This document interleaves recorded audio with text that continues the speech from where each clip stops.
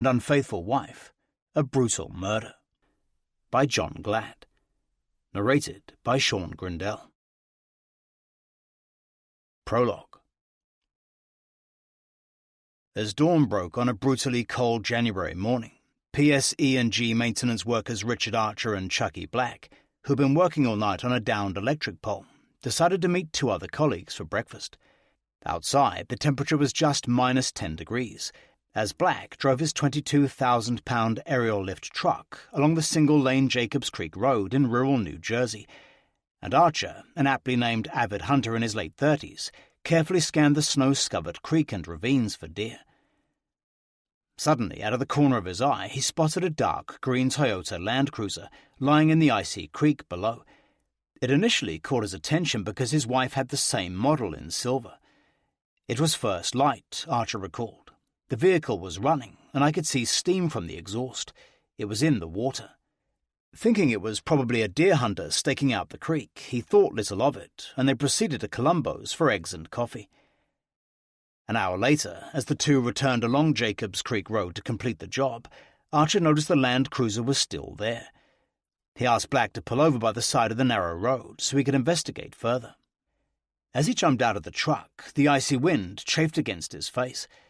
He ventured through an opening in a white picket fence, looking down into the snow-covered creek below.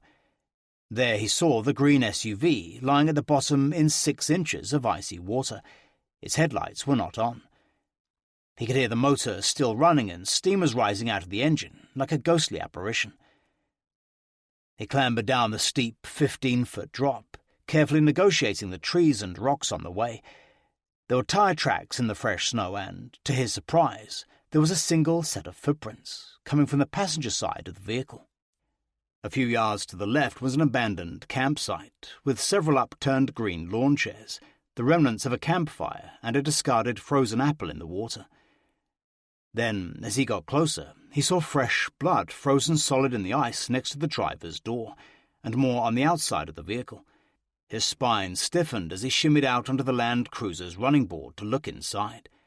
It was like something out of a horror movie or a concentration camp, he later described it. There was a lady slumped over with her eyes open, and her hair stretched out around her. There was no doubt in my mind she was dead. I said, "Chucky, there's some dead lady in the truck. Get help." About an hour later, Detective Daniel B. McEwen, Jr. of Hopewell Township Police Department arrived at the scene to help investigate. His colleagues had secured the scene with red accident tape, but there were already suspicions this was no accident. For one thing, there was minimal damage to the vehicle, despite the terrible head injuries to the dead woman who was covered in blood. Prior to his arrival, Detective McEwen, 40, had been briefed that the 1997 Toyota Land Cruiser was registered to a wealthy middle-aged millionaire named Dr. Jonathan Nice and his beautiful young Filipino-born wife Michelle, a couple he was well acquainted with. 6 months earlier, the FBI had asked him to investigate an alleged $500,000 extortion threat by Michelle's lover. Dr. Nice claimed at the time that the man had played him explicit audio tapes over the phone of Michelle having sex. The detective had dropped the investigation, finding the doctor's allegations unfounded. Now, as Detective McEwen looked at Michelle's battered body, already frozen solid in the blood-soaked driver's seat, he shook his head in disbelief. My initial thought was, he remembered, hasn't this family been through enough? 1. The one that got away. Jonathan Nice was the third consecutive namesake in his family. Always fascinated with his ancestry, he once researched his family tree, going back to the 18th century when a female member of the family married a Native American Indian. His grandfather, Jonathan Nice, had come from Trapp, Pennsylvania, and was a builder. His father, Jonathan Jr., had been born in 1925, growing up around Collegeville, a rural, blue-collar northern suburb of Philadelphia. The Nices were a prominent family in the area, and Jonathan Jr.'s Uncle Wesley was a daredevil stunt pilot with his own touring aerial show. In 1939, he bought the Pottstown Limerick Airport for the knockdown price of $50,000, before becoming a test pilot for the American Air Force. Uncle Wes tested B-49s, said his nephew proudly. One time he didn't bail out in time and crashed into a dump. He wasn't hurt, though. Unfortunately, Wesley Nice's luck didn't hold out. In 1948, the fearless flyer was killed during an aerial display when his stunt plane failed to come out of a roll. "It was a tragedy," said Jonathan Jr. "He was killed in front of his family." Jonathan Jr. also held a pilot's license, but joined the U.S. Navy as a teenager during the Second World War. Soon after his discharge, in November 1945, he met a pretty young girl of Polish descent named Emma Ducia at a local dance hall. The two found much in common, sharing a passion for ballroom dancing, and were soon dating. "We met dancing," said Emma, "and we've been going to dances ever since." On February 26, 1949, they married in Delphi, Pennsylvania, and settled in Skippack, Pennsylvania, where the mechanically gifted Jonathan Jr. found a job running a hosiery mill. "We had 96 machines," he remembered. "I guess you could say I designed things, and I made special stockings for showgirls." Before long, Emma became pregnant, and on May 26, 1950, Jonathan Wesley Nice was born in Lansdale, Pennsylvania. Named after the family flying ace, he was the first of 4 sons Emma would bear Jonathan Jr.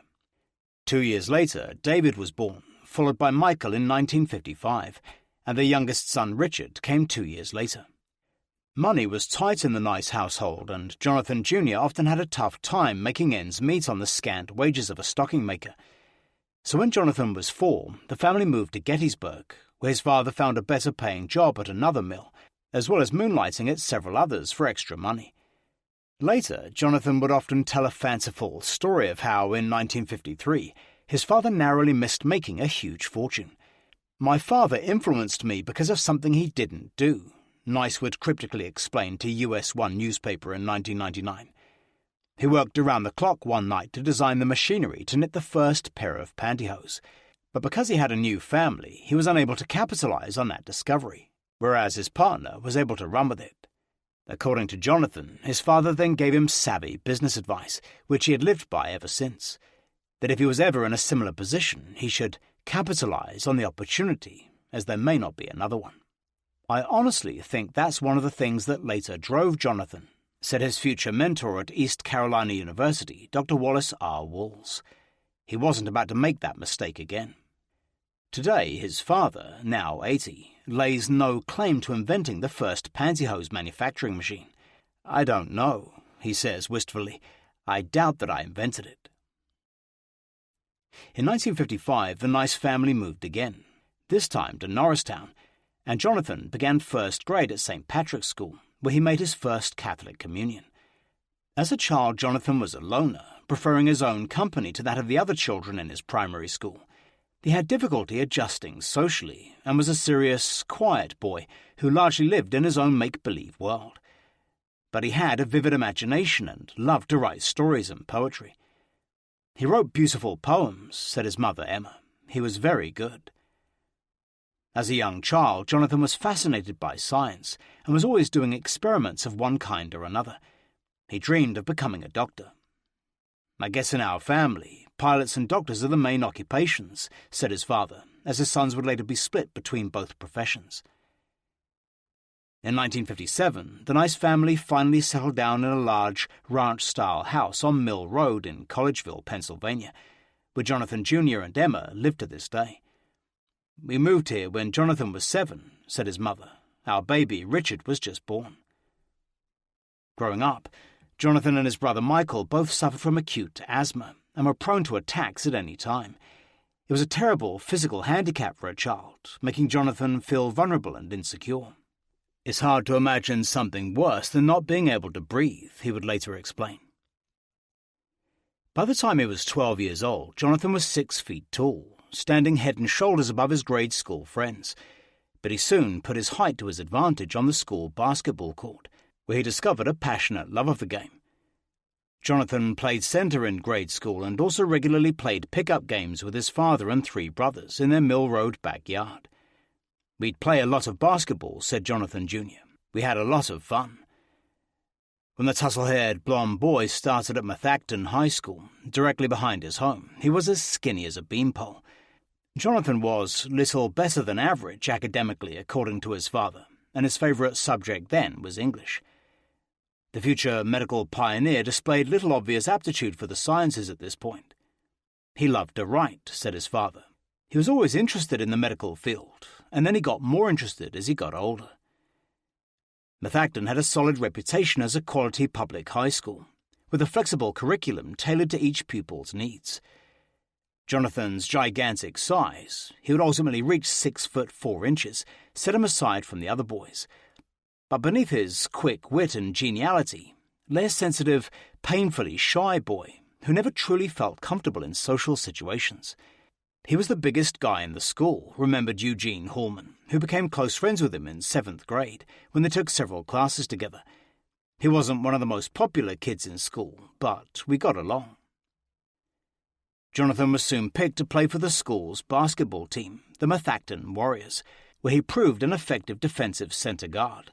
He also represented the school at tennis, as well as being active in student government and selling advertising for the student newspaper Smoke Signals.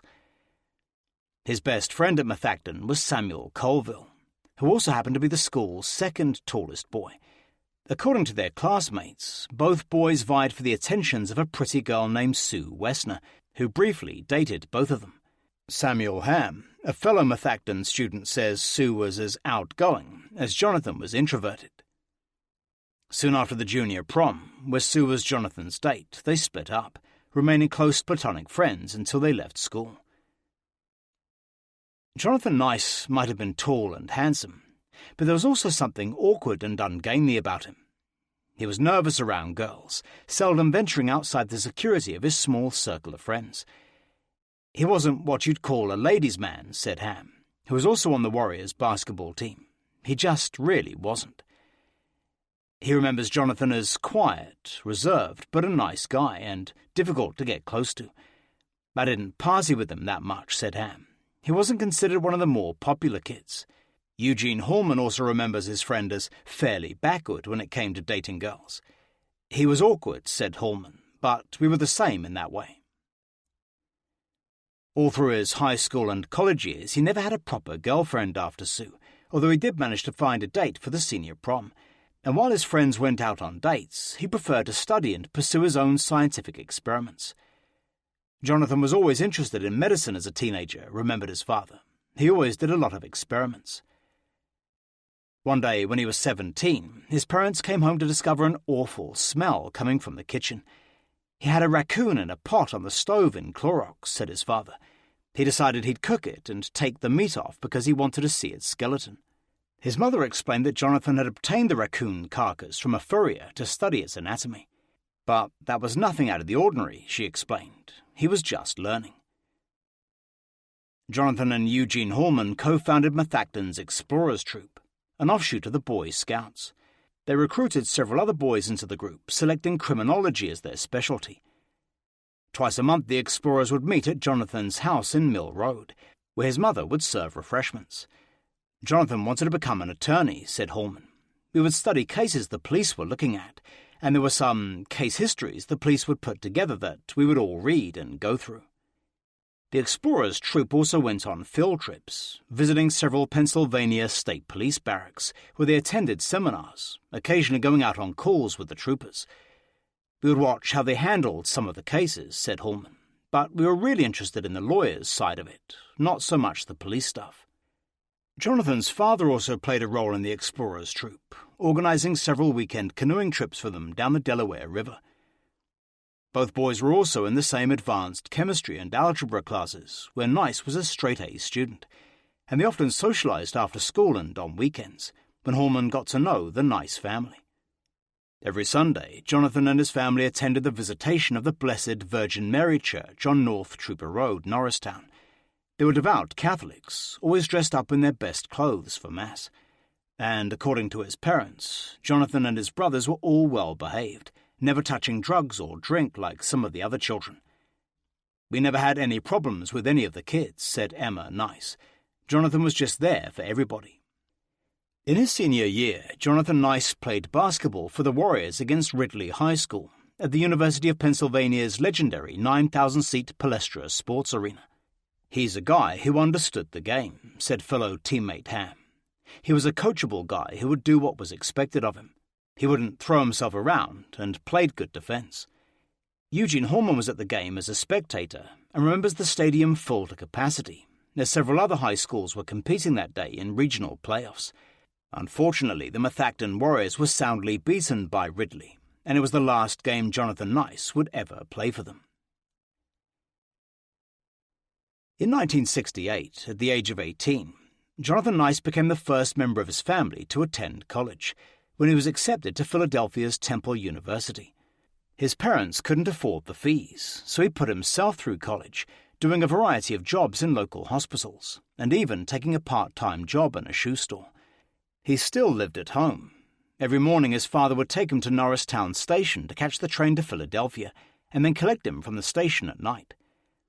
Jonathan was working on being a doctor, said Jonathan Jr.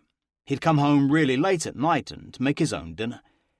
He soon put his talent for dissecting animals to good use in the university's biology laboratories, but it took him 8 years to obtain his undergraduate Bachelor of Science degree at Temple, by which time he had decided to concentrate on medical research.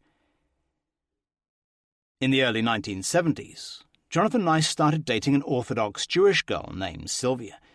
Soon after they met, he proposed and they married, settling down in an apartment near his parents.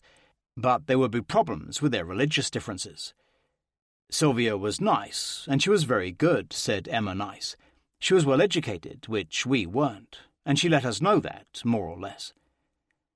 As Sylvia only ate kosher food and did not observe Christmas or other Catholic holidays, there were problems when she came to visit his family in Collegeville. I would always go out of my way to make the things that they liked, explained Emma Nice. But she was always worried about what we had for dinner, because she didn't eat certain things and all. At Temple, the young enterprising student was doing well working for his PhD. He had started selling freelance medical articles to newspapers and magazines. In May 1977, Philadelphia Magazine carried a 7-page feature article by Jonathan Nice entitled Message from a Small Chromosome.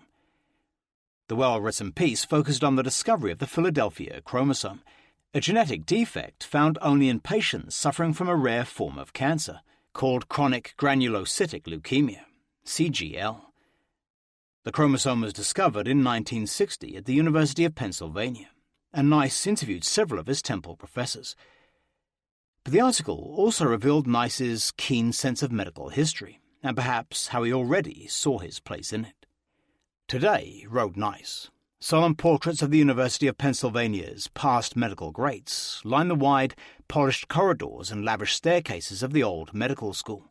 Between classes, a procession of students and faculty traverse the great stretches of hall, and small groups collect beneath one or other of the gilt edge frames to exchange notes or discuss a difficult lecture problem. And perhaps the highly imaginative young medical student saw a portrait of himself one day adorning the university's Wall of Honor. In 1978, Jonathan Nice was awarded a master's degree in molecular biology. 5 years later, he received a PhD in biology from the prestigious Fels Research Institute at Temple University's School of Medicine for a thesis on preventing colon cancer in mice. Fels professor of microbiology Arthur Schwartz, who knew Nice as a young graduate, remembers him as an original thinker, although not an academic standout from the other students. He worked fairly hard, said Dr. Schwartz. I think he had a bent towards maybe trying to do practical things. But soon after getting his master's, Nice's marriage broke up after 7 years, following an unsuccessful attempt at counseling. I think it was mostly the religion, said his mother. She was Jewish and he was Catholic, and there were a lot of things he wasn't allowed to do. He couldn't celebrate Christmas or anything like that, and it just got to be real difficult. After the divorce, Jonathan Nice, now 30 years old, moved to the West Coast to continue his medical studies. He did postgraduate work at the Children's Hospital of Los Angeles before joining the Kenneth Norris Cancer Center. Well, he kept in touch for a while when he could, said his mother, but he was so interested in helping these poor children with the cancer. His parents only visited him once during his 7 years in Los Angeles, but he regularly returned to Collegeville for Christmas. On one occasion, he and his parents met up in Aruba for an island-hopping vacation, where he taught his father to scuba dive.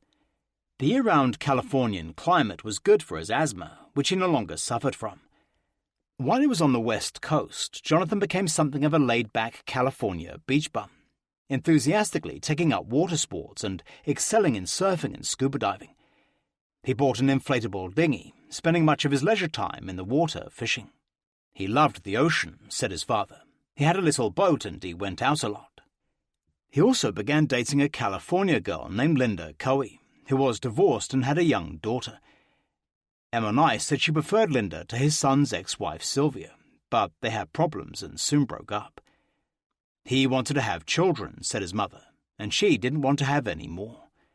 It was in Los Angeles that Nice got his real medical training, treating young leukemia patients. He began working on inventing a drug that would help fight leukemia in children who had a resistance to the normally prescribed drugs. What I worked on was direct resistant forms of childhood cancer, he explained. And this was very difficult work because I was dealing with children that were all dying. Nice wanted to discover why they were dying and why their cancer did not respond to normal drugs. Finally, after watching many young patients die, he found that in a certain percentage of these drug-resistant children, there was an enzyme that was increased 1,000 times. I found one little girl who had an abdominal mass that was actually 1/3 the weight of her body, he said. It was a horrible case, but she was the little girl that I first found this up-regulation of this enzyme in her tumour.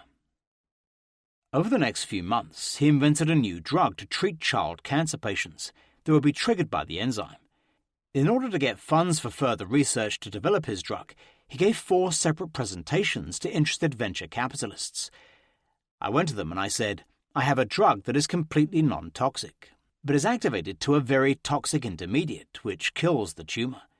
I was very excited, but they were doing calculations which indicated that the small number of patients that could be treated would not be a substantial return on their investment. In August 1987, he returned to the East Coast to be closer to his parents. After turning down a position at the St. Jude's Children's Research Hospital in Memphis, Tennessee, he accepted an assistant professorship at East Carolina University, ECU, in Greenville, North Carolina. It was closer to us, explained his mother. He wanted to come back east. At 37 years old, Jonathan Nice seemed at last to be on track for a successful career in medicine. He was a hard worker and ambitious, with a burning desire to become one of the medical greats he had so admired, and have his portrait hanging over the staircase at Temple University. Over the next 12 years in North Carolina, he would achieve international recognition and find his great dream of medical immortality within his grasp. 2. Changing the world. Founded in 1907, East Carolina University began life as a modest teacher training school, but has since become one of the nation's most prestigious research universities. Specializing in healthcare and the performing arts, its website proudly describes it as a hotbed of discovery. In 1987, Dr. Wallace Walls, the head of pharmacology at ECU's prestigious Brody School of Medicine, interviewed Jonathan Nice for an assistant professorship, hiring him on the spot. I thought he'd fit in just fine, said Dr. Walls, who is now retired. In his early days at ECU, Jonathan Nice stood out from the rest of the faculty.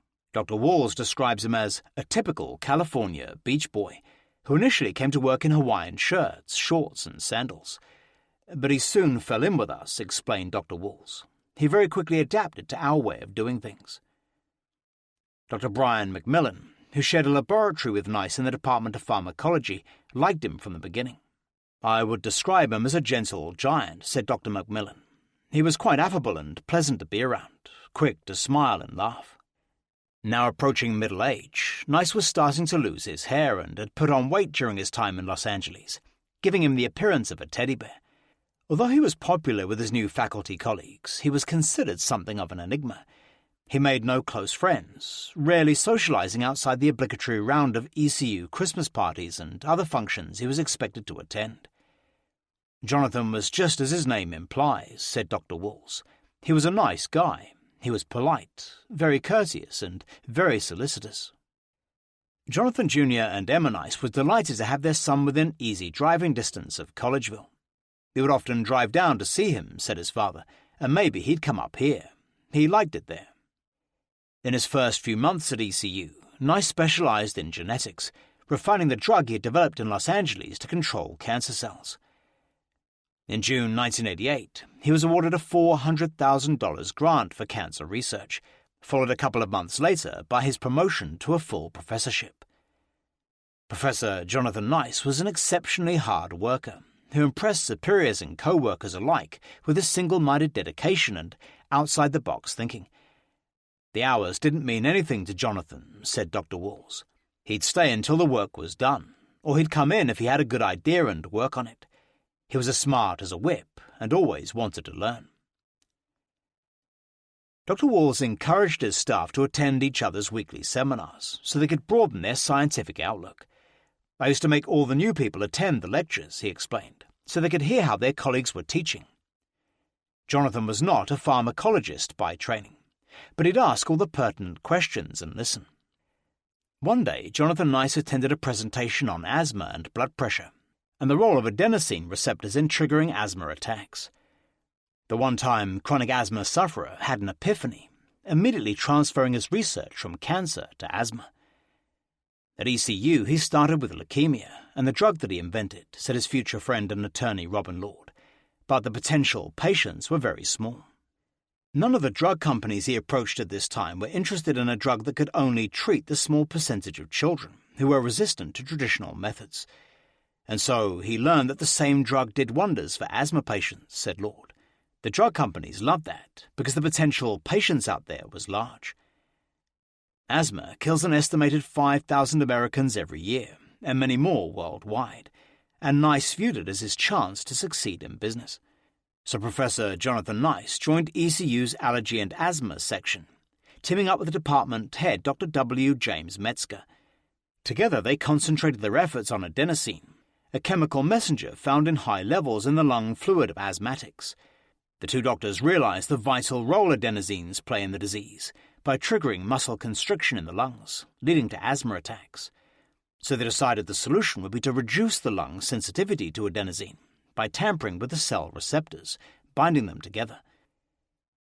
In late 1988, an attractive young woman named Sherry Leonard applied for the vacant position of Professor Nice's laboratory research technician.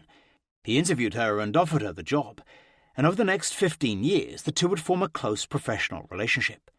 He hired Sherry not long after he came here, said Brian McMillan. She's quiet, but she has an evil sense of humor. The faculty still laugh about the time Professor Nice went to Burlington, North Carolina, to make a presentation, taking his umbrella as rain was in the forecast. Then, after the presentation, a couple of professors invited him to join them for dinner.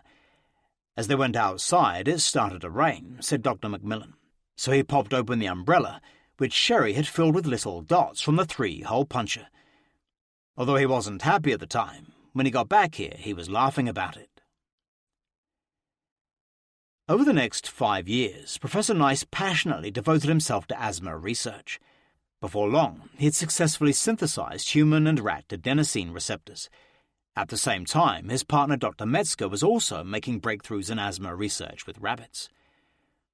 The two doctors also created a single strand of DNA they sprayed into the lungs of 8 asthmatic rabbits. It caused the number of adenosine receptors to fall back to normal, preventing asthma attacks for 12 hours without any side effects. It was a major achievement and proof they were on the right track for an asthma cure. But after Nice asked several colleagues to test the adenosine receptors in their laboratories, there would be terrible repercussions. For later, when Nice secretly filed patents for his asthma drug, 3 of his colleagues in the allergy and asthma department were livid, officially accusing him of misconduct, believing they should have had a stake in the patents. There was so much acrimony and so many heated arguments in the department that Professor Nice actually barricaded himself in his laboratory. When things blew up in his laboratory, he went and closed his door, explained Dr. McMillan. I asked him, "Why is your laboratory door locked?" He goes, "I don't want to deal with it."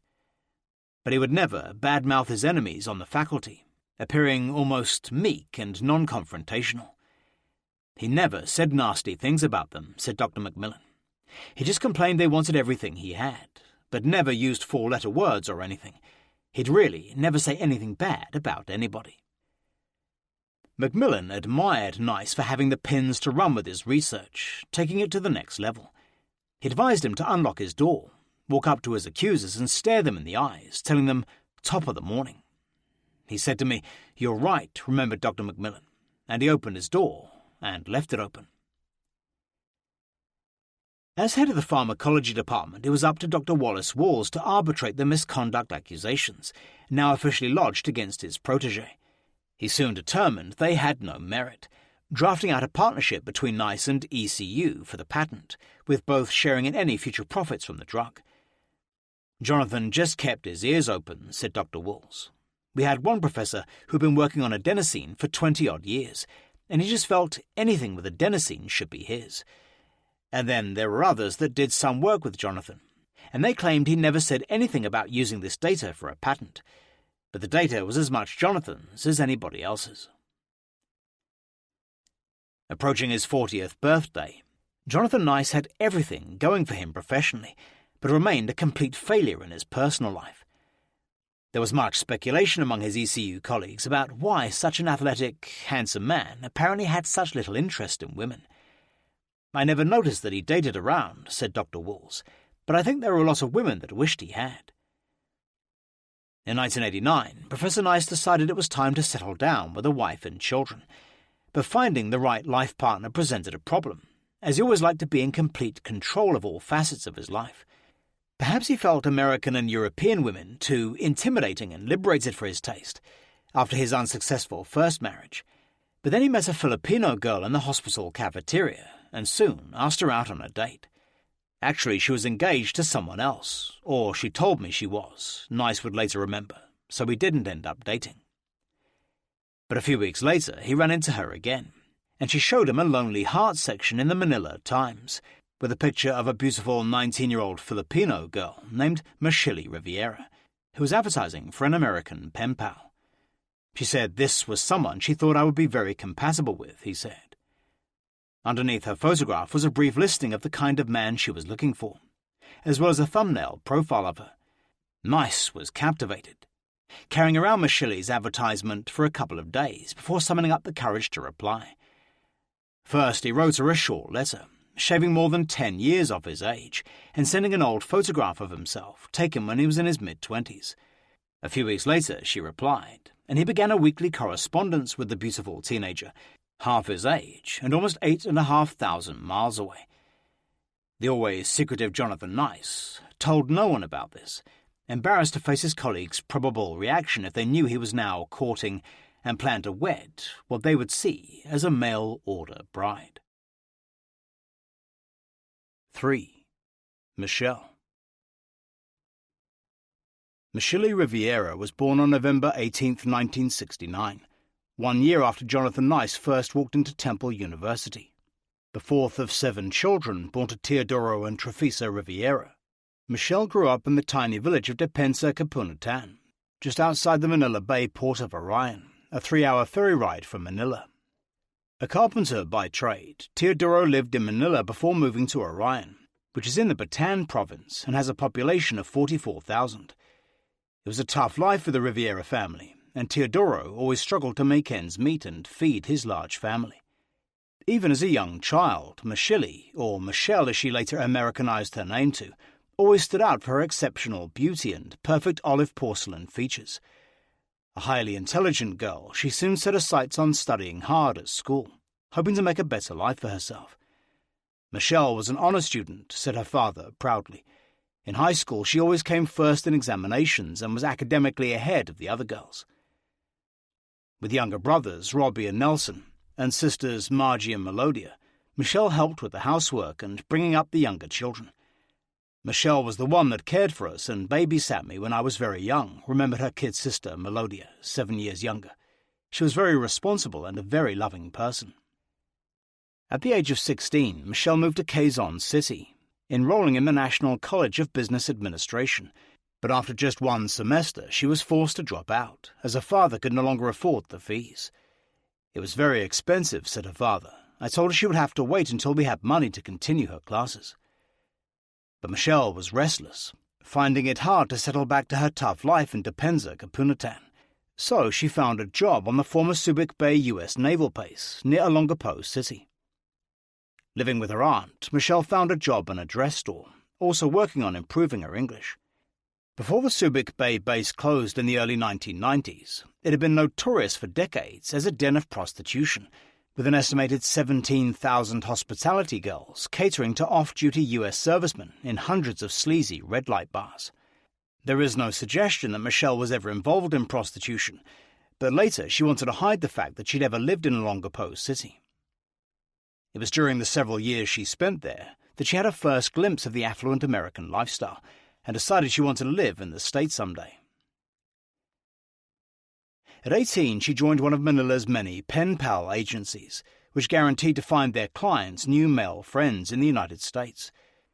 She already had passable school English, which was good enough to write letters with the help of an English dictionary.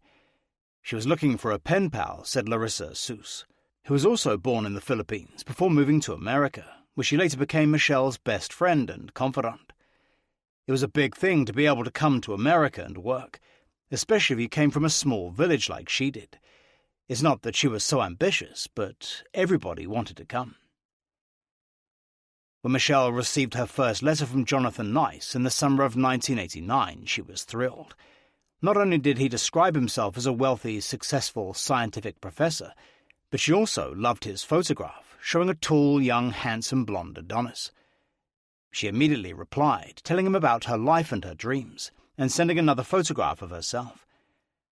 Over the next few months, they began a romantic relationship through a weekly exchange of cards, letters, and frequent phone calls. On October 8, 1989, Jonathan sent her a flirtatious postcard from Columbia, South Carolina, clearly revealing his romantic intentions. Dear Michelle, I am traveling to another medical meeting and thinking of you, not medicine. I can't wait to see you. My room is right here on the ocean. Maybe I should jump in and swim to you today. Remember, dear Michelle, that you are in my thoughts and in my heart. Love, Jonathan.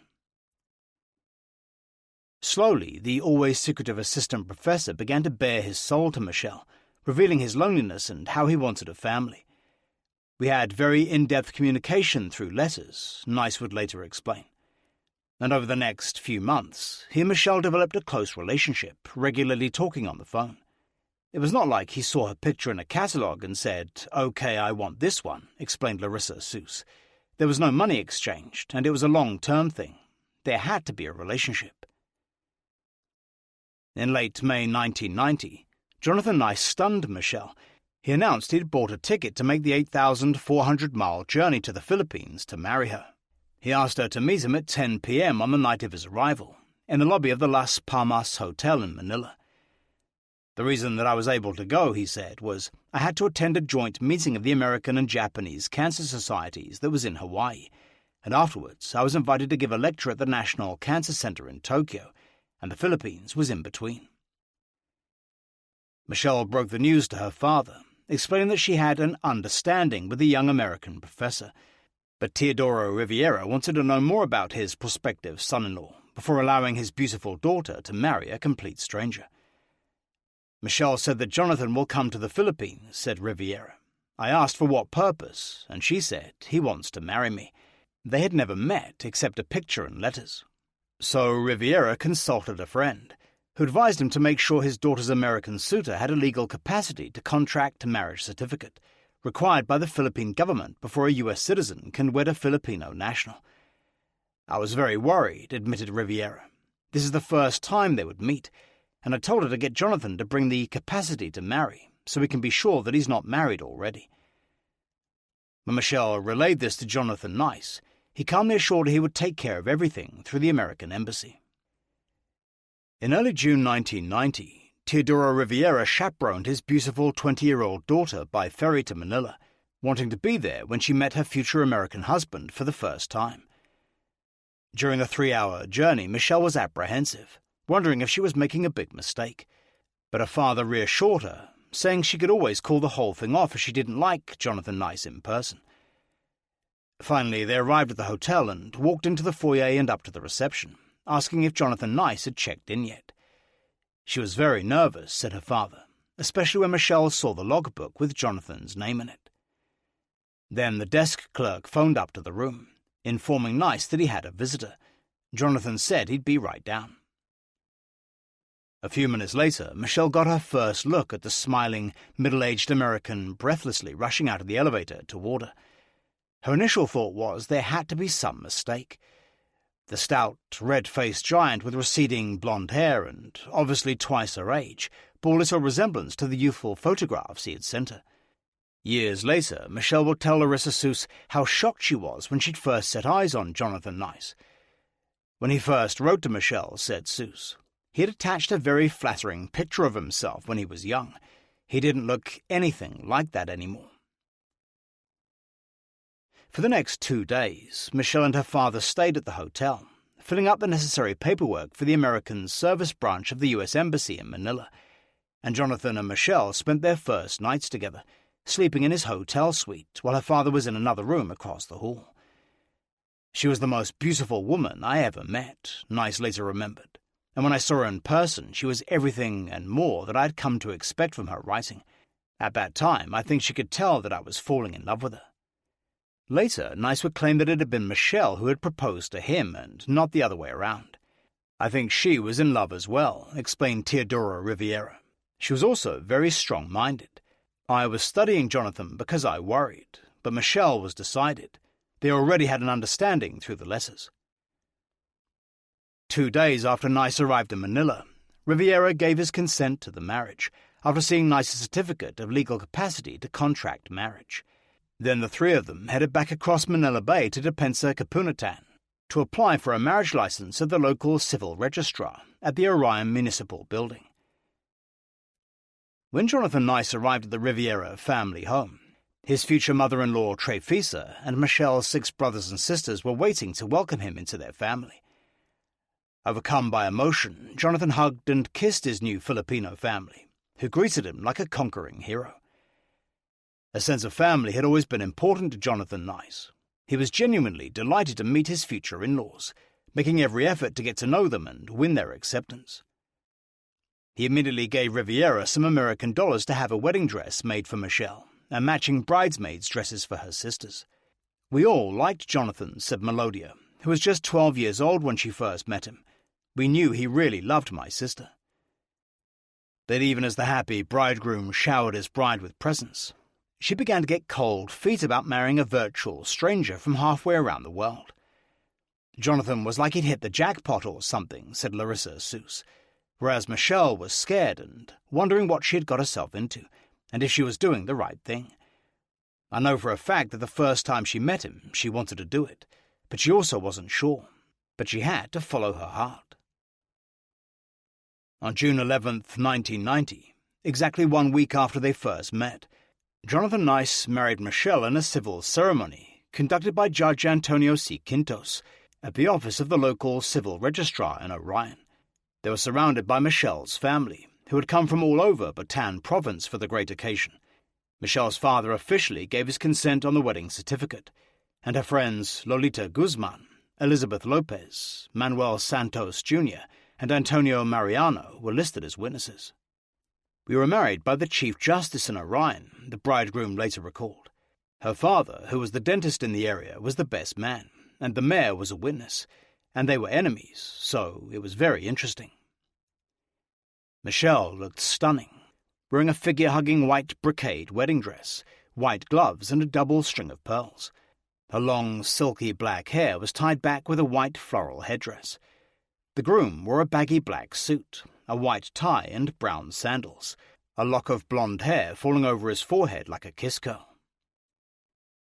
Prior to the ceremony, Nice, now 41 years old, had surreptitiously altered his birth certificate, shaving a full 8 years off his age. It was a poorly done job. Whiteout was still visible under the retyped number 8, which he'd placed over the O, changing his date of birth from 1950 to 1958. So his official Filipino wedding certificate stated that he was born on May 26, 1958, and was just 32 years old. Amazingly, Jonathan Nice would keep up the pretext of being 8 years younger than he really was for the first 10 years of the marriage, until Michelle accidentally found out the truth. In one wedding photograph, as they take their vows, Nice looks victorious, while Michelle has the frightened look of a cornered animal. In another one, after the ceremony, they are both smiling, as the bride holds the marriage certificate towards the camera. Jonathan and Michelle certainly looked an odd couple, the 6-foot 4-inch bridegroom towering over his diminutive 5-foot 2-inch bride, who didn't even reach up to his shoulder. After the ceremony, they had a reception on the beach, where the bride and groom were toasted with 7-Up. The newlyweds spent the first week of their marriage ensconced in a local hotel room, getting to know each other. They spent long romantic days on the beach, followed by candlelit dinners with Michelle's family, before the honeymooners retired for the night. Jonathan was the perfect gentleman, generous, kind and considerate. The Riviera family all liked him, and Michelle truly believed her dreams had come true and she had found her American knight in shining armor. Before returning to the United States, Nice set up a bank account for Michelle, also giving her father a sum of money. For Michelle would have to remain in Despensa Capunatan to apply for an American visa before she could join her new husband in North Carolina, where they planned to set up home.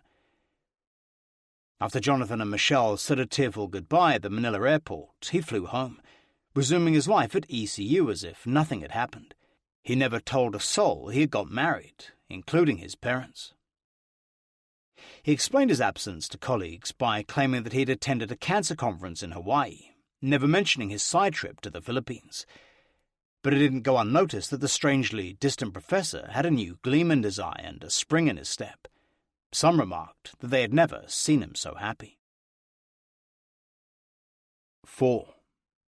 A New Life. After Jonathan Nice returned to the United States, he and Michelle corresponded daily, enthusiastically planning for their new life together in North Carolina. Nice began taking care of Michelle and her family, opening a bank account for them and mailing monthly checks to help them have a better life. Later, he said he had taken an evening job to earn extra money to finance his philanthropy. But the weeks grew into months, and by that winter, Michelle's visa had still not been granted by the U.S. Immigration Service. Jonathan was getting more and more frustrated that Michelle had not yet joined him. Since his marriage, he had begun to cultivate a big brother relationship with Michelle's 12-year-old sister, Melodia, offering her advice and guidance. He would also use the letters to gain snippets of information on Michelle, attempting to exert some control over her life from thousands of miles away. "Hi, little sister, how are you?" he wrote Melodia on December 17, 1990. "Are you getting ready for Christmas? Or has Christmas already happened?" Then he told the little girl she would see snow for the first time if she were to come to America to go to school or visit them. "Maybe I'll throw a snowball at you," he wrote jokingly. "Maybe I'll put some cold snow down your back." After urging Melodia not to allow Michelle to ride motorcycles, "It's too dangerous," he apologized for telling Michelle about her little sister's secret crush on a guy in a photograph she'd sent him. "I heard that you're mad at me. It was just too cute, and I had to let your sister tease you a little bit. Forgive me." He then told Melodia how both he and Michelle were very upset that the U.S. government was taking so long to approve her visa. "Ouch, our separation hurts," he wrote. "Gosh, I miss your sister so much. I wish you were here already. It's taking so long for the U.S. government to approve Michelle's visa. We're both very upset about it. We want to be together as soon as possible." Then, after asking if she'd been a good girl, he urged Melodia to study hard at school and make Michelle her role model. "Take good care, honey," he wrote. "If you follow in your sister's footsteps, you'll do very well." 3 months later, Michelle's visa had still not come through. Jonathan Nice was becoming increasingly anxious. Like a lovesick adolescent, he was now telephoning Michelle daily, as well as sending her floods of romantic cards and letters. "I love you," he wrote in giant 3-inch letters in blue and red ink on one card, which had the legend of the dogwood, the tree used to crucify Jesus Christ. "Because of your regret and pity for my suffering," read the front of the card, "never again shall the dogwood tree grow large enough to be used as a cross."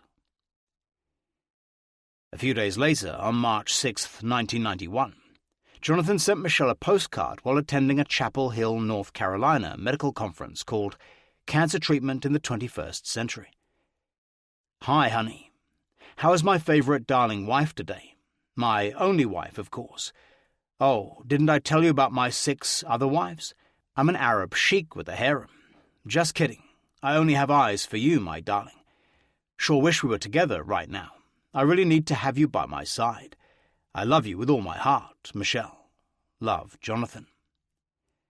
Then, in a postscript, he asked what she meant writing that she had eaten so much at the festival that her pants no longer fit. Oh, no, he wrote. In late March, Michelle's visa had finally come through, and Jonathan Nice booked her a one-way plane ticket to California, where he planned to meet her for a short vacation before bringing her back to Greenville.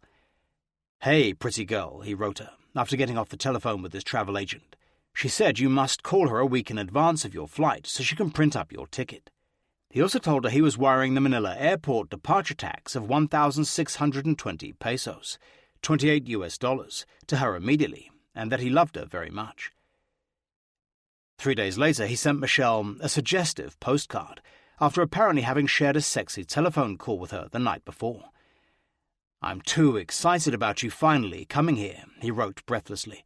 "Also, you were very sexy in the things you said, and that kept me awake, daydreaming too. He joked that his friends had to invite him out to a movie to calm him down, although he doubted that was possible. "All I can think about is you and your sexy red bathing suit, although in my daydreams you're not always wearing it," he wrote flirtatiously. "I love you, Michelle, and I'm looking forward very much to beginning our life together. Take care. Love, me." But even though she was now free to come to America, Jonathan felt Michelle was dragging her feet. "What's keeping you?" he wrote her on April 1st. "I miss you and want you here." He told her that his family was dying to meet her and were really excited about his marriage. But the truth was that he had still not told his parents or anyone else about Michelle and getting married, let alone prepared them for her imminent arrival. Finally, on April 19th, 1991, Michelle said goodbye to her parents and family and flew to California, where Jonathan Nice joined her for a brief romantic reunion. But before he'd left Greenville, he'd prepared the groundwork for her sudden arrival as his wife, apparently believing it would be unseemly for an ECU professor to marry a Filipino mail-order bride. Nice had concocted an elaborate cover story to explain how they had met. While they were vacationing in California, he carefully coached Michelle in it. She was to tell everyone that they had met in Hawaii while he'd been attending a medical conference. He had literally tripped over her foot while scuba diving during a break, and it had been love at first sight. But later he would claim it had been Michelle who had invented the cover story in case his colleagues mistook her for a prostitute. "I don't know why exactly she should have been that concerned," he explained, "but she had this feeling that my friends in North Carolina would think that, since she had worked in a Longapo at the American bases, that she might have prostitution in her background, which she did not." Then they flew back to Greenville, where he proudly introduced his young bride to his colleagues, as if there was nothing out of the ordinary. "We were all dumbfounded when he came back married," said his pharmacology department head Dr. Wallace Walls. "He said he met her on the beach in Hawaii at a meeting."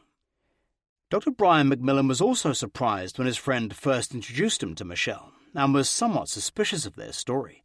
"He just went off to the South Pacific," said Dr. McMillan, "and came back with Michelle." Before long, the 21-year-old Filipino beauty had become a subject of much speculation among some members of the faculty, who quietly deliberated whether she was a mail-order bride. The sole person at ECU who may have known the truth was Jonathan Nice's technician, Sherry Leonard. They worked together so closely she might have known if he had really attended a cancer conference in Hawaii, but ever protective, she would always deny having any knowledge of how the couple had met, saying she was never terribly curious about anything. "He really didn't give me the details," she would later explain. "He said he was corresponding with somebody and mentioned meeting them in Hawaii on a scuba diving trip." Jonathan's elderly parents also had no idea he was married when he first took Michelle home to Collegeville to meet them. "We didn't know about Jonathan and Michelle until he brought her back here," said his father. "That was the first time we heard anything." But after they got over their shock of having a new daughter-in-law, they tried to make her welcome in the family.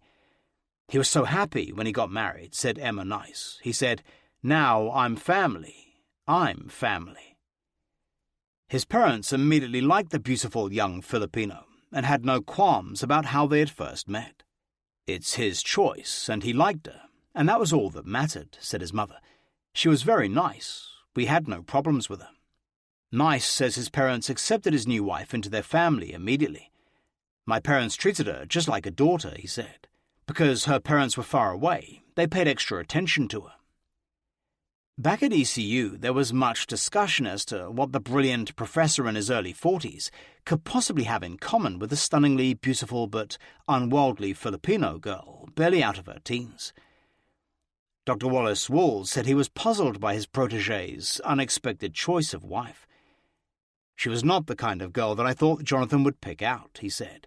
"He was far older than she was, and she was a more outgoing and happy person. But apparently, in the beginning, she made Jonathan very happy." Before Michelle had arrived, Jonathan Nice had rented an off-campus apartment in Greenville for them to live in. Within a few months, Michelle became pregnant, and Jonathan was delighted at the prospect of at last becoming a father, something he'd always dreamed about. It was idyllic, Nice would later explain, calling his early life with Michelle the happiest time of his life. "I couldn't imagine myself being happier or more blessed." On January 29, 1992, Michelle gave birth to a baby boy they named Alex, whom Jonathan helped deliver, even cutting the umbilical cord. "The bond was incredible," he remembered, "to be with my wife when she was delivering him."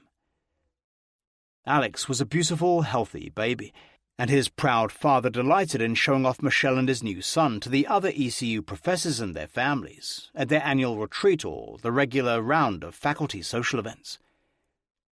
Jonathan was delighted to have a son and doted over the little boy, spending as much time as he could playing with him. Michelle, now 22, was also happy to be a mother. She immediately sent her parents photographs of their new grandson, together with a postcard captioned, "Having a ball along coastal Carolina." "The baby is fine," she wrote. "I can't wait to visit you there, Mum and Dad, to show you my baby Alex." In May, Nice took his wife and son to San Diego for their first family vacation. They visited SeaWorld, where they saw Shamu the whale, who splashed his tail in the water, soaking the crowd. Little Alex began crying and was inconsolable, until his father finally managed to pacify him. "He just loved that little boy," said Emma Nice. "Alex wasn't even 7 months old, and he had him swimming." Back in Greenville, Michelle had soon won over the faculty members and their wives, who liked her happy-go-lucky attitude to life. She had a thick Filipino accent, but worked hard improving her language skills and taking the edge off it. She got on with everyone and was fine at gatherings, so I'd talk with her, remembered Dr. Macmillan. They were kind of like Mutt and Jeff. He was like 6'4", and I don't think she was over 5 foot. Whenever out in public, Michelle rarely left Jonathan's side, appearing highly dependent on him. In public, she would hang on his arm, remembered Sherry Leonard, who often saw them socially. He would jokingly say that Michelle was trying to make him fat and unattractive, so that other women wouldn't look at him.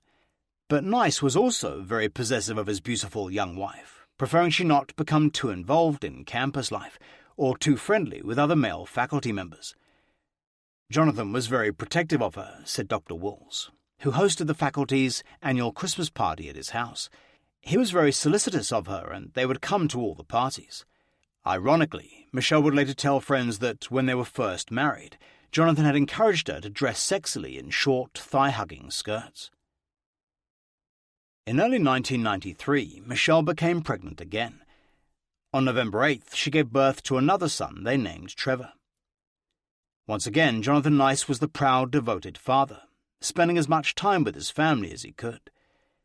He was now working long days with Dr. James Metzger, perfecting his asthma drug, but he still found time to see Michelle and his sons whenever he could.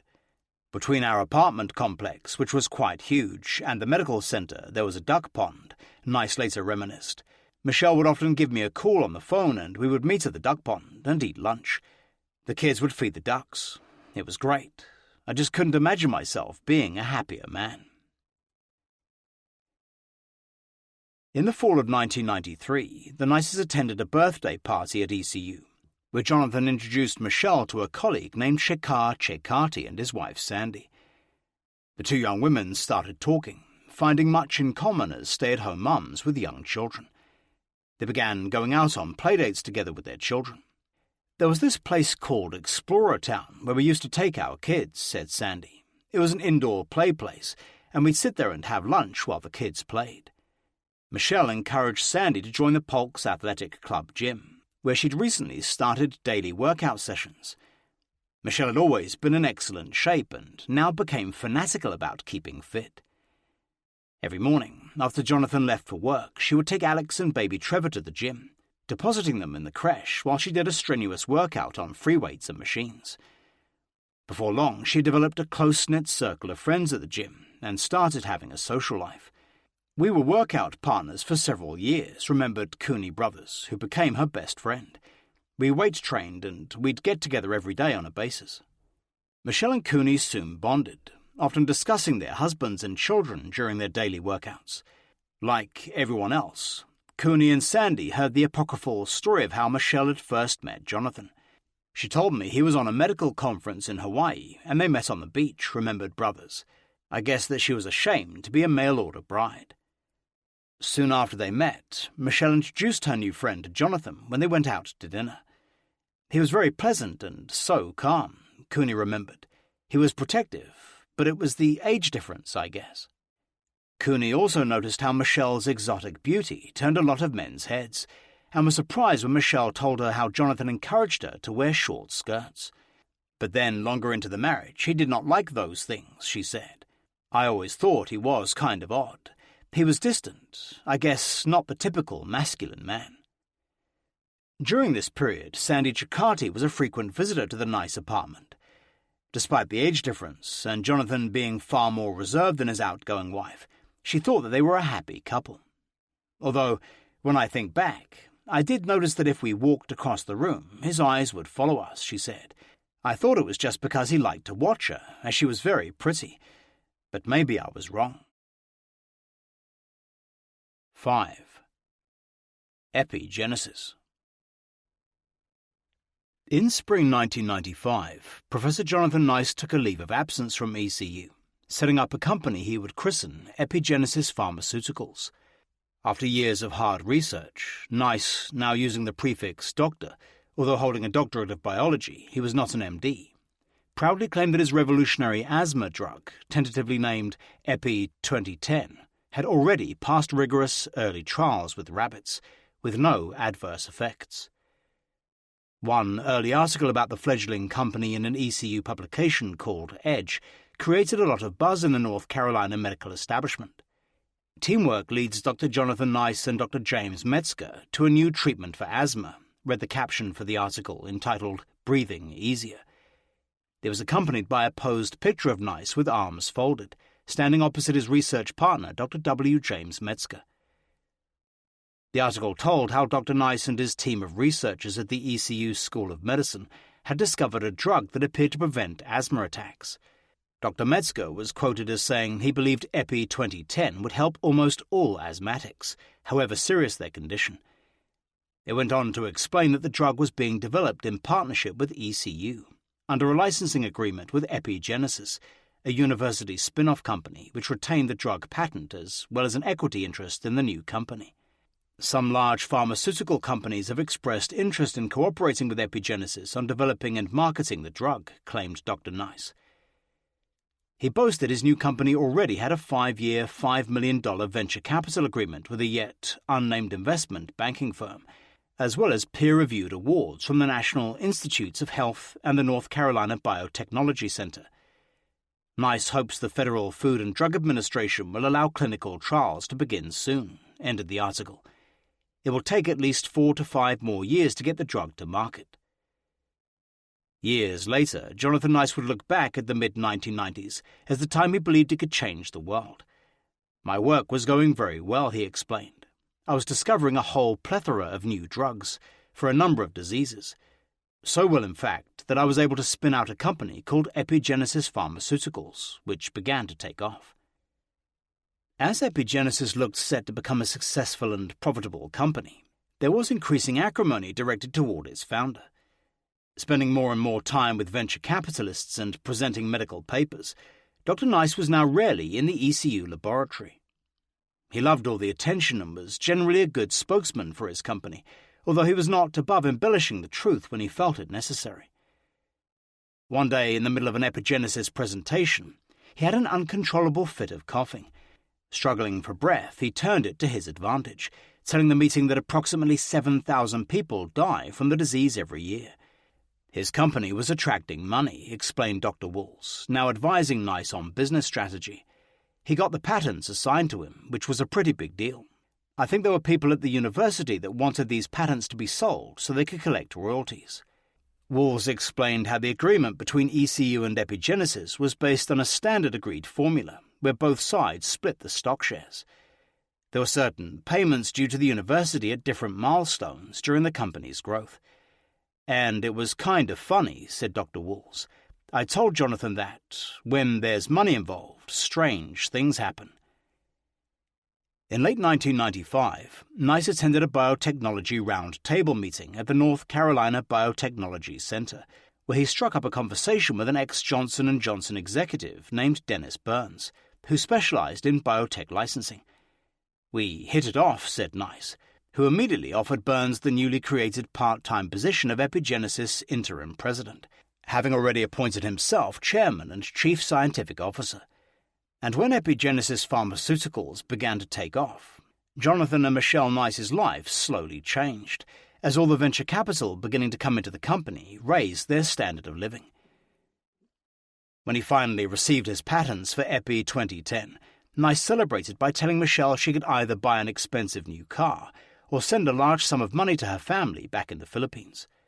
According to Michelle's father, Teodoro Riviera, she decided to use the money to help her family buy land and start a duck farm to help them become self-sufficient. We bought 2,000 ducks and started the farm, said Riviera. They were soon laying eggs, and it was a living for the family. Jonathan Nice also claims he paid for Michelle's older sisters to go to nursing school, as well as building a children's playground in nearby Balanga City.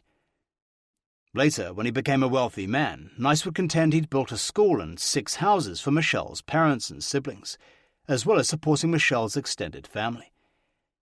He would also maintain that when he first met the Rivieras, they were in such dire poverty that one of Michelle's sisters had starved to death. Michelle's youngest sister, Melodia Raganil, says that is a figment of her brother-in-law's fertile imagination. He lied, said Melodia. Nobody has starved to death in my family. My sister planned the duck farm, and Jonathan never cared about that. In late 1995, Michelle began lessons at a Greenville driving school, where she soon made friends with another student named Rajni Ajmera. She loved to talk to people, said Rajni. Soon after they met, Michelle introduced Rajni to her husband. He was so good and really cared about her, she remembered, and they obviously loved each other. She said Jonathan was a very good man and helped her with everything. Unlike Rajni, who was a full-time working mother, Michelle was a stay-at-home mum who spent her days going to the gym and looking after her 2 young boys. She did not work, said Rajni. She just wanted to stay home and be a housewife. Occasionally, when she visited Michelle's apartment to take their children swimming in a nearby park, she would see Jonathan at home, puttering around in the kitchen or calling prospective investors. Sandy Ciccati said the early success of Epigenesis made Dr. Nice something of a star at ECU, with some colleagues trying to get a stake in his business. I know some people wanted to get in on the investment, she explained. At one point we were asked, but we didn't want to do it. Jonathan Nice's parents also regularly visited their son and his new family in Greenville. They got on well with Michelle, although Emma Nice soon noticed a change in her daughter-in-law. When they first got married, we went down there, said Emma. She wanted to go shopping, and I'd take her out. The only thing I can say is, one time I brought her some material, and she said it wasn't good enough. I said, well, that's all I can afford. That December, Nice brought Michelle and their 2 young boys to Dr. Wall's annual Christmas party, where there was some tension among some of the other professors. All the faculty and technicians were invited, explained Dr. Walls. Jonathan got along swimmingly with everybody, except the 3 people who were bent out of shape, as they thought part of the patent belonged to them. In February 1996, the North Carolina Biotechnology Center published a newsletter applauding Dr. Nice's breakthrough research. It forecast he might soon become a major player in the $4 billion worldwide asthma drug market. A startup company has spun out of East Carolina University to tackle some old diseases with an innovative new weapon, epigenetics, read the glowing article, hailing Nice as a pioneer in his field. Based on technologies developed by Dr. Jonathan Nice, Epigenesis Pharmaceuticals, Inc. is developing a new class of proprietary therapeutics aimed at a variety of diseases, including cancer and asthma. Nice explained epigenetics was a new idea to treat disease by manipulating genetics to rectify aberrant genes. We're looking at disease in a different way, he told the newsletter. We're asking, how can we intervene? He boasted his new company had already widened his horizons, now offering EpigenRx, a medication for asthma, and EpiSight as a treatment for leukemia. Jonathan was a great scientist with good ideas on the cutting edge, explained Dr. Walls, but he was probably the worst manager in the world, with no sense of management or business. After hiring Dennis Burns to attract venture capital and run the company on a day-to-day basis, Dr. Nice refused to let him do his job. For some reason, he would not relinquish control, said Dr. Walls. Jonathan would not let him make decisions. He had to make them all. Dr. Jonathan Nice's obsessive need for control would be his downfall in the years to come, but at the moment, many were seduced by his charismatic and passionate, mad scientist persona. On February 20th, 1997, Epigenesis Pharmaceuticals took a quantum leap forward, when the highly influential British scientific journal Nature published Dr. Nice's paper, making him an instant spokesman for global asthma research. Entitled DNA Antisense Therapy for Asthma in an Animal Model, the exciting results promised to revolutionize the whole way asthma was treated. In the past, treatments had solely attacked the symptoms of asthma, using steroids to temporarily ease constricted bronchial tubes. But now, Nice and his co-author Dr. W. James Metzger intimated that their research on antisense molecules could prevent the protein-producing gene that caused asthma.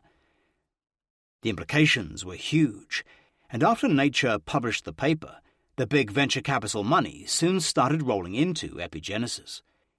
Even before the article appeared, a group of investment bankers had raised $300,000 in a private offering, and this consortium was now concentrating on a secondary offering of twice that amount, as well as a multi-million-dollar foreign one. In May, the financial floodgates really came down when Newsweek magazine carried a cover story entitled "Yearning to Breathe Free, with New Drugs and Devices, Asthmatics Avoid Attacks." The article, by Sharon Begley, highlighted a host of exciting new drugs coming on the market that could drastically improve the quality of life for millions of asthma sufferers. Back in the dark ages of asthma care, like 5 or so years ago, began the article, managing one's asthma meant scrambling for a puff of bronchodilator, as breathing suddenly became as arduous as sucking peanut butter through a straw.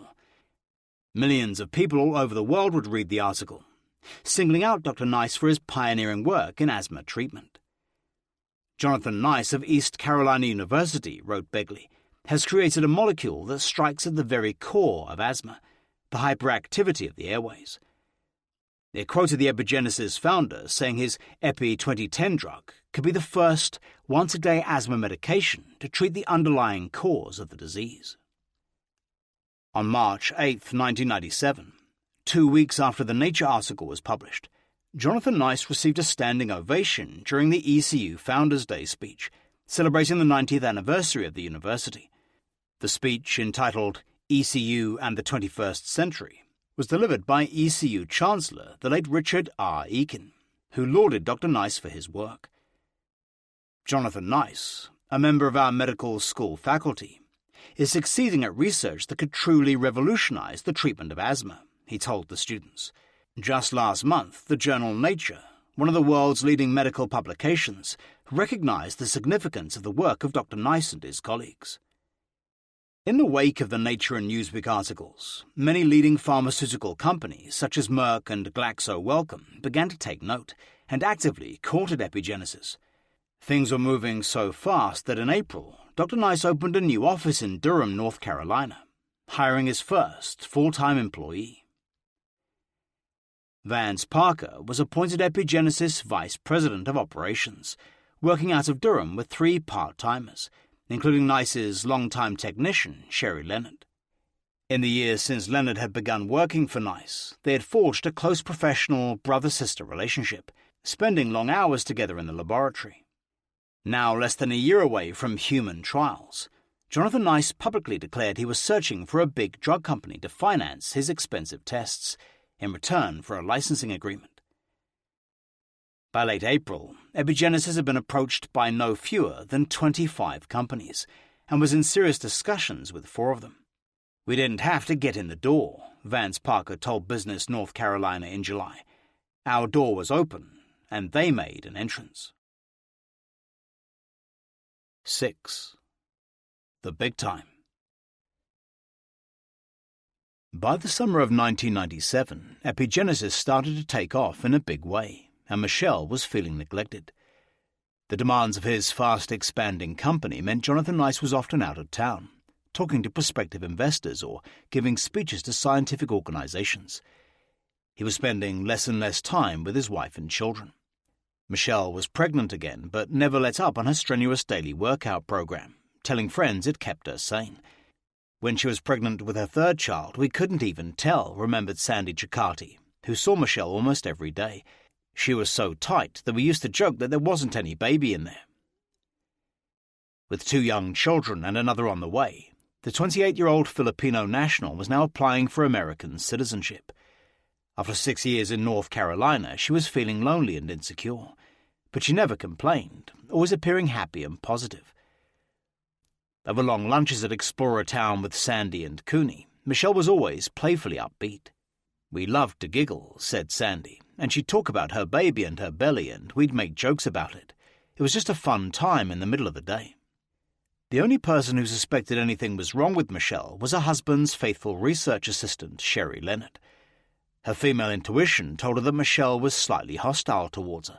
She began to worry that her boss's wife might think she and Jonathan had become romantically involved, when nothing could be further from the truth. "She never made direct comments to me to indicate that she was jealous of my relationship with Jonathan," said Leonard, "but you could sense it to a degree." By late 1997, Dr. Jonathan Nice's dream of helming a multi-million-dollar company and helping mankind by discovering cures to asthma and cancer seemed within his grasp. Greenville-based Epigenesis Pharmaceuticals, Inc. has enjoyed its 15 minutes of fame since the February 20 issue of Nature appeared, wrote Business North Carolina magazine in July. Companies like Merck and GlaxoSmithKline have been calling almost daily. Founder Jonathan Nice attended a conference where the moderator showed a slide of a major new discovery. "Our Nature paper," he boasts. In October, Epigenesis received a $100,000 Phase 1 Small Business Innovation Research Grant from the National Institutes of Health to continue tests on its Epi 2010 drug. It was a major step forward for the company, now officially based in Durham. Later, in a display of false modesty, the doctor would tell a business writer that Institute reviewers had made embarrassingly nice comments about him. On October 27th, Epigenesis issued its first ever press release, with Dr. Nice explaining how the $100,000 grant would speed his plans to file an investigational new drug application with the U.S. Food and Drug Administration. "It also validates our unique use of antisense oligonucleotides," he intoned, "to selectively manipulate gene expression in pulmonary diseases such as asthma." Distributed over the internet by the New York-based PR Newswire, Epigenesis was described as a privately held research and development company, engaged in the discovery and development of proprietary pharmaceuticals, based upon their ability to selectively alter gene expression in disease states. Now back at ECU, Jonathan Nice found that he was a big fish in a small pool. The once shy and reserved biologist was now talking big about his grandiose plans for the future. "He talked about it often and seemed driven," said Cooney Brothers, who attended several dinner parties at the Nice's apartment over this period. "He seemed really excited." Holding court, Dr. Nice, looking every inch the CEO with expensive made-to-measure suits and a growing collection of brightly coloured designer ties, would boast about his new jet-setting lifestyle, with frequent trips to Europe and Japan. He said he taught himself Japanese and German on his own to help his business, said Brothers. He was travelling to these places to obtain millions of dollars to invest in this company, and he told us Merck was looking to purchase it. As he waxed to his friends on his ambitious plans for the future, Michelle would look on admiringly, cracking the odd joke, and although she always seemed warm and affectionate around her husband, friends began to notice a growing detachment. On March 22, 1998, Michelle gave birth to a daughter, Samantha, to complete the family. Soon after leaving the hospital, Jonathan Nice proudly took Michelle, their 2 boys and new baby to the epigenesis office so his staff could see his family. They looked so happy, said Dr. Walls, like a perfectly contented couple, and they certainly enjoyed the children as they came along. Years later, Jonathan Nice would fondly reminisce about those halcyon days in North Carolina. We were just the happiest couple you could imagine, he remembered, and everyone was jealous of us because we were so happy. But some wondered if the Nices tried a little too hard to create the perception of the perfect family.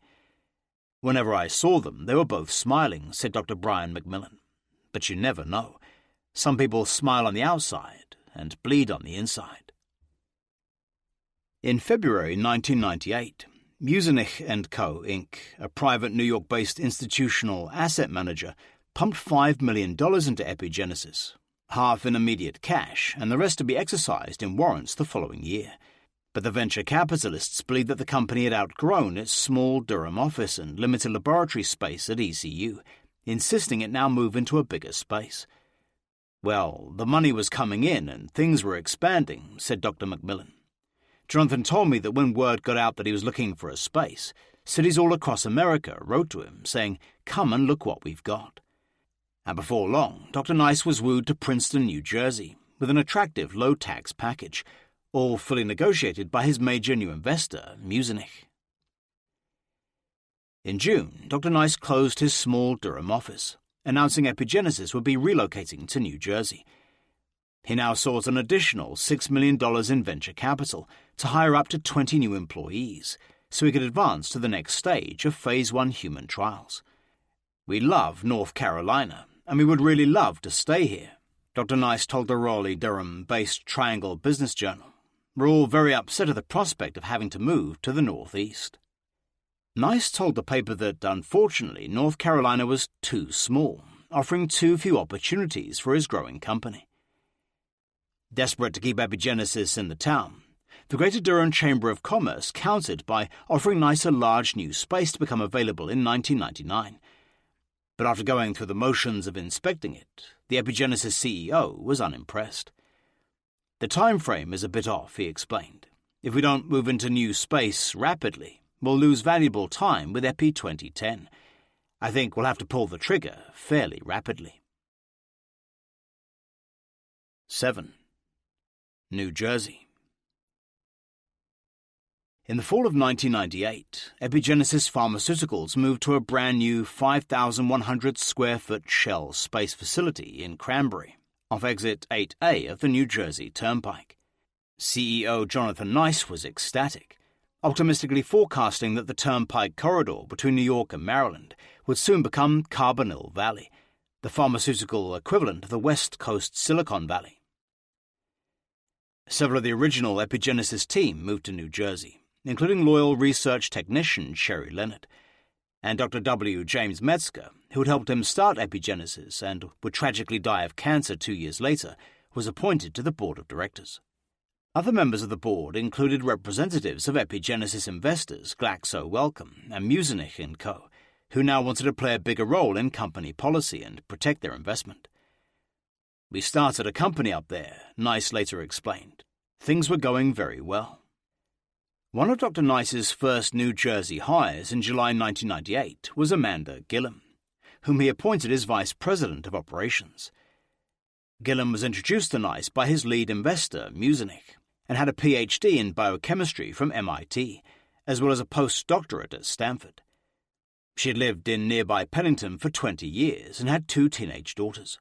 Gillam remembers it as an exciting time. When the group first moved up, she said, there was a lot of cohesiveness, enthusiasm, optimism. But from the start, Gillam wondered if Jonathan Nice's big ego might be a problem, and the staff he had brought from the ECU might be too blindly supportive of him. I did have a sense that some of the people he brought with him didn't tend to challenge him, said Gillam. They respected him from his professor days. I wasn't close enough to how the money was burned up. His new VP of Operations saw Nice daily, when he wasn't off on his frequent trips abroad. She always found him moderately approachable, but felt he put up barriers. He was very creative and had good scientific ideas, she said, but he didn't want to be challenged. He was generally soft-spoken, but I can't recall him ever losing his temper and raising his voice. Jonathan moved Michelle and their 3 young children into a rented townhouse on Sayre Drive in Princeton Landing, New Jersey, by the Ivy League University campus. Michelle was left to make it into a home, as her husband ratcheted up his workload, spending even more time away on international business trips. Michelle had been devastated at having to leave her life and friends in Greenville to move to a strange town where she knew no one. In the weeks before the move, she had had tearful lunches with Sandy and Cooney, promising to always keep in touch. During the first few months in New Jersey, Michelle became even more depressed, questioning if she had made a huge mistake ever leaving the Philippines. When she first moved to New Jersey, she often called up her old friends for a chat, frequently breaking down in tears. She would call me, crying, said Cooney brothers, and say she hated that they moved and she'd never find another friend. She'd ask me to please come visit. Michelle's eldest son, Alex, was now 7 and Trevor was 5. When they went to school, she would take her toddler Samantha to a nearby gym, while she pumped iron and used the machines. It was perhaps the only time she ever felt totally happy and at peace during those early days. Soon after the Nices arrived on Sayre Drive, they became good friends with their next-door neighbours, Andy and Cynthia Escham Sue, who had also just moved in. Jonathan and Michelle were in their garden playing with their kids, remembered Andy, and she just walked over and started talking to us. They're nice people. Over the next few months, they got to know the Nices well, often socializing together. As usual, they told the Escham Sues that they had met on a romantic Hawaiian beach, and it had been love at first sight. We'd see a lot more of Michelle than him, said Andy. She was doing the suburban thing and was a stay-at-home mum. The boys were just starting baseball and soccer, and Samantha was a baby in diapers at the time. Michelle had her hands full. But Escham Sue thought them an oddly matched couple, both age-wise and physically. He also noticed how Michelle always wanted to go out partying, while her soft-spoken husband preferred a quiet night at home with the kids. Michelle was so young, he said. I thought it's a little peculiar because she always wanted to go out more than he did. One day over dinner, Andy Escham Sue, an engineer by trade, asked Jonathan what he did, spending so much time away from home. Remembered Escham Sue. He told me about epigenesis, and I said, "You've got my attention." He said they'd just raised a new round of funding from boutique banks, and he was busy doing the conference circuit and being a guest speaker. He was travelling a lot, at least 1 week a month, going to Europe, Sweden and Japan, but it was nothing out of the ordinary for a biotech CEO. Escham Sue also observed Jonathan's discomfort in social situations and his lack of people skills. Jonathan was not exactly a social mover, he said. He was more geeky than anything else, and a pretty quiet guy. That first Christmas in New Jersey, Amanda Gillam organised an epigenesis Christmas party at her home. Jonathan and Michelle Nice and their 3 children attended, as did the rest of the company staff.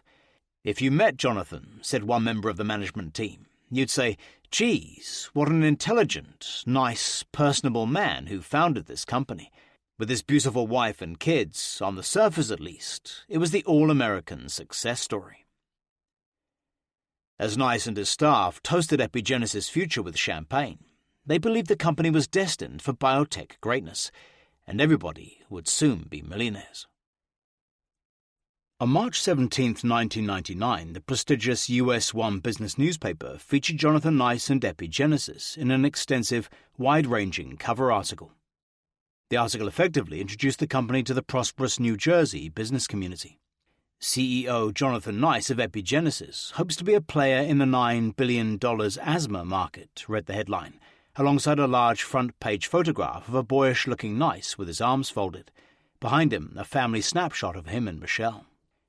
In the article entitled "For Asthma, a Genetic Kill Switch," Nice told US One the only drawback to his successful business was his frequent separations from his family.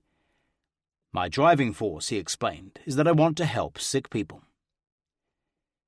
The reporter initially sent to interview Jonathan Nice had been so charmed by the CEO that the resulting article was almost too fawning. US One senior editor Barbara Fox ended up re-interviewing Nice by phone, toning the piece down to make it more objective. Jonathan Nice now claimed to be 44 years old, although he was actually 5 years older. He also repeated his apocryphal story of how his father had designed the first pantyhose machine, but hadn't made a dime. This, he explained, was the driving force behind him founding Epigenesis, coupled with the fact that he had once been a chronic asthma sufferer himself. Nice boasted that apart from his own investment in the company, he had personally raised $11 million in 2 private placements. He said he was heartened by all the money and the scientific validation he'd received so far. He confidently predicted Epigenesis' imminent expansion, saying he was already headhunting a company president and full-time chief financial officer. He also planned to triple the number of current employees and hire 7 PhDs and 2 technical staff, on top of the 6 scientists already working there. He ambitiously described the company's database of genes and innovative technology as cash cows, although refusing to be more specific. "It will be very significant," he assured the business paper. "Our work has not gone unnoticed." Explaining his baby, Epi-10, Dr. Nice said his drug could be administered with an aerosol instead of a pill or a shot. "The lung is kind enough to repackage it for us and distribute it," he explained. US One predicted a bright future for Dr. Nice and his company, citing how 12 other companies were also working on new genetic methods of treating asthma. "If imitation is the sincerest form of flattery," Fox wrote, "then the scientists at Epigenesis Pharmaceuticals must be blushing from all the attention. What gives them the edge, and Nice's confidence of success, is that his company has been the only one with the proven ability to selectively attack a particular villain gene in the respiratory system, to knock out the target gene." But already, Jonathan Nice's colleagues inside Epigenesis began to suspect that he was a compulsive liar and had lost respect for him as a leader, and over time he began to become more and more tangled up in his untruths. One colleague, who wished to remain anonymous, said Nice had been caught several times in bald-faced lies, but would never back down from his original fabrications. Many were suspicious of his story of tripping over Michelle on a Hawaiian beach.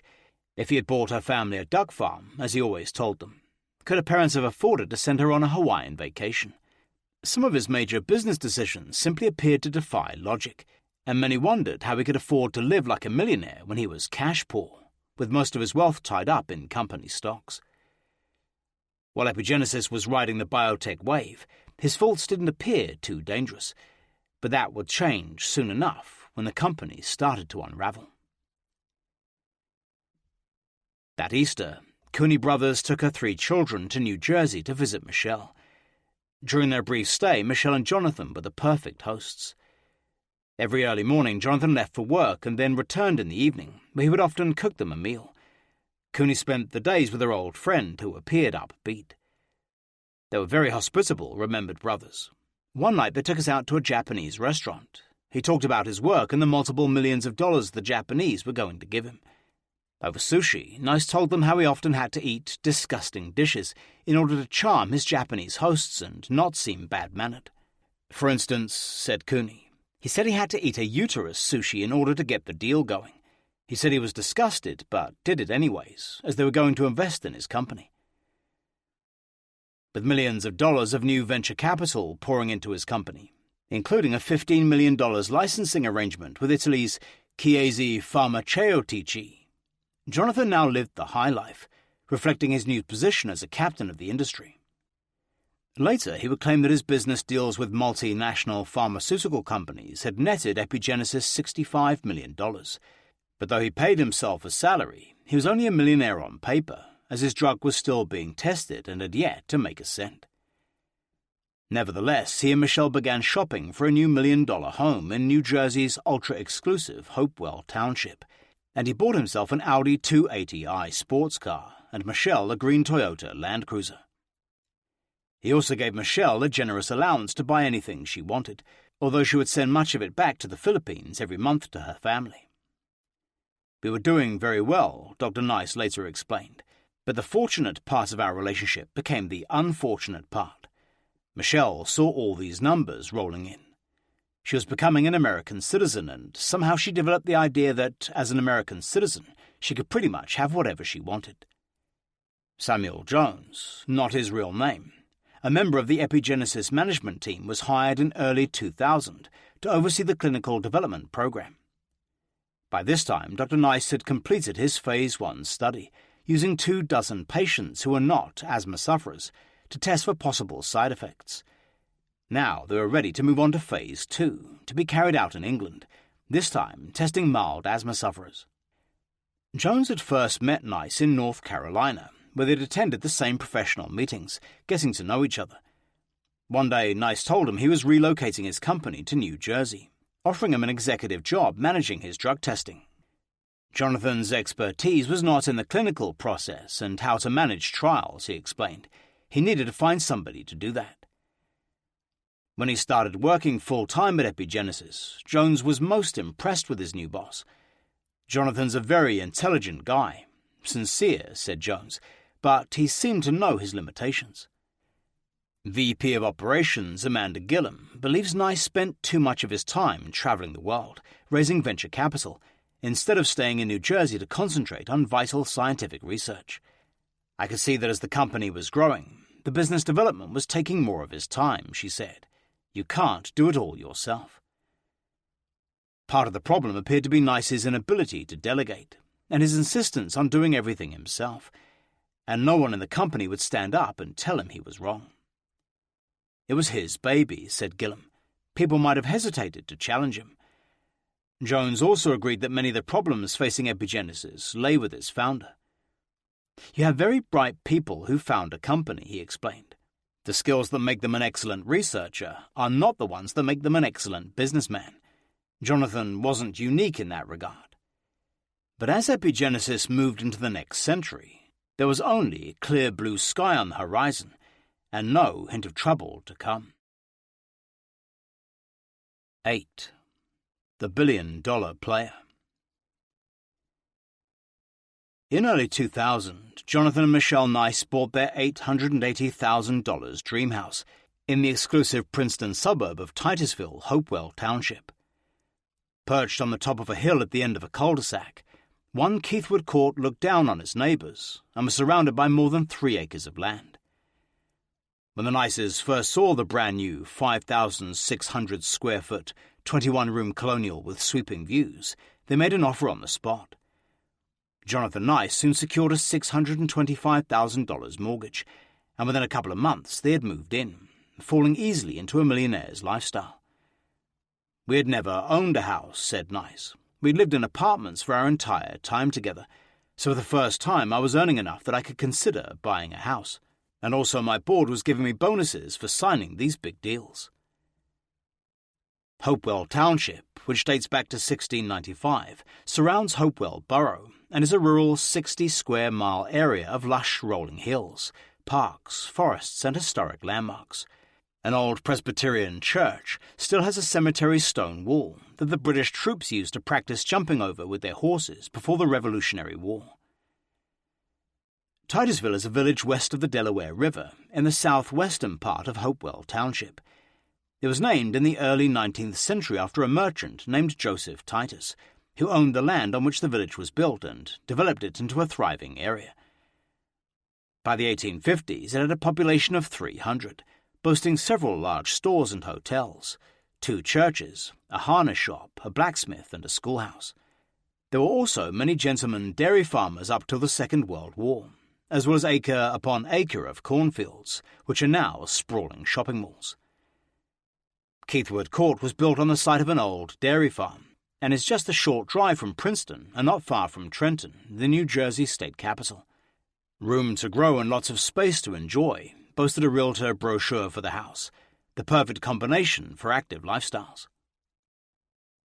A flexible floor plan gave the nicest formal and informal first-floor areas, with a spectacular gourmet kitchen containing state-of-the-art custom cabinetry, top-of-the-line stainless steel appliances, granite countertops, and a generous breakfast room. It also boasted an exceptional library office suite, a bright conservatory, and a striking family room, with a towering floor-to-ceiling stone gas fireplace. On the second floor were 5 spacious bedrooms, including Jonathan and Michelle's 16 by 18 master bedroom. Additionally, there were 3 full bathrooms and a laundry area, as well as a massive family room and a first-floor office for Jonathan. There was also a huge basement running the entire length of the house, which could be accessed from the kitchen, as well as an attached 3-car garage. "It was Michelle's house," said Nice. "I bought it for Michelle, and it was the one she picked out. I actually had picked out a house closer to Princeton Junior School, where the kids were going at the time, for about half the price, but Michelle fell in love with this development and this house. And I loved her and trusted her, and I let her go ahead and outfit the house the way she wanted to." Michelle Nice spared no expense, selecting only the best custom-made fittings for the interior of her new home. On one shopping spree, she surprised her sales staff by casually picking out thousands of dollars worth of the most expensive bathroom and kitchen fittings, by just pointing, never once asking the price of anything. She had to get the best of everything, said her mother-in-law, Emma Nice. She got a beautiful chandelier, but it wasn't good enough. So Jonathan finally got her the diamond one she wanted and put it up. He said to me, "She's never satisfied."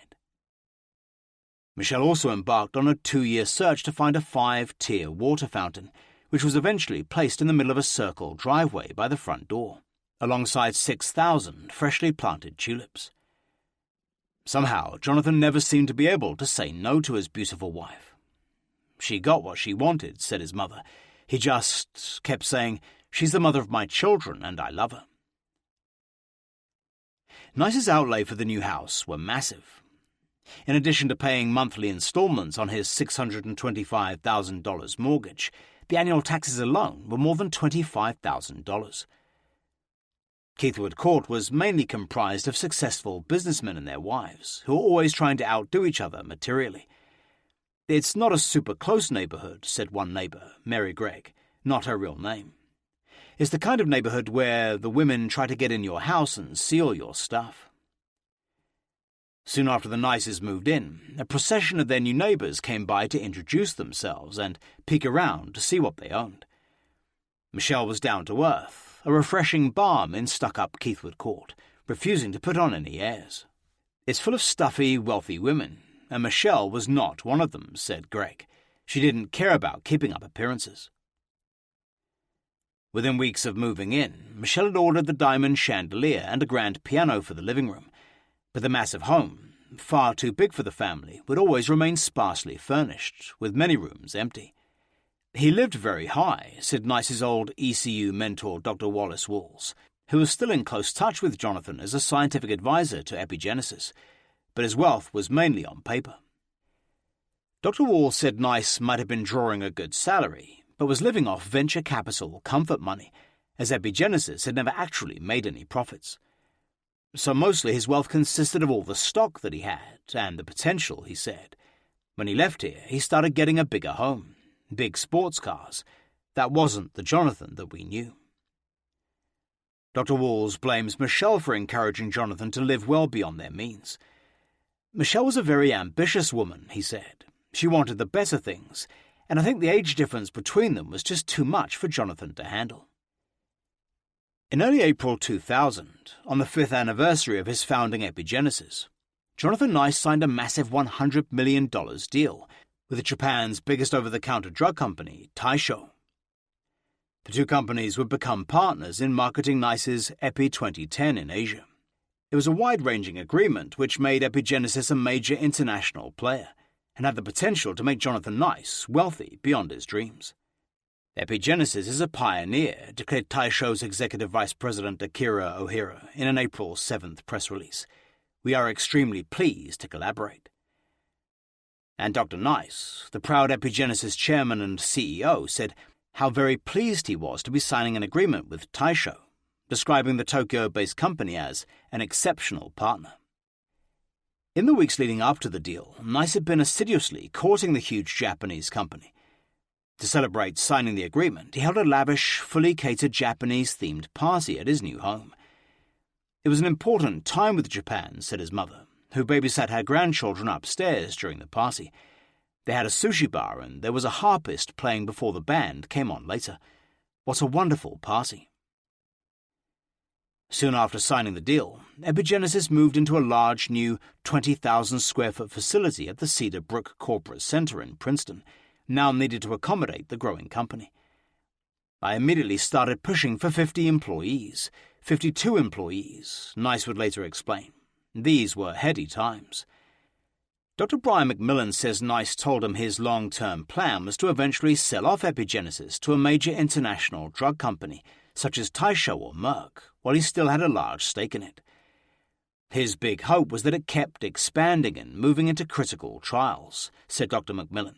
It would solve the headache of him constantly having to find money. Soon after they moved into 1 Keithwood Court, Michelle flew back to the Philippines to visit her family. It had been her first visit since her marriage 9 years earlier, and she returned, the prodigal daughter. Michelle had wanted to bring her 3 children to meet their grandparents, aunts and uncles and cousins, but Jonathan had demurred. He refused to allow Michelle to bring the children to meet us, said her father. According to Teodoro, Jonathan had seized their passports and locked them away, fearing the children could be targeted for kidnapping. 8-year-old Alex Nice was now enrolled in Timberlane Middle School in nearby Pennington, while his 6-year-old brother Trevor went to Bear Tavern Elementary School in Titusville. When Michelle returned to New Jersey from the Philippines, she seemed different, as if she had found a new emotional independence from her husband. She began sending her family large sums of money on a regular basis to pay for education and housing. She sent me about 400,000 pesos, $7,150, so I could build my house, said her father. And she sent my son 500,000 pesos, $9,000, so he could build a house. Michelle helped us build 6 houses, as well as a playground with a slide. Riviera says his son-in-law was far less generous, once sending 30,000 pesos, $536 for his grandson's tuition, and also paying for a minor operation when another grandson swallowed a coin. With little to do every day now that Samantha was in kindergarten and the boys at school, Michelle started spending more and more time at a local gym working out. She would often take powdered energy drinks to get her through her grueling schedule, keeping her perfect body in top condition. She was moving into the direction of eternal youth, Nice would later say. That's what she was driving toward. And, always insecure about their age difference, Nice became increasingly concerned about his beautiful young wife meeting men in the gym. So he spent thousands of dollars building a well-equipped gymnasium with all the latest machines on the ground floor sunroom of their new house. I know for a fact that that's why she had a gym in her house, said Larissa Seuss.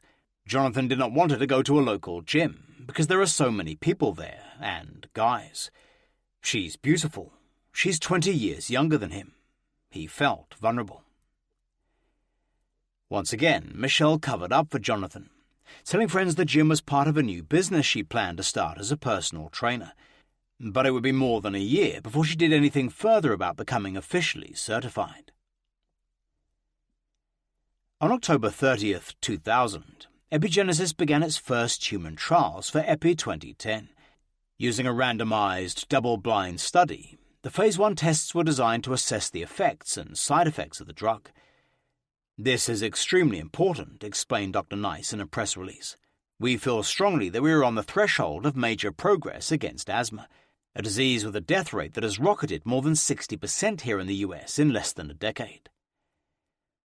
That Christmas, Michelle Nice attended a poetry evening at Bear Tavern Elementary School, where 7-year-old Trevor was reading. During a break, she struck up a conversation with another mother named Roz Clancy, whose son Joseph was in Trevor's class. I always become friendly with my son's friends' parents, she said, because I want to know who they are. Luckily, Michelle just happened to be the sweetest, kindest person. Over the next few months, Roz, Clancy and Michelle often saw each other at school functions.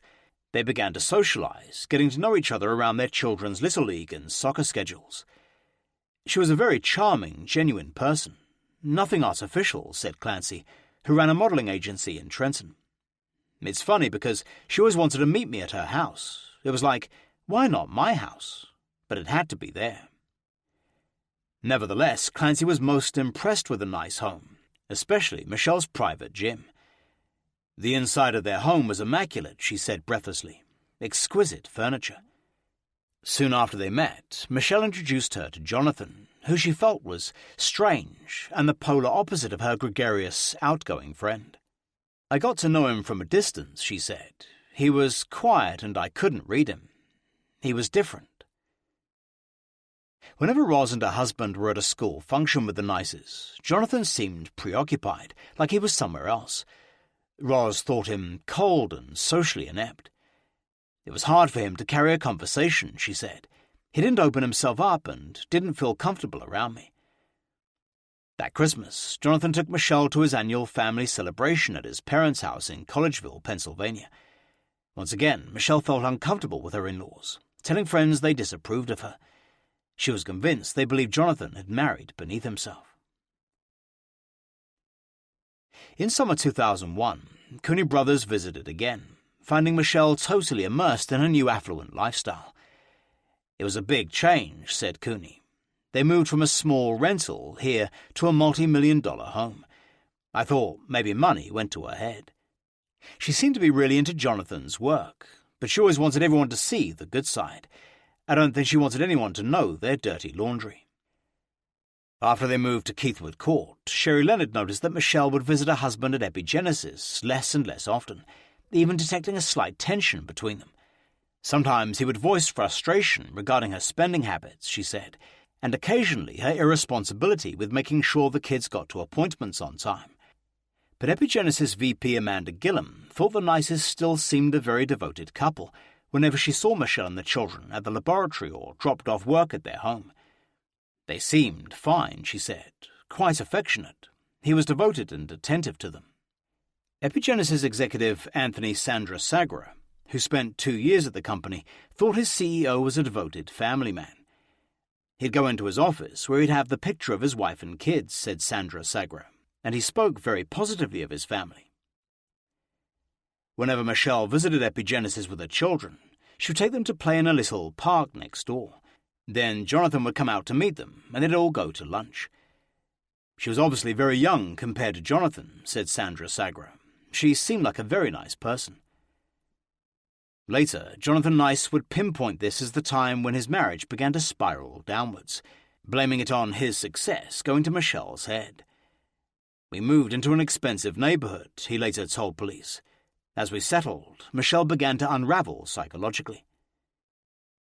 From early childhood, Jonathan Nice had been passive-aggressive, learning never to show his real feelings. He always kept the world at a distance, using his natural shyness as a carefully constructed protective wall around him. But occasionally on international business trips and after a few drinks, Nice did let down his guard and talk about his marriage. We travelled the world together, said Samuel Jones, but the things he said in that regard should stay there. They are private conversations, and I think I should leave it at that. Jonathan wanted very much to give outsiders the perception that he's a very successful businessman with a very happy home life. So if there were problems, he wouldn't be the kind of person to share that. And Michelle, too, never mentioned any problems she might have been having with Jonathan, always portraying him as the perfect husband and her soulmate. But in late 2001, after Michelle sent Cooney Brothers' son a birthday present, she broke off all contact with her North Carolina friends, as if they'd never existed. 9. The Seeds of Destruction. In July 2001, Alex and Trevor Nice were winding up a week-long golf camp in Pennington when Michelle brought along their 3-year-old sister, Samantha. Also at the range that day was another Filipino-born woman named Larissa Seuss with her 6-month-old son. "Oh, you have such a cute baby," Michelle told Larissa, who thanked her and then asked if she was Filipino too. She said yes, remembered Larissa, and we started talking. Seuss explained that she and her husband John and their 3 young children were moving to Hopewell Township in a couple of months' time, and they exchanged phone numbers. It was just a 5 or 10-minute thing, Larissa said, but it was just luck that we happened to be in the same spot at the same time. When Larissa moved in September, she called Michelle nice, inviting her children to Keithwood Court for a playdate. The 2 young mothers soon discovered much in common. Both came from the same rural area of the Philippines, were the middle children of large families, and both had married successful men and moved to America. "We were both not the type of people to sit down and wait for things to happen," said Seuss, who was 5 years older than Michelle. "If we want to do something, we go for it. I always felt like my family were poor, but I guess if you compare it to Michelle's, they were well off." Soon after they met, Michelle invited Larissa to work out in her personal gym, and the 2 women began training together.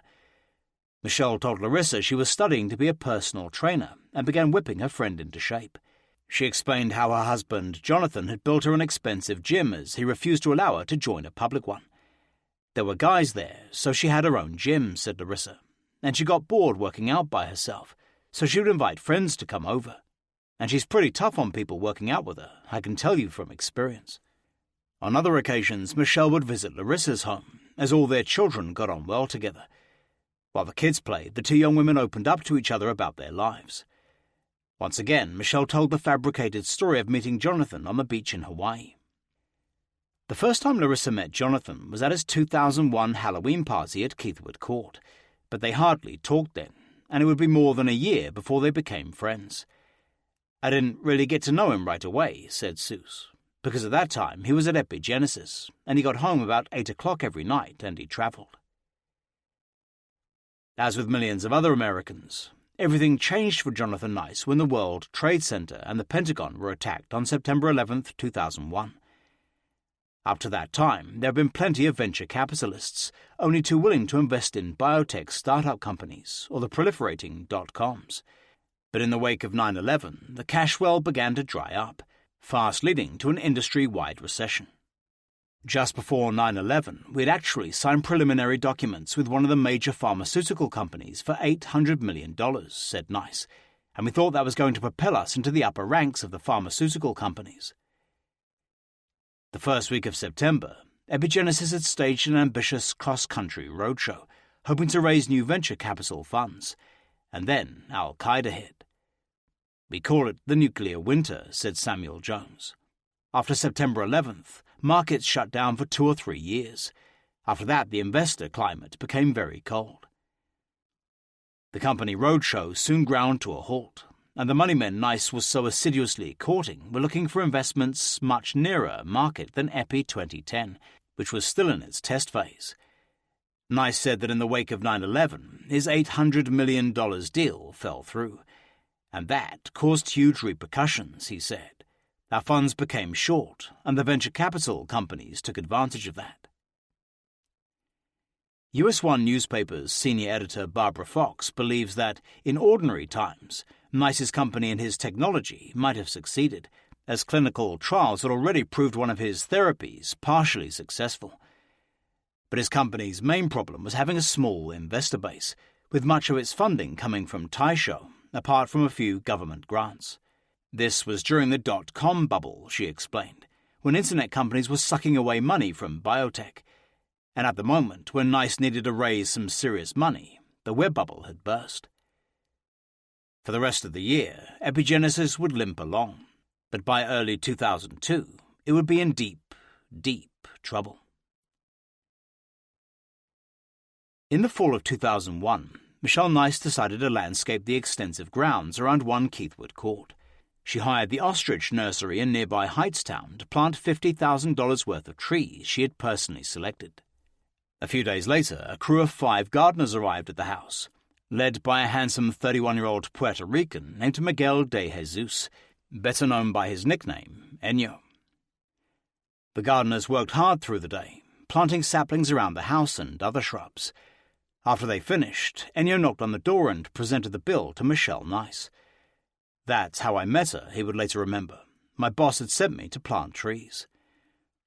Although they didn't talk that day, there was a mutual attraction between the rich young mother of 3 and the rough and ready gardener. But it would be another 9 months before they would meet again and take it any further. In the spring of 2002, Jonathan Nice was forced to start laying off staff in the first round of cuts that would slash the number of his employees to just a dozen. The company's finances were a nightmare, and one business newspaper estimated Epigenesis had already burned through a staggering $40 million of venture capital with few results. The company was running out of money, said Jones. Taisho and Chiesi were running out of money.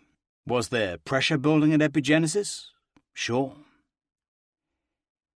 As the year drew on, there was tremendous pressure on Jonathan Nice to keep his company afloat, as he urgently needed a fresh cash injection to pay for his ongoing clinical tests. In desperation, he took out a $200,000 home equity loan against his new house, but this was just a drop in the ocean. Funding was tight, and we cut heavily into research, said employee Anthony Sandrasagra. Basically, the company was running out of cash, and there were discussions ongoing with the current investors. Publicly, Epigenesis put on a brave face, with a constant stream of positive press releases aimed at attracting new venture capital. Trumpeting its early clinical test results for Epi 2010 as promising, Dr. Nice described the latest results as truly significant, although his drug still had to undergo more definitive evaluation, as well as a Phase 2 clinical program. Basandra Sagra said the press release was highly optimistic as, from the results he'd seen, it didn't look like the compound was working better than steroids. That May, Michelle Nice's father, Teodoro Riviera, arrived for a 6-month stay at Keithwood Court. Her quietly spoken father soon made himself useful around the house, cooking Filipino and Chinese dinners and babysitting his grandchildren. Although Jonathan Nice spent so much of the time away on business, when he was home he got on well with his father-in-law. On the whole, we had a good relationship, said Riviera. I lived at their house, and Jonathan left in the morning and got back in the evening. Emma Nice suspected Riviera had a hidden agenda to bring over the rest of the family, using the green card he had just received. You've got to read between the lines, she explained.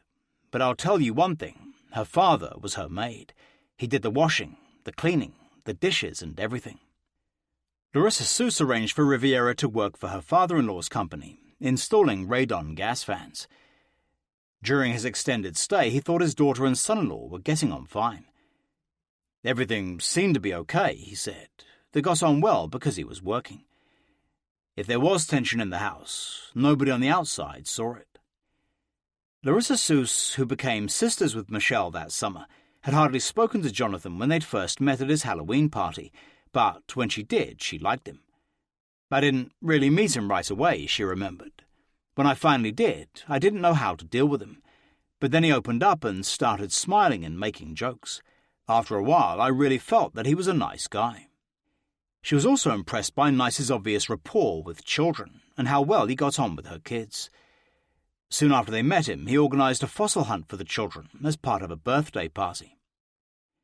Billed as a scientific party for his 2 boys, he had hidden items like shark teeth and fossils in the garden. The highlight of the party was a model hot air balloon that he released into the sky. He went out with the kids to search for fossils, she said. That was great fun. When Larissa and her husband John went out for dinner and movies with them, the Nices always appeared very close and affectionate with each other. Jonathan was very courteous, gallantly moving a chair so his wife could sit down or opening the door for her. She would sit on his lap sometimes, said Larissa. They would be all over each other and they would kiss each other in front of us. My husband was like, look at them. Although Nice had always been wary of Michelle's friends, he thoroughly approved of Larissa and encouraged the friendship. I really liked people like Larissa Seuss and her husband, John, he later told police, who were a good influence on Michelle. During their regular workout sessions, which were followed by lunch, the 2 women often discussed intimate details of their lives. Michelle never said a bad word about her husband. We did speak about the sexual subject, said Larissa. She said she liked sex with her husband. About this time, Jonathan and Michelle Nice were at a family birthday party for his brother Michael. At one point, Michelle was talking to her mother-in-law when Jonathan's birthday came up in casual conversation. Emma Nice happened to remark that her eldest son had been born in 1950, and Michelle said she must be mistaken. That would make him 52, and her husband was only 44 years old. But Emma insisted she was right and should know her son's age better than anyone. It was a terrible shock for Michelle to discover her husband and the father of her children had lied about his age from the very beginning, even on their wedding certificate. From then on, her attitude towards him changed from love into resentment.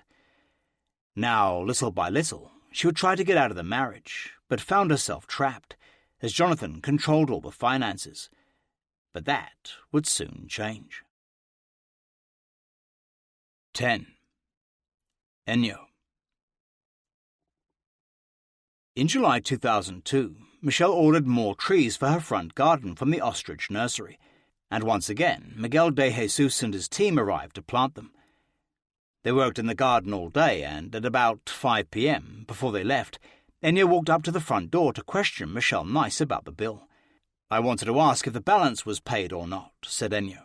"I talked to Michelle in front of her house. It was our first conversation." Michelle wanted him to get rid of some extra dirt they had dug up, but then she suddenly requested his cell phone number. I asked her why, he would later remember. She said she would like to be my friend, so I gave it. Then Michelle gave him hers, asking him to call her when he was ready to leave, and a few minutes later he telephoned her from his ostrich truck, parked outside in the street. She said, "I want to talk to you," he remembered. "I want to be your friend." Michelle said she was busy and promised to phone him back in a few minutes. 15 minutes later she called, saying she wanted to get to know him better.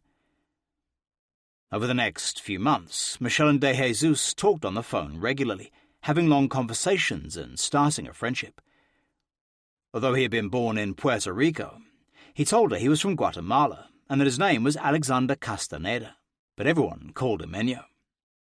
She would never know that he used at least 3 different names, including Sergio Martinez and Miguel de Jesus, which was his real name. He also employed no fewer than 3 different social security numbers and various addresses. Although he was something of a ladies' man, Ennio was not particularly handsome. He was short and stocky, with a grey streak running through the top of his closely cropped brown hair. De Jesus had lived in America for 14 years, working for the ostrich nursery for the last 5, where he ran a crew of 5 gardeners. He had a common-law wife of 9 years named Patricia Abad, and they had 2 young daughters together. But he was also a deadbeat dad, with a warrant out for his arrest for non-payment of child support. A few years earlier, he had fathered an illegitimate daughter after a one-night stand with a female colleague at the L'Oreal perfume company. In order to evade the police warrant, he had adopted the alias Alexander Castaneda, the name Michelle knew him by. Scarcely out of her teens when she'd married Jonathan, and having 3 children in rapid succession, Michelle felt she had missed out on her youth. She had never dated or gone to clubs like most American teenagers, so she now decided to make up for what she had missed. She felt comfortable with the charming gardener, looking forward to his calls, which were coming in daily. She even bought herself a pay-as-you-go cell phone so Jonathan wouldn't find out. For the first few months, the relationship remained platonic, but Michelle felt very attracted to Ennio. She bought him expensive presents, like a watch, a coat, some jewelry and chocolates, and, according to Ennio, she ardently pursued him. We were talking more and more on the phone, Ennio would later testify. Then we started meeting in several restaurants for lunch, or after work for a drink. For the first 6 months, there was no sex in the relationship. We were friends at that point. By September, they were meeting so frequently that Ennio's wife Patricia began to suspect her husband was being unfaithful. One day she checked all the incoming calls on his cell phone, discovering 5 she could not account for. He was going out a lot, she explained. I thought he was having an affair. When Patricia dialed the number to investigate further, a female voice answered, saying, "Hi, honey." Furious that her suspicions appeared to be true, Patricia snapped back angrily, "I'm not your honey. I'm your honey's wife." The woman then hung up. Patricia called straight back, this time getting an answering machine. "This is Michelle," said the female voice in a distinct accent. "Leave a message." "This is Patricia," replied Abad. "I have a family, and stay out of our lives." She then rechecked Ennio's cell phone, discovering several text messages signed M. Nice. One of them read, "I miss you, call me." That night she confronted Ennio, accusing him of cheating on her. He was nervous, she said, and denied all knowledge of M. Nice.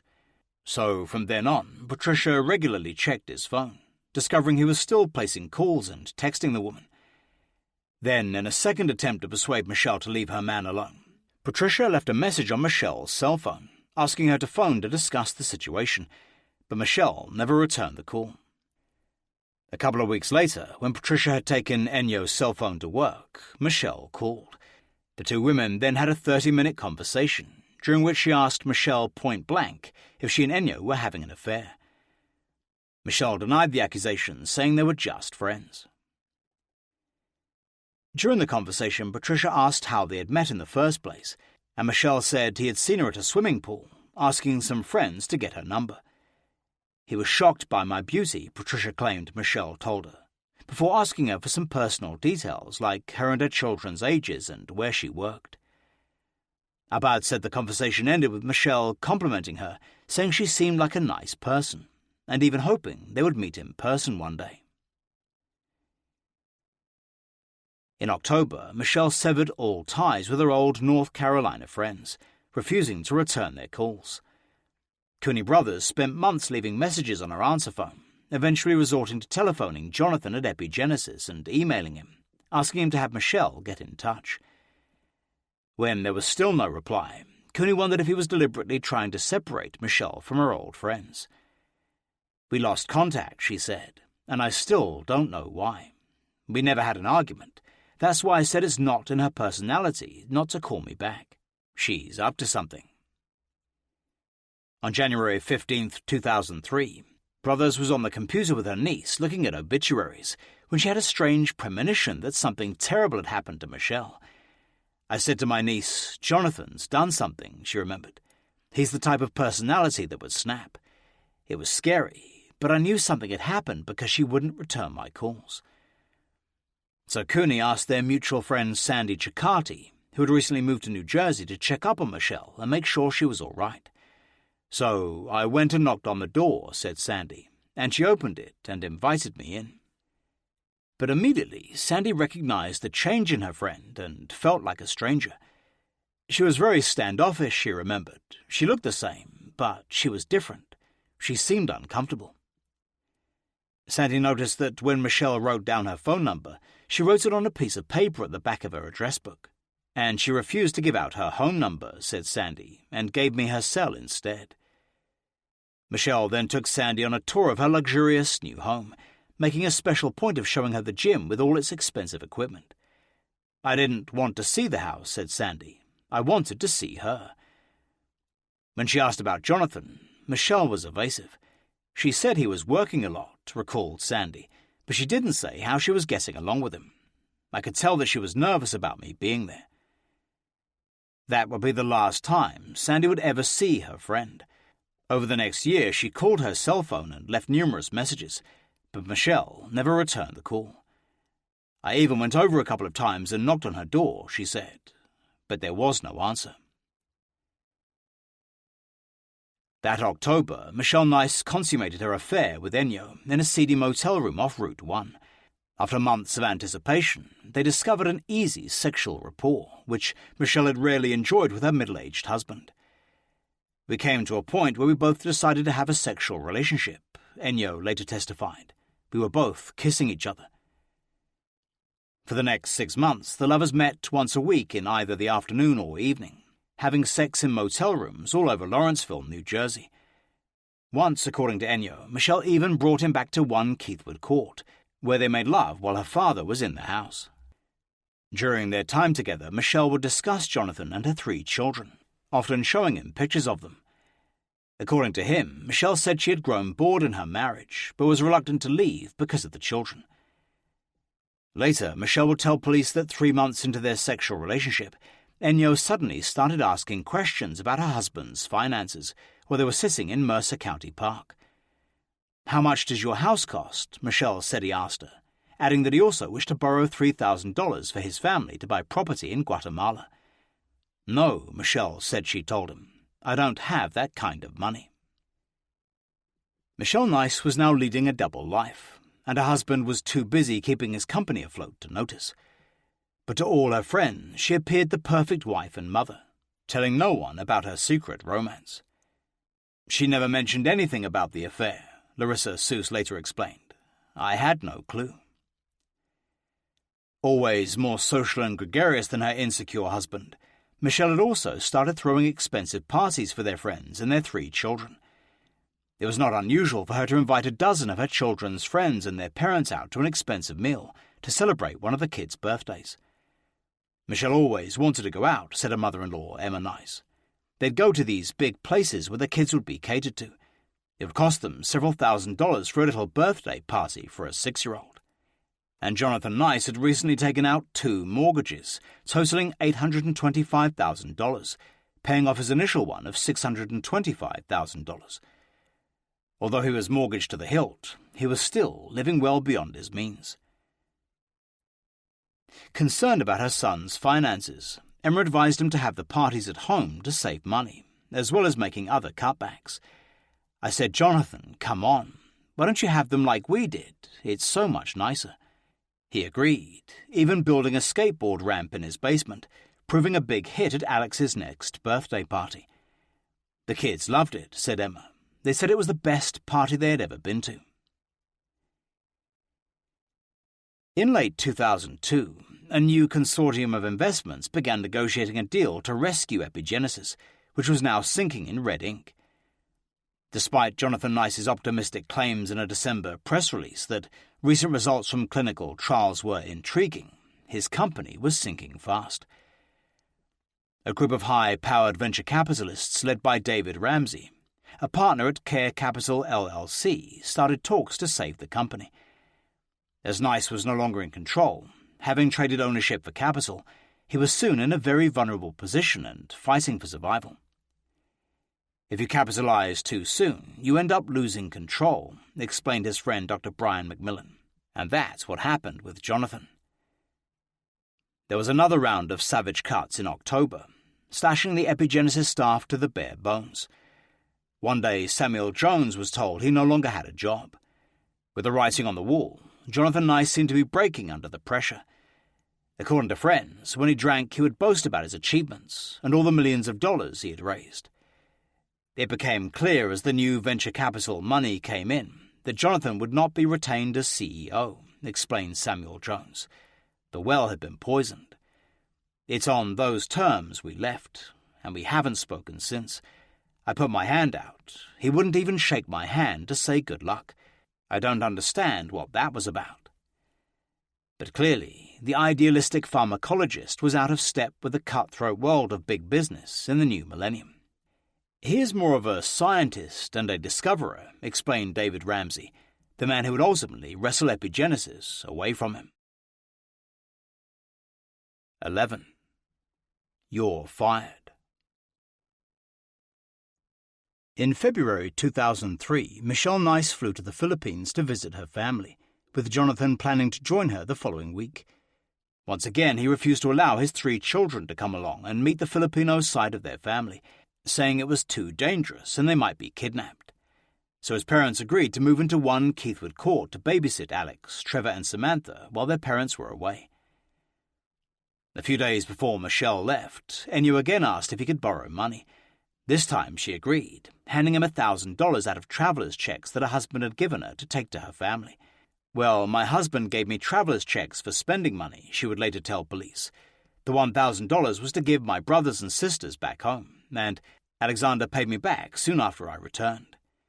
It was Jonathan's first trip to the Philippines since his marriage 13 years earlier, and Michelle's family welcomed him back to Depensa, Kapunatan, throwing a family party to celebrate. At the beginning, everything was fine, but before long it became obvious Jonathan and Michelle were constantly fighting. Throughout his stay, Jonathan, now under extreme pressure from the new board at Epigenesis, seemed irritable and bad-tempered. He was also drinking heavily.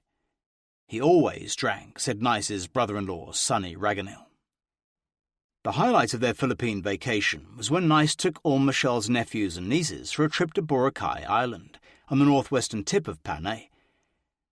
Described in the travel brochure as the finest beach in the world, the 4 kilometers of sugary white sand is renowned for its scuba diving. One day during lunch, Nice decided their hunky tour guide was paying too much attention to Michelle and started screaming at her in front of everyone. Jonathan got mad at my sister, said Melodia, who witnessed the outburst, saying it made everyone uncomfortable. He was so angry. They were fighting in front of my nephews, just because my sister talked to the tour guide. Melodia's husband, Sonny, said Nice constantly argued with Michelle while they were in the Philippines. He was very jealous of everybody, said Sonny. He was mad at Michelle and they were fighting. The Riviera family were also in financial trouble. Their duck farm had gone bankrupt. It was very, very sad, said Teodora Riviera. One year the ducks were not laying eggs anymore, and we have no money to replace them. Later, Nice would describe the conditions of extreme poverty he claimed to have witnessed the Riviera family living in when he had first met them. It's hard for anyone here to believe the circumstances in which the Rivieras were living, he said. Michelle's family had constructed shacks out on the water on stilts. It was a community of squatters. He claims that he built Michelle's family 6 houses and a school inland, so they could not be washed away by a typhoon or tsunami. The main purpose of their visit was to see what improvements had been made. But the Riviera family strenuously deny Nice's claims that they ever lived in squalor and were starving, accusing him of inventing the story to gain sympathy and make himself look good. And they claim it was always Michelle who sent money over to help them. Before their departure, according to Nice, he called a family meeting on the beach to explain how his finances were stretched fairly tight, and that, although he was making a big salary, his future was uncertain. I said, "Look, we're all in this together," he said. "My job is coming up for new financing, and it is possible there could be changes." When he returned to the States, he claims, he sent them a freeze-dried emergency food shipment costing about $6,000. There were 27 kids there, so they were ecstatic to receive this food, he explained. Now they could eat. During his 2-week stay in the Philippines, Jonathan Nice kept in daily touch with Epigenesis, but the news was not good.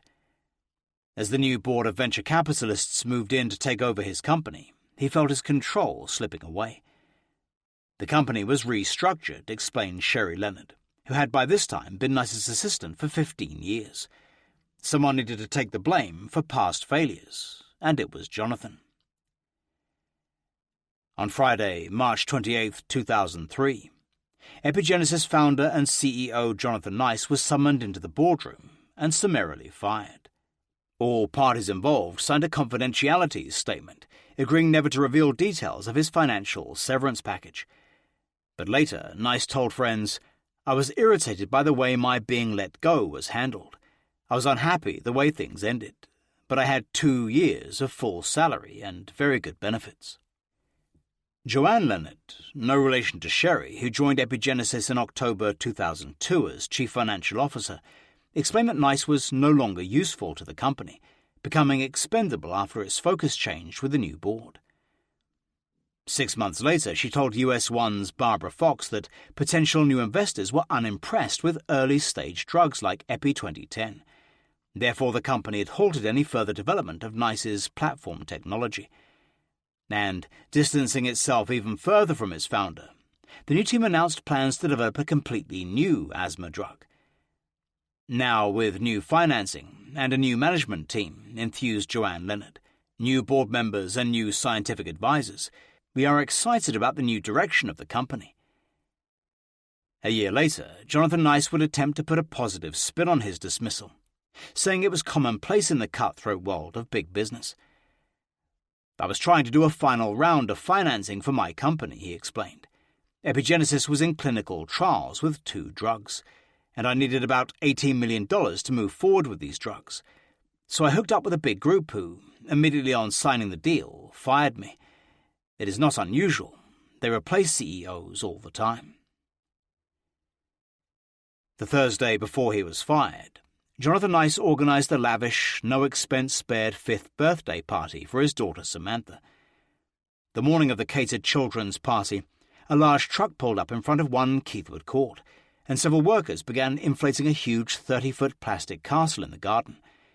It was the kind you rent for a carnival, said Andy Sajamsu. The company had to drive it in, waiting around until the end to take it away again. The party was held in the Nice's double garage, and all Samantha's school friends were there. Nice had laid on pony rides for the children and gift baskets, and everybody loved bouncing up and down on the inflatable castle. Although under great stress at work, Jonathan Nice was the perfect host that day, organising the children's games and making sure everything went off perfectly. They were extremely good parents, said Shamsu, who took digital photographs, printing them on the spot and handing them out to the guests. 12. Setting a trap. In the days after he lost epigenesis, Jonathan Nice fell into a deep depression, retiring to his office for hours at a time. He refused to discuss what had happened with anyone, reading voraciously to escape his problems. It was heartbreaking, said his mother. I think he was too hurt to even talk about it. Michelle's best friend Larissa Seuss only found out weeks later when she saw Jonathan sitting by himself in the kitchen one morning.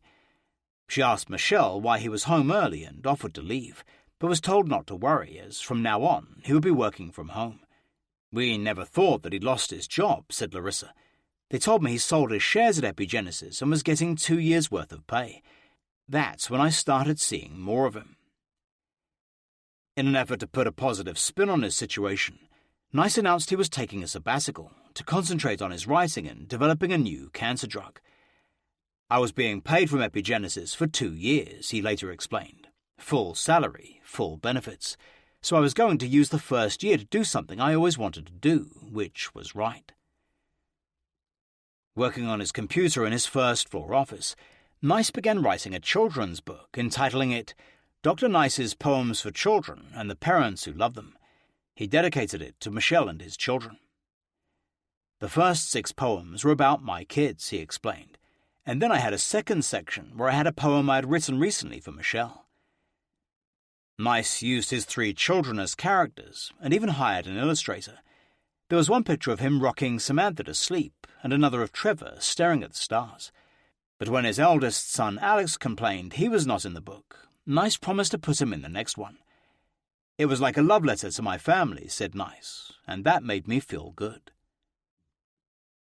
The first poem was based on a true story about how his sons Alex and Trevor had once used a piece of deer hide to fashion him a shoe for Father's Day because they couldn't afford a present.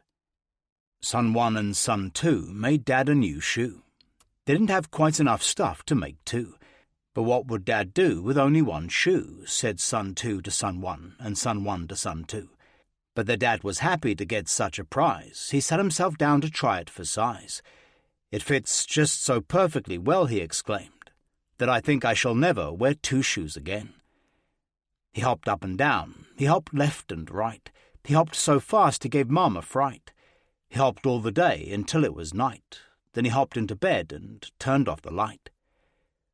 He dreamed all night long of Son 1 and Son 2, his heart filled with joy for the gift of the shoe. For gifts from the heart mean so very much more than anything anyone could buy in the store. He wrote a beautiful children's book, said Emma Nice. It was supposed to be the first in a series. He also worked on developing a new company he called Prism Pharmaceuticals. This one would utilize a drug he'd invented as a professor at ECU to prevent lung cancer in smokers. It was my pride and joy, he explained. I decided, after my experience with epigenesis, that I would develop this drug through the NIH. Now that Jonathan was at home all day, it became harder for Michelle to slip out and meet her lover, Ennio, as easily as before. She began to resent Jonathan spending all day at home on his computer, urging him to find a job as they were running out of money. I remember her coming into my office one day when I was working, Nice would later claim, and just wiping my desk clean with her hand, everything on the floor, and that evening I asked if I could take her to see a psychiatrist because her attitude was not appropriate. But she was still regularly meeting her lover, whom she had affectionately nicknamed Honey, at seedy motels for sex, telling Jonathan she was going shopping or meeting friends for dinner. And when she enrolled for night classes at Mercer County Community College to become a physical fitness instructor, she told Jonathan the course began a month earlier than it actually did. In late May 2003, Jonathan Nice telephoned his former assistant Sherry Leonard, inviting her to lunch to celebrate his 53rd birthday. 2 weeks earlier, Taisho had officially severed all ties with Epigenesis, finally shelving his Epi 2010 asthma drug due to disappointing test results. They met in a Japanese restaurant in Cranbury, New Jersey, and Leonard was delighted to see him in such good spirits. He said he was now over Epigenesis, enthusiastically telling her about his children's poetry book. He was very excited about it, she remembered. He had just recently met with an illustrator, and he had talked with various people about writing a foreword. It sounded like it was going well. As they left the restaurant, Sherry asked him to say hello to Michelle, but Nice suddenly stopped in his tracks, telling her it would not be a good idea. Then, to her horror, he said Michelle had once accused him of having a long-term affair with Sherry. My reaction was shock, she said, and I commented that would be gross, somewhat incestuous. I always thought of Jonathan as a family member, something like a brother. He was taken aback that I had voiced such a disdain at the idea. A couple of weeks later, Michelle's father, Teodoro Riviera, arrived from the Philippines, moving into 1 Keithwood Court for a second extended stay. He found that Michelle and Jonathan's relationship had changed beyond recognition in the 6 months since he had left. When I arrived, he has no more job, and they are always fighting, Riviera explained. Jonathan is always staying in the house, and he's jealous of my daughter. On Thursday, June 26th, Michelle slipped away in the morning to go to the seaside with Ennio. After going shopping, they had lunch, before checking into a tiny hotel for 2 hours of sex. After the hotel, Michelle later told police, we went for a walk on the beach and then came home. That morning, Ennio's wife, Patricia Abad, had suspected he was up to something when he left for work, so she called the ostrich nursery, and a supervisor told her he had not come into work that day. I'm very jealous, said Patricia. He never came home, so I went to Michelle's house. When she arrived at Keithwood Court and rang the doorbell, Teodoro Riviera answered. An old man said she wasn't home, said Abad. I asked for her husband, but he wasn't home either. The following day, Patricia called Michelle in her cell for an explanation, but she hung up as soon as she recognized Patricia's voice. Then Patricia searched Ennio's room, finding a sexy silk thong in one of his pockets, as well as some suggestive text messages on his cell phone. On Saturday, she confronted Ennio, accusing him of cheating on her, and showed him the thong. Furious, he told her he was leaving and packed up his belongings, moving in with friends. To celebrate the July 4th holiday, Jonathan Nice had arranged a week-long vacation with his parents, 3 brothers and their families, to the Outer Banks of North Carolina. But at the last minute, Michelle announced she had a physical training examination the following Sunday and had to remain behind to study. I begged her to come with us, said Nice, but she said no. She had to take this exam. He eventually drove his 3 children to the house he had rented for everyone, while Michelle stayed at home with her father. On Friday, July 4th, Michelle invited Ennio to spend the afternoon at her house. We had sex one time in her home, Ennio would later tell police. She said her husband was away and her father was there. 3 days later, Michelle and her father caught the bus to North Carolina to join the family vacation, but there was tension in the air. We treated her father like he was one of ours, said Emma Nice. One night we had pork and asked Michelle what we were going to give her dad, as he can't eat it. She said, he can eat peanut butter. Don't worry about him. Jonathan Nice would later claim he had first become suspicious of his wife while he was still at Epigenesis. One day, Michelle had telephoned, saying she was at Larissa Seuss's house, but when Larissa called for Michelle a few minutes later, saying she wasn't with her, he knew something was wrong. 10 minutes later, I got a call from Mercer County College, Nice said. They said, Michelle's classes are going to begin in 2 weeks. I said, what do you mean? They've already been going on for 2 weeks. So she had been telling me that she had been going to night classes. After they returned from North Carolina, he began checking the dialed numbers on her cell phone, soon noticing one particular number showing up repeatedly.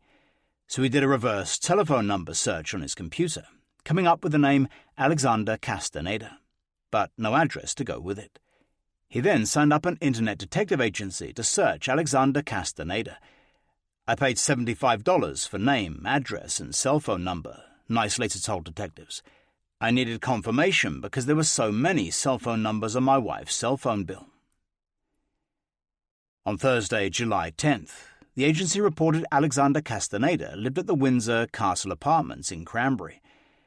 Now certain Michelle was cheating on him, he jumped into his Audi sports car, driving straight to Castaneda's address. He arrived, crying uncontrollably, and parked outside the tatty apartment block to wait for his rival. But when nobody appeared, he panicked, reaching out in desperation to Sherry Leonard and calling her at Epigenesis on his cell phone. He was crying, Sherry later remembered. He said Michelle had been having an affair. Nice was hysterical, begging Leonard to meet him immediately. She said it was impossible as she had an early morning business meeting. Sobbing, he told her how he was in his car outside Michelle's boyfriend's home, unsure of whether to beat up this guy or kill himself. Sherry had never heard him so desperate and believed he truly might be suicidal. I was very alarmed, she said. I told him that no good was going to come out of beating up this man, and I asked him where the children were. She then tried to calm him down, telling him that revenge was wrong and nothing good would come from it. She urged him to leave immediately as his children needed him at home. Eventually, Nice agreed she was right, promising to go straight home. Police believe that at this point, Jonathan Nice hatched a deviously elaborate plot to get Michelle to confess to the affair and break it off forever. After calling Sherry Leonard, they think he drove to a Shell gas station on nearby Route 1, Lawrenceville, where Michelle and Ennio sometimes met. Then police think at 9:48 a.m. he called his own cell phone from the Shell station's public payphone and then hung up. 2 minutes later, he placed a second call to his cell. Then, having laid the bait, he drove back to Keithwood Court, waiting for Michelle to return home from taking the children to school. As soon as she walked in, he told her he'd just received a telephone call from a man who had played him audio tapes of her having sex. I confronted her with the fact that somebody is taping her on her cell phone, Nice later told detectives, and it's real sexual stuff. Michelle was shaken and initially lied, claiming she'd taken a job on a phone sex line, but Nice did not believe her and demanded the truth. "Come on," he told her. "Just be a wife and tell me what's going on." She claimed she'd only had sex twice and been drunk on both occasions, but Nice pressed for more details. "Finally, I got her to admit that it's an ongoing affair," he said. She admitted to everything eventually. Later, Jonathan Nice told police that Michelle had ended the affair that afternoon. He had been with her at 2 p.m. when she telephoned Ennio to tell him. But it would be another 2 weeks before Nice implemented the second part of his plan, police believe, to put Ennio in jail, so Michelle could never see him again. 2 days later, Jonathan Nice locked himself in his office and wrote a poem, attempting to put his anguish into words. "Michelle, your stainless steel heart, like a knife, rips open my soul, to bleed, unattended, dying, while another man's semen, still warm within your belly, you call me on the telephone and tell me not to worry. When, oh when, will my dying end?" He then put it away in a desk drawer near a bookcase, where he kept a .380 Pietro Beretta Gardone pistol and 3 magazines with 10 rounds of ammunition. 13. Sex, lies, and videotapes. On Wednesday, July 23rd, a furious Jonathan Nice left a message on Ennio's cell phone. "I want you to keep away from my wife," he demanded. "If you put your hands on my wife, you're going to be a dead man." 2 hours later, Ennio, who'd recently reconciled with Patricia Abad, returned the call, asking if he was looking for him. But when Nice said he wanted Alex Castaneda, Ennio hung up, saying he had the wrong person. Shaken by Nice's threat, he immediately called Michelle on her cell phone, saying they had to stop seeing each other. "I said, he already knows," Ennio would later testify. "We have to stop. This is a big problem, and I don't want to do it. This is not right. It is not good." According to the gardener, Michelle was so sad she kept calling him, saying she needed to see him so they could talk. The next day, Jonathan Nice went to the FBI's West Trenton field office, meeting with Special Agent John Mulligan. He told the agent an extraordinary story of how he was being shaken down by his wife's boyfriend for $500,000 in exchange for a tape of her having sex. He claimed he had been pulling into the parking lot at Hopewell Library when he received 2 calls in quick succession on his cell phone from a man he later found out was Alexander Castaneda, also known as Ennio. In the first one, he said, Ennio had played a brief portion of a videotape of his wife, Michelle, having sex with him before hanging up. He was sure it was his wife, he said, because he'd recognized her distinctive accent. A few minutes later, there was a second call from the same man. This time he demanded $500,000 for the sex tapes before disconnecting. Nice had even brought in his cell phone bill for July 10th, clearly showing the 2 calls 2 minutes apart. Agent Mulligan decided Nice's allegations were outside the jurisdiction of the FBI and drove to Hopewell Township Police Department, handing the case over to Detective Daniel McEwen, Jr. A few minutes after he had briefed Detective McEwen, Jonathan Nice telephoned, inviting him to Keithwood Court to interview him and his wife. Later that day, when McEwen arrived, an emotional Jonathan Nice answered the door. I could see that he was upset, remembered McEwen, a genial man with an intimidating build of a pro football quarterback. Then he brought Michelle down the stairs. When the detective asked to interview them separately in the living room, Nice left them together. The detective was surprised when Michelle readily admitted to an affair, saying she had ended it that very day. She was very distant, he remembered, just very matter-of-fact. She showed absolutely no emotion. I had the impression of a woman who is in a loveless marriage. Throughout their interview, Michelle avoided eye contact with Detective McEwen, answering yes or no unless he probed further. She had last seen Ennio a month earlier, she said, when they had gone to the seaside together.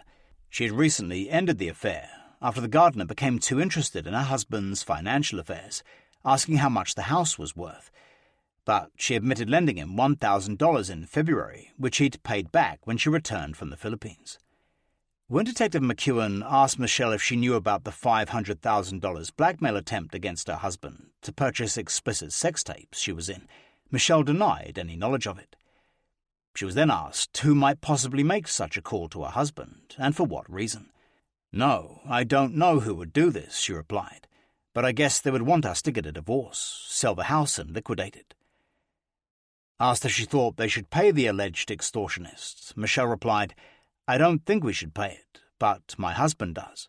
He is the one that usually makes the big decisions, and I just follow along." Finally, he asked if she wanted a divorce. "No," replied Michelle. "He wants to stay together for the kids." Detective McEwen then interviewed Jonathan Nice, who repeated his story of Ennio's 2 telephone calls. The detective was immediately suspicious that something was wrong with his sensational allegation. "Well, the first thing that raised a red flag," he explained later, "was that he had waited so long to contact anybody. Why all of a sudden is this a threat for the family? Are you going to wait 2 weeks? I don't think so." He was also suspicious that the caller had never given any instructions of how the money was to be paid. "The first call is, 'We have the tapes,'" said Detective McEwen. "The second is, 'We want $500,000. Goodbye.' Then they never hear from him again." But he gave Nice the benefit of the doubt, spending the next few days checking out his story. First, he went to the Shell gas station and looked at the surveillance tapes for July 10th. "I watched the tapes," he said.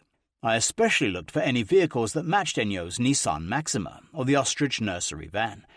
I didn't see anything."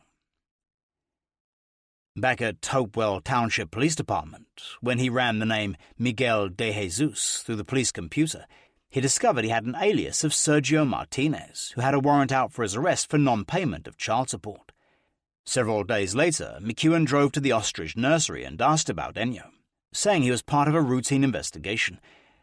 But eventually, after a tip-off, Officer James Geary of East Windsor Police tracked down Ennio to an apartment in Cranbury, New Jersey, and he was then brought to the Hopewell Police Department to see if he had any further outstanding warrants. By sheer coincidence, as police escorted Ennio into the police station, Jonathan Nice happened to be in the lobby, signing a harassment complaint against him. It was the first time the two men had ever seen each other face to face, and a loud argument ensued. There was a verbal confrontation, remembered McEwen. Ennio made threats to Mr. Nice. On July 25th, Jonathan Nice officially swore out a civil harassment complaint against Miguel de Jesus. He claimed that Ennio had telephoned him twice, threatening, "I'm going to fuck her up." And so the hapless gardener was ordered to appear before Hopewell Township Municipal Court Judge Bonnie Johnson on August 21st to answer Nice's complaint. After discovering Michelle's betrayal, Jonathan Nice started seeing a psychiatrist. He was prescribed the strong antidepressant lorazepam, making his behavior even more unpredictable and erratic.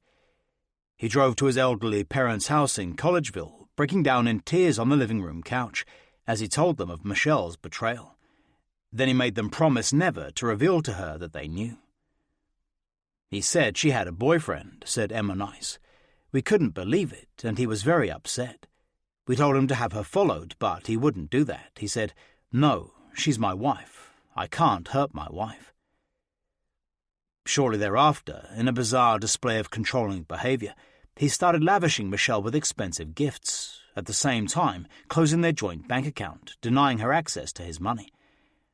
"I put her on an allowance," he explained. "I wanted to teach her finances, but she hated that and was mad at me." Now, forced to survive on a $300 monthly allowance, Michelle told her family she would no longer be able to support them in the Philippines and blamed Jonathan. "She told me that she wanted to get a divorce," said her sister Melodia, "that Jonathan's possessive and controlling, and they're always arguing." With no money coming in to support their lavish lifestyle, unpaid electricity and gas bills began to mount up. But this did not stop Nice from leasing a $52,000 top-of-the-line red Hummer H2. A few weeks later, he listed his 2001 Audi TT, with its leather interior with baseball glove stitching, for sale in the Trenton Times classified section for $30,000. According to his parents, Michelle had wanted the Hummer, and their son just could not refuse her. "She said she wanted it for protection," said Emma Nice. "It was all for her, and I said under my breath, 'It looks like a fire trap to me.'" But Michelle never used the Hummer, telling friends she couldn't afford the $46 it cost for a tank of gas. The last week of July, Nice took Michelle to Charleston, West Virginia, for a second honeymoon. He was determined to fix their marriage, deciding that maybe they needed a change of pace. Before leaving, he went to a urologist who prescribed him Viagra, as he wanted to prove he was more than a match for Ennio in bed. "I was trying to get back into that thing," he would later explain. She had complained, during her manic phase, that she could have sex 3 times a night, and that my limit was 2. So to actually help to get up to 3, I got some Viagra, and I was able to go 3 or 4 myself. And during the Charleston trip, he attempted to inject some new excitement into their sex life. "I would take it to hotels on the spur of the moment, like the Hyatt," he said. "We basically had sex all night." When they returned to New Jersey, Michelle Nice finally sought financial independence, no longer wanting to be reliant on Jonathan. As Samantha was 5 and about to begin kindergarten, Michelle would soon have a lot more free time. She soon found a part-time job as a beauty advisor at the Chanel cosmetics counter at Macy's, in the Quaker Bridge Mall in nearby Lawrenceville. She worked an average of 25 hours a week at just $9.25 an hour, wearing a black uniform with a brass name tag pinned to it. With Jonathan now at home all day, she felt completely smothered, and working in the mall was like a breath of fresh air. "She told me she had a job at Macy's," said Larissa Seuss. "For the longest time, she'd been a stay-at-home mum, and she would drive the kids all the time. Now she was starting to figure, let me find a job." Larissa thought it was a great idea and encouraged her, but her husband was most unhappy. "Their roles were reversed," explained Larissa. "He was staying at home and taking care of the kids, and she was out at night working. At one point, he really wanted to make her stop working at Macy's, because he wanted her home with him. I think they argued about that quite a bit." Soon after she started at Macy's, Michelle met an attractive, vivacious 21-year-old Filipino girl named Amy Sumayang, who was also a Chanel trainee. The two became friends and confidants. Amy had just found out she was pregnant by a married man who had abandoned her. Michelle told her about Ennio, whom she was still in daily contact with, and how Jonathan had discovered an affair. Michelle said she and Jonathan had been fighting for the last 5 years and argued daily, often in front of their children. But the fights were verbal, and so far he had never been violent. Michelle said she had often asked Jonathan for a divorce, but couldn't afford an attorney. She also told Amy she believed Jonathan had once had an affair, as she discovered a condom in his suitcase on his return from a business trip to Japan. Amy advised her to work on her marriage and not risk losing her children in a bitter divorce. Since early July, Jonathan Nice had kept in close contact with Detective McEwen, regularly updating him by telephone or fax with new information about the threats posed by Ennio. He had also hired an attorney named Lee Engelman to represent him in Hopewell Township Municipal Court. On April 19th, Nice sent Detective McEwen such an outlandish fax, he immediately closed down the investigation, deciding the whole extortion allegation was a figment of Jonathan Nice's imagination. "My wife has stated to you that Mr. Castaneda encouraged her to kill me," began the fax, marked urgent. When she told him he was crazy for suggesting that, he said then he would do something himself, although he wouldn't tell her for fear of frightening her. McEwen read the fax in disbelief, as Michelle had never suggested Ennio wanted to harm her husband. But the final paragraph was even more bizarre, alleging a sinister incident outside their house the night before. "A truck sat in front of my house, and its occupants watched my wife through a kitchen window," read the fax. "It was dark, and I was outside, putting some equipment in a tool shed. I approached the truck from the rear left, trying to get a license number, but he saw me and drove off rapidly." When McEwen telephoned Nice asking why he hadn't called the police, he agreed that he should have, saying he hadn't had his cell phone with him. An hour later, the detective officially closed the case after his month-long investigation, writing in his report that the extortion allegations were unfounded.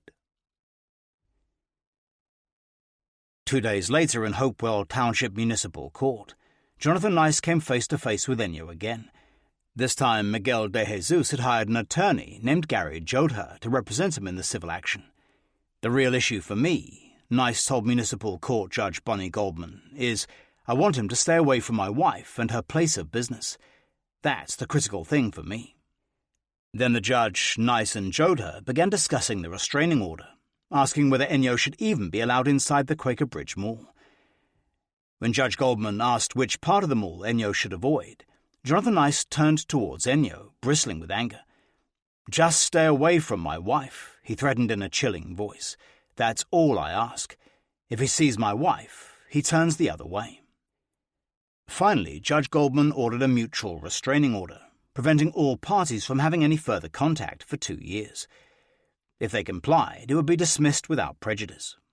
But she warned de Jesus that if he violated the order, he would be charged with harassment, facing a possible 6 months in jail and up to $500 in fines. "If he sees wife, he's to turn the other way," wrote Judge Goldman on the court order. A natural workaholic, Jonathan Nice now found he had too much time on his hands. When he wasn't writing his books or working on his various other projects, he started remaking furniture and even tried to invent a new comfortable type of footwear, somewhat reminiscent of his poem of his sons fashioning a shoe out of a deer hide. He had recently bought himself a new electric scroll saw and had started teaching his eldest son Alex how to use it. One day he went down to his basement with a pair of his size 12 Brahma boots and a pair of moccasins. Using the saw, he cut the soles off the boots and the moccasins, gluing the boot soles onto the bottoms of the moccasins. Presumably, he thought it would make a more comfortable pair of hybrid shoes for the upcoming winter. 14. Quagmire. Over the next few months, the Nice marriage went from bad to worse. Jonathan Nice began writing a new book he called Quagmire, which might well have described the mental anguish he was sinking into. In direct contrast, Michelle seemed more upbeat and optimistic than ever before. Her job at Macy's was going well, as she discovered a natural talent behind the Chanel counter as a saleswoman. She liked it, said Larissa Seuss. She was making friends. She was doing well. She liked to be out. She also looked to a long-term career with Chanel, faxing her Pennsylvania-based supervisor Gina this tongue-in-cheek note, punning her name. "Thank you for your nice comments about my work. I am enjoying my job and look forward to a potential future with Chanel." But Jonathan Nice was not so happy about the job, disliking the seismic change in the dynamic of their relationship. For the first time ever, Michelle was no longer financially dependent on him. and he felt all the control he'd once exerted over her slipping away. Initially, he pressured her to quit Macy's, but Michelle refused, saying she was finally doing something for herself. She married young, said Larissa Seuss. She had kids right away, and she never finished college. Now she had found a job she liked and was good at. She was making money on her own and meeting other people. It was her time. Eventually, Jonathan resigned himself to Michelle's new career, even admitting she was a first-class saleswoman. She's really good, he later told police. From the beginning, she had the most sales per hour. Then he tried to regain some measure of control by announcing he would start his own perfume company, to be run by him, Michelle and Larissa Seuss. He christened the company Sampaguita, after the national flower of the Philippines, which signifies innocence. As a scientist, I was already putting together scents, he said.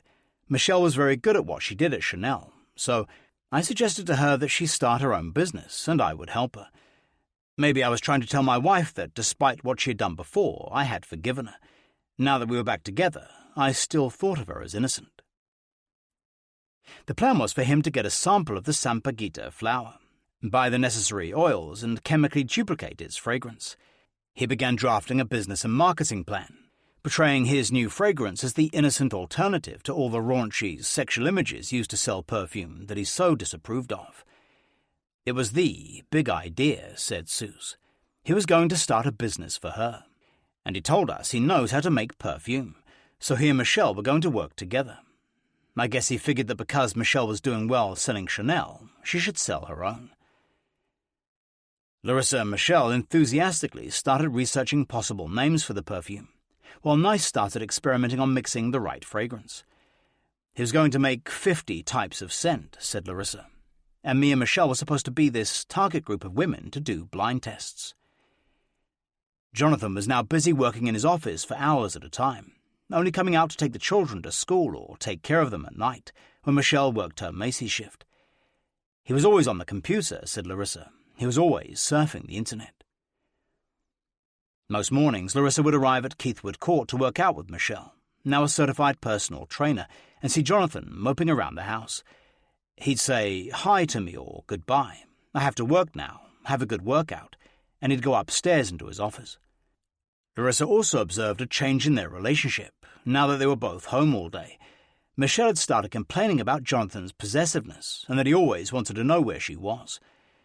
It became a running gag that whenever they were out and her cell phone rang, it would be Jonathan calling to check up on her.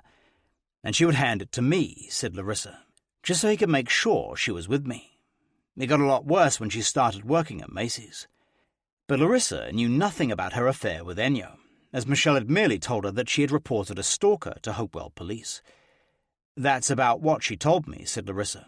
She never mentioned anything about extortion or anything about an affair.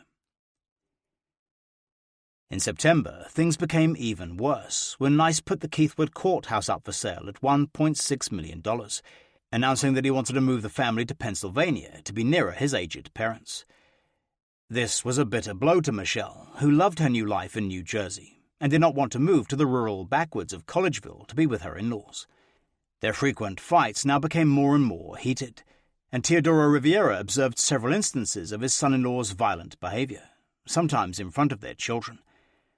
Once he bashed the table with his fists while we were eating, said Riviera. Michelle got up and went to her room because Jonathan was fighting and angry.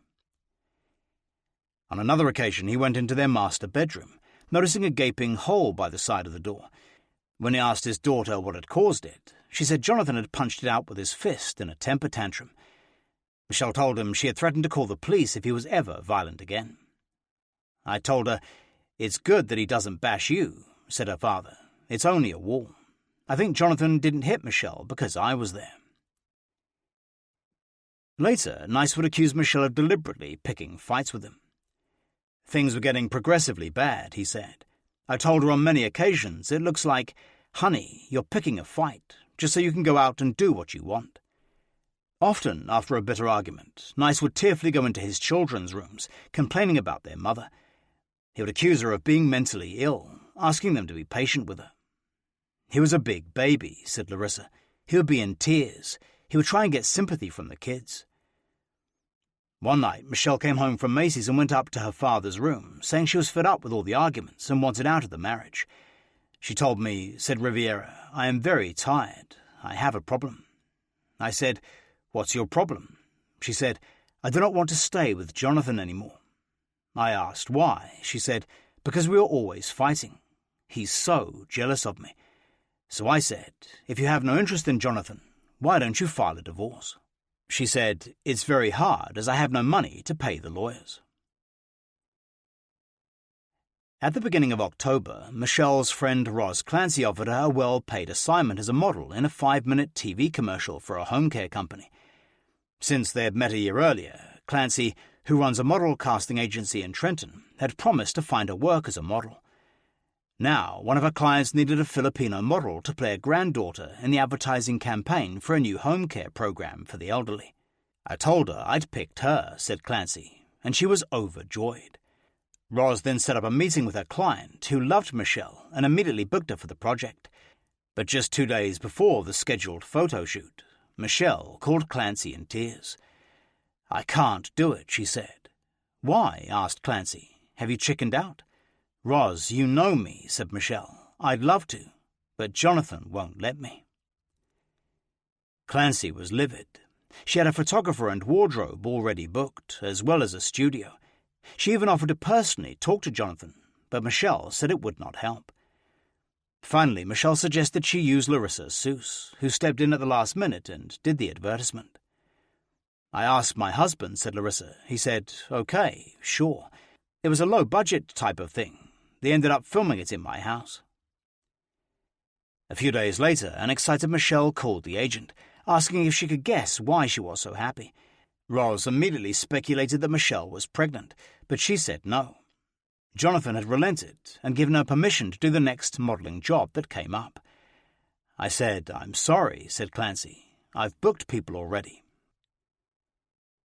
At the end of September, Sherry Leonard called her old boss to see how he was doing and left a message.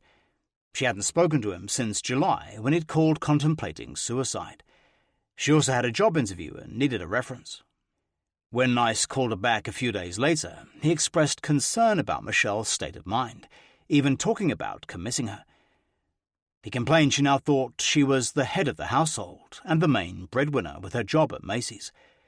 He also grumbled that Michelle had bought a Hummer, which they couldn't afford and certainly didn't need. I said they had hard decisions to make, Sherry later told police, and he needed to decide what was the best for him and his family and his marriage. Jonathan Nice was now drowning in a sea of red ink. There were unopened piles of unpaid bills mounting on the desk in his office, and his creditors were calling every day, demanding he settle his debts. He was even being sued by their dentist, Dr. Frederick Babinovich, for a $1,113 unpaid bill. The dentist would win a $1,633 settlement a few months later. "He did not want to get on the phone because his creditors wanted money," said Michelle's father. "He has no more money, and he would not pick up the phone." 15. Collision Course. Less than a month after Hopewell Township Municipal Court ordered Michelle Nice to stay away from Ennio, they were back in each other's arms. According to him, it was Michelle who was the pursuer, and he had not wanted to rekindle the relationship after reconciling with Patricia Abad. Later he would testify that one day she had called him on his cell phone, saying she needed to talk. "She sounded so sad," he said. "I said we shouldn't do this anymore, and she started to cry." After several more calls, Ennio finally agreed to meet Michelle outside a Pizza Hut on Route 33 in Hamilton, New Jersey, where they spent 15 minutes talking in his car. "That day we just talked, and that was it," he said. "She was crying and very sad. I said, we should stop this. I don't want to keep doing it." 2 days later, Michelle called his cell phone and they talked every day, until the following week when they arranged another meeting. She said, "I want to see you one last time," said Ennio. I said, "I'm working. I can't be on the phone with you all day. I can't see you every time you want. I've got to do my work." When Michelle started crying on the phone, he agreed to meet her after work, across the street from Applebee's restaurant on Route 33. Once again, according to Ennio, they talked for about 20 minutes before going their separate ways. But at the end of September, they met again by Applebee's and then went to a cheap motel for a few hours. "We had sex again," said Ennio, a hotel down on Route 130 south. Over the next 3 months, they met every week at different motels. "We met 6 or 7 times," said Ennio, "but not all for sex. We were friends." Often, after finishing a shift at Macy's, Michelle would meet her lover, telling her husband she was going out with her friend, Amy Sumayang, whom he strongly disapproved of. "Amy's a bad influence," said Nice. She said Larissa's getting boring, and all her friends her own age are getting boring. Since she'd started working for Chanel, Michelle had begun dressing like a teenager, shopping at trendy fashion stores like Forever 21 and Victoria's Secret. Now 34, she was still stunningly beautiful, and a perfect size too. She started wearing ultra-sexy short skirts and fashionable clothes, more in line with the young MTV crowd than a suburban mother of 3. "She'd come down here dressed like a teenager," said her disapproving mother-in-law. "High boots, tight skirt.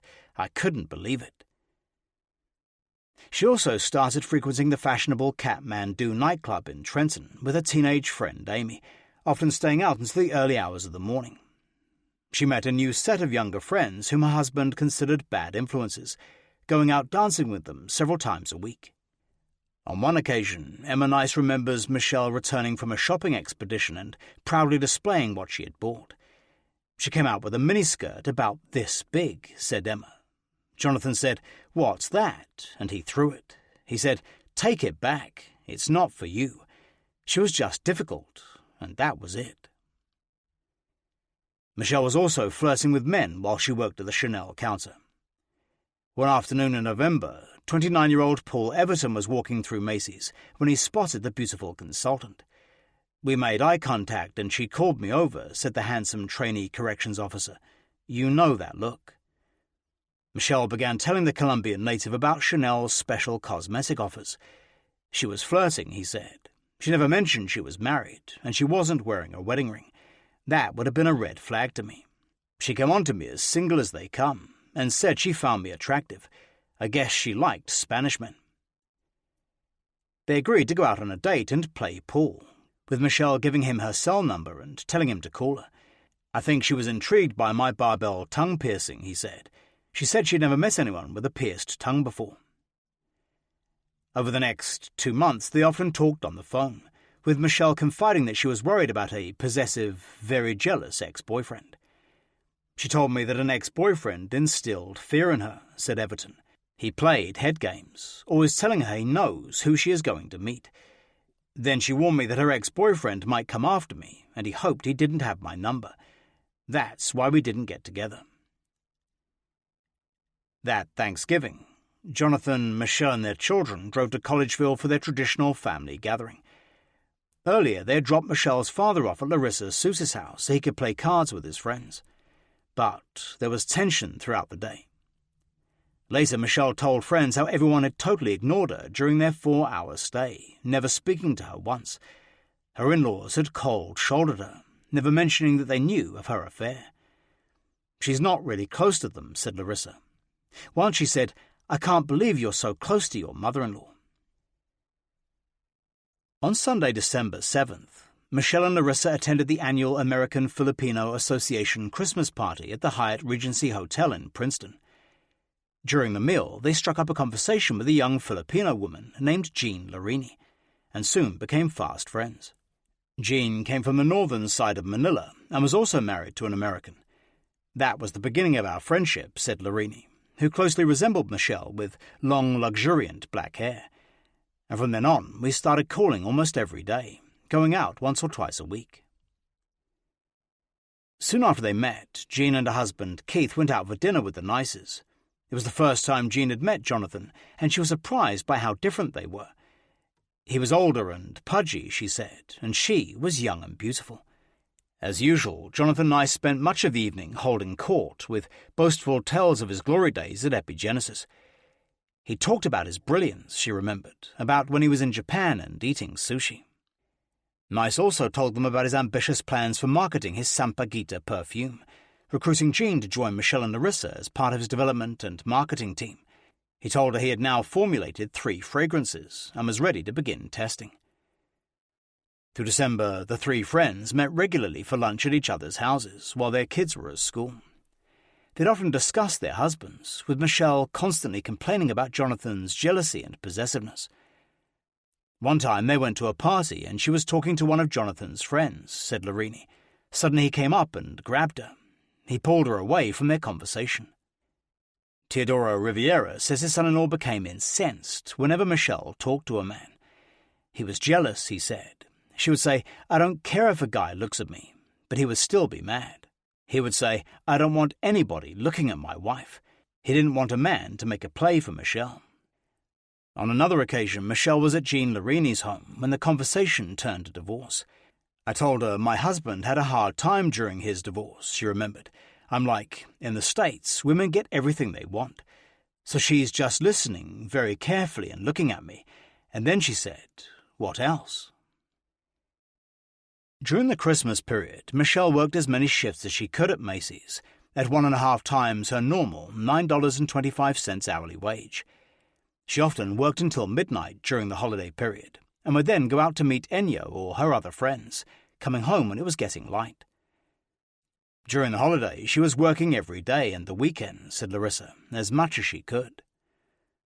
Jonathan Nice would later tell detectives that whenever Michelle went out late at night, he would take a lorazepam to calm him down so he wouldn't worry. Then he'd go for a walk outside his house, often ending up at the swing set in his children's playground he had built. Then he'd sit on the swing, contemplating his miserable situation.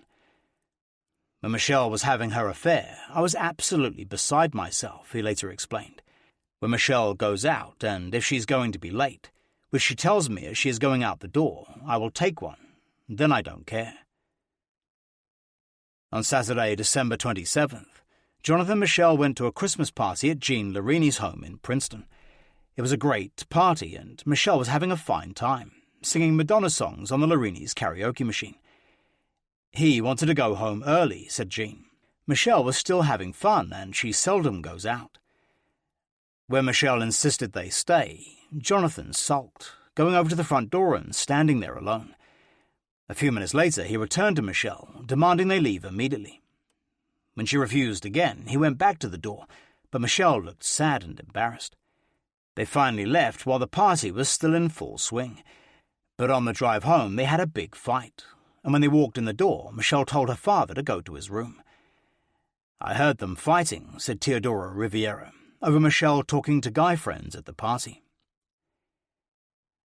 A couple of days later, she and Amy Sumiyang went Christmas shopping at the Freehold Mall, where Michelle received a call on her cell phone. A few minutes later, she led Amy to the food court, where Ennio was waiting for her. Amy would later tell police the meeting had made her very uncomfortable. Looking back, Michelle's friends would wonder if Jonathan Nice had already begun to follow her, discovering she was seeing Ennio again. For suddenly his whole attitude towards her changed. He began talking of future plans with just his children, without including Michelle. In early December, Nice called his sister-in-law Melodia Raganil in the Philippines, fishing for information on Ennio. He said, "Did I know my sister had a boyfriend?" said Melodia. I said no.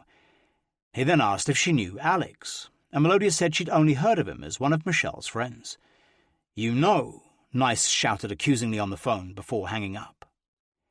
A few days later, he gave his father-in-law $300 towards a one-way ticket back to the Philippines as a Christmas present from him and Michelle. With it, he included a handwritten note, thanking him for everything he'd done for his grandchildren. "Dear Dad," he wrote, "it has been a pleasure having you live with us this past year. You are a good man and working hard, and I recognize that, and I know that God recognizes it too. For your Christmas present, the kids and I and Michelle are contributing $300 toward your airline ticket back to the Philippines." He explained that he'd already given the money to Michelle, who was placing it in her American Express credit card account and would make the reservation. "You can give her the remaining amount to cover the cost of your ticket," he wrote. "Be careful as you leave us for your visit home, Dad. We want to see you again real soon. Love, John and family." At the end of December, Sherry Leonard called him, and he sounded positive and happy for the first time in months. He told her of a new business venture on the horizon, saying he couldn't say any more until after March. He was more upbeat, more optimistic than he had been in the past, she said. He said he had gotten some counselling, that he was resigned to his children being the focus of his life, and that his marriage is more of a secondary aspect now, but it seemed okay for him. Leonard later told detectives she believed her former boss may have discovered Michelle was seeing Ennio again. "I can only assume," she said. "It was finding out about the affair. I think most of his energy was being focused on the kids and taking care of them."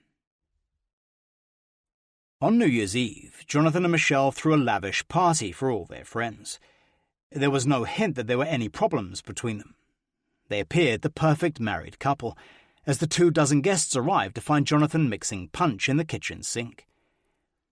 Unlike the old days, when their parties were fully catered, Michelle had asked her friends to bring food. When Andy S. Jamsu walked in with his wife Cynthia, he was surprised to find the kitchen faucet was still broken, some months after he had first noticed it was. "Excuse me," said S. Jamsu, "why don't you mend the faucet? I mean, they lived in $1 million home. He always said they couldn't get a plumber." Jean and Keith Larini also attended the party, bringing along their karaoke machine for entertainment. Jean found Jonathan more relaxed than ever, chatting happily about his new children's book and proudly showing them a copy. "He was just showing us a book," she said, "about a kid with one shoe." Michelle's friend Amy, now 8 months pregnant, also came with her parents, to Jonathan's disapproval. And Teodoro Riviera was there, quietly staying in the background for much of the time.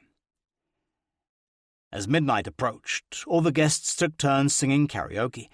Jonathan sang his favourite song, House of the Rising Sun, while Michelle did the old Madonna hit, La Isla Bonita. "That was her song," said Jean. "She sang it really well."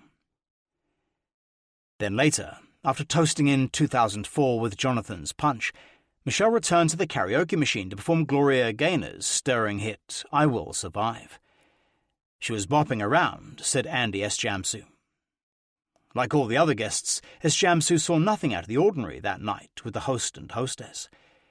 "That's what bothers me," he said. "Usually you can tell if something's amiss, but there was nothing I saw."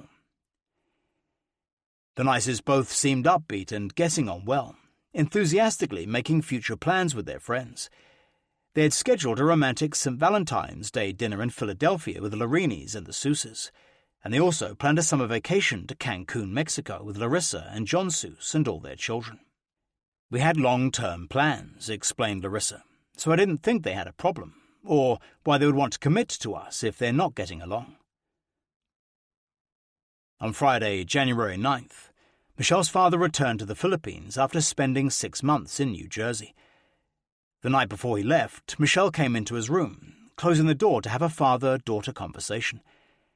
She told me she wanted to divorce Jonathan and leave the house, he remembered, but she could not do it because of the kids. When Riviera asked what she planned to do, Michelle told him she had a plan. She said, "I'm waiting only for the house to be sold," said her father, "and then I'm going to file a divorce." It would be the last conversation Teodoro Riviera would ever have with his daughter. He left for the Philippines early the next morning. On Saturday, January 10th, the Nices and Larinis went out for dinner at an expensive restaurant in Philadelphia. Then they drove back to Trenton and went dancing at the Kathmandu nightclub. The club was full of young people and Jean Larini felt out of place, but Michelle was in her element. "Michelle and I went to the bathroom one time," remembered Jean. "When we finished, Jonathan was waiting outside for us. That was kind of funny. Then they moved on to another nightclub and all danced until it closed. Michelle was very proud of how I was dancing," Nice would later boast. "She said I was the hottest guy in the bar, but I knew that wasn't true," he chuckled. 16. The suspect heard a thud.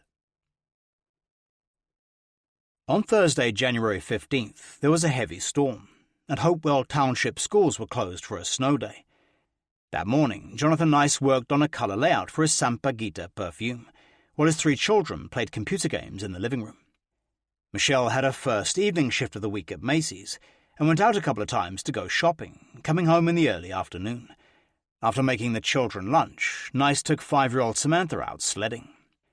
We had a big hill behind our house, he remembered, and whenever it snowed, I always had one of those rollers for grass, and I would make a nice sledding path for the kids. It was great sledding, very powdery snow. He spent most of the day playing with his children, but at one point little Samantha fell off the sled, bursting into tears, and had to go back inside. He then took his two sons, Alex, 12, and 10-year-old Trevor, sledding down the hill for the rest of the afternoon.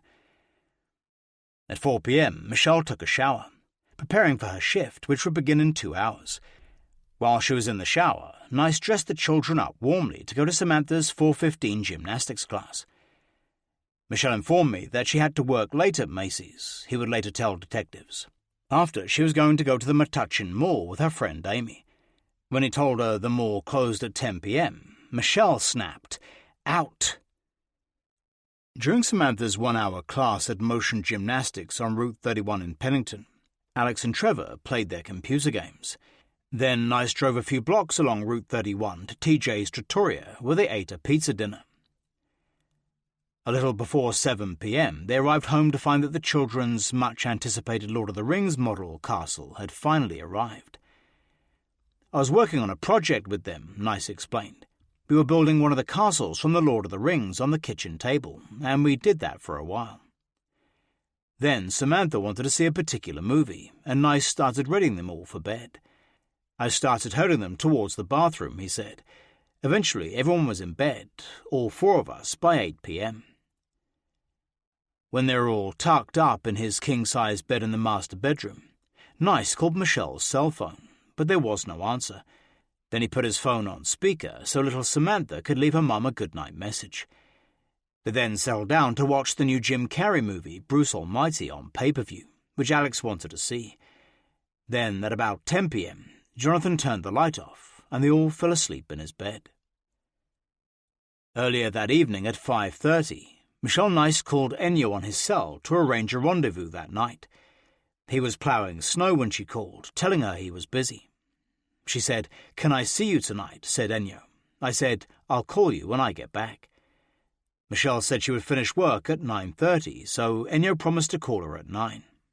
Then Michelle drove to the Quaker Bridge Mall, clocking in at 6:03 p.m. She and Amy had previously arranged to meet at the Chanel counter and go out later to a mall, but Amy was tied up and couldn't call to cancel. It was a busy Thursday night for Michelle. She was working on her feet all evening long at the Chanel counter near the front entrance of Macy's. At 8:30, Ennio called, and they arranged to meet in an hour at the Applebee's restaurant parking lot on Route 33 in Hamilton. At 9:15 p.m, Michelle finished her shift, going to the bathroom to put on her makeup. Then she walked out into the freezing night to her Toyota Land Cruiser, parked in the Macy's car lot. On her way out, she was pictured by the store's CCTV camera, still wearing her black uniform with her brass Chanel name tag and a thick gold chain around her neck. There was a haunted expression in her piercing eyes, as if she is looking over her shoulder in case she's being followed.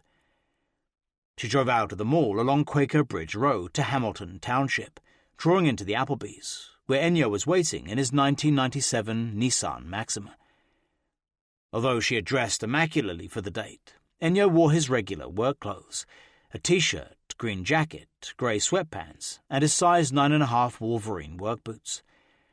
Then they drove in separate vehicles to the nearby Quaker Bridge Plaza, on the corner of Young's Road.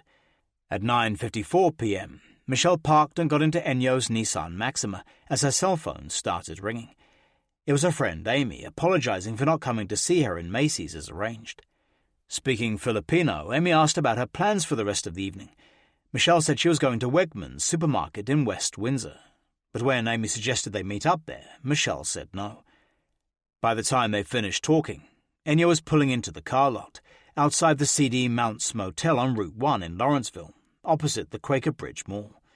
The downmarket motel rents rooms by the hour, offering waterbeds and a whirlpool.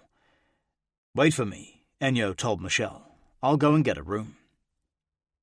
Soon after 10, he walked into the motel lobby, booking a room for 2 hours under the name Jose Pineda, so there would be no record of him for his wife Patricia to find. "The guy at the counter told me to wait 5 minutes because the room wasn't ready yet," he said. "I asked him how much it would be, and he asked how long I would stay. I told him we would be here until about midnight. The room cost $25 plus $5 deposit. Ennio gave the clerk the money and was handed the key to room 202 and the TV remote control. Then he went back to the car, collected Michelle, and they went up to the second-floor room. After locking the door, Ennio began undressing Michelle, who was wearing a red Victoria's Secret bra and matching thong. Later he would tell police she was still wearing her wedding ring, as well as an expensive watch worth $1,100. We started to have regular sex, he said, then oral sex. And soon after, they started having unprotected sex. Jonathan Nice called her cell phone. Michelle took one look at the caller name and switched it off. They then continued, with Ennio straddling her over a round table in the room. Eventually, when they had finished, Ennio noticed blood on his penis and asked Michelle about it. She said she was supposed to have a menstrual cycle the next day, he later explained. Then he called a friend named Edgar Mejia, who he told his wife Patricia he was out with that night. Earlier, on his way to meet Michelle, he'd stopped off at Edgar's house to brief him on the cover story. I said, "If my wife is looking for me," recalled Ennio, "let her know I'm having a drink with you. I had told her I was going to see Edgar, and I wanted to make sure she wasn't looking for me." He told his friend he was almost done with Michelle and hung up. After sex, he said, we started talking.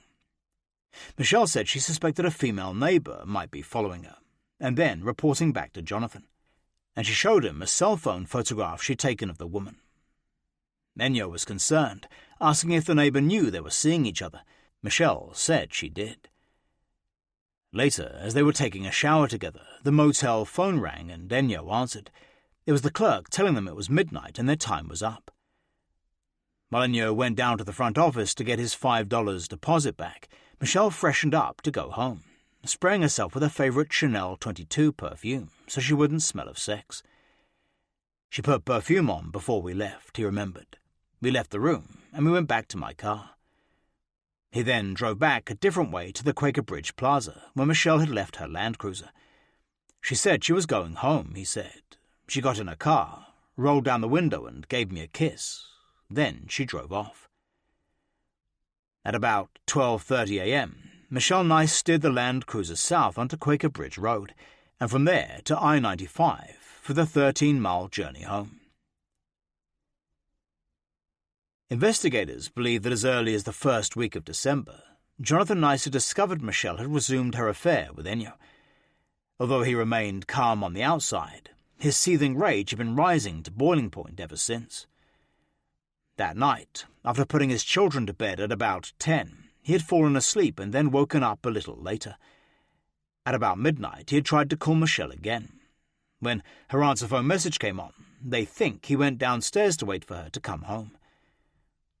For the next 45 minutes or so, he sat in his dining room with the lights out, looking out at the snow-covered drive through a big window. Michelle arrived home at about 12:45 Friday morning, and Nice watched her pull into the garage. Detectives think he got up and walked to the first-floor entrance to the garage, going down to the short flight of stairs into it. As Michelle got out of the Land Cruiser, he held the garage door button down for 11 seconds to close it. Then the argument began. When Nice demanded to know where she had been, she told him to fuck off and mind his own business.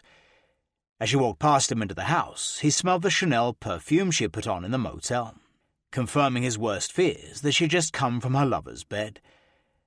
Then she came into the house, going upstairs to where their 3 children were sleeping. The argument continued, and detectives are certain the children heard their parents shouting at each other. Finally, Michelle had enough and called him a fucking freak. She said she was leaving him and went into the master bedroom. She began to pack a large black suitcase as fast as she could, throwing in sweaters, jeans, and some sexy underwear as he raged at her. When she went to the bathroom to get some toiletries, her 6-foot 4-inch husband rushed in after her. They scuffled in there, and a wine glass was broken. Investigators believe she then dragged the heavy suitcase downstairs into the garage in just her stocking feet, as her furious husband followed behind. The only light in the garage came from the interior panel of the Land Cruiser, so it was hard to see anything distinctly. Then Jonathan Nice came unhinged, realizing that he was about to lose Michelle once and for all, and could no longer control her. As she got into the Land Cruiser to escape, he yanked her out with such force that he left bruised impressions of his fingers on her left arm. Detectives believe he then picked up a baseball bat from the wall and smashed it full force across the back of her head, fracturing her skull. The tiny woman fell to the ground, hitting the back of her head on the Land Cruiser's running board. Bravely fighting for her life, she put her hands up to her face in a reflex action to protect herself. Covered in blood, she managed to get up and tried to run away, sliding in her own blood, but he easily caught her and threw her to the floor. Grabbing her by the shoulders, Jonathan Nice ferociously drove her head face first into the concrete floor again and again. Later, Nice admitted he only stopped after hearing a thud that made me sick. The medical examiner believes Michelle may have lived for a further 10 minutes before finally choking on her own blood. When Jonathan checked her pulse and was certain she was dead, he panicked. Covered in blood, Nice picked up Michelle's lifeless body, placing it into the driver's seat of the Land Cruiser before placing her blood-soaked suitcase into the back seat. Then, around 2:15 a.m., he opened the garage door, got into the passenger's seat and started the engine, reversing out of the garage. Careful not to attract any attention, he kept the headlights off, manipulating the accelerator pedal with a plastic ice scraper. Although it was just 6 degrees Fahrenheit outside, he was operating on pure adrenaline, wearing only a t-shirt, black pajama trousers, and his custom-made moccasins, with the glued-on, heavy work boot soles. Outside the double garage, he stopped, changing into forward gear. Initially, he lost control of the vehicle and it veered across the drive all over his snow-covered front garden. Detectives believe he then put the driver's seat back as far as it would go, and may even have sat on his wife's dead body to be more in control of the vehicle. He turned right out of his driveway to the stop sign and onto Todd Ridge Road. He soon got used to maneuvering the accelerator pedal with the ice scraper, using his other hand to steer. Then he turned right onto Jacobs Creek Road, following the desolate, lonely creek for about half a mile. Investigators think that he may have scouted out the area earlier, looking for a suitable opening into the creek for what he was about to do. He finally stopped at a white picket fence about a mile from his home. It was the only opening along the complete span of the 2 3/4 mile creek. He stopped and turned into it, stopping at the very edge. Then he relaxed the brake, and the Land Cruiser coasted down the 15-foot drop into the frozen creek below. It ploughed into an abandoned campsite, hitting several metal chairs and a tree stump once used as a table. When it had finally ground to a halt, he got out from the passenger's side, leaving Michelle's body lying in a bloody heap, propped up in the driver's seat, the engine still running. He walked across the creek towards the roadway, leaving a set of deep footprints in the snow, coming from the vehicle. At one point, the ice broke beneath him, and his foot plunged into the freezing water below.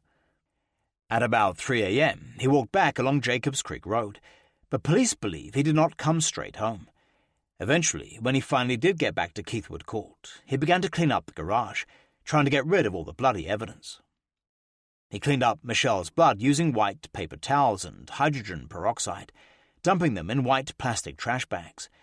He put one bag in a trash can and the other in a flue behind the fireplace in the basement. At 6 a.m., he accidentally set off the burglar alarm in the basement and panicked. Knowing it was only a matter of time before the police came to investigate, he went back upstairs, leaving a trail of Michelle's blood to the second-floor bathroom. He placed his red-stained pajamas in the washing machine and hid a pair of blood-soaked pants behind a couch. Then he went back to bed with his children, pretending to have slept soundly through the night, when his father telephoned at about 6:30 a.m., after being contacted by the alarm company. 17. Panic. Within minutes of PSE&G maintenance worker Chucky Black's distress call, the first officers from nearby Hopewell Township Police Department arrived at the scene. At 8:43 a.m., Officer Michael J. Sherman had received a Signal 11 from the Hopewell Township Police dispatcher, meaning an accident with injuries. 8 minutes later, he pulled his black and white alongside the PSE&G truck on Jacobs Creek Road, At the same time as his colleague officer, Louis Vasteler, arrived. There were 2 PSE&G workers on the left side of the truck and 2 on the right, remembered Officer Sherman. One worker said, "You can slow down from running. She's already dead." The 2 officers walked down into the creek and along the ice, observing a set of footprints from the passenger's side of the vehicle, running back across the creek and up to Jacobs Creek Road. In one of the footprints, there was a small hole in the ice. They carefully walked together alongside the footprints, making sure they did not disturb them, in case they might later be evidence. The dark green Toyota Land Cruiser's engine was still running as Vasteler opened the driver's side door. Inside was Michelle Nice's horribly battered body, frozen rigid and covered in blood. By the side of it was a bloody white pillow. Vasteler checked her pulse and screamed, "No pulse, she's dead." Officer Sherman walked to the back of the Land Cruiser to inspect it. He noticed there was blood on the left running board, on both the passenger and back doors, and blood smeared inside, on both front seats and the steering wheel. "I observed an Asian female slumped over, sitting in the driver's seat," said Sherman. "Her torso was slumped into the passenger seat." They also noticed how the driver's seat was pushed as far back as it would go, meaning Michelle Schuler's feet could not possibly have reached the pedals. Sherman then notified the Mercer County Prosecutor's Office that it was a suspicious death, and began securing the scene with red evidence tape to preserve it. Within minutes, Hopewell Township Police Chief Michael Chapowski arrived at the scene, and he too realized this was not an ordinary traffic accident. There were footprints leading away from the vehicle, said Chief Chapowski, who had been in charge of the 36-member rural police department for 9 years. The injuries to the victim appeared much more severe than would have occurred in a car accident, with a kind of minor damage to the car, so it just looked out of place and was starting not to add up. By this time, the Toyota's number plates had been run through the computer, with the name of Dr. Jonathan Nice coming up as the owner. It was a local resident, said the chief, and there was the possibility of foul play, so he called the New Jersey State Police Major Crime Unit. "We're not geared up for this sort of thing." There had been only one murder in living memory in the sprawling 64-square-mile Hopewell Township, and that was a domestic murder-suicide. In 1993, 64-year-old Arthur Daniels of Crusher Road had killed his estranged wife, Bessie Jean, 57, with a shotgun. Then he turned the gun on himself. 4 years earlier, Hopewell was tangentially involved in one of the 17 murders committed by the notorious serial killer Joel Rifkin. In what has become known locally as the Hopewell Head, a young woman's severed head was discovered at a Hopewell golf course. That had the neighborhood in a tizzy for a while, explained Chief Chapowski, but generally it's just very quiet. As soon as Dr. Nice's name came off the computer, Chief Chapowski ordered Officer Sherman and Sergeant Michael Tserumsak, who had just arrived at the scene, to go to 1 Keithwood Court and interview him. They arrived at 9:13 a.m., having learned the Nice's burglar alarm had gone off 3 hours earlier. "I was looking to see if there was anything out of the ordinary," said Sergeant Tserumsak. "I saw an open garage door and a vehicle in it." Tserumsak, who was not in uniform, then walked around the house, where there was a large flagpole with the stars and stripes blowing in the wind. He also observed a set of footprints, realizing they belonged to Officer Lincoln Carnoff, who had been called out earlier to check the burglar alarm, but had found nothing suspicious. The 2 officers walked across the snow-covered driveway to a side entrance and knocked on the door. Trevor and Samantha Nice answered, and Tserumsak asked for their father. They said neither parent were there, he remembered. Their mother had left because she starts work early before they get up. The father was dropping off the other boy at school. They said he'd be home in a little while and said he drives a Hummer H2. They then went back to the warmth of their police car to wait for him. A few minutes later, Dr. Jonathan Nice drove up in his red Hummer and stopped alongside them. The officers introduced themselves and, after confirming he owned the Toyota Land Cruiser, they asked to go inside and talk. Nice agreed, and they followed his Hummer up the driveway to the front door. But on the way, Tserumsak noticed Nice closing the single garage door with a remote control as he drove past it. The officer wondered if there was something inside Nice didn't want them to see. Nice brought them into the foyer, asking why they had come as he took off his overcoat. He was disheveled, Tserumsak would later testify. His hair was messy, His clothing was messy. His button-fly jeans had 1 or 2 buttons undone. Then he brought them into the large dining room, and as they sat around the table, they could hear his 2 youngest children watching a cartoon in another room. Serumsak explained that the Nice's Toyota SUV had been involved in a crash and asked who was driving it. Nice said it was his wife, Michelle, immediately wanting to know her condition and what hospital she was in. "I didn't tell him she was deceased," said the officer, "as I didn't know it was his wife." The softly-spoken doctor told them that last night Michelle had been working the 6 to 10 p.m. shift at Macy's and was then going out with a friend. He said she told him she'd be home by 1, pointing out that usually meant 2, adding it was not unusual and sometimes she stayed out all night. Serumsak was suspicious of Jonathan Nice and thought his behaviour odd.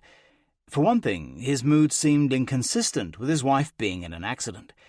And why had he surreptitiously closed the garage door, as if he had something to hide? So he went out to his police car, radioing his supervisor, Lieutenant Francis Fector, for further instructions. Fector informed him that they believed the body in the vehicle was that of Michelle Nice, telling him to advise Nice of his rights and then tell him the news. Then Serumsak went back into the dining room and took Sherman outside, asking him to turn on the police car's video camera with his long-range microphone. He told him he wanted an audio recording, as he did not have a Miranda rights form in the car. After advising Nice of his rights and asking if he wanted an attorney present, which he didn't, Serumsak told him that the dead woman in the vehicle was his wife, Michelle. Nice displayed little reaction to the terrible news.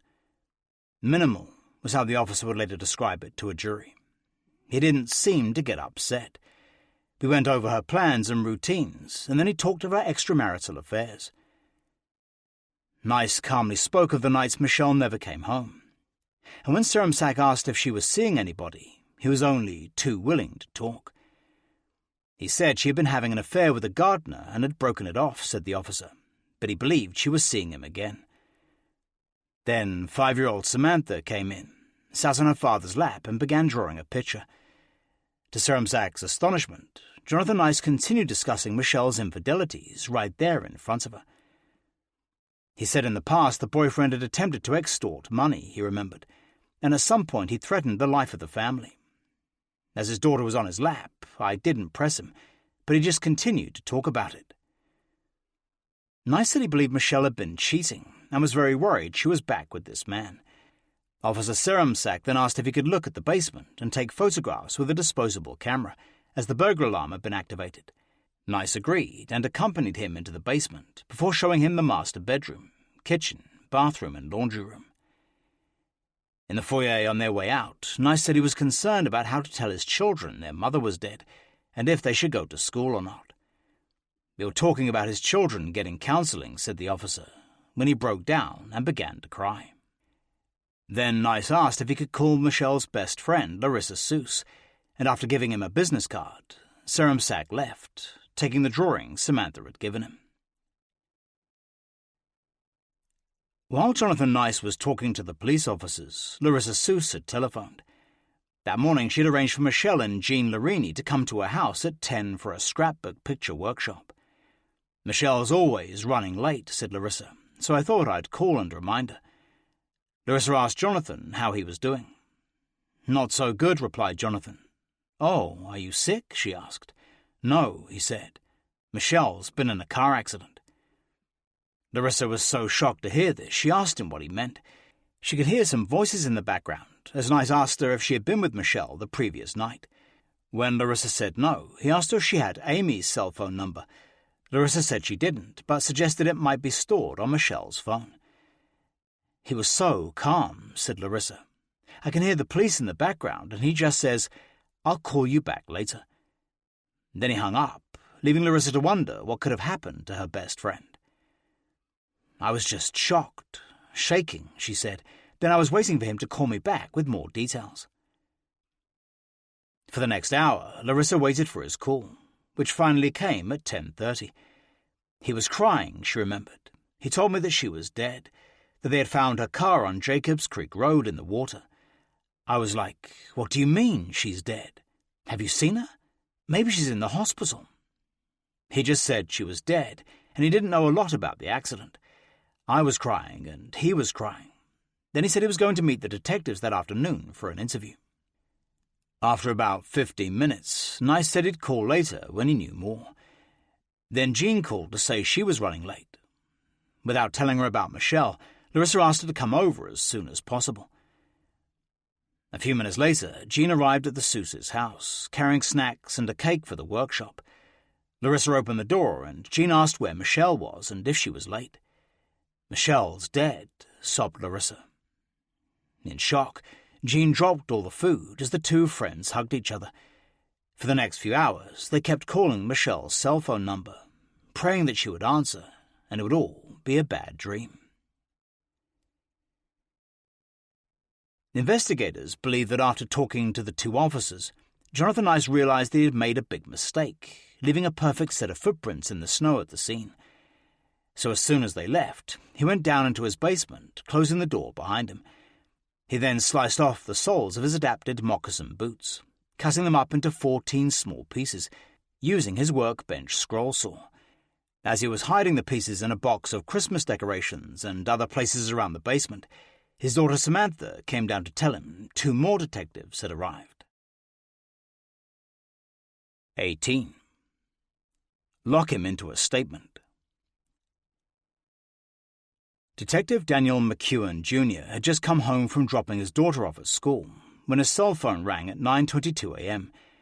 It was Lieutenant Francis Fector, asking him to go to a fatal car accident on Jacobs Creek Road, only 10 miles away from his house. On his way there, he got another call, informing him that the fatal vehicle registration had been traced back to Jonathan Nice. "Knowing my prior history with the Nices," said Detective McEwen, "they wanted me to take a positive identification of the body." The detective hadn't thought about Jonathan and Michelle Nice since August, when the Hopewell Municipal Court had ordered the no-contact restraining order between Michelle and Alexander Castaneda. Just after 9:30 a.m., he arrived at Jacobs Creek Road, which was already being sealed off from traffic as a possible crime scene. There he was met by Officer Louis Vastola, who carefully escorted him into the creek and up to the green Land Cruiser, with his engine still running. "I saw a female, deceased, and it was Mrs. Nice," he later remembered. "There was obvious head trauma and a tremendous amount of blood to the head of the victim." After making a positive identification, McEwen walked back to the road, where he was greeted by his sister, Detective Karen Altman, of the Mercer County Prosecutor's Office, who happened to be on duty that morning. McEwen had known that his sister was working homicide, and there was a good chance she would get the call. Secretly, he hoped that if it was a homicide, they would get to work a case together for the first time. "It wasn't going to be brother and sister," said Detective McEwen. "It was going to be cop to cop." "This is going to get interesting," said Detective Altman, after hearing it was Michelle Nice's body and knowing a little of the background. "Without a doubt," agreed McEwen. Chief Chapowski came over and appointed McEwen lead detective for the investigation, in light of his previous experience with the Nice family. He ordered him and Detective Altman straight to Keithwood Court to lock Dr. Jonathan Nice into a statement. The two detectives had grown up together in the small New Jersey town of Hazlitt, in nearby Ewing Township. Their father, Daniel B. McEwen Sr., was an administrative law judge, and their mother a legal secretary. Born in 1965, Dan is 15 months older than Karen. "Growing up," says Dan, "I would say I was probably a little overly protective of my little sister, but I was also very protective of you," said Karen. 2 years ahead of his sister at high school, Dan says he had several friends wanting to date the pretty, dark-haired schoolgirl. "And no, that wasn't going to happen," he chuckled. "It's just funny how at that time I'm watching over her like a hawk, and 20 years later, look what we're doing." When Karen was a young girl, she wanted to be a politician or a lobbyist in Washington, D.C., but after graduating from Trenton State in 1988, she decided to make a career in law enforcement and entered the police academy. Then in 1989, she joined the Mercer County Prosecutor's Office as a detective. "My dad was friendly with the prosecutor at the time," she said, "which was hard to live down the first few years of my employment, but I've since proven myself." In 1990, she was named Detective of the Year by former Mercer County Prosecutor Dan Giaquinto. She is married to a Newark DEA special agent and has 3 young children attending the same elementary school as Alex and Trevor Nice. Her older brother Dan joined the Hopewell Township Police Department in 1990. But unlike the prosecutor's office, where everyone starts out as a detective, Dan had to put in his time on the squad before working his way up to the Detective Bureau 4 years ago. 10 years ago, he married Karen's best friend, Tracy, also a detective with the Mercer County Prosecutor's Office, and they too have 3 children. Now, brother and sister would team up for their first murder investigation together. At 10:45 a.m., during the 2-minute drive to the Nice house, they discussed tactics as Dan briefed his sister about Dr. Nice's preposterous $500,000 extortion claim 6 months earlier. They both realized the importance of locking Nice into a statement. "We knew he saw her last," said Detective Altman. "When we went down there, we discussed whatever we have to do to lock him into a statement, we've got to do." They parked their unmarked Hopewell police car in the street at the bottom of the driveway, where Sergeant Sherman and Officer Serensack were waiting. The 2 detectives walked over to them to check if Jonathan was at home. Serensack confirmed that he was in the house with 2 of his children, as well as a friend named Nancy Baeza, who had just arrived to see Nice. As they were talking, Baeza came out, got in her car and was driving away when they stopped her. They asked if she would stay and look after the children, as they intended to take Nice to Hopewell Township Police Station to make a statement. She agreed, remaining in her car as the 2 plainclothes detectives walked up to the front door and rang the bell. "A little girl answered the door," said Detective McEwen. "She said that her father was in the basement, and we asked her to get him." Samantha smiled, saying she would, and closing the door behind her. Then the detectives waited outside in the freezing snow for about 10 minutes, before Jonathan Nice appeared at the door, barefoot, unkempt, and looking in a terrible state. The thing that stood out in my mind was how cold it was, and Samantha saying he's down in the basement, said McEwen. He comes upstairs and he's in barefoot, and I thought, Jesus, he's got to be freezing. Nice immediately recognized McEwen. They shook hands, and the officer introduced him to his sister. He struck me as like an eccentric scientist, Detective Altman remembered. He just didn't care that it was really cold out. They then explained why they were there, asking him to come back with them to Hopewell Township Police Department and give a statement. Nice readily agreed, giving permission for Baeza to look after his children. Although Sergeant Serensack had already told him Michelle was dead, Nice now acted as if he didn't know, complaining that the police wouldn't tell him what hospital she was in. He was going through the motions, said Altman. He was still perpetuating the uncertainty about her, that kind of garbage. When Detective McEwen offered to drive Nice to the station, he accepted, requesting a minute to brush his teeth and put his shoes and socks on. Although it was just 1.5 miles from Keithwood Court to the Hopewell police station, McEwen deliberately took a far longer route through Ewing Township. The direct one would have taken them along Jacobs Creek Road, where Michelle's body still lay in the vehicle. He did not want Nice to see the crash scene and get distracted. As soon as we got in the car, he starts talking about her extramarital affairs, remembers Altman. How he should be looking at the boyfriend and the boyfriend's wife. And I'm thinking to myself, what the heck is he talking about? But of course I listened and then asked him questions to keep him talking, because obviously talking about the boyfriend made him comfortable. So I encouraged it, because I wanted to make him comfortable. Nice told them to investigate Ennio as a possible suspect, saying he had probably been with Michelle last night. He even speculated that Ennio's wife Patricia might also want to harm Michelle. Then he began to ramble, telling them about the Sampaguita perfume company he and Michelle were starting, and what an excellent Chanel saleswoman she was. He segued to Michelle's pregnant friend Amy, saying he didn't like her because she was too morally bankrupt. He was very judgmental about people, and that struck me, said Detective Altman, and very quick to bring others into this case. In order to relax him and get him to open further, Altman began to flatter him about his scientific accomplishments. That's where I struck gold, she said. I started telling him about how I really didn't know about science and how smart he seemed. Warming to his favourite subject, Jonathan Nice talked and talked, boasting about his achievements for the rest of the journey. "Oh, he wouldn't shut up," observed Altman. "On and on and on and on. And I thought, this is a safe conversation to have. I told him I thought he was magnificent, just to keep him talking."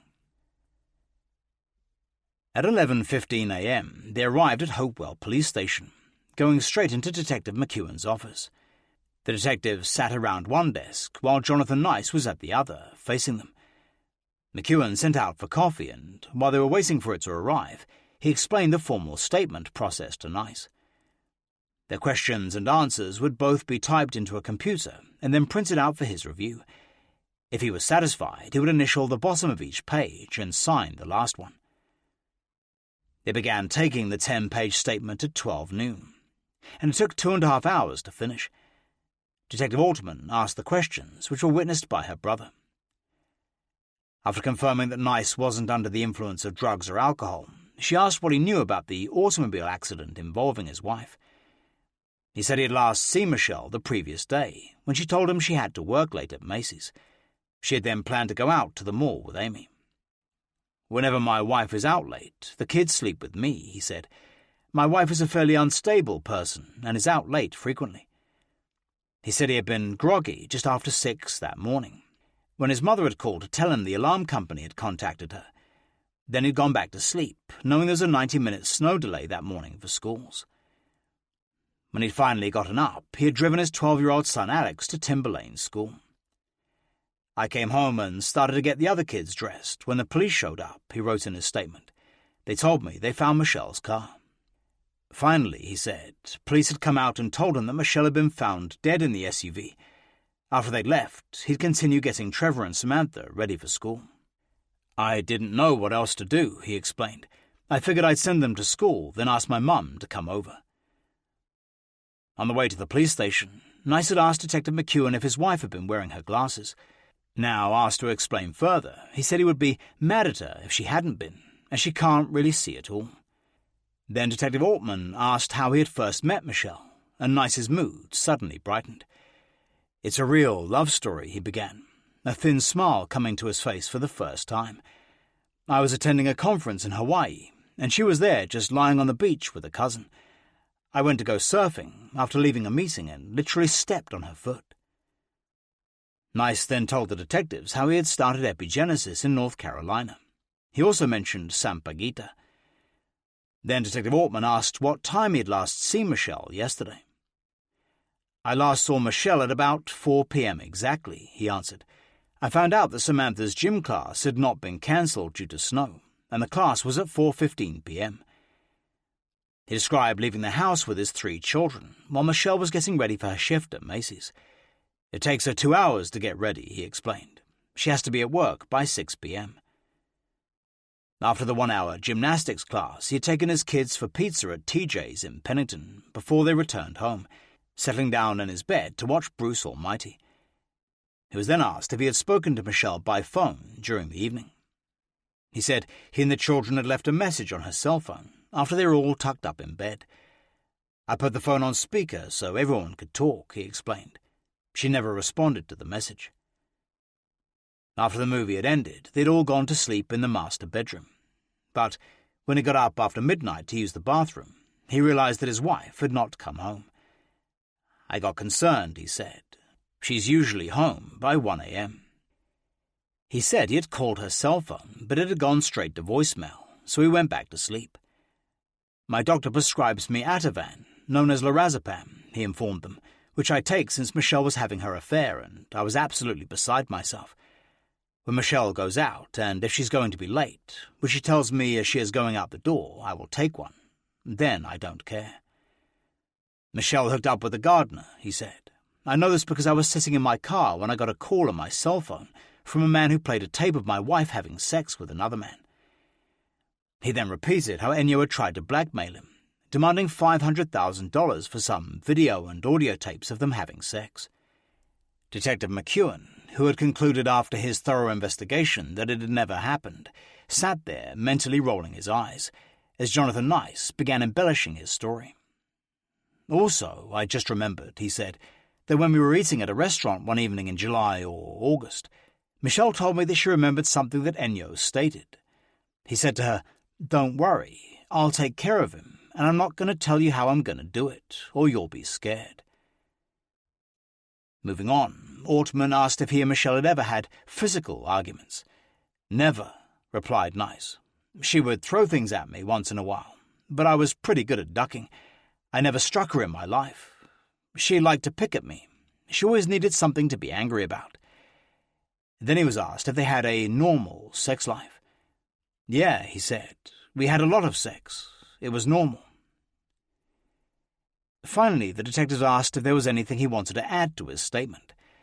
Nice said that a couple of weeks earlier, Michelle had wanted a new car, complaining she was being followed when she left work. She intimated that if it wasn't Ennio, it was one of his friends, he said. Maybe I should have taken her more seriously. I don't know. The interview concluded at 2:20 p.m., and after reading the transcript, Jonathan Nice initialed each page, signing that it was a true, free, and voluntary statement. It was witnessed by Mercer County Assistant Prosecutor and Chief of the Homicide Unit, Tom Might. During the interview, both detectives had noticed numerous scratches and cuts on Nice's hands, and that his fingernails were torn and dirty, so McEwen asked if they could photograph his hands and take buccal swabs, and he agreed. Then he called his parents in Collegeville, telling them what had happened, and asking them to come to his house as soon as possible.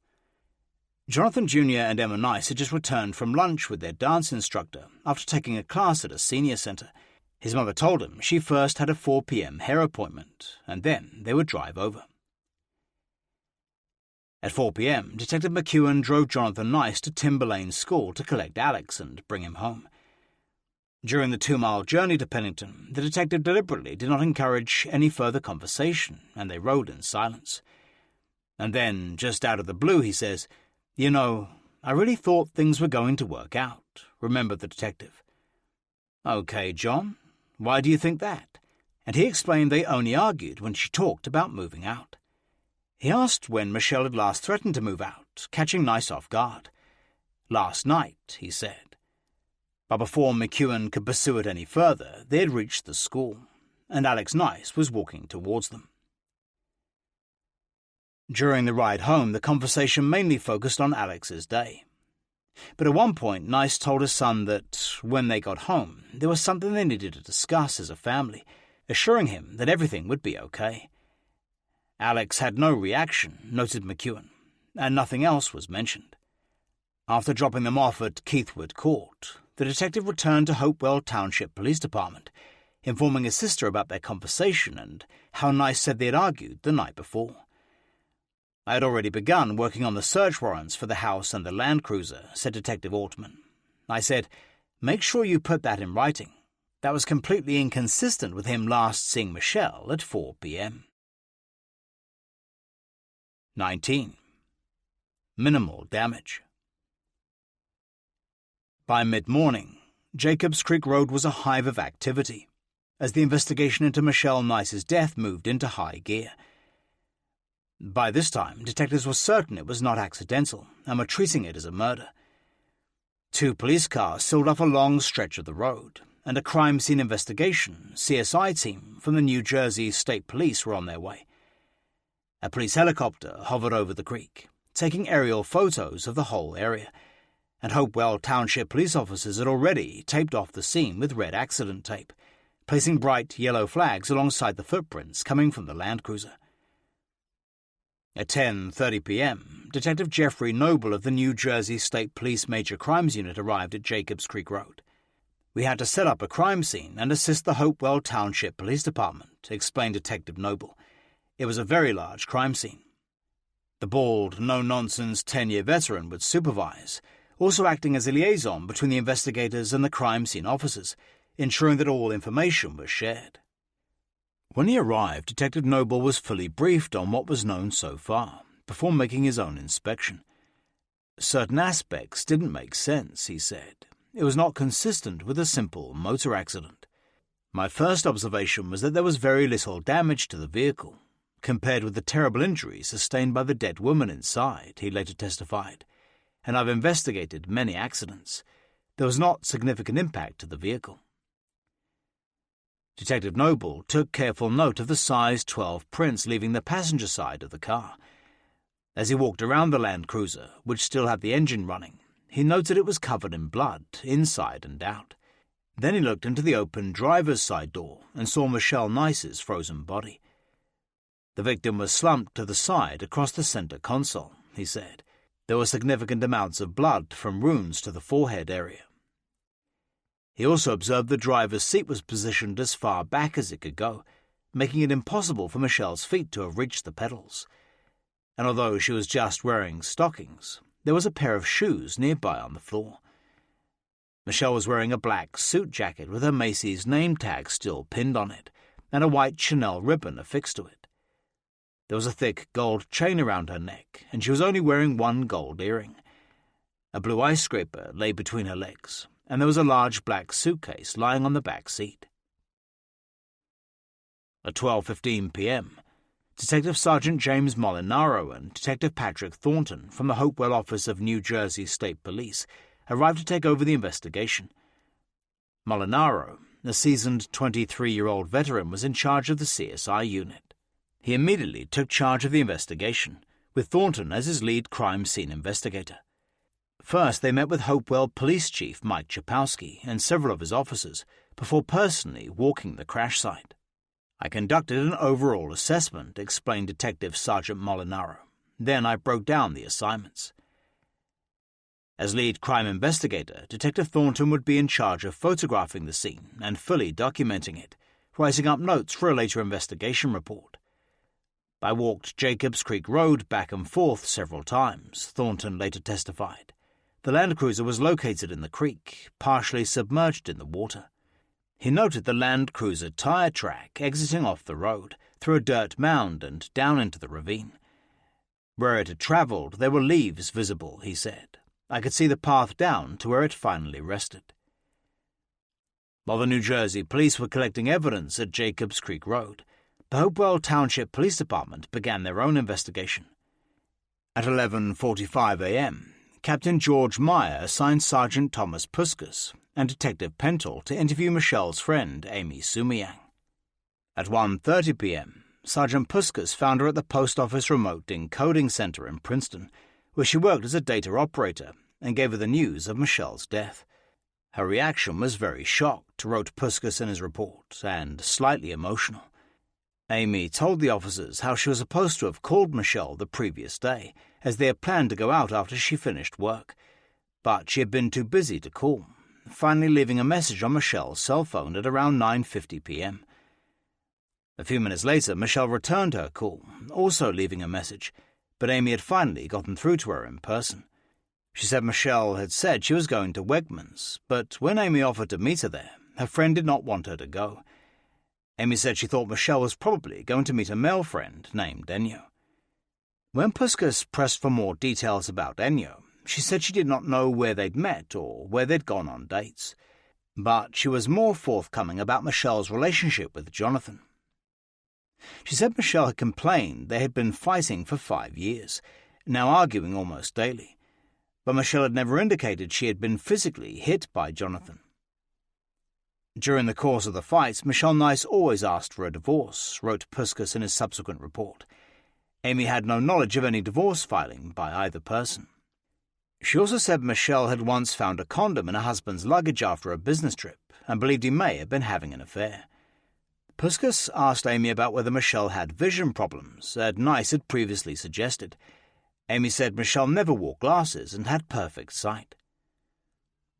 Throughout the interview, Amy, who was heavily pregnant, kept asking if Jonathan knew she was talking to them. It was quite obvious she was very concerned, noted Puskas. When asked if she was afraid of Jonathan Nice, she would only say he did not like her. Back at Jacobs Creek, Detective Sergeant Molinaro was busy organizing his CSI team. At 12:30 p.m., he called on his highly experienced investigator, Detective John Ryan, who arrived 2 hours later. "My assignment was to photograph and document some footwear impressions at the scene," he later explained. "There was a set located in the snow, heading southeast away from the vehicle, then up through the wood and ending on the roadway." Starting from the road, Detective Ryan carefully photographed every footprint, using high-contrast black and white film, alongside a right-angle rule, so they could be printed to scale. Most of the footprints lacked detail, but as he got nearer the vehicle, they improved drastically in quality. He also made plaster-cast impressions of 6 of the best footprints, so they could be fully documented. After he had finished, Detective Ryan turned his attention to Michelle Nice's body, which had now been in the vehicle for about 12 hours in the sub-zero temperatures and was frozen solid. In her clenched left hand we found hairs and fibres, he said. There were also hair and fibres on the side of the driver's seat facing the door. He collected swabs of blood and tissue from all over the car, immediately placing them in a special container so they didn't freeze, and cataloguing them into evidence. Then he looked at Michelle's horrendous head injuries.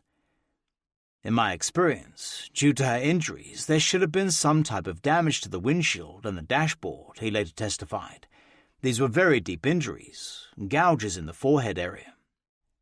At 3:20 p.m., Detective Sergeant Jeffrey Cronenfeld arrived to complete the New Jersey State Police CSI team, which would now work around the clock for 3 days, with little or no sleep. It was a slow day at the newsroom of the Trenton Times, and Hopewell reporter Lisa Coriel had taken a long lunch. The tough-talking, attractive brunette returned to her desk to find a handwritten piece of paper from the city desk saying, "Woman's body found in creek frozen." It had come over the scanner, and, as I cover Hopewell, it was going to be my story, said Coriel. She was briefed that, although it had initially looked like an accident, foul play was suspected, and told to closely monitor any developments in the case.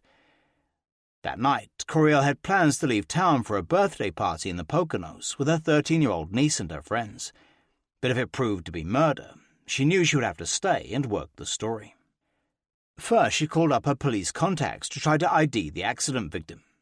They weren't giving any information on who she was or her identity, said the dogged reporter. And I said, "Look, I've got 6 13-year-old girls waiting to go to the Poconos. Just give me a heads up on her name so I can start knocking on doors." Finally, she persuaded her contact to give her Michelle Nice's name and address, and by 3, she was out canvassing Keithwood Court, talking to residents. The neighbour across the street was telling me what a wonderful father he was, remembered Coriel. How he had taken a child and his child out searching for Indian arrowheads in the woods. But another neighbour, named Melissa Weeks, who lived a street away from the Nices, said everyone wanted to know what had really happened. Was it an accident? Weeks asked. Was it sickness, or was it murder?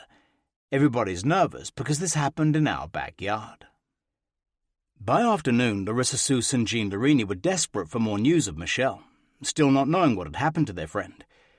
They kept calling Jonathan Nice's home and cell phone, but there was no answer. At 3 p.m., they decided to take matters into their own hands, going to Hopewell Township Police Department for answers. "We thought we'd make sure she's not in the hospital," said Larini. "We just don't want to accept that she's gone." They sat in the waiting room for about 40 minutes, before Captain George Meyer saw them in his office.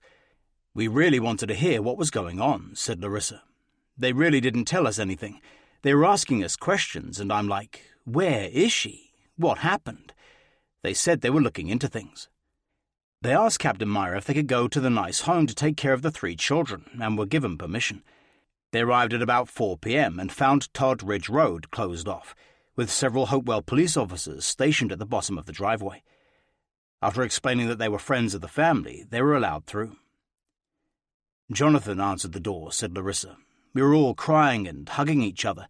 His hair was dishevelled and his eyes were sore from crying. He was really grieving, and the kids were so sad." When they had all composed themselves, Jean Larini asked when he had last talked to Michelle. Nice said it had been about 4 p.m. the previous day, before she had left for work. Then she asked him why he hadn't called the police when Michelle hadn't come home.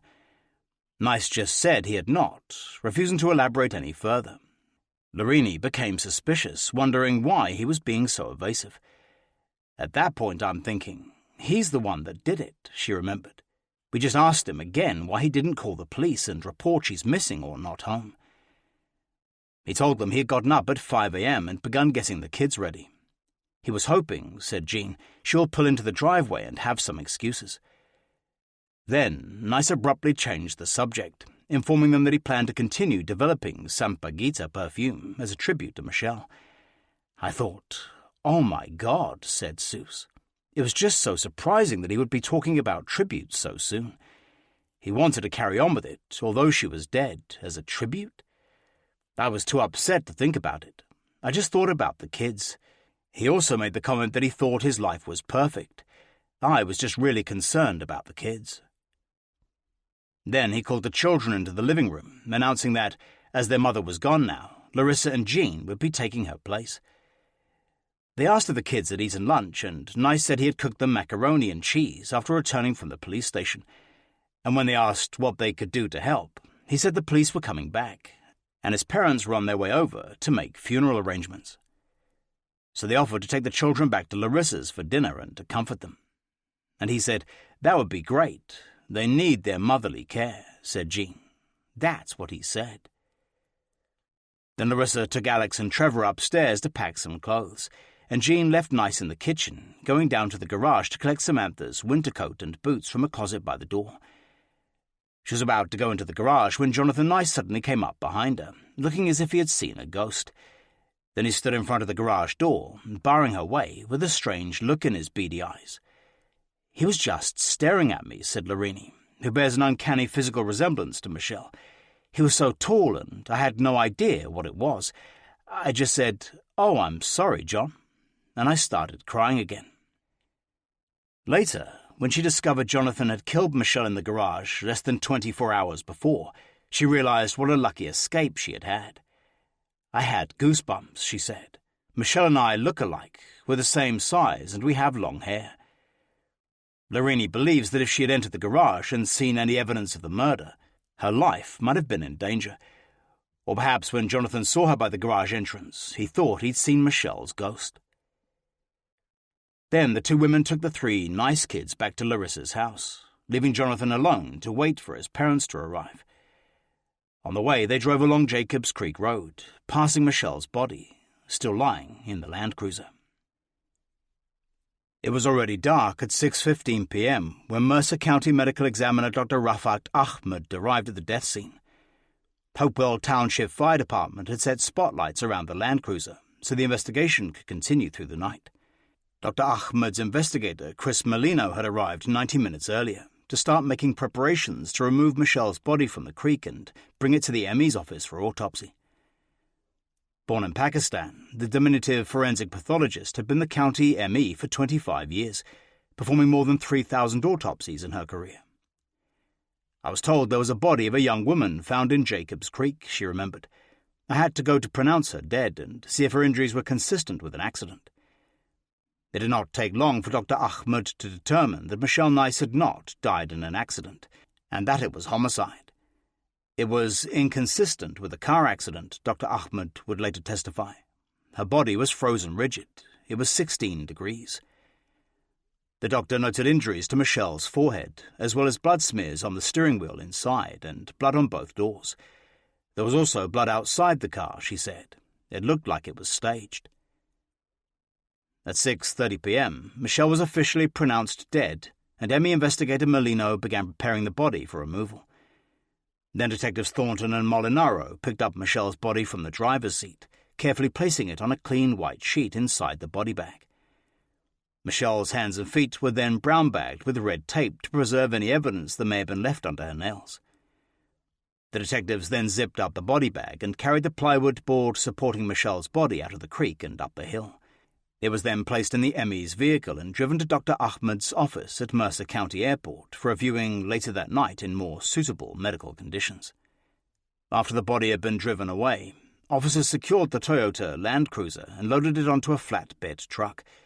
Then it was brought to a nearby New Jersey State Police facility in Hamilton for further inspection.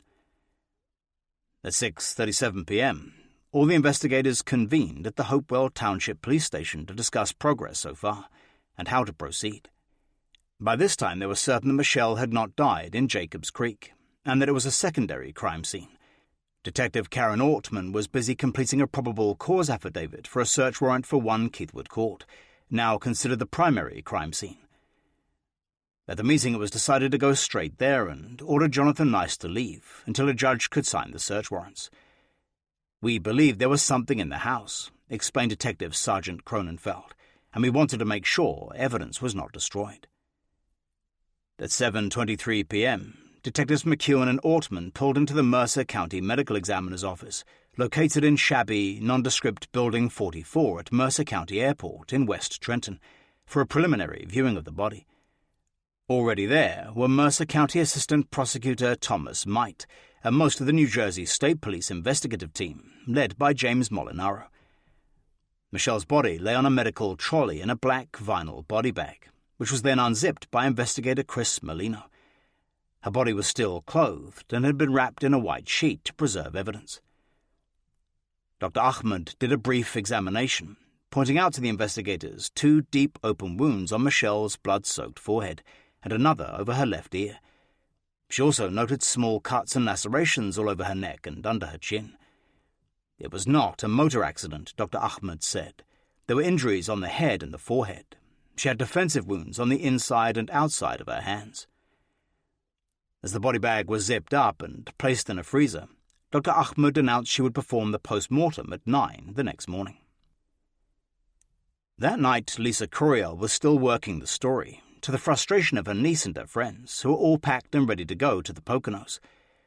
She'd interviewed Hopewell Township Police Chief Michael Trapowski at 6 p.m., and he told her that Michelle Nice's death was murder. She'd also telephoned Jonathan Nice at his house, and, to her surprise, he had picked up the phone and given her an interview. When she asked if he'd like to say something about Michelle, he'd replied, "We miss her very much. I miss her beyond any understanding." The experienced reporter thought his quote was just plain weird.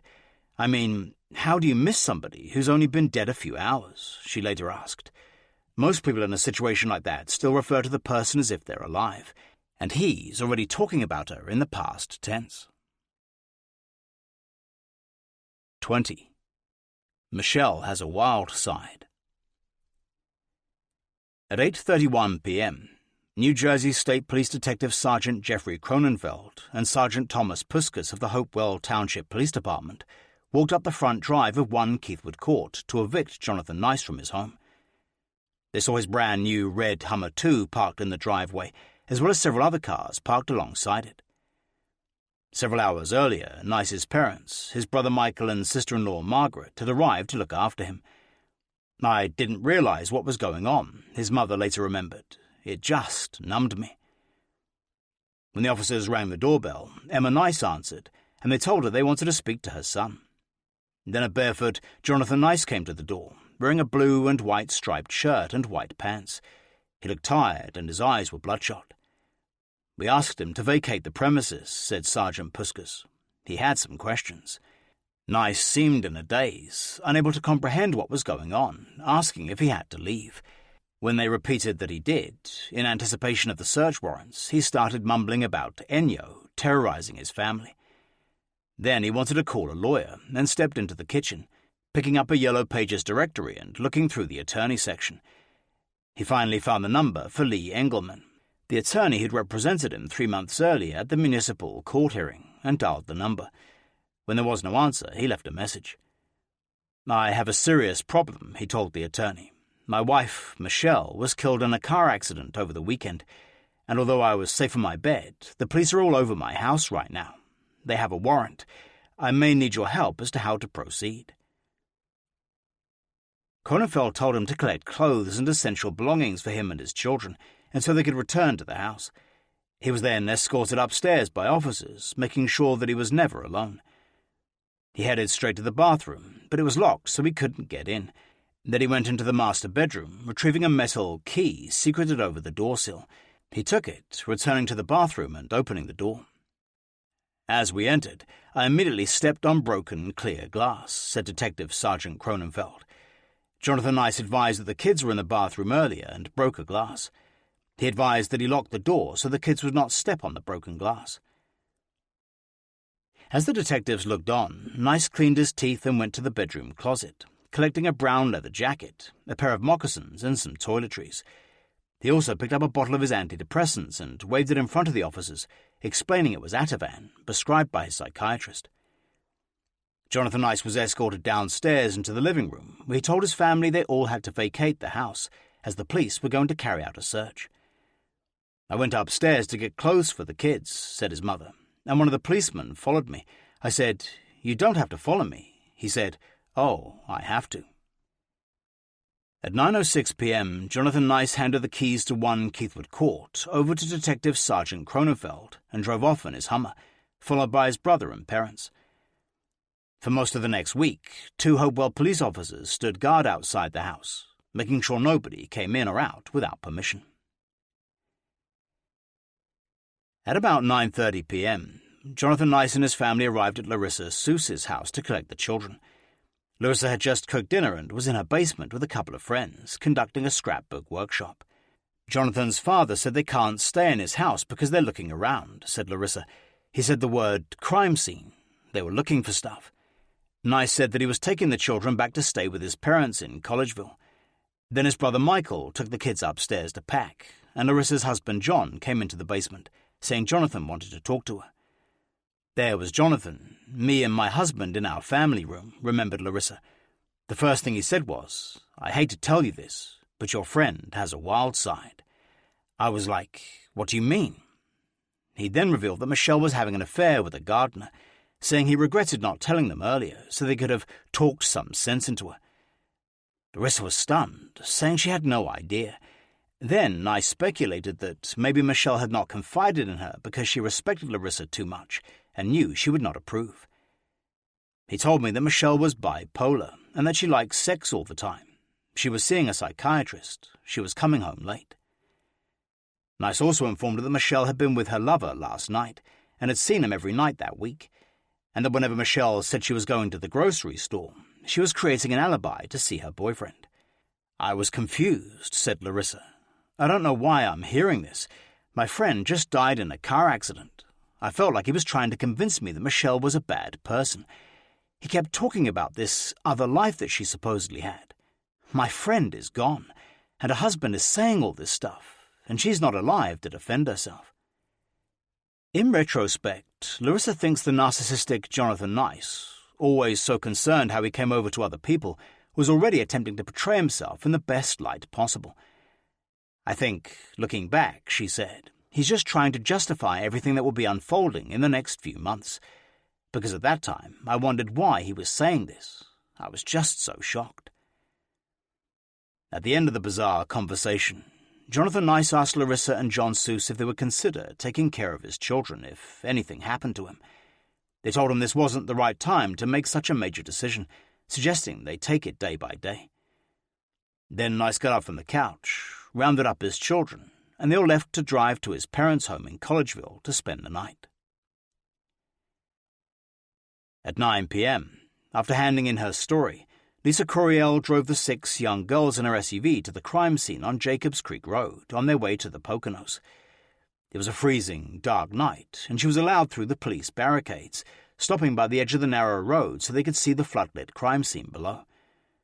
They were just pulling the Land Cruiser out of the creek, she said. The kids were scared to death. They knew she worked at the Chanel counter at Macy's, so all weekend they were talking about the ghost of Chanel and scaring each other. 21. Not cut and dried.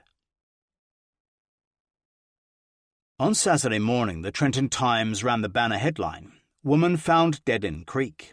Police are treating case as homicide." A township woman was found dead in her sport utility vehicle, began Lisa Coriel's story, and police are treating the death as a homicide. They quoted Chief Trapowski as not comfortable calling her death an accident, adding that investigators had found suspicious footprints in the snow leading away from the crash. Trapowski said an autopsy to determine the cause of Michelle's death would be held soon, and his Hopewell PD and New Jersey State Police and the Mercer County Prosecutor's Office were jointly investigating. The nature of the incident, he said, was not cut and dried as most incidents are. The Nice's realtor, Roberta Parker, was also quoted in the story, saying the house had been on the market for 3 months at an asking price of $1.6 million. They were a beautiful couple, she said, a team. I feel so bad for him and the children. At 8:30 a.m., after reading the Trenton Times, Larissa Seuss immediately called Jonathan Nice at his parents' home. She and Jean had been up all night, grieving for their dead friend. "We barely slept," said Larissa. When I asked him if he was able to sleep, he said, "Oh yeah, I took some medicine." She asked when he planned to return to Keithwood Court with the children, and he complained that police were still ransacking the house. Then she told him about the Trenton Times story. I said, "Jonathan, they're calling it a homicide," she remembered. I read the whole story out to him. He started crying and didn't say a lot. After she had finished reading it, she asked again why he hadn't called the police when Michelle hadn't come home Thursday night. He explained he had taken his prescription medication, falling fast asleep until about 2 a.m., when he discovered Michelle still wasn't home. He wasn't worried, as she had done that before, and was expecting her to walk in at 7 a.m. with some lame excuse. He had then gone back to sleep, waking up again at around 5 a.m., and had stayed awake to prepare his children for school. Then he asked if Michelle's family had called, she said, and whether we should ship her body back to the Philippines. The Philippines is 12 hours ahead of the East Coast, and so far Jonathan Nice had made no attempt to notify Michelle's family of her untimely death. They only discovered it when a Filipino friend of Michelle's named Rudy Paglio saw the article in the Trenton Times and immediately called his brother-in-law, who lived in Orion. He then drove to the Riviera's home in Depensa, Kapunatam, to tell them the sad news. "We were told it was an accident," said Teodoro Riviera. "I then telephoned Jonathan and asked what had happened to Michelle." His son-in-law informed him that Michelle had died in a car accident, but Riviera was suspicious. "So I started asking him questions," he said. "When did Michelle leave the mall? Where was she working? Did you know she was on her way home?" Jonathan had no answers for any of his questions. Finally, Riviera asked why he hadn't tried to find Michelle or called the police, but Nice replied he did not know where she was. "When I stayed with them, I had observed that Jonathan was always on his mobile phone," said Riviera, "always wanting to talk to Michelle, and now she was in an accident he did not know. I knew something didn't sound right.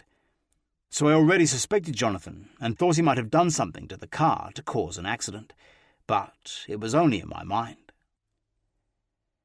At 8:35 a.m., Chief Trapowski assigned 4 of his best officers to canvass the streets around Keithwood Court. They were instructed to knock on doors, advising residents of Michelle Nice's death and asking if they could recall seeing anything unusual between 8 Thursday night and 8 Friday morning. Neighbors were also asked for their impressions of the Nice family and any pertinent information about them. An hour later, Mercer County Medical Examiner Dr. Rafat Ahmed began conducting Michelle Nice's autopsy at her office at Mercer County Airport. She was assisted by Chris Molina. Also present as witnesses were New Jersey State Police officers Jeffrey Cronenfeld, William Scull, James Molinaro, Patrick Thornton, and Detective Kevin Zorn of the Hopewell Township Police Department. Dr. Ahmed began with a visual examination of Michelle's clothed body, before performing a closer examination of her clothing using special infrared lighting. Then Detective Sergeant Molinaro carefully collected several hairs and fibers found on the clothing, marking them up and then placing them in sealed evidence envelopes. An hour into the post-mortem, it was decided that Michelle's body should be x-rayed before her clothing was removed, so her body was put back inside the body bag and driven 10 miles to St. Francis Medical Center on Hamilton Avenue in Trenton. After the x-rays, which did not prove significant, were taken, Michelle's body was returned to the medical examiner's office, and the autopsy resumed at 11:45 a.m. In her report, Dr. Ahmed wrote that Michelle Nice was 5 feet 2 inches, weighing 100 pounds. Her body was lean and well preserved, although there was rigor mortis present. Her personal hygiene was good and her pubic area recently shaved. Dr. Ahmed began by removing the brown bags from Michelle's hands and feet, and then taking off her clothing and jewelry.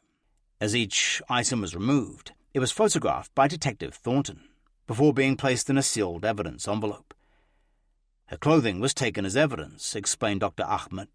She had black pants with blood smears and a red bra with bloodstains on the back. Michelle was also wearing thigh-high stockings with blood on the feet and sole areas.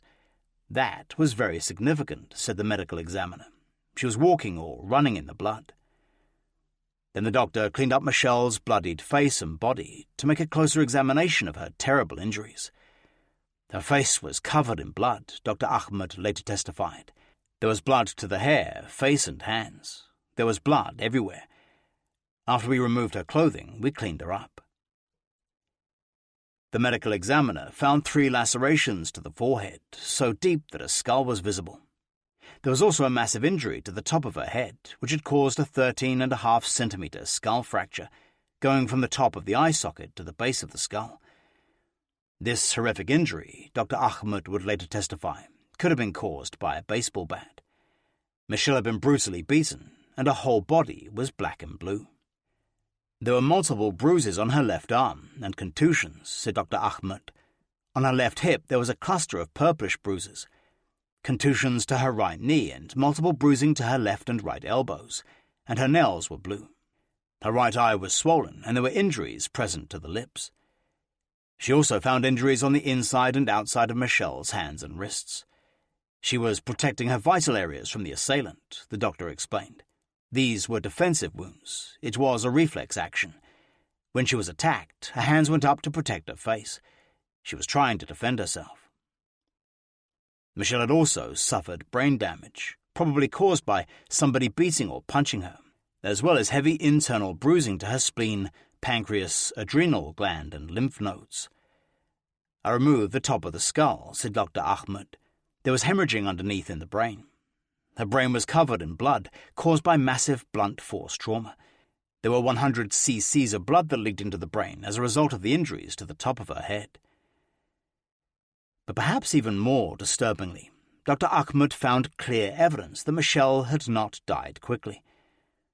The presence of bloody froth in her lungs, explained the medical examiner, indicates that she was alive and breathing in her own blood for 10 minutes after she sustained her injuries.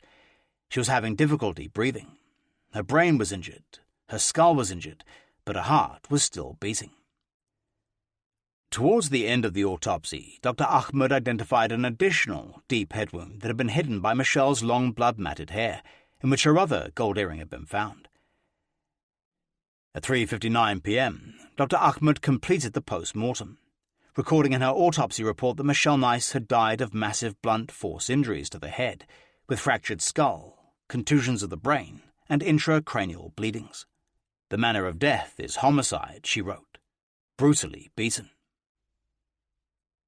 At 10 a.m. that morning, Detective Dan McEwen and Sergeant Michael Serumsak began searching for the elusive Ennio. The previous night, Detective Jeffrey Noble and Sergeant Hoskis had attempted to find him, going door to door at the tough Windsor Castle apartment complex where he was supposed to live. We spoke to numerous people, said Detective Noble, but there was no forthcoming information. At 1 a.m., we gave up. This time, McEwen and Serumsak tried to locate him through his common-law wife, Patricia Abad. First, they went to the Princeton Medical Center where she was employed, but were told she had the weekend off. The Human Resources Department gave the detectives her address at the Princeton Arms East apartment in Cranberry. They arrived at midday, immediately spotting a 1991 Nissan Maxima, which was registered to a Miguel de Jesus, Ennio's real name. They knocked on the apartment door. A Mexican man answered, and then Patricia Abad came into the foyer. She invited us in, said Detective McEwen. We explained why we were there, and I asked if she had recently seen her husband. She said yes, then turned and pointed to Ennio, who was sitting on the couch. McEwen then asked him to come back to Hopewell Township Police Department to give a statement. Abad insisted on going too and followed them in her car. They drove in silence for the half-hour journey to the station, but when they arrived at 12:30, Ennio asked to call his lawyer, Gary Jota, who said he was busy until 3:30, so Ennio was allowed to leave after promising to return with his lawyer later that afternoon for questioning. At 5:50 p.m., Ennio and his lawyer walked into the police department 2 hours late and were taken into an interview room. A few minutes later, McEwen and Noble arrived to conduct the interview. Ennio described how he had first met Michelle when he came to plant trees, and how they had started an affair. He said that after the Hopewell Township Municipal Court ordered him to have no further contact with Michelle for 2 years, he had not seen her for almost 2 months.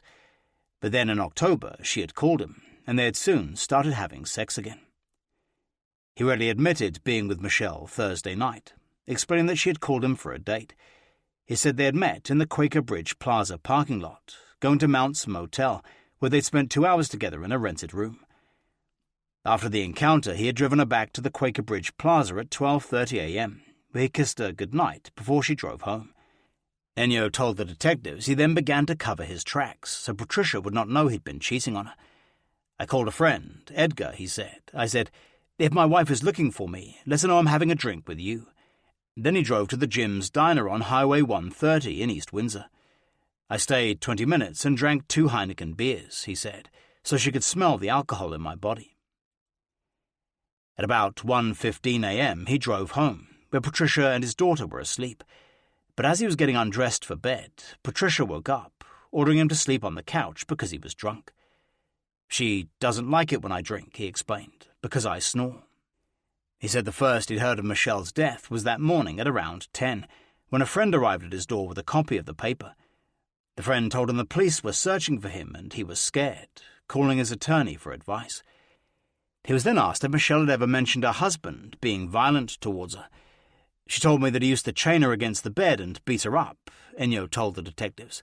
"I noticed a scratch on her right leg that was about 2 or 3 inches long." When he had asked about it, Michelle said Jonathan had done it, saying she was scared of him because of his violent behavior. "She was afraid of him sometimes because he got so mad," said Ennio. "He was so much bigger than her." At the end of the interview, Ennio and Gary Jodher signed his typewritten statement, and he was allowed to go home. After the autopsy was completed, Detective Sergeant Molinaro, Detective Thornton and Sergeant Scull went to the New Jersey State Police Troop C headquarters in Hamilton, where Michelle's 1997 green Toyota Land Cruiser had been towed the previous night. Earlier, the search warrants for 1 Keithwood Court and all 3 nice vehicles had been signed by Mercer County Superior Court Judge Wilbur H. Mathesius, who uses the name William, and investigators were now ready to move in. At 5:30 p.m., they removed a grey vinyl tarpaulin that had been placed over the vehicle and began their examination. They noted the only damage was a scraped bumper bent inwards, and the driver's side indicator was hanging by a wire. There were minor scratches and dents, par for the course for a vehicle with 114,707 miles on the odometer.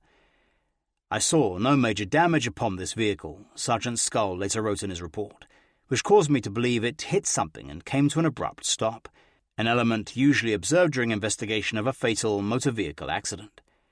They then looked inside the vehicle, taking care not to disturb the large amounts of dried blood all over it, later to be examined by Detective Thornton for blood spatter. Again it was noted how the driver's seat was way back, positioned for a far taller person than the diminutive victim. After photographing everything both inside and outside the Land Cruiser, the detectives collected 20 items of potential evidence. These included the large bloody suitcase in the back seat, a Forever 21 denim jean jacket from the rear floor, a travel bag with the name Jonathan Nice under the driver's seat, 2 purple and black ice scrapers, 2 pairs of high-heeled shoes on the driver's floor, Michelle's coach purse with her ID and several credit cards, her $1,100 watch in the front console, a transparent bag containing a cell phone, and 2 other cell phones from the passenger's side front door. Then they turned their attention to the large black suitcase, measuring 30 inches high, 21 inches wide and 15 inches deep, and weighing about 75 pounds. It had blood on all 6 surfaces, and they suspected that blood-soaked clothing had either been placed under it or on top. The case was then opened, and Detective Sergeant Molinaro carefully removed and inspected each item, while Sergeant Scull wrote down a brief description. Inside were numerous items of Michelle's clothing, as if she had packed in a hurry. There was an assortment of Victoria's Secret underwear, including several pairs of thigh-high stockings, a black silk robe, 7 brassieres, 4 thongs, and a garter belt. There was also a pink knit Hello Kitty bag, a floral bag containing various Chanel products, and several jeans, pants, sweaters, and shirts. There were no toiletries in the case, although some were found in a bag by the passenger's side door. At 7:40 p.m., it was decided to stop the search and resume the following day, when blood spatter analysis could be done in daylight. While one team of detectives were busy searching the Land Cruiser, A second converged on 1 Keithwood Court at 5:25 p.m, where they now believed Michelle had been killed. A 13-strong joint task force combining state police investigators and Hopewell Police Department officers, led by Detective Sergeant Kronefeld, met in the drive. They would spend the next 3 days combing every inch of the huge house for evidence. Soon after they arrived, an animal control officer removed several of the nice children's pets from the freezing basement, including the family's pet dog, Copper, a dove and a ferret. Detective John Ryan began by taking numerous photographs of the exterior of the house, before going inside at 6:05 with the other investigators. "I did a preliminary walkthrough with Sergeant Thomas Keyes to get a feel for the residence," he explained. "I was taking mental notes of where items of evidence were." When they entered the basement, they immediately noticed blood on the door jamb and the floor. There were numerous other reddish-brown marks on the snowblower, wet vac, and garbage recycling bucket. "After the initial walkthrough of the scene, we formulated a game plan," said Detective Ryan. "Our task was to process the garage, as we felt most of the physical evidence was there. Sergeant Kronefeld was responsible for processing the rest of the 21-room colonial house. We were looking for an instrument or a weapon," said Kronenfeld, "that might have been used to make the damage to Mrs. Nice." Kronenfeld methodically led his team of investigators around every room of the house. Although it was a lavish place with no expense spared in the furnishings, he noticed that it was unkempt and dirty, needing a good clean. They started on the main floor, going straight into the music room to the left of the tiled vestibule. Inside they saw an electric organ, a piano, several electric guitars on stands, and a set of drums. At the other end of the music room lay Michelle's custom-built gymnasium, full of the most up-to-date workout machines and a wall of free weights. They retraced their steps back into Jonathan Nice's office, to the left of the vestibule. Inside was a desk with a computer, a bookcase, and a metal file cabinet. Then Kronenfeld opened the desk drawer, discovering Nice's tortured, handwritten, stainless steel heart letter to Michelle, dated July 12, 2003. He was so excited he called Detective Ryan upstairs from the garage to show him. Then, at the top of the bookcase, they found a .380 handgun with 3 magazines, containing 10 rounds of ammunition. Downstairs in the unfinished basement, running the entire length of the house and accessed by a rear stairwell, they discovered a work table with an electric scroll saw. There were numerous boxes scattered on the floor, as well as various items of furniture and file cabinets. "I noted the appearance of fresh paint applied to the floor," noted Kronenfeld in his report. The paint appeared to have been applied to specific areas of the walls, leaving large portions unpainted. In the 3-car garage, where Nice's 2001 Audi TT sports car was still parked, Ryan was also finding valuable evidence. After setting up fluorescent lights, he began photographing and then examining the large garage. There was blood on the doorframe, going from the house into the garage. Ryan would later testify. It appeared the floor had been wiped up. He also took special note of a shelving unit in the garage, holding a baseball bat, which looked like it had blood on it. "We had no idea what caused the injuries to the victim's head," he said, "and the bat had a dark-coloured stain on it, so we collected it." He also found a plastic bag in a blue garbage container on the wall of the garage, with numerous blood-soaked white paper towels, as well as another roll of bloody paper towels nearby. Lying on the garage floor in a white plastic bag were yet more bloody paper towels, and in a recycling bucket nearby they found a frozen white sweat sock with suspected blood and hair on it. There was blood spatter on the ground near the Audi TT, and investigators noted an empty bottle of peroxide lying on the garage floor, as if a clean-up had been attempted. Upstairs in the living room, investigators found a soaking wet pair of men's black pajama bottoms stuffed behind the couch. "It was unusual to find a wet pair of pants behind the sofa," said Detective Ryan. "A washing machine was found on the second-floor laundry room with some reddish-brown tinted water, and a sample was taken." When detectives searched the man's closet in the second-floor master bedroom, they discovered a pair of Sebago dockside boots, whose sole pattern was similar to ones found in the garage. And early Sunday morning, 6 hours into the search, they discovered Jonathan Nice's crudely doctored birth and marriage certificates in a woman's closet in the master bedroom. Both had been altered to read 1958 instead of 1950, said Ryan.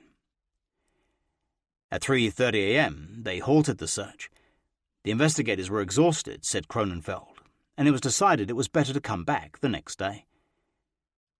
When they left, a Hopewell Police Department officer guarded the house, with orders not to let anyone inside. At 9 p.m. Saturday night, Detective Karen Ortman telephoned Jonathan Nice at his parents' home, requesting he return to Hopewell Police Department immediately for a second interview. But there was a heavy snowstorm in Pennsylvania, and Nice explained that conditions were too treacherous for driving, so it was agreed he would come at 9 the following morning.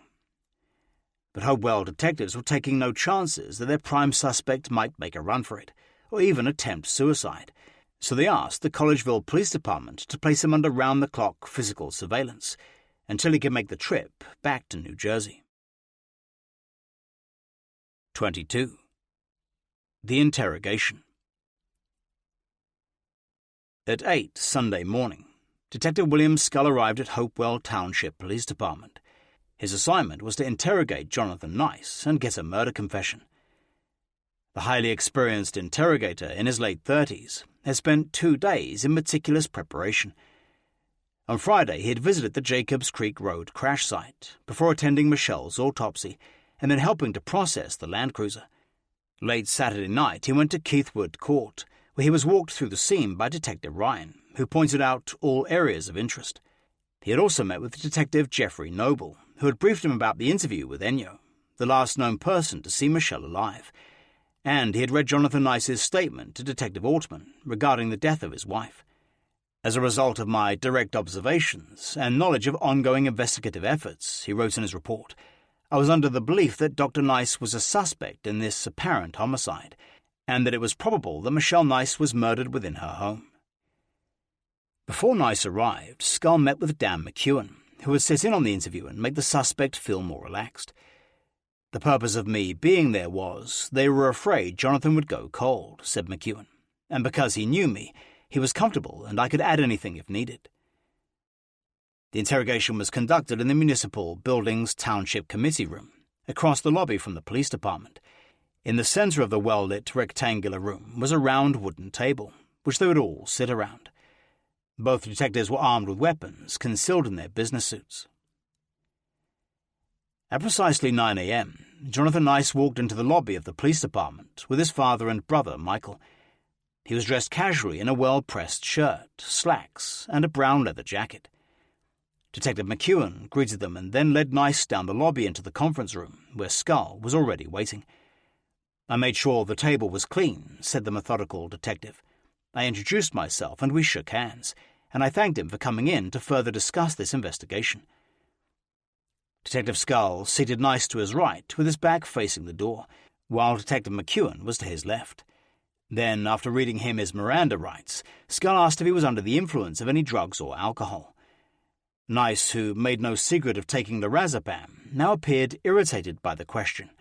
No, he snapped. I haven't taken any. Scull began the interview by simply asking him, Why are you here? Nice replied that he wanted to know what had happened to Michelle and who did it to her. He said he wanted to move on and bury her. I informed him of the status of the investigation, Scull would later testify, and that it was all pointing to him. For the next 20 minutes, the detective calmly outlined the case against him so far. I addressed the accident scene, said Scull, and told him we did not believe it was an accident. The blood evidence in the vehicle is not consistent with her being injured in the car, and that there was blood on the outside of the car. Detective Scull told him he knew his garage door had been open when police had first arrived. An officer had seen him close it with a remote control from the Hummer so as not to draw attention to it. He also informed him about all the blood evidence now being recovered from the garage, as well as evidence of a clean-up. I told him it had not been cleaned up well, said Scull, and blood was still visible to the naked eye. I informed him we had recovered wet pants behind the couch and broken glass, and that the search was continuing, and detectives would be searching every inch of his house. Sitting just 3 feet away from the detective, Nice stared stoically at him as the damning evidence against him mounted. Detective Scull was well aware his adversary was a highly intelligent man and should not be underestimated, so he carefully pointed out it was impossible to be certain it was Michelle's blood until the samples were analyzed in a laboratory. He also informed him no fingerprints had yet been taken, but assured him they soon would be. And one of the detective's top priorities was finding the boots that had made the footprints leaving the crash vehicle. I had to get his trust, explained Detective Skull. I informed him that we had not yet obtained cell phone records, but assured him we will know every call and every voicemail left. Finally, he told Nice that police would interview his children, family, friends and neighbours, as well as Michelle's and any other person considered relevant to the investigation. "It appears you guys think I'm involved in the death of my wife," Nice said calmly. Skull replied that all the evidence was proving he was. Then Nice asked the detective if he should get an attorney. Detective Skull said he could not advise him, as it would be improper, and that it must be his decision. I said, "Obviously we do believe he is the primary suspect," said Skull. He said he did not wish to get an attorney. Then Jonathan Nice said the police were looking at the wrong person, suggesting they concentrate on Ennio and his wife. He told them about Michelle's affair with the gardener and the alleged extortion attempt, which Detective McEwen had investigated. He now claimed Michelle had been so scared of Patricia Abad that she disabled the light bulbs in the garage opener so she couldn't be seen when she came home at night. Nice said he was being framed by Ennio and his wife for Michelle's death, but Detective Skull said it was totally ridiculous that someone would frame him for murder and then remove her body from the house. I essentially laughed at him, said the detective. I told him it had to be the worst frame-up ever. It didn't make any sense. Once again, Ennio asked if he should get an attorney's opinion about his theory, and Skull repeated that it was not his place to advise on this, but agreed it was an important decision. At this point, Jonathan Nice asked the detective if he could go home, so he could think about what he was going to say to be more helpful. I told him no, said Detective Skull. Then I told him there was probable cause to arrest him and charge him with the murder of his wife. I spoke of all the evidence pointing to him. I told him the evidence wouldn't tell us the victim's actions. He'd have to tell us the truth. The detective explained that, although the investigation had reached the level of probable cause, there were certain blanks only Nice would be able to fill in. I gave examples, explained Skull, such as the stress Michelle's infidelity may have placed on their relationship, any statement that she had made or action she may have taken that could have contributed to her death. Alternatively, I stated her death may have been the result of a premeditated plan to punish her for her infidelity. Then, trying to draw him out, Skull said he did not feel this was the case here, suggesting Nice use common sense to determine if withholding information about Michelle's death would aggravate or mitigate his present situation. Suddenly, realizing the overwhelming evidence against him, Jonathan Nice tried to make a deal. He said he was willing to provide a statement implicating him in the death of his wife, said the detective, if he would only have to serve a short time in jail, so he could be with his children again. I told him that I wasn't even going to present that to the prosecutors, and that my job was to find the truth. Nice's whole bearing had changed since he'd walked into the room so confidently an hour earlier. At first he had been generally stoic and making eye contact, but now he appeared insecure and nervous. At this point I noticed a definite change in his demeanour, said Skull. He was deflated, his confidence wavering. He was sitting lower in his seat and there was no eye contact. I did not kill my wife, Nice kept stating. And when the detective asked him to define the word kill, he replied, to shoot, stab, or choke someone. The detective then employed another psychological tack to break down Nice and get a confession. I needed him to understand there was no way he was going to convince me he was not involved in the death of his wife, he explained. There was no mincing of words. The frame-up was ridiculous. He's an intelligent man. Skull drew a parallel between the futility of attempts to convince him he was not involved in Michelle's death and the subsequent cover-up, and trying to persuade him the colour of the interview room wall was black when it was white. Nice had to agree he could not be convinced the wall he was looking at was a different colour than it was. I addressed his superior intellect, explained Detective Skull, and obvious ability to think logically and analytically. I asked him if he would believe me if I said I was not involved, in spite of all the evidence to the contrary, if our roles were reversed. After a few moments of silence, he said, probably not, half-heartedly adding that he was telling the truth. At this crucial point in the interrogation, there was a knock at the door, and Captain George Meyer beckoned. Detective Skull called a break in the interview, asking if Nice wanted anything to eat or drink. When Nice said he did not, Skull walked out at 10:24 a.m., leaving him alone with Dan McEwen. Outside, Captain Meyer told Detective Skull that Lee Engelman, the attorney Nice had called Friday afternoon, had just talked to Michael Nice, who was now in the lobby.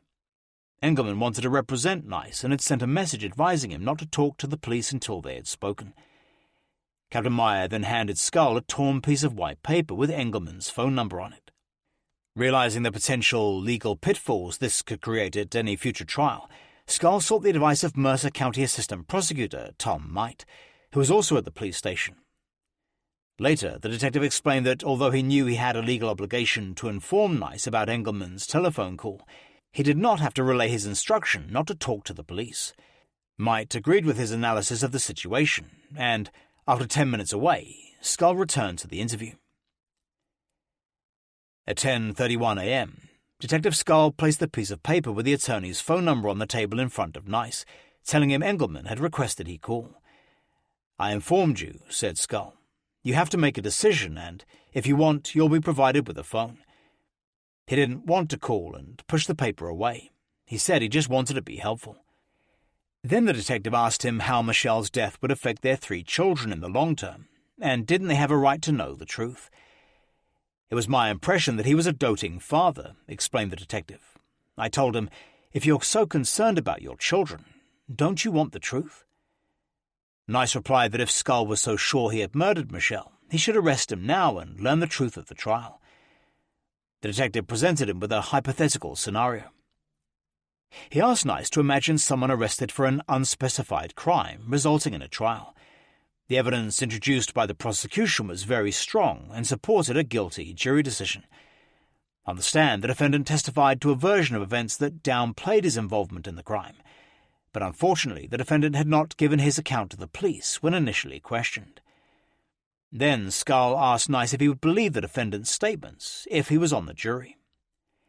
Nice agreed he would probably not believe the defendant, and then Detective Skull brought the scenario back to the death of his wife, suggesting that if he told the police the truth about what had happened that night, it would carry more weight than if he waited until trial.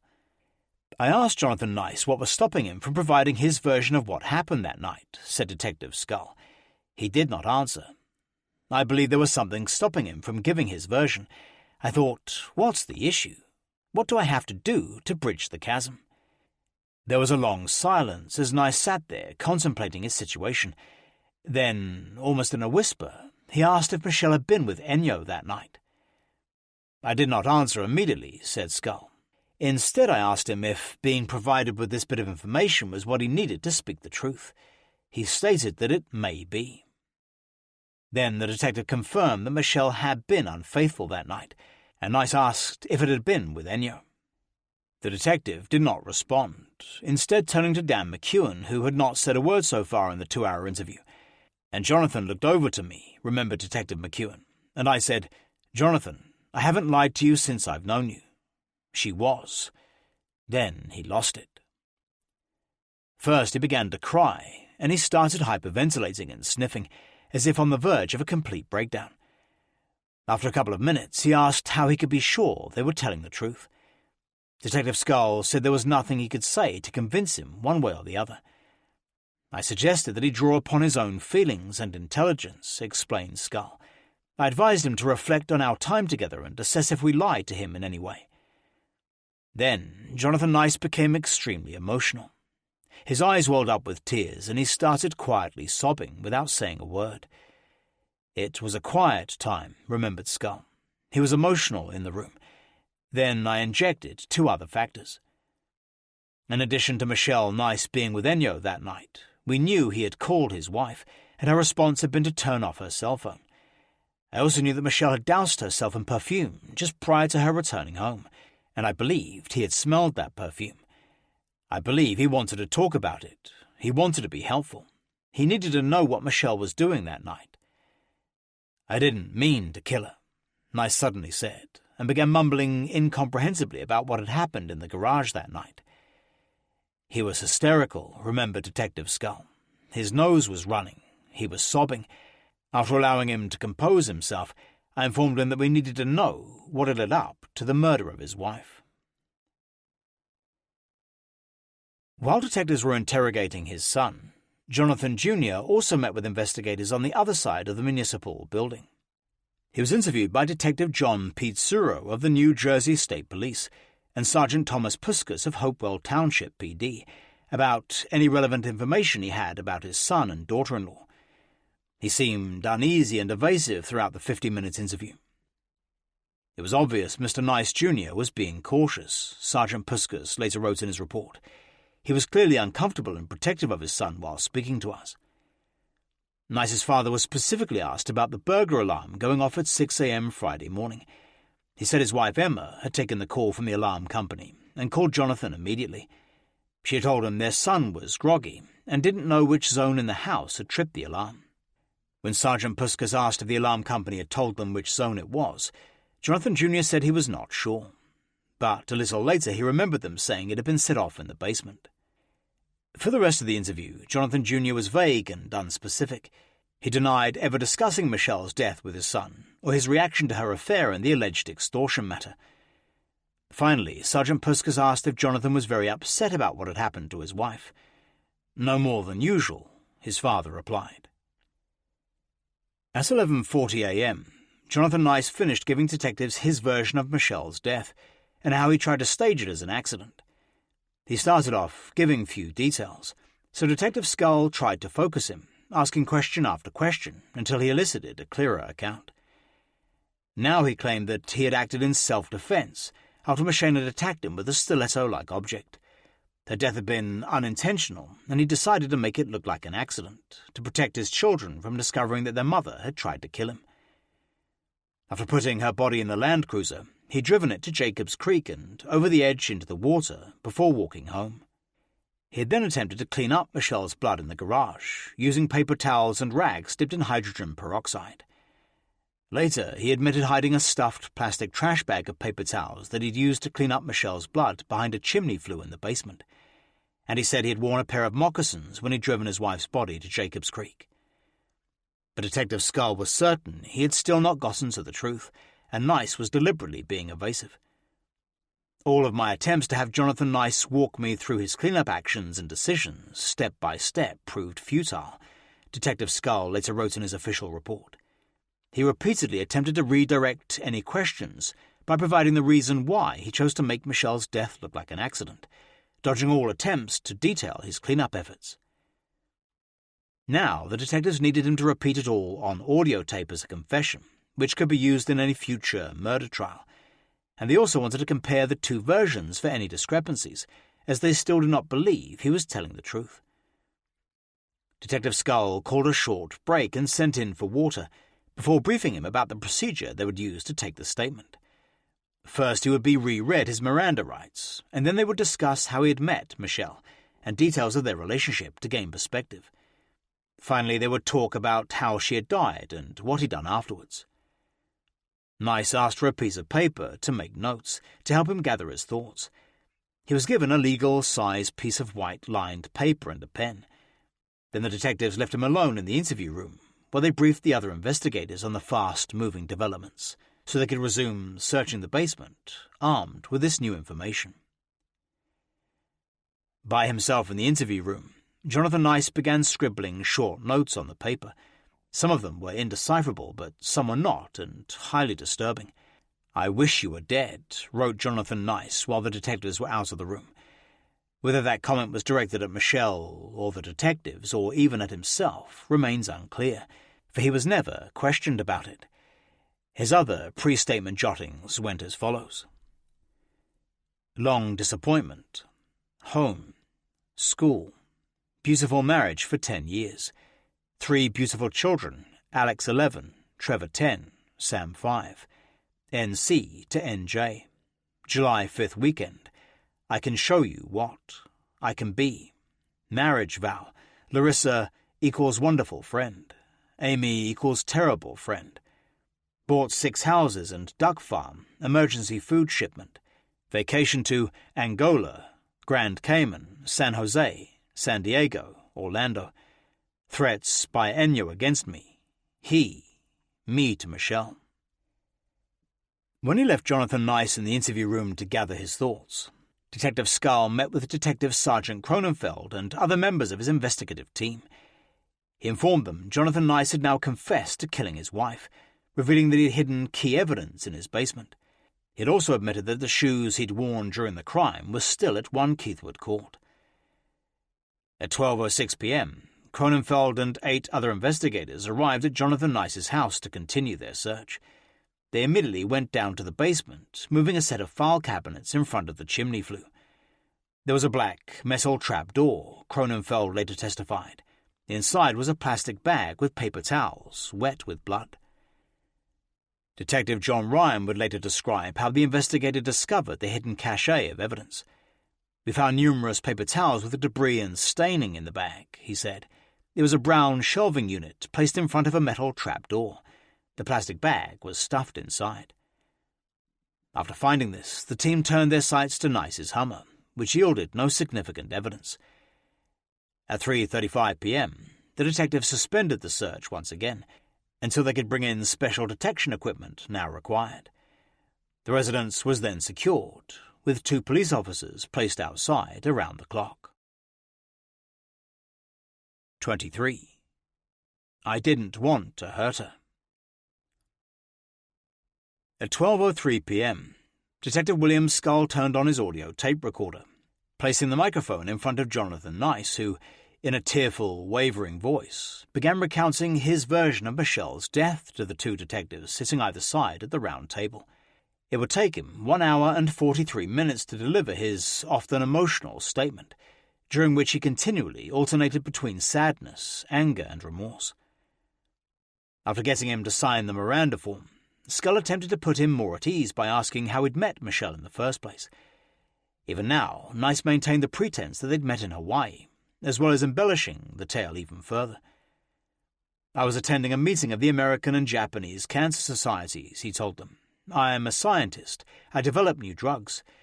It was a long meeting, and I decided that I would take a break from the meeting, and I rented a surfboard and headed to the beach, and was silly enough to step on Michelle's foot. We started a conversation, we started communicating, and I married her in 1991. Then, gently, Detective Skull asked about their marriage and any problems that might be relevant to what had happened. "Well, Michelle was a wonderful woman," Nice began. "She was a wonderful wife for over 10 years.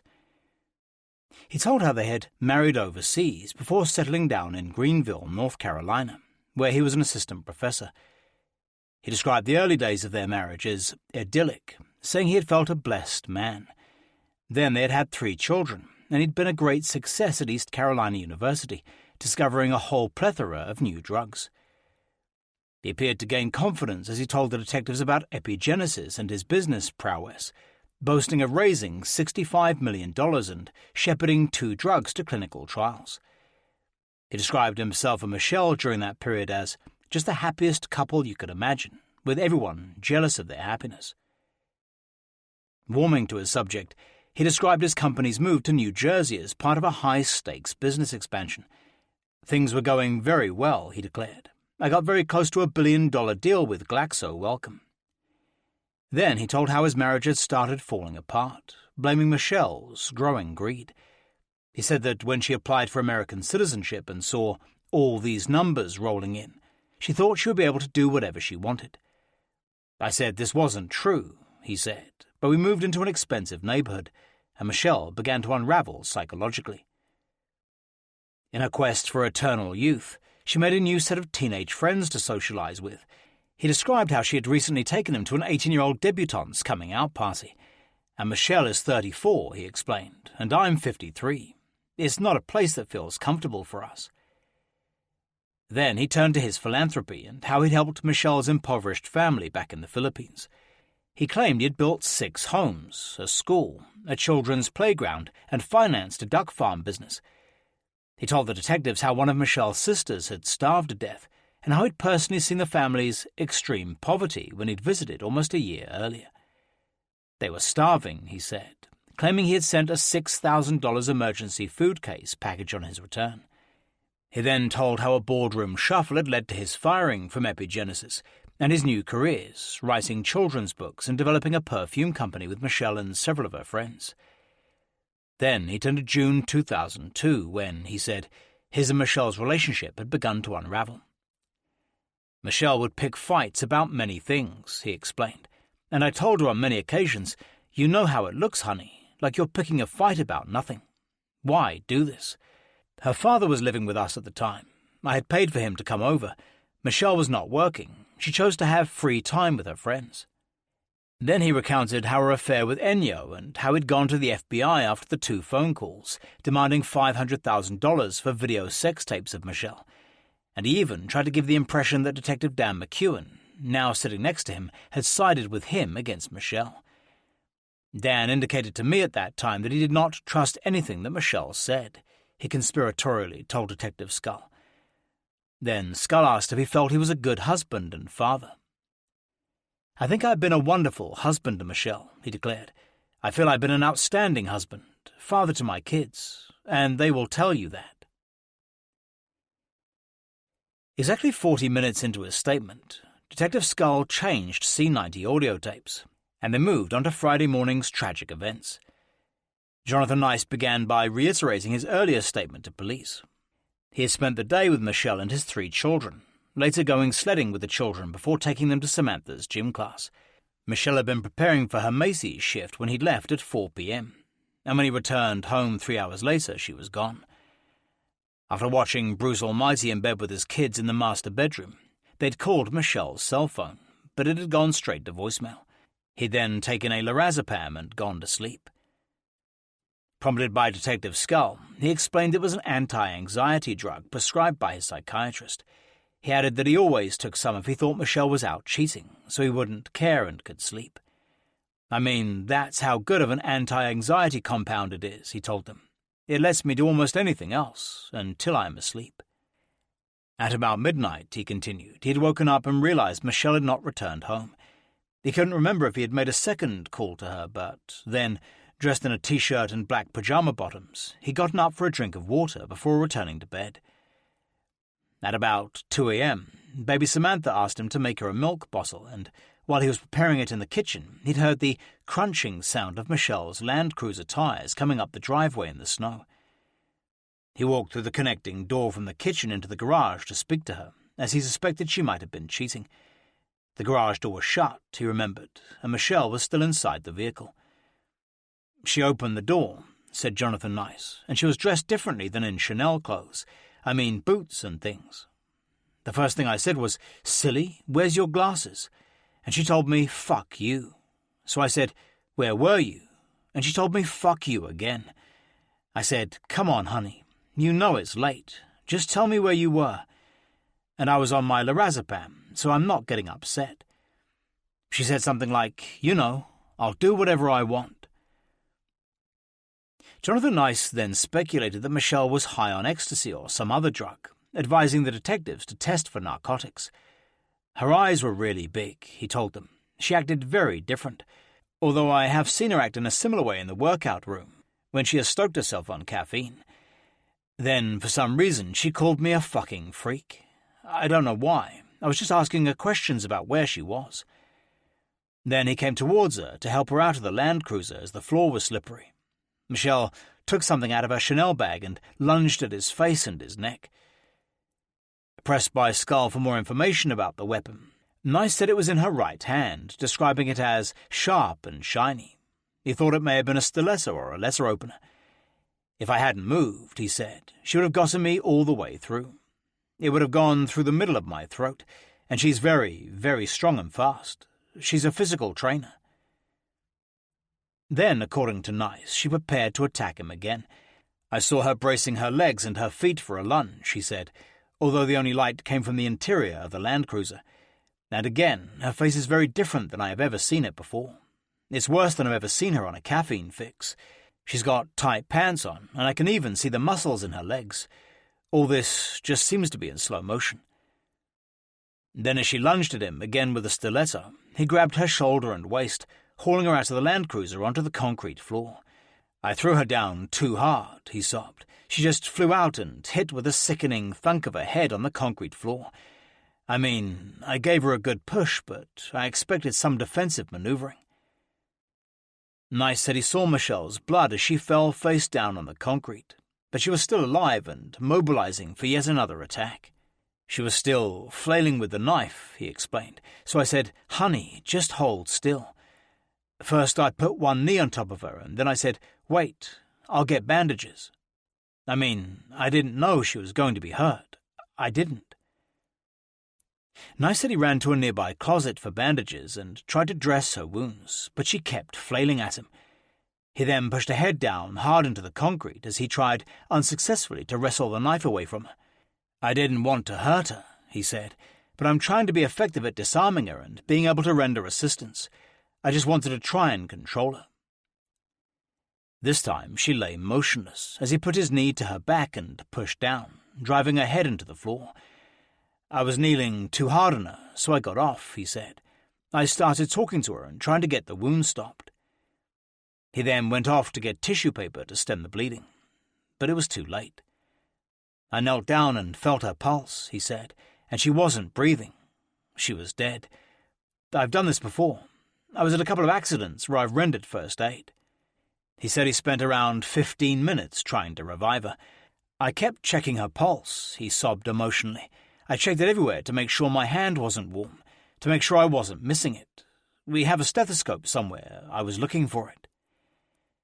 He said that, out of respect for his dead wife, he placed a brown jacket on top of her as she was starting to get cold. Then Detective Skull asked him point-blank whether he had intended to kill Michelle. "No," he said. "I never had a bad thought really in my heart. But she's dead. I never have an aggressive thought in my heart." The detective then asked his plan of action as Michelle's battered body lay at his feet. "I'll tell you," said Nice, sounding more composed. "What went through my mind is my children. How will I explain to them that Mummy tried to kill me? Is there something worse I could say than that Mummy tried to kill me? So I said, it's better that I just run her into a tree." He tearfully explained how his head was clouded by the lorazepam and he wasn't thinking straight. He said he took off her blue Parker ski jacket as he lifted her into the driver's seat of the Land Cruiser, placing her behind the steering wheel. After transferring her suitcase from the passenger front seat into the back and still dressed in his pajamas, he got into the passenger seat. Then, using his left hand to manipulate the gas pedal with a medium-sized ice scraper he found in the car, and his right to steer with, he reversed out of the garage, veering off the driveway and all over his front yard. "I didn't steer so well," he admitted, adding that he was wearing a glove on his left hand, but nothing on his right. "But it was fairly easy to control. I accelerated with the ice scraper." So with Michelle's body propped up beside him, he drove about a mile to Jacobs Creek Road. He also said he was holding Michelle's stiletto weapon in his right hand and threw it out the window at some point. Asked his thoughts during the drive, Nice said he contemplated suicide, but decided against it for the sake of his children.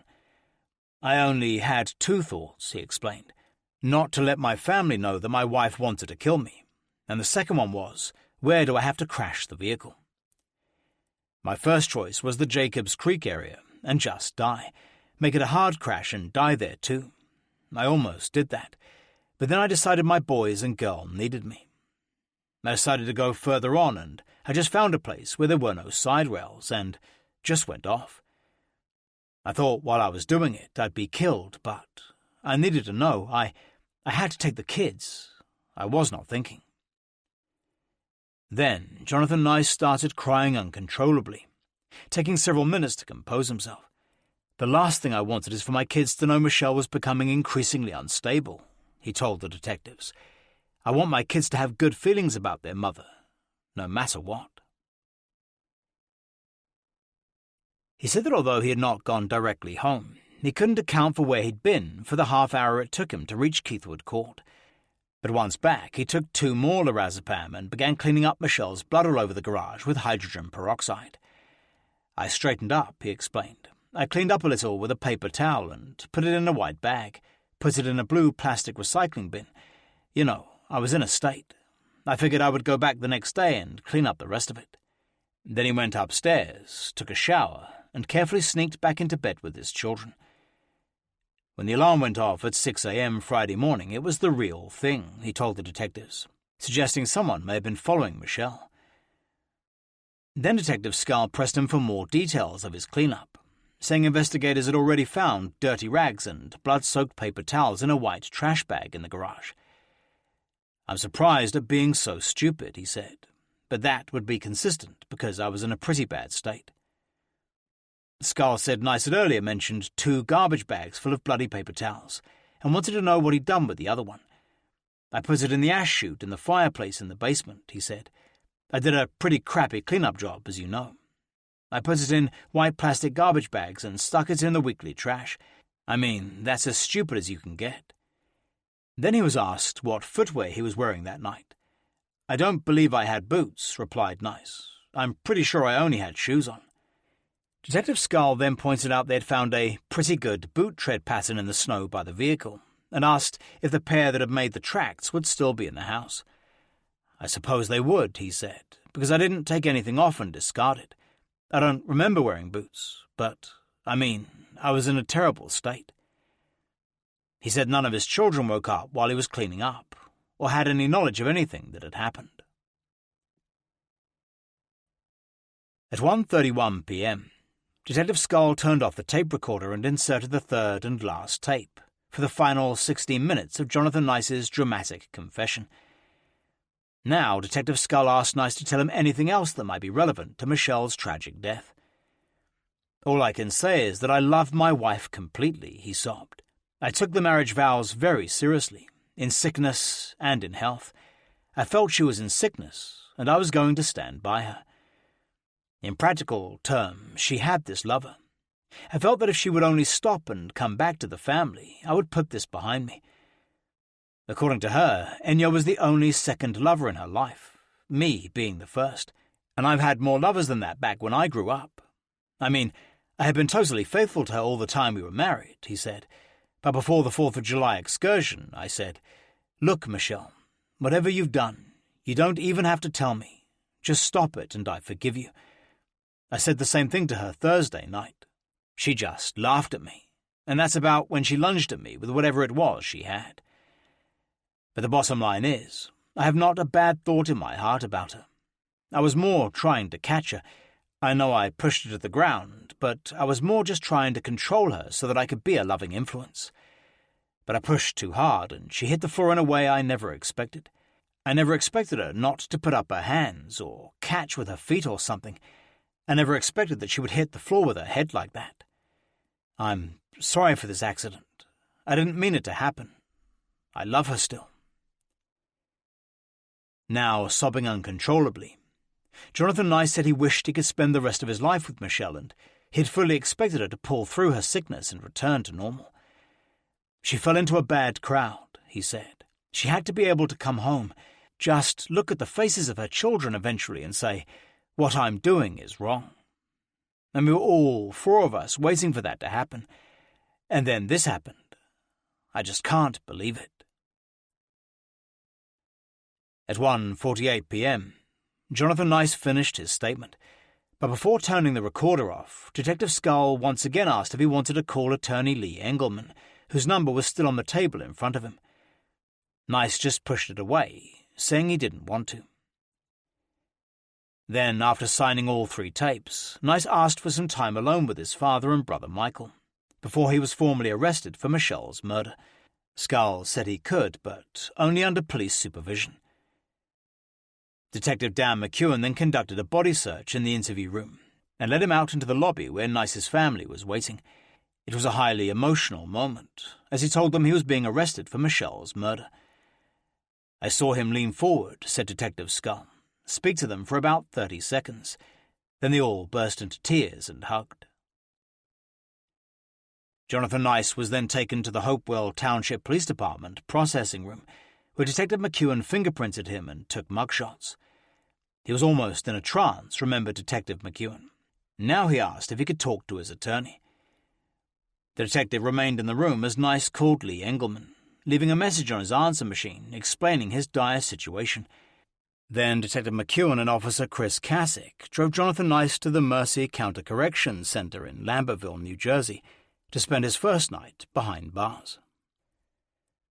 1 hour later, Chief Michael Chapowski announced that Jonathan Nice had been arrested for the first-degree murder of his wife.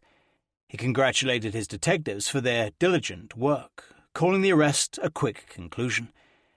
The detectives and everybody involved have given their all, he told reporters.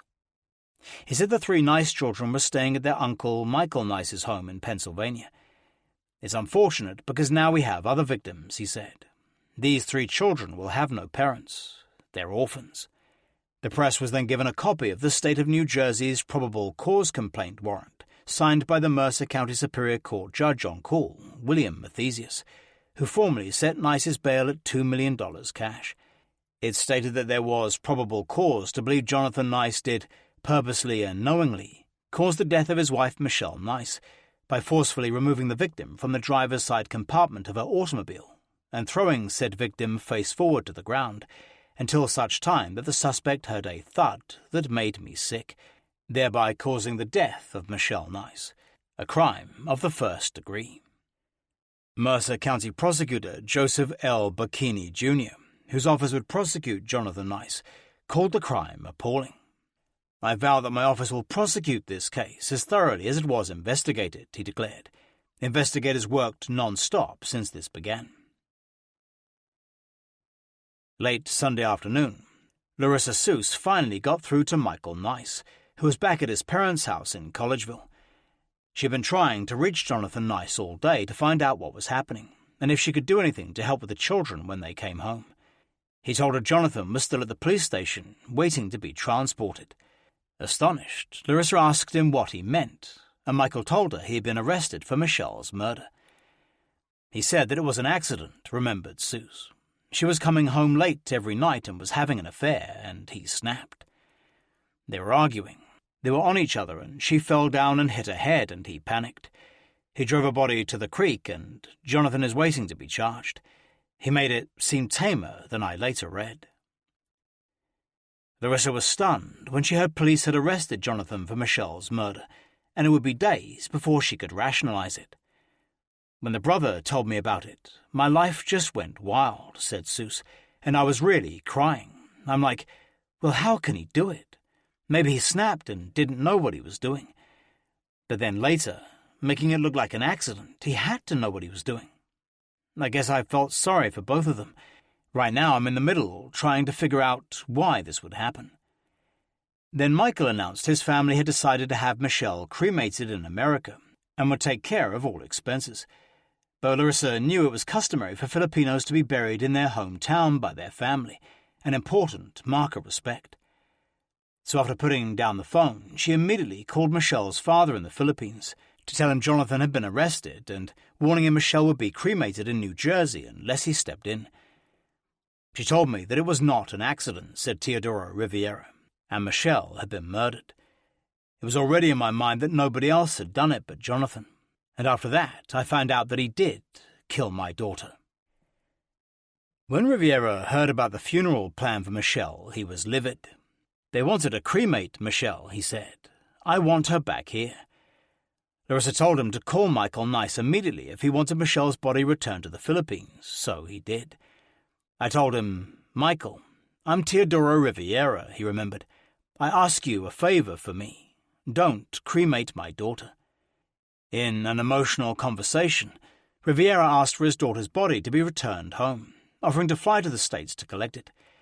When Michael asked him why he wanted to come to New Jersey, Riviera became angry. So I answer, he said, why are you asking me that question? I am the father. She is my daughter and my responsibility. Nice said he couldn't understand what he was saying as the line was bad, and Riviera asked if it was because he did not want to. Then Nice said he'd call back later to discuss it further, putting down the phone. Soon afterwards, the Nice family talked to several reporters who called their house for comment after Jonathan's arrest. He is a very gentle person, family-oriented, loves his kids, said Michael Nice. Our focus right now is the kids. But his mother, Emma, was more forthcoming, saying her eldest son was a great provider for Michelle and her family back in the Philippines. But she always wanted more, she sobbed. 24. I don't get it. They seemed so happy. Monday was Martin Luther King Day, and Hopewell Township residents woke up to discover one of their most respected citizens had been charged with murdering his wife. The Trenton Times led with the story on its front page under the banner headline, "Husband Charged in Death," while the more sensational Trentonian tabloid had "Hubby Charged in Hopewell Slay." The Trentonian quoted an unnamed nice neighbour, speculating the 20-plus year age difference had something to do with it. "When you're in your 30s, observed the neighbour, you still have a lot of spunk left in your life. I mean, she was beautiful. She had smooth, olive-coloured skin. Everybody would go to Macy's just to look at her." The story painted Jonathan Nice as overly possessive and controlling of Michelle. Roz Clancy told of casting Michelle in a commercial and Jonathan refusing to allow her to do it. Then, in mid-interview, Clancy broke down in tears, telling the reporter how close Jonathan and Michelle had appeared to be. "I don't get it," she said. "They seemed so happy. When I heard about it, I went into shock. She was warm and playful and loving. Her husband was quiet and gracious. He sort of sat in the background and enjoyed watching the family." Another identified Nice neighbour told the Trenton Times it was hard to believe Jonathan Nice was capable of such a horrendous crime. "I'm so surprised," she said. "He was such a caring father and husband, and also because he seemed smarter than us." Added her husband, "He was so low-key. He seemed like an intellectual." That morning, Sergeant Puskas was sent out to check all the storm drains and dumpsters along any possible route that Jonathan Nice might have taken early Friday morning. He was looking for the sharp, shiny object Nice had alleged Michelle had lunged at him with, or any other relevant items of clothing or footwear that he may have discarded. "We had to visualize," Sergeant Puskas later explained.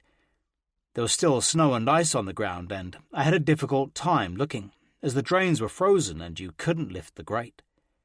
Monday morning, Detective Dan McEwen, Detective Karen Ortman, Captain George Meyer and Detective Kevin Zorn together walked the entire length of Jacobs Creek Road, searching for the alleged weapon and the ski parka coat Michelle had been wearing when she had left Macy's the night of the murder. "It was a brainstorming effort," said Captain Meyer. "We walked the neighborhood, but I wouldn't call it a search." The team also measured the distance from 1 Keithwood Court to the crash site, as well as the distance of the route Nice said he had used when he had driven Alex to school Friday morning. Early Tuesday morning, Jonathan Nice pleaded not guilty via a TV hookup from Mercer County Correction Center at his arraignment in front of Judge Bonnie Goldman. A large television had been set up in the crowded courtroom, showing Jonathan Nice morosely slumped over a bench, wearing a regulation orange jumpsuit, a burly prison guard hovering behind him.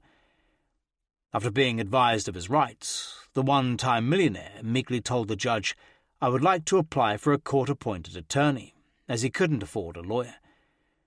Suddenly, Jonathan Nice could no longer contain himself and began rambling, apparently to try to justify his confession. "Well, the reason I spoke with police officers," he began, explaining, "without any benefit of an attorney at all, the other day was that I told them very directly that my wife—" At that point, Judge Goldman cut him off, advising him to keep his mouth shut until he could talk to a lawyer, so he wouldn't dig an even deeper grave for himself. At 10:08 a.m., investigators returned to 1 Keithwood Court to resume the search. This time they were looking for boot soles to match the footprints leaving the crash scene and the stiletto. Outside the house, 2 police cruisers idled in the driveway, where Jonathan Nice's shiny red Hummer was still parked. Nearby was the children's playset and a tire swing hanging from a tree. Led by Detective Sergeant Cronenfeld, the 7-strong team of investigators resumed searching the basement. This time they concentrated on walls, ventilation shafts and air conditioning ducts, where evidence could have been hidden. Soon after they began, Sergeant Puskas noticed a large, old Nordic track box at the north end of the basement, containing a collapsed plastic Christmas tree and fairy lighting. On top of these items was another object, he recalled. It was part of a shoe sole. He immediately summoned the other investigators over to examine the fragment of black sole. "The fact that we found a portion of a sole was pretty significant," said Cronenfeld. Then we looked in the basement for various portions of a shoe. There were numerous pieces of the shoe found all over the basement. Over the next hour, investigators found a total of 14 pieces of sole, including one with the size 12 printed on it. I did not see any uppers to the soles anywhere, noted Cronenfeld in his report. However, on the workbench was a small scroll saw, and fragments of black rubber substance were noted about the bench and saw, along with another piece of shoe sole. When he arrived at the scene, Detective John Ryan found a pair of soleless moccasins hidden behind the workbench. It appeared the footwear had been glued to those shoes, said Detective Ryan. Then the bottom of the Brahma boots had been sawed off and glued on the moccasins. Then they'd been removed and cut into 14 pieces. Detective Ryan easily put all 14 pieces together like a jigsaw puzzle, forming 2 complete soles. Forensic tests would eventually determine that they were Jonathan Nice's custom-made hybrid moccasin Brahma combination boots, matching the footprints leaving the Land Cruiser at the crash site. The detectives finally completed their search at 4 that afternoon, and the following day, the keys to the home were returned to the Nice family. While investigators were still searching the basement, Detectives McEwen and Ortman met Jonathan Nice Jr., his son Michael and nephew Ryan outside the house. The previously agreed plan was for them to go into the house and collect the children's clothing and favorite toys.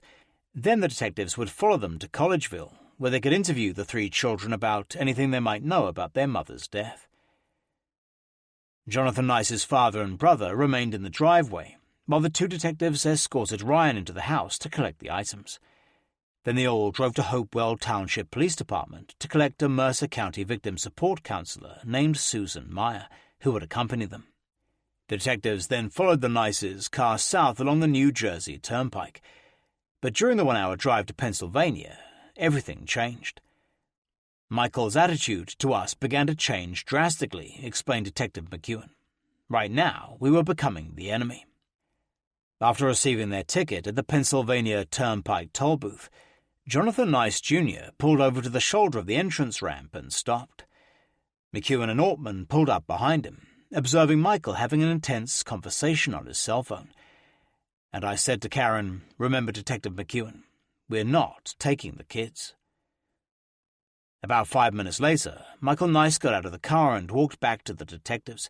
He told them he had just talked to his attorney and been advised not to let them interview the children. He returned to his car and took off down the turnpike, leaving the detectives to return empty-handed, as they had no jurisdiction to interview the minors without permission. "This was frustrating," said McEwen. "There's no doubt in my mind that at least one of the children must have heard or seen something, and they would have been able to offer more insight into what really happened that night." 6 weeks later, Detective Karen Ortman finally got to interview Alex, Trevor, and Samantha, in the presence of their father's defense lawyer, Hal Haverson, and a pediatric psychiatrist. "They had been instructed on what to say," said Detective Ortman. "We were not even allowed to conduct the interview.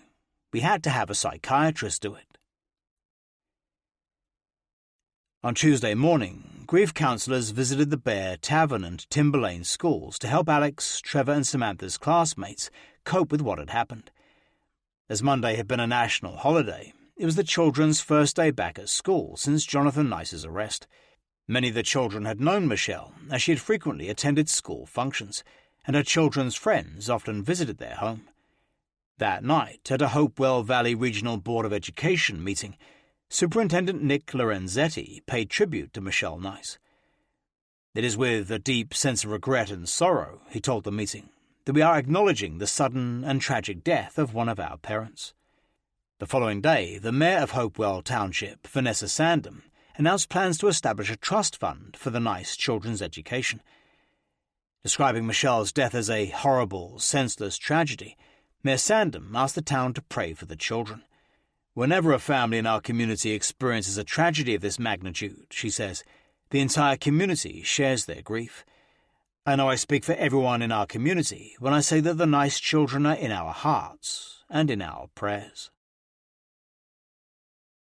25. I have no history of physical violence. By Wednesday, the Jonathan Nice story had gone national, with the New York Times and New York Post both making it a major story. Entrepreneur confesses to killing wife, the police say, ran the Times headline at the front of the Metro section.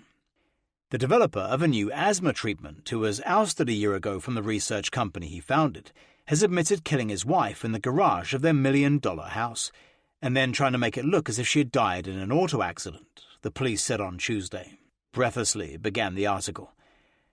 After a brief resume of Nice's career, the article said that the Hopewell Township Police Department was still trying to decide his motive. Chief Chapowski said that they were speculating it was motivated by either Nice's financial problems or his belief that Michelle was having an affair. The article also carried a brief interview with Epigenesis' new financial officer, Joanne Leonard, no relation to Nice's friend and assistant, Sherry Leonard, distancing the company from its founder. "I can confirm that he left in March 2003, said Leonard, and that we have had no contact with him since then.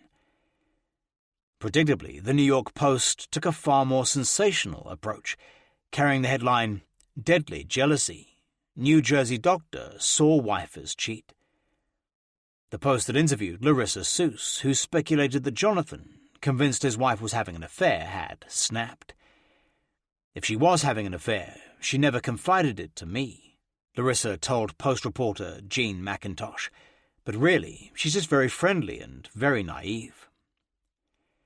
Describing Nice as overprotective and jealous, Sue said that whenever she was out with Michelle, Jonathan would call her cell phone, checking up on her. Then Michelle would hand it to her so she could talk to Jonathan and prove she was there.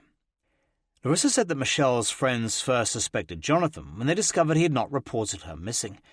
This was totally out of character, as he usually wanted to know where she was 24 hours a day. Later, the Nice's longtime friend Andy S. Jamsu said everyone was in shock when they heard about Jonathan's arrest. "How were we all so totally blind that we couldn't see it?" he asked. "The fact is, nobody was around to see it, as it really was. What's wrong with this picture? Every time people came over, they would be the picture-perfect family, and then go back, I guess." On Wednesday morning, Mercer County Superior Court held a bail reduction hearing for Jonathan Nice, and for the first time, the prosecutor's office revealed their theory of how he had murdered his wife and his motive. Once again, Nice appeared via a closed-circuit TV hookup from Mercer County Correction Center. The public gallery of Judge Charles Delahaye's courtroom was packed with reporters and television cameras.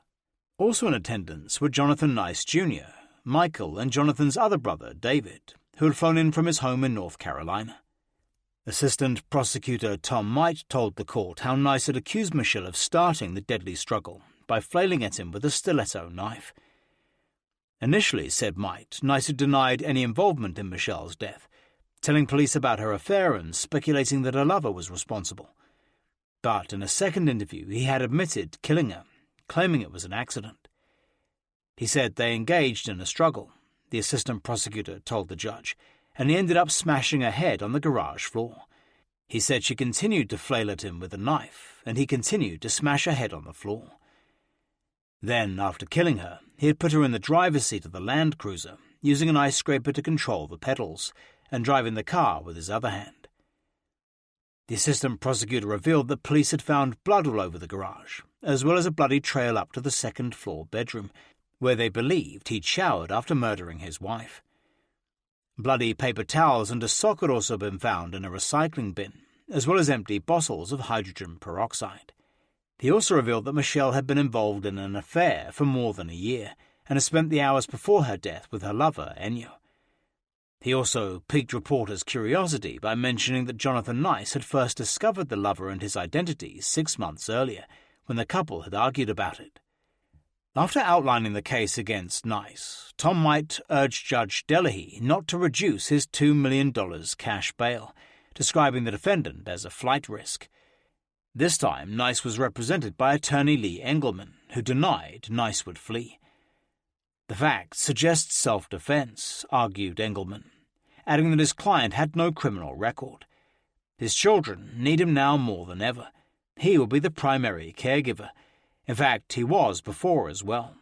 There was really no one else who provided appropriate care for those children." Then, in another dramatic outburst, defying both the judge and his own attorney, Jonathan Nice insisted on addressing the judge. "I have no history of physical violence ever against any person," he said, looking close to tears on the TV screen placed by the judge's bench. "I never, ever had ill will toward my wife. This, what happened, was a pure accident." Then Judge Delahy agreed to cut his bail in half to $1 million cash, denying Engelman's request that his client be allowed to post bond rather than cash so he could go home. The court also refused Nice's application for a public defender, finding that his financial need had not been proven. The case would now go to a grand jury, who would decide whether Jonathan Nice should stand trial for Michelle's savage murder. After the hearing, Lee Engelman said his client still could not afford $1 million bail, as he had few liquid assets. Then he hurriedly left court, refusing to discuss the case with reporters any further. But Mercer County prosecutor Joseph Bikini Jr. held a press conference, discounting Nice's account of Michelle's death as a lie. "Our investigation revealed no knife," he said. "It is our belief that the knife is a figment of his imagination. Her head was slammed face first into the garage floor, so the theory of her flailing with the knife doesn't fit." The prosecutor added it was certainly possible he would seek the death penalty, and it would be in the hands of a death penalty committee made up of himself and his senior staff. Then a couple of reporters headed to Hopewell Township Police Department to interview Chief Chapowski. The chief said he was delighted by such a swift resolution to the case, applauding the cooperation between his department, the New Jersey State Police, and the Mercer County Prosecutor's Office. "A department of our size doesn't maintain the resources for an investigation of this magnitude," he explained. Then, without consulting the prosecutor's office, and regardless of the consequences, the chief handed reporters a copy of Detective McEwen's explosive July 2003 police report, outlining his investigation into Jonathan Nice's allegations that Miguel de Jesus had tried to extort $500,000 in return for videotapes of Michelle having sex. This took the story to a scandalous new level, and the following day it would make newspaper headlines around the world. Sex tape blackmail. New Jersey doc eyed wife's lover in plot before slaying her. Cops, screamed the New York Post's headline on Thursday. The page lead, complete with a sexy photograph of Michelle, said Dr. Jonathan Nice was the victim of a $500,000 blackmail attempt by Michelle's gardener lover. Calling Miguel de Jesus a deadbeat dad, it accused him of threatening to sell tapes of his sexual encounters with Michelle if Nice didn't pay him. The story also gave details of her affair with Ennio, including how they had met when he went to her house to plant trees, and it quoted Assistant Prosecutor Tom Might's testimony at the bail hearing that Michelle was returning from a late-night motel rendezvous with him when she was confronted by her husband and murdered. The Trenton Times' Lisa Courier, who had interviewed Michelle's sister Melodia in the Philippines, broke the story that Jonathan Nice had first met Michelle through a newspaper advertisement, and not as a result of a romantic accident on a Hawaiian beach. From now on, Michelle would be branded a mail-order bride, exploding the myth she and Jonathan had carefully cultivated for the last 15 years. When Michelle's friends read the lurid stories, they could not believe this was the same woman they had known, finding it impossible to fathom her double life. They despaired that she could not have reached out to them for help before it was too late. But it's a Filipino personality trait never to discuss problems, and they even have a word for it, hiya, meaning embarrassment. "If only she could have mentioned it to me," said Jean Larini. "Maybe I could have talked to her and tried to sort it out." Larissa Seuss said she learned about the alleged extortion threat in the newspapers. "There's so much I didn't know," she said. "I feel sad because I didn't realize how sad and miserable her life was. I understand she didn't want to burden her friends with that, but I wish she could have opened up to us." Andy Eschamsu said he'd had to hide the newspapers from his children in the days after her death. "I thought it was a joke," he said. "It was so bizarre. Where did she get the time to be screwing around with the gardener?"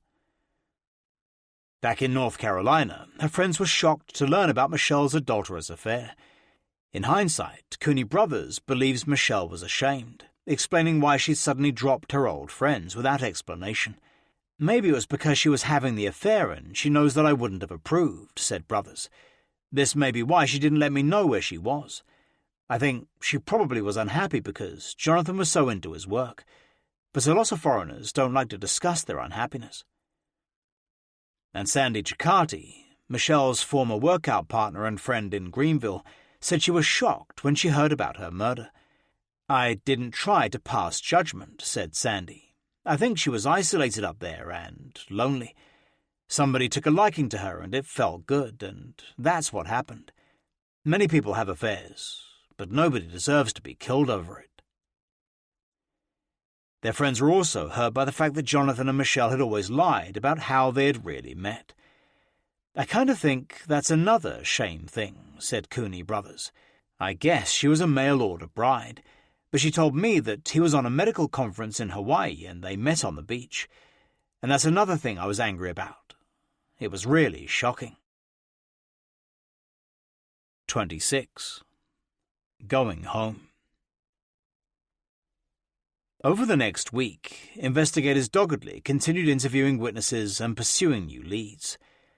On Thursday, January 22nd, Detective Dan McEwen re-interviewed Ennio at the Mercer County Prosecutor's Office Homicide Unit on South Broad Street in Trenton. Also present were his attorney, Gary Jota, Assistant Prosecutor Tom Might, Detective Karen Ortman, and Detective Jeffrey Noble. Finally, he was asked to clarify his various nicknames and aliases.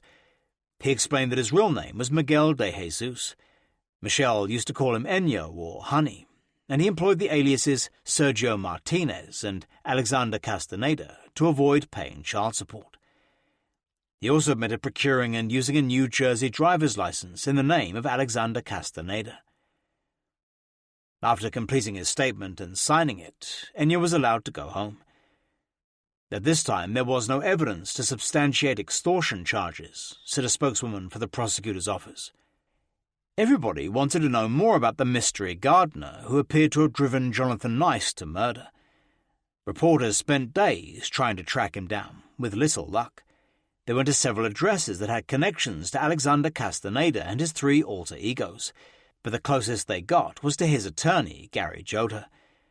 "My guy wrecked a home, and he's not proud of that," Jota told Lisa Corriwell at the Trenton Times. "If the police thought he'd done this, he'd be behind bars. Extortion is very heavy stuff." Jota said his client was ashamed of what he'd done and had now gone into hiding as he was scared of Jonathan Nice. The following day, Detectives McEwen and Ortman interviewed Larissa Seuss at her home. She told them how she and Jean Larini were supposed to have met the morning of Michelle's death for their scrapbook club. When she called at 9 a.m. to check on Michelle, Jonathan had answered and said she'd been in a car accident. Larissa told the detectives that from then on, his behavior and actions seemed strange and out of place. She was especially upset when Jonathan began to attack Michelle for being sex-mad and bipolar. "I was so confused," she told the detectives. "You can't imagine how I'm feeling. We considered ourselves sisters." On Saturday, January 24th, 6 days after Jonathan Nice was arrested, Michelle's family announced they wanted custody of her children so they could raise them in the Philippines. They had hired a Filipino attorney to investigate how to go about it. "We want the children to come here," Michelle's sister Melodia told Lisa Corriel by phone from the Philippines. "We think it will be good for the children that I am to be the one to take care of them." Since the evening their mother had died, Alex, who celebrated his 12th birthday that week, Trevor, 10, and 5-year-old Samantha had been staying at their uncle Michael's house in Eagleville, Pennsylvania. Although the children were still officially registered at Bear Tavern and Timberlane schools, school officials did not expect them to return. Hopewell Valley District Superintendent Nick Lorenzetti was in daily contact with Michael Nice, closely monitoring the counseling they were receiving. The children's classmates were collecting a care package of cards, toys, and pictures to send to them. The Riviera family's Filipino lawyer, David Paggio, Jr., said he had warned them it might be hard to fight for custody in the New Jersey courts. He was searching for a New Jersey attorney to act on their behalf. "We have different laws here," he said. "I need someone who is an expert in laws there." Since Jonathan Nice had been charged with murder, his family had distanced themselves from Michelle's. Originally, they had promised to pay for her funeral, but when Teodoro Riviera demanded her body be returned to the Philippines, they promptly withdrew the offer. "I suspect he had a change of heart and stopped talking to us," said Larissa, "because of all the stories that are coming out in the papers about his brother." Now she and Jean Larini were making plans to have her body flown back to the Philippines, as well as trying to raise the $13,000 needed for transportation, and they had already selected a casket at the Cromwell Imordino Memorial Home in Hopewell, New Jersey, so her parents could begin preparations in Orion. But Michelle's body still remained under police guard at the medical examiner's office until her husband's defense lawyer could arrange for a second autopsy to help his case. On Wednesday, January 28th, more than 100 people gathered at Princeton Community Church in Hopewell Township to celebrate Michelle Nice's short life. It was a brutally cold night for the special memorial service, organized by Larissa Seuss. None of Jonathan's family or the Nice children attended. They would hold their own a week later. Although the Nice family were staunch Catholics, it was decided that having the service in a non-denominational church would have been more to Michelle's liking. "It was a pretty sobering event," said John Tredier, who covered it for the weekly Hopewell Valley News. "I don't know how many of the people there actually knew her, but they were showing their support." On the front of the program was a picture of Michelle, her head rising out of the sea. Originally, Jonathan had been behind her, staring at the camera through beady eyes, but now he had been exorcised by Photoshop. Alongside the picture was a poem, especially composed for the occasion. God's finger touched her, and she slipped away from Earth's dark shadows to a brighter day. The service began with a eulogy by Pastor Andy Mahoney, delivered from the pulpit in front of a giant photograph of a smiling Michelle. "Michelle was us," he began. "She was a mom raising her children. She was a wife. She was a friend who laughed with those she loved. She smiled an infectious smile." An emotional Larissa Seuss then stepped up to the pulpit to eulogize her best friend. "We all have one thing in common, why we're all here tonight," began Larissa, choking back tears. "Michelle had touched our lives in some form or another. Some of us may have known her for 3 years or more, others maybe just a few months or less. Michelle had friends from different walks of life, young or old, men or women, rich or poor. Michelle may have the looks of a model, but she is easygoing and down to earth. Her smile can light up any room. Her laughter can warm your heart. Tonight I want to celebrate how she lived and not how she died. Tonight I want to tell you about my best friend, my sister, and a great mum to Alex, Trevor, and Samantha. Michelle, wherever you are now, you will always be a star to me. This is your night. This is your community. I may have lost my best friend, my sister, but one thing no one can take away is my wonderful memories and friendship that Michelle and I have together. That's how I will always remember my dear Michelle Nice. Rest in peace, my dear Michelle, until we see each other again." Sandy Ciccati was Michelle's only friend from Greenville, North Carolina, who attended the service, and she addressed the mourners. Sandy had read about the murders in a newspaper and phoned Hopewell police for details of the funeral and was put in touch with Larissa Seuss. When she moved up here, she was so frightened of being alone, Sandy told the congregation. She didn't know anyone, but I can see tonight she made friends. Lots of friends. Then she spoke of visiting Michelle in Hopewell after not seeing her for several years. She greeted me with open arms and a smile, as if no time had passed, she said. But I could tell there was an underlying sadness. I couldn't tell why. I lost track of her after that, until now. At the end of the service, Larissa screened a video she'd made, using photographs of Michelle with her children. Not surprisingly, there wasn't a single shot of Jonathan Nice, who was conspicuous in his absence.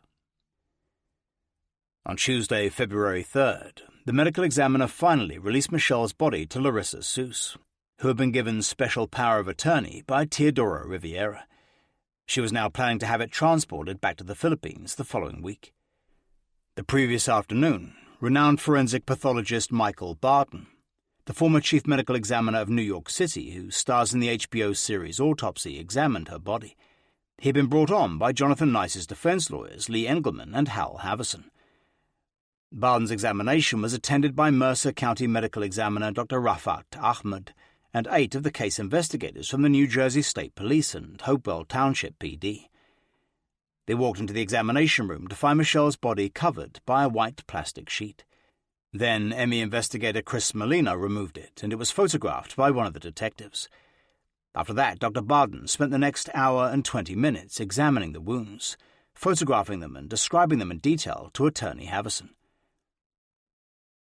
According to a New Jersey State Police report documenting the examination, Dr. Barden described the injuries to Michelle's right hand as offensive wounds.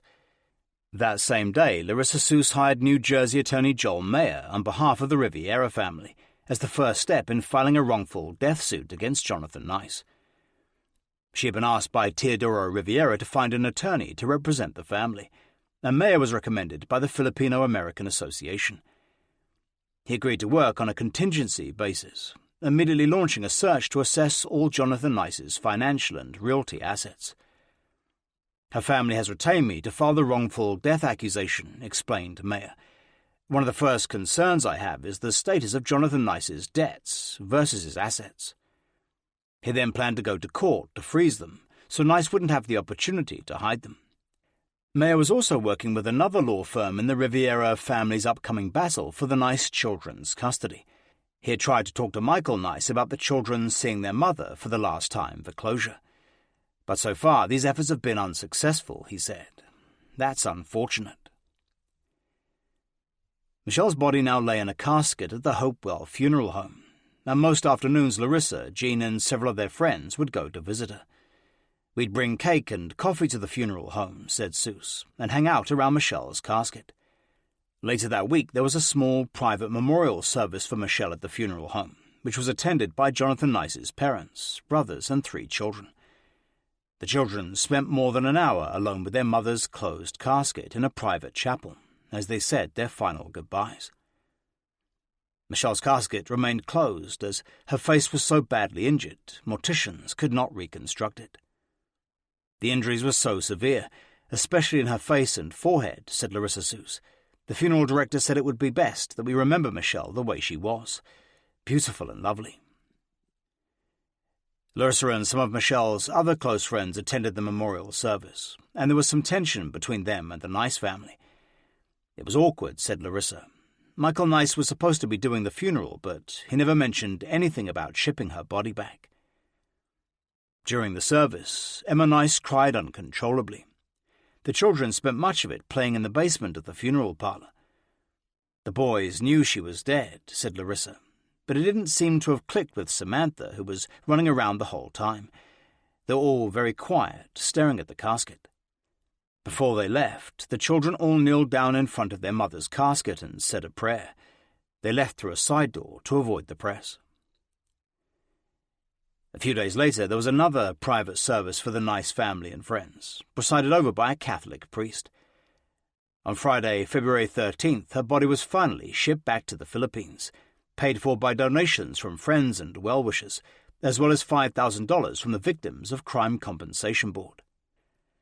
Earlier that day, there had been a 4th memorial service, attended by Consul General of the Philippines, Cecilia B. Ribong, who drove down from New York. After the service, Michelle's casket was placed inside a hearse and driven to Newark International Airport, where it was flown on Northwest Airlines Flight 667 at 6:12 p.m. to Manila's Ninoy Aquino International Airport. On February 16th, exactly 1 month to the day after her murder, Michelle arrived in Orion, where her family organized a traditional Filipino funeral for her, attended by the mayor, the chief of police, and other local dignitaries. 27. Robin Lord. On Friday, February 6th, Michael Nice contacted a Trenton-based criminal attorney named Robin Lord, asking her if she would take over his brother's defense. Lord immediately agreed to represent Jonathan Nice after visiting him at Mercer County Correction Center. It would be the most high-profile case the New Jersey state capitol had seen since 1997, when convicted sex offender Jesse Temendekwas was found guilty of brutally murdering 7-year-old Megan Kanker of Hamilton, New Jersey. He is now on death row. That notorious murder trial ultimately led to the formation of Megan's Law, requiring convicted sex offenders in many states to register with local authorities, and Lord helped prepare the defense case. Now, the tough, flamboyant defense lawyer, who had already carved a formidable reputation for herself in New Jersey, would finally step into the national spotlight. She would be the perfect lawyer to represent the always controlling Jonathan Nice and keep him in check in the courtroom. Robin Lord and her partner Patrick Whelan, who handles the civil side, run their law office on South Broad Street, Trenton, directly opposite Mercer County Superior Court. The area has become known as Bail Bond Row. But Lord is no stranger to the tough Trenton street gangs, many of whom have been her clients over the years.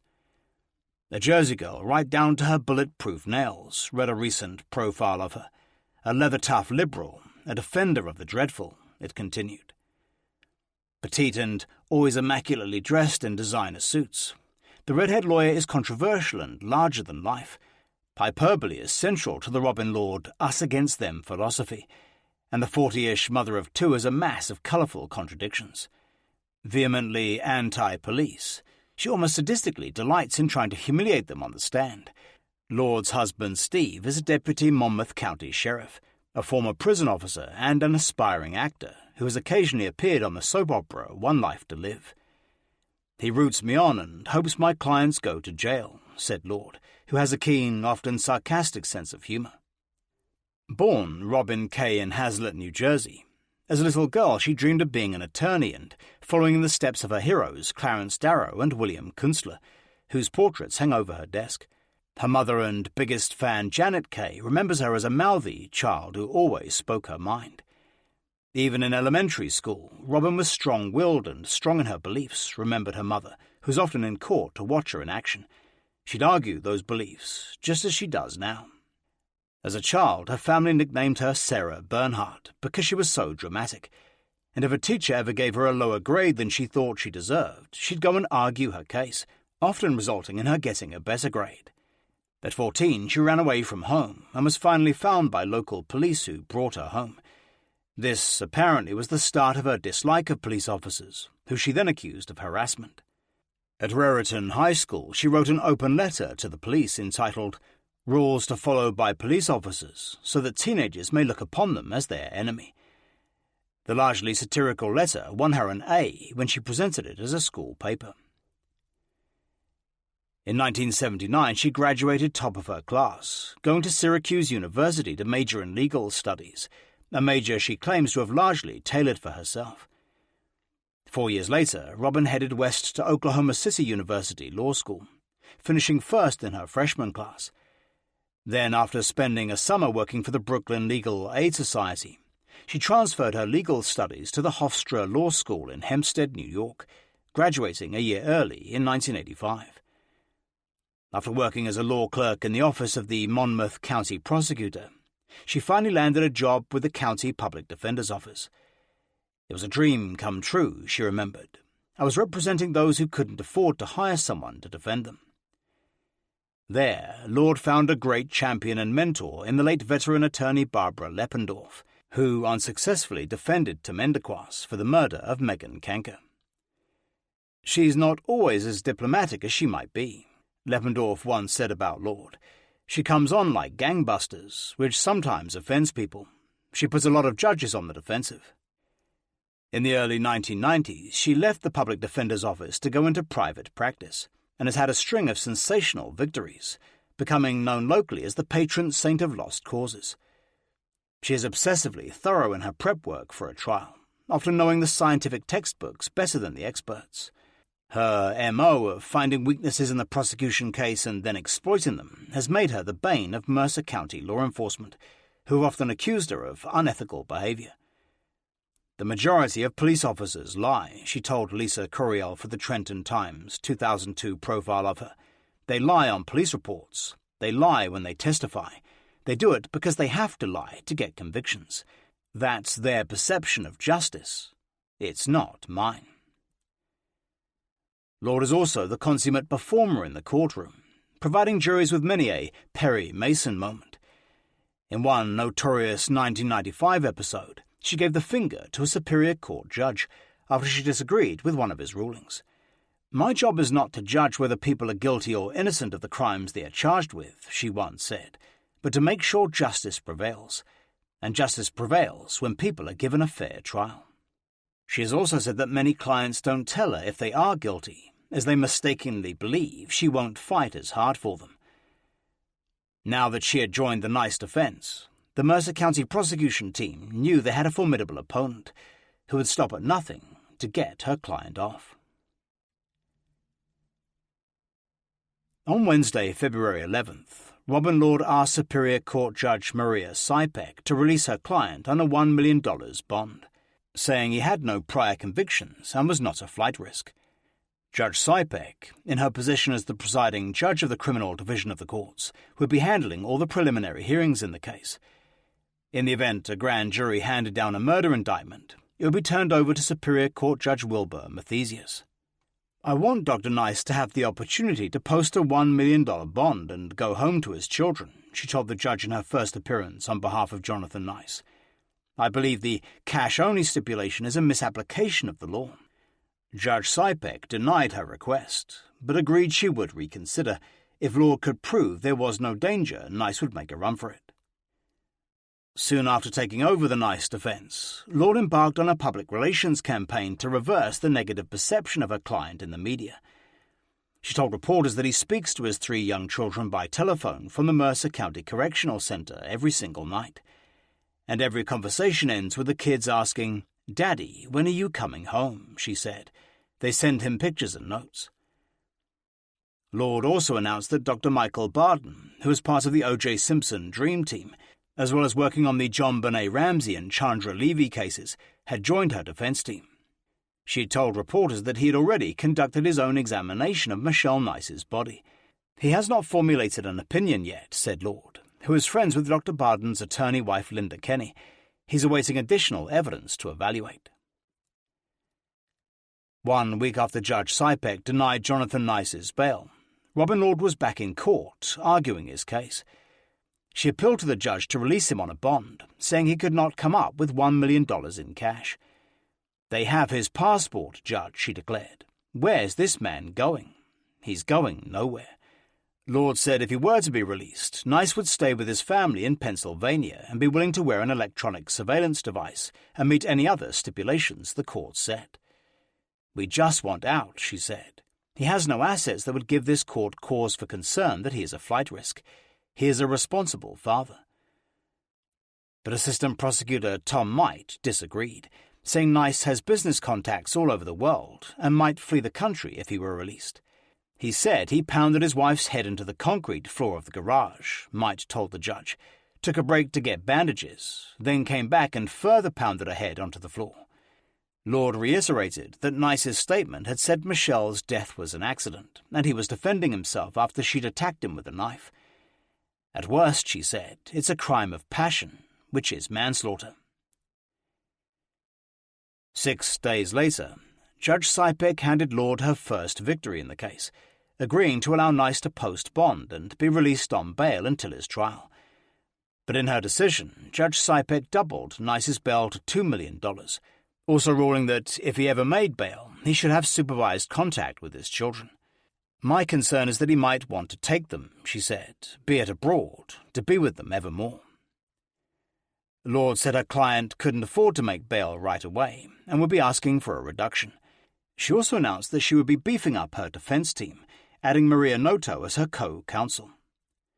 Noto is president of the New Jersey chapter of the Washington, D.C.-based National Association of Criminal Defense Lawyers. Lord's longtime private investigator, John Coy, a 29-year veteran of the Trenton Police Department, was already working the case. Lord would set him loose to fully investigate Michelle Nice's private life, looking for as much dirt as possible. For Robin, Lord knew that ultimately she would have to put Michelle Nice's lifestyle on the stand if an upcoming grand jury decided there was a case to answer. That would be the only way Jonathan Nice could win. 28. The Dirt Flies. On Monday, March 1st, attorneys representing Michelle's family asked a Superior Court judge to freeze Jonathan Nice's assets, so he couldn't use them for his defense. The same day, Michael Nice and his wife Margaret filed papers seeking the temporary custody of the 3 children, who are now living with them. Attorney Paul Norris, representing Teodoro and Trefisa Riviera, said they had no personal interest in their son-in-law's estate, and were acting solely in their grandchildren's interest. If Jonathan Nice, in his defense, uses up all the assets or hides his assets, explained Norris, we now have 3 children who have no assets and no parents. Robin Lord's partner, Pat Whelan, countered the motion, arguing that his client had made no effort to hide, steal, or divert his assets. In fact, maintained Whelan, Jonathan Nice was in the process of setting up trust accounts for his children. In a separate civil court motion, Michael and Margaret Nice said they were far better equipped to look after the children than Michelle's family. They pointed out that the children had never been to the Philippines, and the only member of their maternal relatives they'd ever met was their grandfather. The following day, Civil Court Judge Neil Schuster froze Jonathan Nice's assets until a court-appointed administrator could identify them. The judge appointed an attorney to catalogue his assets and prepare a report, so he could decide whether to make it permanent. He also appointed a separate attorney to oversee the children's legal interests. Nice's defense team then asked the judge to allow some of his money to be used to continue to pay them for their services. We're hopeful the judge will allow Jonathan Nice reasonable expenses to defend himself in the criminal and civil arena, Pat Whelan told reporters after the hearing. The next day there was another blow to the Nice defense, when Judge Sypek denied a motion by Lord requesting access to his incriminating statement to police. The judge ruled that it was not the defendant's constitutional right to place the statement into discovery. It's extremely unfair, Lord complained to reporters. Why don't they turn the statement over? Because they know if they wait, it's more to their advantage. The prosecution can poison public opinion as to the guilt of Dr. Nice and continue to stand on their soapbox, making allegations. Earlier, the judge had asked Assistant Prosecutor Tom Might for a status report on the state's case against Nice. We're moving as quickly as we can, he said. I expect we will have our investigation complete in less than 6 months. 2 days later, Robin Lord took the unprecedented step of subpoenaing Tom Might in a civil court action to force him to hand over the confession. Calling Lord's move unusual, Might joked that he had never had to hire an attorney to represent him before. I was surprised to receive the subpoena, said Might. I just don't believe Robin Lord should have access to the statement. Lord hit back, accusing the prosecution of taking great liberties with the English language in their interpretation of her client's statement. We're confident, she said, that in the civil arena that we're in now, the statement will show the court that there is not a reasonable likelihood of success on the merits that this was an intentional killing. But on March 15th, Civil Court Judge Neil Schuster decided that Lord was not entitled to see her client's confession before a grand jury indictment. In his ruling, the judge suggested she discover what was in it by simply asking her client. The interest of the state in preserving the evidence in this matter, wrote the judge in his ruling, far outweighs the defendant's right to obtain a copy of his alleged confession. On Monday, March 15th, Teodoro Riviera, now 63, moved to the United States to improve the family's chances of gaining custody of his 3 grandchildren.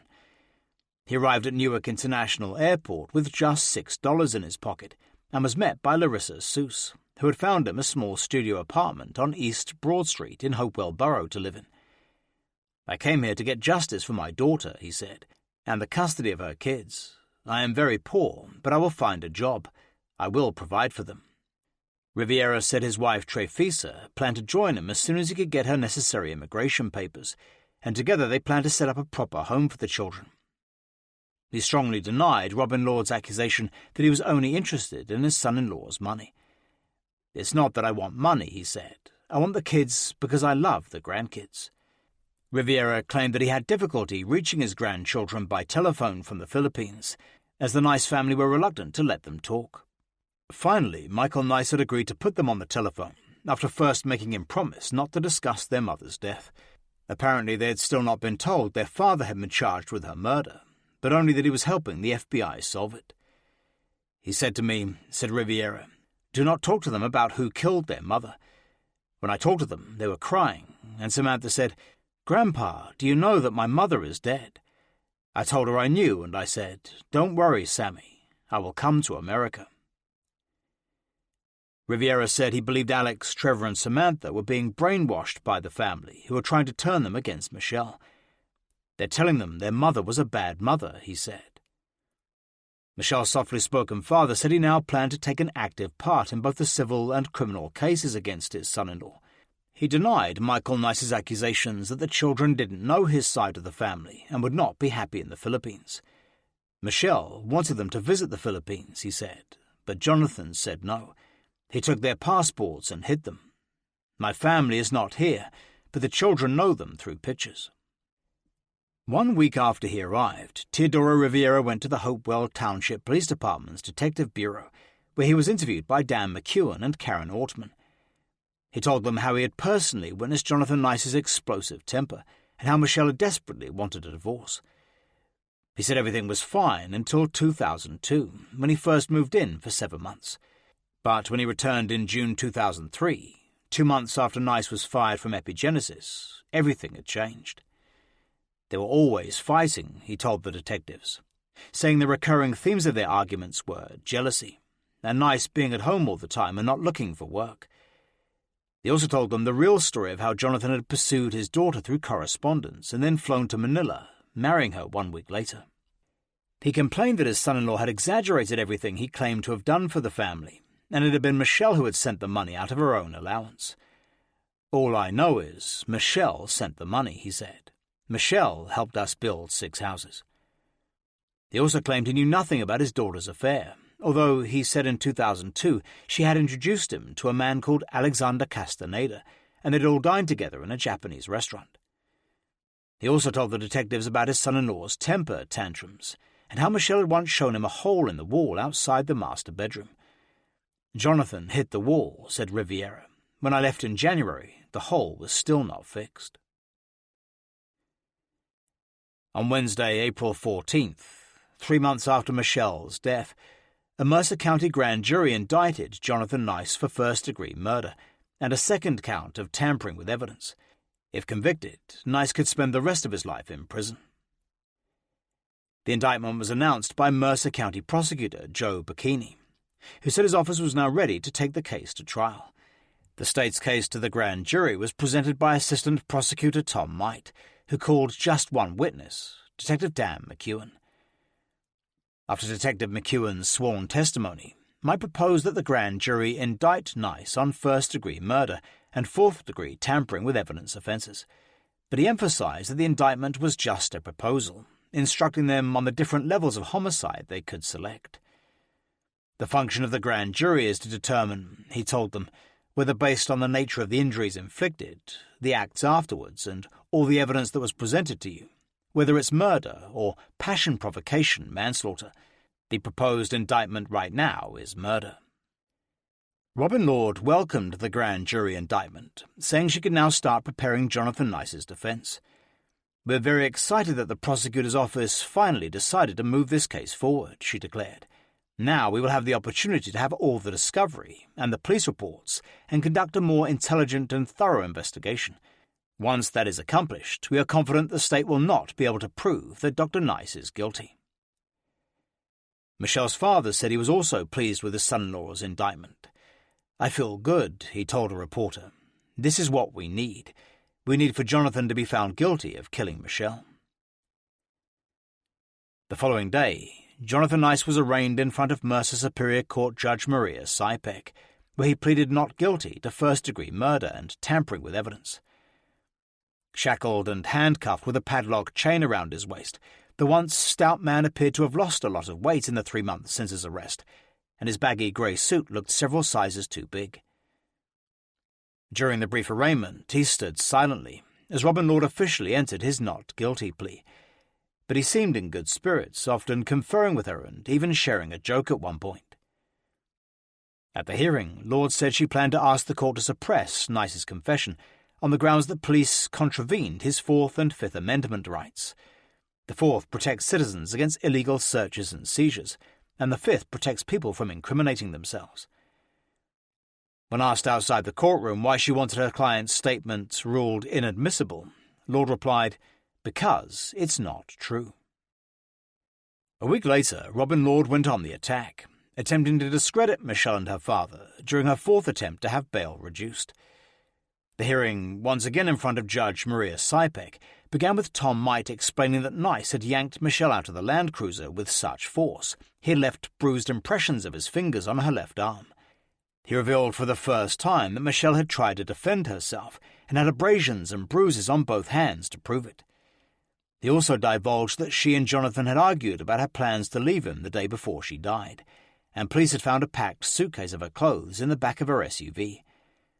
"This was no accident," said Might. Then Robin Lord got to her feet, asking for his bail to be reduced, calling the prosecution case weak. "It's one thing to say, 'This is our theory of what happened,'" she told Judge Sipek. "It's quite another to say, 'This is what Dr. Nice confessed to us.'"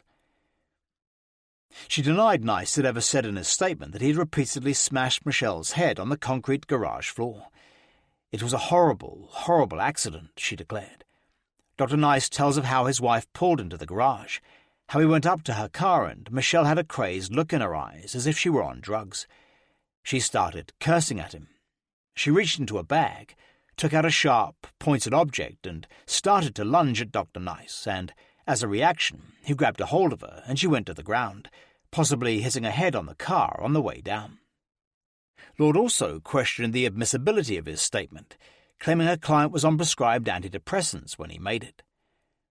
Then Judge Sipek reduced Jonathan Nice's bail to $1.7 million, meaning he would now have to find just over $100,000 to go free until his trial. But it was a hollow victory for Lord, who told the judge that her client had no access to money. "We have our assets frozen by a man who claims to have the best interest of the children in mind," she told the court, "but we've investigated quite to the contrary.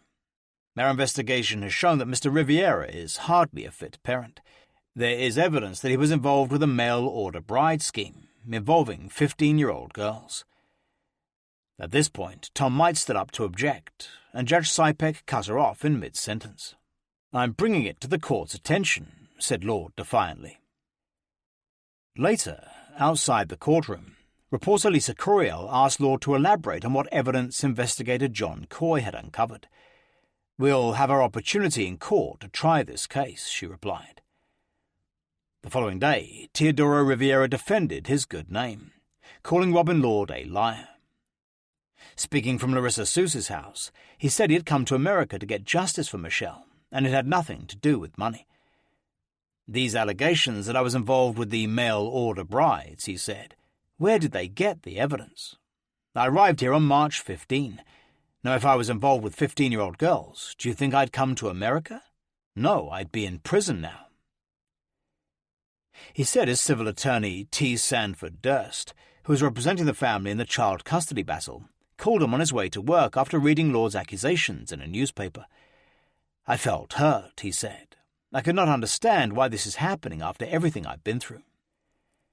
A few hours later, Durst publicly challenged Lord to substantiate her outrageous claims, saying he was considering a slander suit. He said he'd written her a letter demanding evidence to prove her baseless and offensive allegations. "If you make a statement like that," he said, "you'd better have a damn good reason for saying it." When Lisa Curiel asked Lord about the letter, she said she would not be responding to it.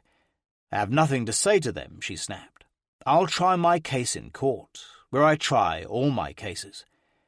On hearing her response, Durst said he would advise his client of his legal options. "We believe this is a defamatory comment and a baseless attempt to destroy his character and reputation," said Durst.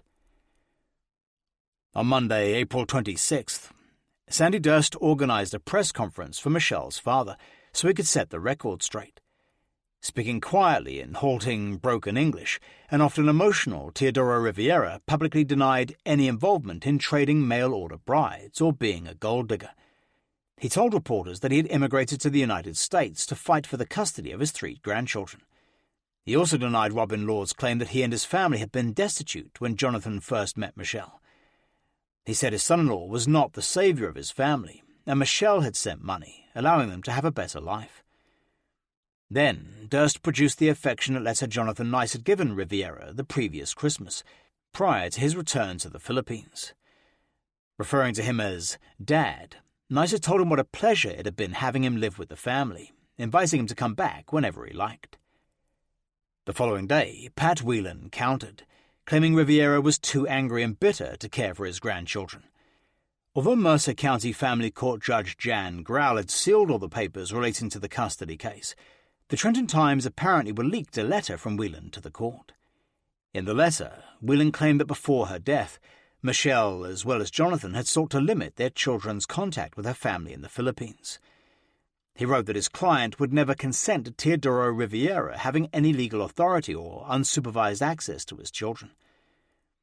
Mr. Riviera, wrote Whelan, due to his misplaced belief that our client intentionally killed Michelle Nice, has not hidden his direct hostility towards our client.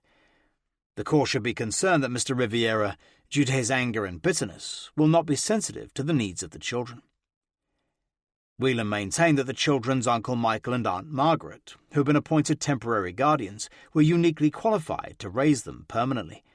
Our client, he wrote, believes that his brother and sister-in-law understand what it takes to raise the children to become happy, healthy, and successful adults. The battle of what little remained of Jonathan Nice's assets continued into May, after Superior Court Judge Neil Schuster refused to free any of it up so he could pay for his defense. Pat Whelan, now handling the civil part of his case, told the judge that it was in the Nice's children's interest that their father should be well defended. But the three children's court-appointed guardian, Ed Slaughter, told Judge Schuster he disagreed, saying the money should remain intact for their future. He recommended the judge permanently freeze Nice's assets so he couldn't use them to defend himself. In a court-ordered report, Slaughter wrote it was likely that Jonathan Nice would be found civilly, if not criminally, responsible for Michelle's death. Depletion of the family estate in order to pay for an expensive criminal defense is, thus, not in the best interest of the Nice children, read his report. It is imperative for their welfare that the family estate be preserved to the greatest extent possible. A week later, Michael Nice hired an attorney named Adua Sanderson to represent the children in the custody case. I certainly think it harms the children, Sanderson told reporters, if their father doesn't get the best defense and can't return to them. I don't think it's in their best interest to tell them, well, Daddy couldn't get an attorney because we had set aside $700,000 for you. As he languished in the Mercer County Corrections Center, Jonathan Nice spent his days helping Robin Lord prepare his defense and writing fairy tales for his children. He wrote them stories, beautiful stories, said his mother, Emma Nice, especially Samantha. He'd write her a beautiful little story and mail it to her, and the children would also write him stories and letters and send him pictures. Alex would always send a picture of him and his dad holding hands. 29. Skirmishes. On Tuesday, July 6, 2004, Mercer County Superior Court Judge Maria Sipek handed Jonathan Nice a get-out-of-jail free card by reducing his bail to $750,000. 2 weeks earlier, for the fifth time, Robin Lord had argued her client was broke, appearing pessimistic the freeze on his assets would be lifted until after the outcome of his criminal trial. Right now, Mr. Nice has zero assets, she told Judge Sipek. But Assistant Prosecutor Tom Might disagreed. I've never seen a murder defendant with the assets this defendant has. It was a major victory for Robin Lord, and now Nice's family had to come up with at least $75,000, which is non-refundable, for the bail bondsman to secure his freedom. Judge Sipek ruled that in the event he was released, Nice would have to stay in New Jersey and be fitted with a permanent global positioning device so he could be monitored around the clock. Still in custody a week later, a gaunt-looking Jonathan Nice attended another hearing where Lloyd argued for him to be allowed to stay with his parents in Collegeville. She told the judge that, as one Keithwood Court had now been cleared out and was up for sale, he would otherwise have to reside in a hotel, which would not have a switchboard capable of handling a global tracking device. Judge Sipek ruled with Lord, now paving the way for Nice to return home to his parents. At 4 p.m. Friday, August 6th, Jonathan Nice walked out of Mercer County Correction Center after almost 7 months' incarceration. Looking pale and haggard in a loose-fitting suit, he was then escorted in his stocking feet to Robin Lord's law offices, where, less than an hour later, he gave an impromptu press conference to previously tipped-off reporters.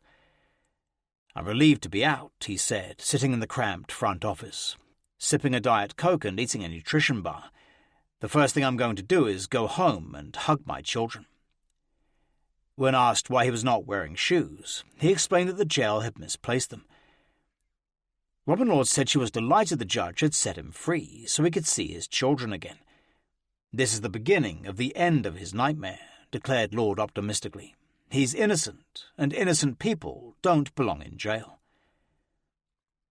As a condition of bail, Nice was only allowed supervised visits with his children and could not stay with them overnight. Lord said she would be appealing this restriction at a later date. Now that he was free, she said, he would be able to assist preparing his defense more effectively than he had been able to behind bars. After the press conference, where Lord refused to allow her client to answer any questions about Michelle's death, she walked him next door to the A.A. Bell Bonds office, where a black plastic global positioning ankle device was fitted, out of the view of press cameras. From now on, Jonathan Nice would be electronically monitored every 10 seconds and would have to remain within 200 feet of his parents' home. But, unfortunately, due to a miscommunication between Mercer County Correction Center and the prosecutor's office, no one connected to the case had been warned he had been released. When Teodoro read about it in Saturday's newspaper, he was very upset, terrified that his son-in-law might attempt to harm him. He was scared, said Larissa Seuss, who also learned about it from the media. He thinks, what if Jonathan escapes and tries to harm him? I don't know why they didn't warn us, so we could be prepared. Seuss said her major concern was that Nice would attempt to contact her and try to explain himself and what had happened to Michelle. I think his lawyer will advise him that it would be foolish for him to do so, she said. Larissa also wondered how long it would be until Alex, Trevor and Samantha Nice discovered the truth, that their father was facing the prospect of life imprisonment for the murder of their mother. Michael has never told them what happened, said Larissa. They know their dad is somewhere where he can't come home right now. He talks to them on the phone or writes letters, but other than that, I don't think they have really told the kids anything. On Thursday, October 14th, Robin Lord fired the first salvo in her battle to clear Jonathan Nice of murder. She filed the first in a series of motions, asking Mercer County Superior Court Judge Bill Mathesius, who would preside at the upcoming murder trial, to rule her client's confession inadmissible. She also asked Judge Mathesius, who had signed the original search warrant, to rule all evidence police had discovered at the Nice house inadmissible. They held Dr. Nice in custody and got a warrant of probable cause and questioned him for hours prior to obtaining a statement, read Lord's motion. This was a violation of his Fourth Amendment rights. She also accused the police of refusing him access to an attorney, therefore violating his Fifth Amendment rights. The assistant prosecutor advised the police not to inform Dr. Nice that his lawyer at the time called in and asked that he be told to stop talking immediately, wrote Lord. I was outraged when I read that in the police reports. She also claimed police had illegally searched One Keithwood Court before getting a search warrant, and after Judge Mathesius had finally issued one, they continued illegally searching for days. They held the house hostage, argued Lord, searching the premises not just for 1 day, not just for 2 days, not just 3 days, but for 4 complete consecutive days. They kicked the family out for 6 days. In a third motion, filed the following week, Robin requested that Judge Mathesius dismiss the case, accusing Assistant Prosecutor Tom Might of deliberately misleading the grand jury to get an indictment. She claimed that, although Might had explained to the grand jury they could indict on lesser charges of passion and provocation, manslaughter, aggravated manslaughter and reckless manslaughter, they had only been given the option to vote for murder. Additionally, claimed Lord, the assistant prosecutor had deliberately turned off the official transcription machine 5 times during his discussion with grand jury members. In a motion, Lord said that when she read the 160-page transcript of the grand jury hearing, it was clear jurors were troubled and confused. In fact, wrote Lord, one grand juror said, I do not believe that he tried to murder her." Responding to the defense's accusations, Might pointed out that, after hearing all the evidence, the grand jury had found probable cause to indict Jonathan Nice for murder. "I presented a fair case, and the jury returned an indictment," Might told the Trentonian. "I'm not trying to go tit for tat with her. I don't see her making any headway with this." Now, back living with his parents in the house he grew up in, Jonathan Nice retreated into a world of make-believe. He spent his days reading voraciously and writing stories for the children, or assisting with his defense. He even expressed the wish to one day write a book about him and Michelle and everything that had happened to them. At 7 every night, he and his parents settled down in front of the television to watch Jeopardy. "He knows all the answers," said Emma Nice. "I don't care what you ask him, he has all the answers." Under his bail conditions, he was unable to spend any time alone with his children, who were now living just 5 miles down the road with their Uncle Michael and his wife Margaret. His brother had a demanding full-time job as a highway foreman for the Pennsylvania Department of Transportation. Margaret was director of Child Life Services at St. Christopher's Hospital in Philadelphia. They both worked long hours, so Jonathan Nice was unable to see his children as much as he would have liked. "It was hard on all of us," said his mother, "because he couldn't see the kids every day like he wanted to, and it was hard on the kids too. Michael had a rule, and that's how it stood. It was fine because the kids did good at school and he saw them whenever he could." Emma Nice said her 3 grandchildren had now settled down in their new Pennsylvania schools and were doing well. Since their mother's death, they had all been seeing a psychologist every 2 weeks and had come to terms with it. "I'm sad to say they never, ever talk about their mother," said Emma. "And we keep telling them she's up in heaven and not to worry about her. She's all right." She said Samantha, now 6, had recently drawn a picture of her whole family, leaving out her mother. "She just wrote the word Mummy in there," said Emma. "That's Samantha." On Tuesday, November 30th, Jonathan Nice and his father drove from Collegeville, Pennsylvania, to Mercer Superior Court in Trenton for a hearing to determine if the murder charges against him should be thrown out. The hearing, in Judge Bill Mathesius's second-floor courtroom, would consider whether Assistant Prosecutor Tom Might had manipulated the grand jury to get an indictment. Known locally as Wild Bill, from his days as a controversial rough-and-tumble New Jersey politician, Judge Mathesius, 65, lived in Hopewell Township, not far from his defendant.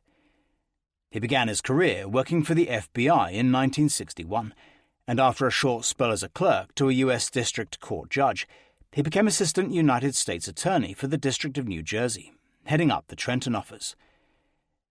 In 1970, he was appointed Mercer County's first assistant prosecutor and chief trial attorney, before being made Mercer County prosecutor in 1973. 2 years later, he left to take up a private law practice as a New York-based special counsel for American Express, as well as adjudicating contested cases for the New Jersey Department of Civil Service. In 1980, he moved into the political arena, being elected Mercer County executive, in charge of more than 2,500 employees and overseeing an annual budget of $150 million. During his 11 years running Mercer County, Mathesius was outspoken and was known as a loose cannon, gaining him his Wild Bill moniker. In 1991, he joined the faculty at Princeton University's Woodrow Wilson School of Politics and did some private counseling, before being appointed a judge at Hopewell Township Municipal Court. 9 years later, in 2002, he was appointed a judge at the Mercer County Superior Court bench, where he soon butted heads with the state Supreme Court over a 2002 opinion he wrote regarding an appeal for a death row inmate. The case involved a convicted killer named Ambrose Harris, whose 1992 random murder of a 22-year-old artist, Kristen Huggins, had shocked Trenton. In November 2004, the New Jersey Supreme Court took Judge Mathesius to task in no uncertain terms, labeling his comments about the New Jersey death penalty outrageous, sarcastic, and pejorative. Additionally, the Supreme Court also criticized his references to its former members as gratuitous personal attacks. Now, the also controversial defense attorney Robin Lord would cross legal swords with Judge Mathesius during the trial of Jonathan Nice. It would not be the first time the two had faced off against each other in court, as Judge Mathesius had presided over several murder cases involving Lord since he came to the bench. Judge Mathesius explained that he had been hand-picked by his superiors to preside over Robin Lord's cases. They wanted one person for Robin, he explained in his chambers at Mercer County Superior Court. They wanted her to not be able to play one judge off another. Judge Mathesius said he personally liked Robin Lord and respected her professionally. "I enjoy her," he said. "I think she's very bright, but I don't know that she enjoys me as much. She goes as far as you'll let her." And there would be many skirmishes between the two at this hearing, to decide if Jonathan Nice's grand jury had been railroaded into a murder indictment. Tall and balding, in a pressed pinstripe suit, Nice looked like he'd aged 20 years since his arrest. Sitting on the edge of the front bench, to the left of the small courtroom next to Lord, he showed no emotion the entire hearing. After Judge Mathesius had taken his seat, Robin Lord stood up to argue for a dismissal. According to the defense attorney, the jurors had intimated that they'd wanted to consider lesser charges than murder, but were not given the opportunity by Assistant Prosecutor Might. He left a clear impression that it was an all-or-nothing proposition, declared Lord. He should have told them they could indict on a lesser charge. Lord claimed that Might was afraid that Nice would be indicted for a passion provocation, which carries minimal jail time of 5 to 10 years, instead of murder, which is 30 years to life. Assistant Prosecutor Doris Gallucci, who would co-prosecute the Nice case with Tom Might, denied that grand jurors were ever misled or manipulated. They knew what they had to consider, she told Judge Mathesius. If they didn't want to indict on murder, they could have no-billed that and gone on to consider other options. Lord also accused Might of prosecutorial misconduct, claiming that the audiotape machine recording the jurors' deliberations had been continually switched on and off, leaving some interactions unrecorded. "We don't know what happened while the tape was shut off," she observed. Shrugging her shoulders, Gallucci accused Lord of merely making a mountain out of a molehill, saying it was an exceedingly fair presentation to the grand jury. 3 days later, Judge Bill Mathesius rejected Lord's arguments for dismissal out of hand, labelling her accusation a hyperbole of significant proportion. In a 10-page ruling, he found that Assistant Prosecutor Might was not guilty of any misconduct, and there had been nothing untoward regarding his handling of the grand jury. Despite defendants' claim, the law demonstrates that not only is this not prosecutorial misconduct, but rather it is a standard and permissible practice in New Jersey. The judge also found that Might had exercised no improper influence over the audio recording of the proceedings, and Jonathan Nice had not been denied a fair grand jury hearing. Tom Might welcomed the ruling, saying that Robin Lord's motion was completely exaggerated, and he had been vindicated by Judge Mathesius. A week later, on Tuesday, December 7th, Robin Lord was back in Judge Mathesius's courtroom for a 3-day hearing, arguing that the police had illegally searched Jonathan Nice's house. She claimed that all the blood-soaked incriminating evidence found should be ruled inadmissible, as they had been obtained without proper search warrants. "You had the body of a woman who had an affair and had marital problems," she told Judge Mathesius. "Obviously the husband is always the first suspect, but there were no concrete, well-founded reasons to suspect him." Nice sat stoically next to his lawyer as she argued that police had ordered him and his family out of 1 Keithwood Court before they even had a search warrant. Then, after getting one, they had spent days searching the house. New Jersey State Police Sergeant Jeffrey Cronenfeld was called as a witness, and Lord aggressively questioned him about the investigation and the necessity of evicting Nice from his home prior to the warrant being signed. "We believed something happened in the house," the detective told the court. "We wanted to make sure the evidence in that house was maintained and not destroyed." Tom Might told the judge that the police had done nothing wrong in having Nice vacate his home, or in their execution of the warrant. He pointed out that evidence was clearly being destroyed, mentioning the cut-up footwear and the trash bags full of bloody paper towels. On the second day of the hearing, tempers flared between Robin Lord and Judge Mathesius, as the defense attorney called Mercer County Prosecutor's Office Detective Karen Ortman to the stand. Seeking to discredit her detective work on the case, Lord claimed that she had had no real evidence that a crime had been committed in the house. Detective Ortman explained that from the beginning, investigators did not believe Michelle's death was accidental, and the footprints from the crash site, going up to Jacobs Creek Road toward the Nice home, had made detectives believe something had happened in the house. As Lord relentlessly fired question after question at the detective, Judge Mathesius repeatedly refused to allow them, shouting at her several times in exasperation. Finally, Lord gave up in frustration, storming back to her defense table. "This is an exercise in futility," she complained to the judge. "I have no further questions. You can't go any place with this witness because you're misinterpreting the laws." At the end of the day, the judge ordered both counsels to get your witnesses ready, saying he was determined to conclude the hearing tomorrow, even if they had to stay until 10 p.m.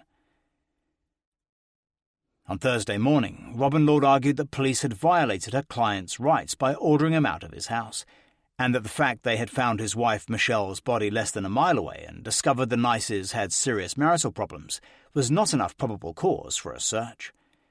He had a right to stay in that house, she declared, and not be evicted before they executed a warrant. She accused investigators of packing up and removing boxes of letters, computer files and other paperwork having nothing to do with the case. At one point, Judge Mathesius grew so incensed with Lord's persistent claim that the investigators' fears that Nice might destroy evidence were insufficient grounds to remove him from his house that he got up from the bench, throwing his arms into the air in theatrical exasperation. "It's all under the rubric of evidence," he said angrily. "You can call it what you want. You can call it rice and beans. Whatever you want to call it, it's all evidence." "Dr. Nice had a right to eat that rice and beans," Lord replied without missing a beat. "Did he have a right to choke his wife with those rice and beans?" asked the judge. "He didn't kill his wife," Lord said, as a client looked on, without a trace of emotion. At the end of the hearing, the judge said he would rule on Robin Lord's motion within a week, announcing that Jonathan Nice's trial for the murder of his wife would begin on March 7th, 2005. Jonathan Nice spent Christmas with his family in Pennsylvania, with the dark cloud of his upcoming trial hanging over his head. He swapped presents with his children under the tree, pretending everything was normal, but it was Alex, Trevor and Samantha's first Christmas without their mother. "They never asked for their mum," maintained Emma Nice. "They only did after it first happened." The children's grandmother said they were aware of the charges against their father and have adjusted to their new life. They were also all doing well at their new schools in Pennsylvania, she said. Alex had inherited his father's gift for science, while Trevor enjoyed football and loved art. "Samantha excels in everything she does," said Emma. She said they no longer see their old friends in Hopewell. "They did in the beginning," said her grandmother, "but then it got too busy for us all." 30. He was not shocked. Ultimately, it took Judge Bill Mathesius more than a month to rule against Robin Lord's motion that the Nice home had been illegally searched, and therefore all evidence should be inadmissible at trial. On January 10, 2005, in a 17-page written opinion, the judge ruled against the defense, finding that information gleaned from the Jacobs Creek crash site had given investigators good reason to suspect the house was the primary crime scene. The course of action taken by the state and local police was reasonable and lawful, the judge wrote. The motion to suppress evidence is denied. On Tuesday, March 8th, Robin Lord's third motion to have Judge Mathesius throw out Jonathan Nice's statement prior to his arrest resulted in a sensational week-long Miranda hearing. Lord, who had always referred to it as a statement, as opposed to prosecutors' contention it was a confession, called a procession of police witnesses to the stand in a stunning prequel to the actual trial. Lord argued Jonathan Nice had been deprived of his fundamental right to have an attorney present when he was interrogated by Detective William Scull the Sunday after Michelle's death.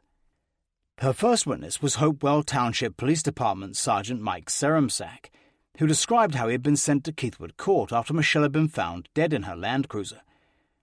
The bald, bespectacled officer told the hearing how Jonathan Nice had been out when they had first arrived, taking his son Alex to school. When he returned, they met him at the top of the driveway, following his Hummer 2 to the front of the house. Serumsak said Nice looked dishevelled, with his hair in a mess and the fly of his jeans open. After being instructed by his superior, Lieutenant Fector, he had given Nice a standard Miranda warning before telling him his wife had died in an accident. He was not shocked, said Serumsak. He did not get upset. It was almost a neutral reaction. Asked when he had last seen Michelle, Nice said it was the previous afternoon when she told him she planned to go out with a girlfriend after her evening shift at Macy's, and it was not unusual for Michelle to stay out all night. As Serumsak was leaving, Nice finally broke down, turning red and starting to cry. Lord's next witness was the case's lead investigator, Detective Dan McEwen. Under Lord's questions, McEwen described how he had first been summoned to Jacobs Creek to identify whether the dead woman in the Land Cruiser was Michelle Nice. After doing so, he and Detective Ortman had then gone to the house and been kept waiting 10 minutes before Jonathan Nice finally appeared. Later that morning, he and Ortman had taken a voluntary 9-page statement from Nice. When Lord asked why he had not told him his Miranda rights, McEwen said there was no need. He was not under arrest, he explained. He wasn't being charged. On the second day of the Miranda hearing, Robin Lord called Jonathan Nice's interrogator, Sergeant William Scull, to the stand. Under Lord's questioning, Scull said he had asked Nice at least 4 times during the 2-hour interview if he required an attorney. Each time he said he did not want one, although mentioning several times that maybe he should seek legal advice. "I truly believe Dr. Nice wanted to tell us what happened to his wife," said Sergeant Scull. He then described how Nice had finally broken down and confessed to killing Michelle accidentally, after being told she had doused herself in Chanel perfume just before leaving Ennio to return home. He began to full-out cry, Scull told the judge, and he stated that he didn't mean to kill her. Then Robin Lord asked the detective why he hadn't passed on attorney Lee Engelman's phone number to her client and relayed his message to stop talking to the police. Scull said he placed the number on a piece of paper in front of Nice, who then pushed it away. He said he was not legally obliged to do anything further. "I believe with Mr. Nice's supreme intelligence," said Scull with more than a hint of sarcasm, "I wouldn't have to convince Mr. Nice of anything." Free on bail, Jonathan Nice arrived each morning at the Superior Court with his father, carrying a battered leather briefcase. He looked more like a lawyer than a defendant, facing a first-degree murder charge. While on bail, he was free to come and go as he pleased, and each lunchtime he and his father would walk across South Broad Street to lunch in a pizzeria. The next day, Judge Mathesius ordered Jonathan Nice's complete confession to be played in open court. For the first time, Nice's own version of events were made public.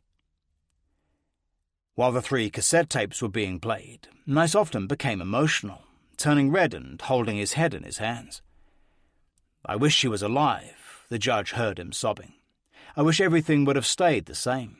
I loved her very much. I still do." Much of the confession, which took an hour and 40 minutes to play, was inaudible to reporters sitting in the back of the court, but there were many sensational new details of the case that would make the front pages of both Trenton newspapers the next day. "Nice confession, heirs marriage struggles," trumpeted Lisa Coriel's Trenton Times story. "Accused murderer Jonathan Nice," it began, "spent the months prior to his wife's death trying to keep up with her penchant for partying and fun, spending late nights at dance clubs and taking Viagra." 6 days later, the pre-trial Miranda hearing reconvened, with Robin Lord calling Nice's former attorney Lee Engelman to the stand. Engelman said Jonathan Nice had left a message on his phone asking for legal assistance on the day of his wife's death. "I have a serious problem," Nice was heard saying on the message, which was played in court. For the next 2 days, they had played phone tag, until Sunday morning when Engelman discovered Nice was at Hopewell Township Police Department. Engelman said he had spoken to Michael Nice, who informed him that Jonathan was being questioned by detectives. He then left a message for the police to stop the interrogation and have Nice call him immediately. Engelman told Lord that police had ignored both instructions. Assistant Prosecutor Doris Gallucci then asked the lawyer why he'd called Hopewell Township Police Department on the telephone instead of going there in person. "They don't have to act as your messenger," Gallucci told him. "Why didn't you take the next step and go?" Engelman replied that he'd expected the police to honour his directive to stop the interrogation. After the lunch break, Michael Nice took the stand. Under oath, he testified that Engelman had called his cell phone, asking him to get a message to his brother, telling him to keep quiet until he arrived. On the fifth and final day of the hearing, Robin Lord wound up her case to declare Nice's statement inadmissible at his upcoming murder trial, now scheduled to begin June 7th. She accused the police of refusing to allow her client to have an attorney present at his interrogation, and claimed her client had spilled his guts after Sergeant Skull had intimated it would improve his chances at any subsequent trial. "The case law says you don't have to say any magic words," she told Judge Mathesius. "Any reasonable interpretation of a request will do." Lord argued that when Nice had told Sergeant Skull that maybe he should talk to an attorney, all questioning should have stopped. She claimed that instead he was told why an attorney might not be in his best interests, a direct violation of the Miranda rule. For the prosecution, Doris Gallucci maintained that Nice had never asked for an attorney, and when police had asked him if he wanted one, he'd said no. "I cannot think of a fact pattern more illustrious of the police," she said, "doing exactly what they were supposed to do than the testimony we have heard." Judge Mathesius ended the marathon Miranda hearing, asking both sides to submit their written arguments to him by April 11th, promising to rule on them within a week. A month later, the judge issued a 31-page ruling, deciding that jurors at Jonathan Nice's upcoming murder trial would be allowed to hear his confession. In a major victory for the prosecution, the judge totally exonerated the police, finding that Nice had been treated well and none of his legal rights had been denied. "The police acted appropriately and within the limits of the law," wrote the judge. "At no time did an officer involved in this case overstep his bounds and negatively affect Nice's constitutional rights. Quite to the contrary, there was an abundance of courtesy, professional respect, and a substantial regard for the defendant as husband, witness, and, finally, suspect. In every appropriate instance, Nice was informed of his rights and thereafter waived them." When Robin Lord learned of the ruling, she told Lisa Coriel of the Trenton Times that Judge Mathesius had made a mistake that would guarantee her client an appeal, in the unlikely event he was found guilty. "The court erred," she declared. "Both Dr. Nice's Fifth and Sixth Amendment rights were violated repeatedly by law enforcement members, as well as members of the prosecutor's office. The end result is a coerced statement that is inaccurate, unreliable, and just not true." Now that Judge Mathesius had ruled against all three of Robin Lord's motions, Jonathan Nice's trial was ready to begin on the 7th of June, almost 18 months after the tragic death of Michelle Nice. 31. Jury selection. On Tuesday, June 7, 2005, at 9:30 a.m., 150 prospective jurors assembled in the ceremonial courtroom on the 4th floor of Mercer County Superior Court to begin selecting a jury for the Jonathan Nice murder trial. Mercer County Superior Court's normal jury pool allotment for a murder trial is 85, but Judge Bill Mathesius had asked for more, taking into account his prior experiences with the defense attorney Robin Lord. "They don't like you to waste money on bringing in a lot of jurors," explained the judge, "but I knew Robin. So I said I want 150 jurors, and I got 150 jurors." Court officials were already speculating it would be the most complicated jury selection in Mercer County history, predicting it might take a week or more to find the required 12 jurors and 4 alternates. 2 floors below in Judge Bill Mathesius's courtroom, the defendant arrived early with his father Jonathan Jr. and lawyer Robin Lord to agree on the questions for prospective jurors. Although facing 30 years to life, Nice looked calm and unfazed as he sat taking notes of the brief hearing. He was dressed in an immaculately pressed business suit, his well-groomed sandy hair neatly combed over his bald spot. The trial was expected to last at least a month, and the case had already amassed a staggering 5,000 pages of discovery. The prosecution had already given the judge notice of his intention to call 94 witnesses, and so far the defense planned 12. Both sides agreed that there would be difficulties picking a jury, due to prearranged vacations and other commitments, and with all the media coverage the case had received, both locally and nationally, it would be tough finding Mercer County residents who had never heard the name Jonathan Nice. "Obviously, if you're alive in this county," said Mathesius, "you've heard of the case." Both sides agreed that prospective jurors should be questioned about their views on adultery and divorce, as well as if they'd ever been to the Philippines and had any prior knowledge of the case. Then everybody filed out of the courtroom to go 2 floors up, where the 150 prospective jurors were waiting. "It's wild," said Jonathan Nice Jr. in the elevator on his way to the 4th floor. "It's a hard one." It was a scorching hot day, and the packed ceremonial courtroom was sweltering. The largest courtroom in the 4-story building, it is only used for big trials, generating extensive media coverage. Court TV had expressed early interest in televising the Nice trial gavel to gavel, but as the jury in the Michael Jackson child molestation trial was still out, they had passed. To the left of the court at the defence bench sat Jonathan Nice, flanked by his attorneys Robin Lord, Pat Whelan, their investigator John Coy, and paralegal Tamara Melendez. To their right was the prosecution table, with assistant prosecutors Tom Might and Doris Gallucci, next to Karen Ortman, who had recently been promoted to sergeant, and Detective Matt Norton, who had taken over her old job in the prosecutor's office. Behind the defence table sat Jonathan Nice Jr. and Emma Nice, who would be joined by various relatives and friends throughout the trial.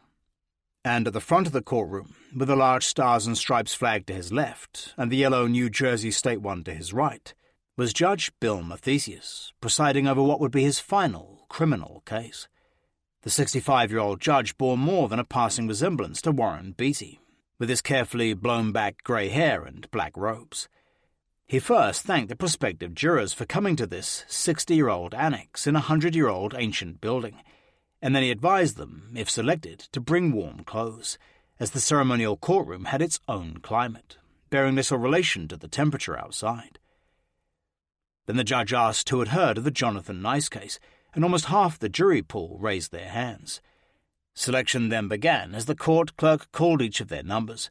The prospective jurors got up from their seats in the public gallery to go into the jury box to the right of the courtroom by the door. There they would be questioned by the 2 prosecutors, who had 12 challengers, and Robin Lloyd with 20. By the end of the first day of selection, the prosecution had eliminated 7 candidates, and the defence 6, including an FBI employee and a retired serviceman who had once served in the Philippines.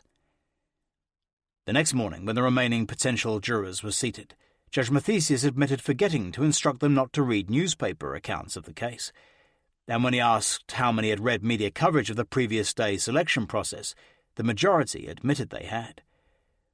Robin Lord then moved to have the entire pool dismissed, complaining that one prospective juror had actually read a newspaper account of the case aloud in the jury room the day before.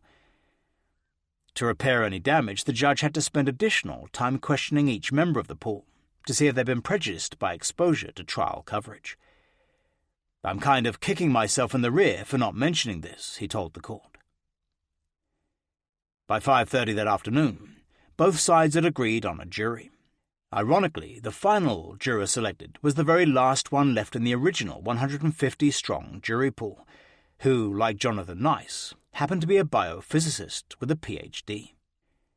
Out of the selected jurors, 15 were white and only 1 black.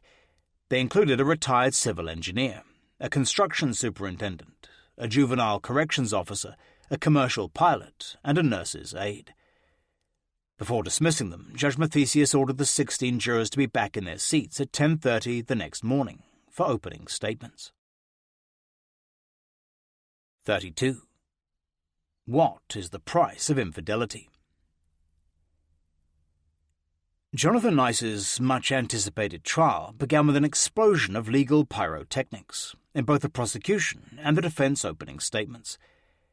Outside there was a heat wave with temperatures in the high 80s, as they had been for almost a week. The curtains of the ceremonial courtroom were drawn, shutting out the blazing sun. It was standing room only when the defendant walked in with his father, Brother David, and attorney Robin Lloyd just after 10:15 a.m.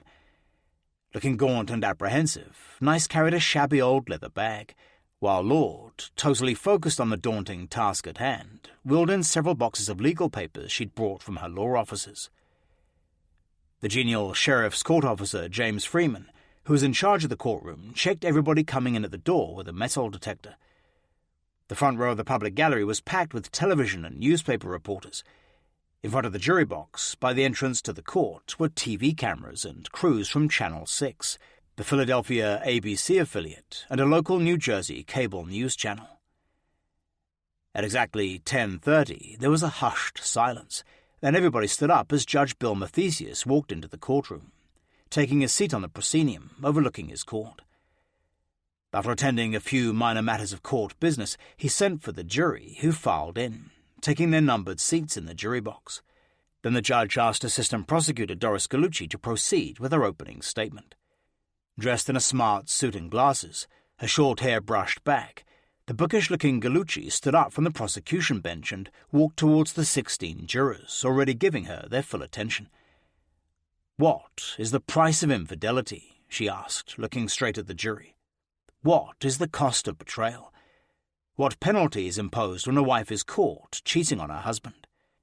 When you're Mrs. Jonathan Nice, you pay for your extramarital indiscretions with your life. When you're Mrs. Jonathan Nice, your husband brutally beats you to death by smashing your skull into a concrete floor. When you're Mrs. Jonathan Nice, you die at the age of 34 in your own home, while your children are upstairs sleeping. When you're Mrs. Jonathan Nice, your husband doesn't just kill you. He thereafter maligns your character and lies to the police, your family and your friends, all in an effort to literally get away with your murder." Gallucci told the jury Jonathan Nice had first met Michelle when she was 21 and half his age, and how they had married in the Philippines. He described how Nice's business meant he was often away from home traveling, leaving Michelle lonely and unhappy. Then, in the summer of 2002, Michelle had befriended a gardener, whose nickname was Ennio. They had embarked on a sexual affair, and her husband had found out. On the last night of her life, Gallucci told the jury, Michelle had met Ennio after work at Macy's, and they'd had sex in the Mounts Motel on Route 1. Afterwards, Michelle had taken a shower and returned home. Waiting for her, said the assistant prosecutor, was a jealous and angry defendant. They argued, the defendant demanding to know what she had been doing. Michelle finally told the defendant that she was leaving him. She went so far as to pack a suitcase during their argument. Gallucci described how Michelle had taken the suitcase into the garage and had tried to place it in her Toyota Land Cruiser and was then attacked by her husband. She was never able to leave the defendant, she told the jury. She may have tried to get in the car, but the defendant yanked her out. He grabbed Michelle and he threw her down into the concrete, smashing her skull. She told the jury they would hear about terrible injuries Jonathan Nice had inflicted on his wife. There were 3 gaping lacerations to her forehead and another deep one at the top of her head, as well as several fractures to her skull, one of which was more than 5 inches long. She'd also suffered brain injuries, a broken bone in her face, and internal injuries, as well as numerous bruises and abrasions all over her body. While the defendant was inflicting these fatal blows, she said, Michelle's kids were upstairs sleeping. She then moved on to the ghoulish way Nice tried to cover up his crime, by loading his wife's dead body in the Land Cruiser. He'd then driven her around the snowy rural roads of Hopewell Township, searching for a suitable place to stage an accident. Picture this, if you will, she asked the jury, many of whom were taking notes. Michelle's dead body is actually placed in the driver's seat of the car by the defendant. He sits in the passenger seat, leaning over her, steering the car and operating the gas and brake pedals with a long ice scraper. This is how he chose to operate. She said Nice had finally found a break in the fence along Jacobs Creek Road and driven the vehicle down a steep embankment into the creek below. Then he calmly got out of the Land Cruiser and walked home through the snow, leaving Michelle's body to be discovered the next morning, frozen solid. But once he reached home, he had more work to do, said the assistant prosecutor. He had a lot of blood to clean up, she explained. There was blood all over that garage. She told the jury Nice had used hydrogen peroxide, paper towels and rags to clean up his wife's blood, most of which were later found by the police. After he had finished, he went upstairs to bed with his children, sleeping soundly until the next morning. She said that when Michelle's body had been discovered and police first went to interview him at his house, Nice was more interested in telling them about Ennio and pointing the finger at him. She said he had repeatedly lied to police, even about how he had first met Michelle, and he had tried to portray his wife as psychologically unstable, sex-mad and bipolar, although she was a normal, sweet young woman. But then, said the assistant prosecutor, Nice had begun to slip up on his own lies. First, he had told Detective Dan McEwen he had last seen Michelle the previous afternoon, and later saying they had fought about her moving out that night. That was the first of many mistakes you'll hear from Jonathan Nice, she said. Finishing up, Gallucci urged the jury to focus on the two real issues of this case. Did Jonathan Nice murder his wife? And did he tamper with the evidence to try to cover it up? The fact that Michelle had had an affair was irrelevant, she said, except as a motive for her murder. Infidelity never justifies murder, declared Gallucci. Personal opinions regarding Michelle's affair have no place in this case. She said the trial was all about the defendant's conduct and whether he murdered his wife. Michelle cannot tell you what happened the night she died, she said. Listen as the evidence speaks for her. Listen as the evidence establishes that the 6'4", 240-pound defendant threw his 5'2", 100-pound wife headfirst into a concrete floor. Listen as the evidence tells you that Michelle struggled to save her own life. Listen as the evidence tells you that the defendant had no problem accusing innocent people of the murder he had committed. Jonathan Nice thought he was smart enough to fool everyone, especially the police, but he didn't fool them, simply because he could not keep track of his lies. Then, at 11:45 a.m., after almost an hour on her feet, Doris Gallucci sat down and Robin Lord rose from the defense bench and marched towards the jury. Wearing a smart lime green jacket and matching shirt, a leopard-spotted scarf loosely tied around her waist, she began addressing the jury in an almost inaudible whisper. "Jonathan Nice, you're here for your wife's sexual affairs," she began, parodying the prosecution's opening remarks. "You are seated at that table for a crime you did not commit." Then, raising her voice as she moved closer to the jury, Jonathan Nice did not murder his wife. This was a tragic and unfortunate accident by a woman who's being confronted for having a sexual liaison that Mr. Nice had complained about in the past to authorities and to her. Then, in an attempt to show the jury how her client had feared for his life, Lord took out the fax Nice had sent Detective Dan McEwen in August 2003, complaining that Ennio was stalking him and he felt threatened. But as she began to read from it, a furious Judge Mathesius ordered her to stop, calling an immediate sidebar. He then ordered it stricken from the court records, telling the jury to disregard it. Then Lord continued, telling the jury to focus on what had happened in the garage on the night of January 16th, 2004. But for the panic of Jonathan Nice, she told them, we wouldn't be here today, because a man found himself in such a horrible, heart-wrenching situation, he panicked. The death of Michelle Nice was a sad and unfortunate accident, and the misjudgment of Mr. Nice is why we're here today. Then at midday, after taking just 15 minutes to address the jury, Robin Lord returned to the defense desk. Judge Mathesius called a lunch break, telling the jury to be back by 1:30 p.m., when the first witnesses would take the stand. The state first called PSE&G maintenance worker Richard Archer, who had discovered Michelle Nice's body in the frozen creek. In his direct examination, Assistant Prosecutor Tom Might took Archer through the nightmarish circumstances of finding her body. Archer likened finding Michelle to a horror flick or a concentration camp. "We see people all the time in car accidents. Dead people," he told the jury. "This was real different. It's been burned in my mind." Jonathan Nice looked detached and composed, listening intently to Archer and taking the occasional note on his yellow legal pad. The state's next witness was Hopewell Township Police Department Officer Lincoln Carnoff, who had been called out to 1 Keithwood Court at 6:30 a.m. that Friday, when the alarm had gone off. The 18-year-old veteran told Doris Gallucci he had responded to the alarm at 7:03 a.m., seeing tire tracks running down the front lawn by the garage doors. He then walked around the house in a counterclockwise direction, checking doors and windows for any signs of a break-in.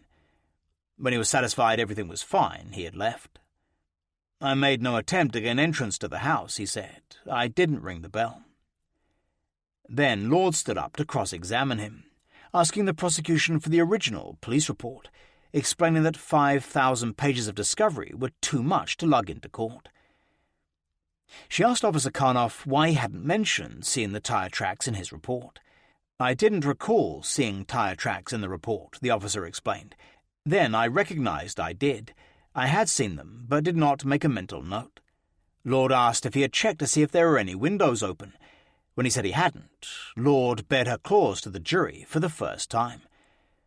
"Do you think that warms the cockles of the hearts of all those who live in Hopewell Township?" she asked sarcastically. Driving home her point, Lord then asked about his training for responding to alarm calls and whether he'd been taught to knock on doors and question occupants. "I responded to a burglar alarm," Karnoff replied. "I checked security." "Is that how you're trained at the Trenton Police Academy?" she asked, as she returned to the defense table. Following afternoon break, the jury heard from Officer Michael Sherman of the Hopewell Township PD, who had been one of the first to the crash site and had helped secure it. In his direct examination, Tom Might gave the jury their first glimpse of Michelle's dead body in the Land Cruiser, when he projected a police picture on a screen, taken soon after she was discovered. Sitting at the defense table, Jonathan Nice was clearly affected by the gruesome photograph of his dead wife, slumped in her own blood across the front seat of the SUV. "Blood was on the running board," said Officer Sherman. "Passenger door, floor, steering wheel, and on the back door." During her cross, Robin Lord began carefully planting the seed of her defense for the jury, that police had mismanaged the crime scene. She got Sherman to admit that when the forensic team had later fingerprinted the vehicle, they had found another officer's print on it. The next witness was Sergeant Thomas Keyes of the New Jersey State Police CSI unit. Before she began her direct, Gallucci turned to the jury, telling them to forget anything they might have seen on the television about CSI. Then she asked the 10-year CSI veteran to explain crime scene investigation to the jury. "CSI is responsible for processing crime scene," said Sergeant Keyes. "Photography, collecting items of evidence, fingerprints, videography, and blood pattern analysis." Sergeant Keyes said he had been assigned to take aerial photographs of the Jacobs Creek crash site on Friday morning. He had flown over it in a helicopter, taking 24 photos.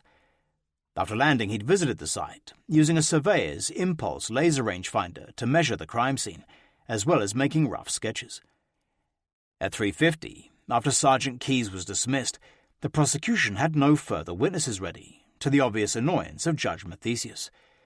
As he recessed until 9 the following Tuesday morning, he told the jury they would not be permitted to smoke in the jury room during breaks.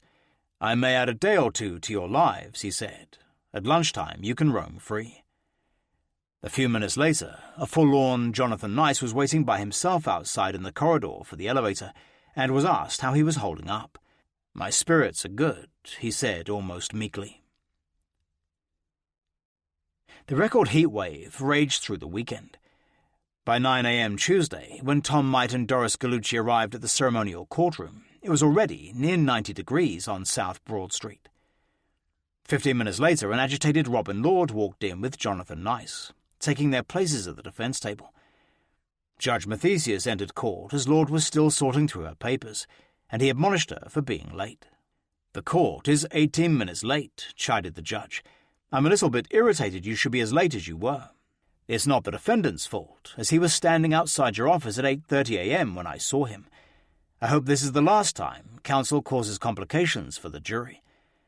"I apologize," replied Robin Lord. "I didn't anticipate a situation with traffic." At 9:45, after some routine court business, the jury finally took their seats in their box. "Good morning, ladies and gentlemen of the jury," said the judge. "There were some transportation troubles. I apologize." The prosecution's next witness was Sergeant Michael Serumsak of the Hopewell Township Police Department. Under Doris Gallucci's questioning, Serumsak told the jury how he'd initially gone to the crash site before being sent to 1 Keithwood Court with Officer Sherman to try to identify the dead woman. When he'd rung the bell, Trevor and Samantha Nice had answered, saying neither of their parents were at home. On Jonathan Nice's return, they met him in the driveway, following his Hummer 2 to the front door. But Serumsak noticed he had closed the garage door with his remote control, as if trying to hide something in there. The officer described the defendant as looking dishevelled, with messy hair and several fly buttons of his jeans open. Nice had said Michelle had worked the previous night's shift at Macy's and was then going out with a friend. She told him she'd be home by 1 a.m., the defendant had said, adding that usually meant 2 a.m., and sometimes she didn't come home at all. Serumsak told the jury he was suspicious and called his supervisor, who told him to read Nice his Miranda rights. "I went into the dining room and talked with Officer Sherman about the conversation," said Serumsak. "I asked him to turn on the in-car video camera and microphone." During her cross-examination, Robin Lord challenged Serumsak on his assertion that the defendant did not appear to be under the influence of any drugs that morning. "Did you receive any training at the police academy of how to identify anyone under prescription drugs?" she asked. "Have you ever seen anyone under the influence of Ativan? Did he sound like he was a zombie?" Immediately, Gallucci stood up to object, but was overruled by Judge Mathesius. "He was very cooperative," said Serumsak. "He communicated fine." After the morning break, during Doris Gallucci's redirect, the poor-quality videotape of Jonathan Nice's first encounter with the police after Michelle's death was played in the courtroom. Against a backdrop of the snow-covered 1 Keithwood Court, with the stars and stripes flapping on a flagpole in front, much of the sound was inaudible. As the jury watched the tape in rapt concentration, Nice, head in his hands, repeatedly dabbed his eyes as if close to tears. The state's next witness was Detective Dan McEwen, the lead detective on the case. The impeccably dressed, shaven-headed detective told how he had been called in to identify Michelle's body, due to his previous encounter with the family 6 months earlier. After identifying the body, Detective McEwen and Detective Karen Altman had gone to interview Jonathan Nice, arriving as Officers Serumsak and Sherman were leaving. After an initial talk, Nice had agreed to accompany them to Hopewell Township Police Department, where they had taken a 10-page statement. A tape of the defendant's first statement was played to the jury. At one point, while Nice is discussing Michelle's affair with Ennio, Judge Mathesius rose to his feet, listening in rapt attention. After lunch, Gallucci asked McEwen about driving Nice to Timberlane's school after the statement to collect his son Alex. "As we were walking in," said the detective, he offered, "We were getting along so well at that time. We argued when she said she was going to get a place of her own. I asked him the last time they had discussed that, and he said last night." But when he saw Alex approaching, McEwen changed the subject, thinking it would be inappropriate to continue in front of the boy. Then Gallucci questioned the detective about Nice's July 2003 allegations that Ennio had blackmailed him for $500,000. McEwen explained that after interviewing Jonathan and Michelle Nice and Ennio, he then investigated these claims for almost a month. When pressed by Gallucci as to why he had refused to sign a criminal complaint against Ennio, Detective McEwen told the jury, "I didn't sign the complaint because I didn't think Mr. Nice was being completely honest with regard to the circumstances. He had found Nice's allegations to be unfounded." After the afternoon break, Robin Lord cross-examined the lead detective, attempting damage control. The courtroom's air conditioning had broken down, and as the afternoon progressed, it became increasingly hot and uncomfortable. "Did Dr. Nice ever express a threat regarding his children and family?" asked Lord. "He never expressed a fear to me," replied the detective. "This letter says to the contrary," said the defense attorney, pulling out her client's August 2003 fax again and clearly showing it to the jury. Gallucci rose to her feet to object, questioning the relevance and admissibility of the fax. A visibly angry Judge Mathesius sustained her objection, warning Lord not to pursue this line of questioning any further. "You've already gotten more in about this than you're entitled," he reprimanded. Then Lord changed tack, asking the detective, "Do you think Dr. Nice had reason to fear a man who had at least 5 aliases, who had 3 social security numbers, and who was having an affair with his wife?" At 3:30, a visibly irritated Judge Mathesius called both counsels into a heated 20-minute sidebar, as the jury looked on in amazement. At one point, Judge Mathesius could be heard shouting at Lord, "Don't you argue with me!" When the court reconvened, Lord doggedly continued questioning Detective McEwen, over why he had not investigated Ennio further. This immediately brought another round of objections by Gallucci. As Judge Mathesius told the defender that aliases were more appropriate to TV dramas like Law and Order than his court, Robin Lord turned towards the jury and, out of the judge's sight, rolled her eyes in apparent disbelief. Finally, Doris Gallucci complained to the judge, saying, "This is a trial within a trial within a trial." At 4:05 p.m., after yet another lengthy and contentious sidebar, Judge Mathesius dismissed the jury for the day. "Apparently there's a difficulty in communication," he told them. "It's been a long day, 100 degrees outside and 150 degrees inside." 33. The Ladies' Man. On the third day of the trial, Wednesday, June 15th, there was much excitement in the ceremonial courtroom in anticipation of the mysterious Ennio, who was due to testify. When Robin Lord arrived with a client at 9 a.m. sharp, several camera crews were already setting up equipment.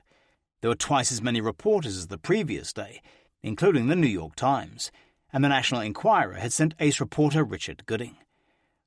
A dozen female court employees lined the public gallery, curious to see what Michelle's lover looked like. Also among the spectators were Miguel de Jesus' common-law wife, Patricia Abad, and Lauren Metzger, the woman who had once successfully sued him for child support. That morning, the courtroom was like a sauna, as the air conditioning had broken down, and several spectators were fanning themselves with the morning newspaper. "I can't work in here," said one reporter. "It's going to be 100 degrees. The word from the Mercer County Sheriff's Office was that a belt had broken on the cooling system and a replacement was on its way. But perhaps the coolest person in the court was Jonathan Nice, who looked unflappable as he shared a joke with his attorney at the defense table. He was dressed in a grey suit, several sizes too big, a white shirt and a red and black striped tie. Up to this point, he had been taking copious notes of the proceedings, but Robin Lord had told him to stop, saying it might make the jury think he was too intelligent. After meeting both counsels in chambers, Judge Mathesius brought in the jury at 9:45, immediately apologizing for the sweltering courtroom. "We are aware of the heat situation in court," he told the jury. "It has now been fixed, and we will soon have cool air in here."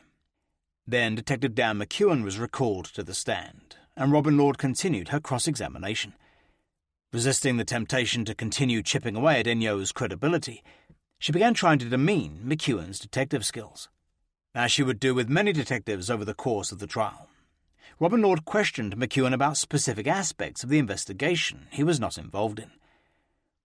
Zeroing in on Michelle's 3 cell phones discovered in the Land Cruiser, Lord asked if he had identified who had left the 18 messages found on them. "I was not involved in determining who the individuals were," he told her. "How many homicides have you investigated?" she asked. "This was the first one," said the detective. "How many extortions?" came her sarcastic follow-up. "I don't know," said Detective McEwen, holding his own. At 11:40 a.m., Miguel de Jesus walked slowly into the courtroom, sitting in the witness stand just 15 yards away from Jonathan Nice at the defense table. When their eyes first met, Nice glared angrily at the man he blamed for all his woes. An uncomfortable-looking Ennio stared down at the floor and began running his hands over his face. Wearing a casual green jacket, an open-neck white shirt and grey baggy trousers, the gardener had a single grey streak running through his short brown hair. Before recalling the jury, the judge interviewed de Jesus to determine if an interpreter would be needed. Speaking in a heavy accent, Michelle Nice's 35-year-old boyfriend told the judge he'd been in America for 14 years, working for the ostrich nursery for the last 5. "I run a crew of 3 to 5 people," he said proudly. Then, after a 10-minute sidebar, where it was agreed Ennio's English was good enough without a translator, the jury was seated. "Mr. de Jesus, you understand English very well," said Judge Mathesius. "If there are complications and you have difficulty expressing yourself and a translator is needed, we will use one." Then Tom Might began his direct examination, asking Ennio how he had first met Michelle. Ennio replied that he had been sent to One Keithwood Court in 2001 to plant trees, but had not gotten to know her until a year later when he'd returned to plant more. He claimed Michelle had pursued him, asking for his cell phone number and saying she wanted to be his friend. They had started talking regularly on the phone and meeting in restaurants or bars after work for drinks. For the first 6 months, he told the court, it was purely platonic, but then, in January 2003, they had begun a sexual relationship. At that point in his testimony, his tearful wife, Patricia Abad, got up from the public gallery, walking out of the courtroom. Ennio said that in July 2003, Jonathan Nice had called him on his cell phone, saying he knew about the affair. He said, "I want you to keep away from my wife," he told the jury as he fidgeted, avoiding all eye contact with the defendant. "If you put your hands on my wife, you're going to be a dead man." 2 hours later, Ennio called Nice back, asking if he was looking for him. When Nice said he wanted Alexander Castaneda, he denied being that person. He then called Michelle on her cell phone, saying her husband knew everything and it was a big problem, and they should stop seeing each other. According to De Jesus, Michelle had refused to take no for an answer, calling him for the next 2 months to arrange a meeting. Then in August, Nice had charged him with harassment, resulting in a hearing at Hopewell Township Municipal Court, where the complaint was dismissed on condition he have no contact with Michelle and her family for 2 years. As Jonathan Nice glared angrily at him across the courtroom, De Jesus testified that Michelle had begun calling him again after the court hearing. Then a month later, he had taken pity on her as she sounded sad, agreeing to see her again. On their next meeting, they talked for 15 minutes and were not intimate. But at the end of September, after several more meetings, they'd resumed having sex at a seedy motel on Route 130.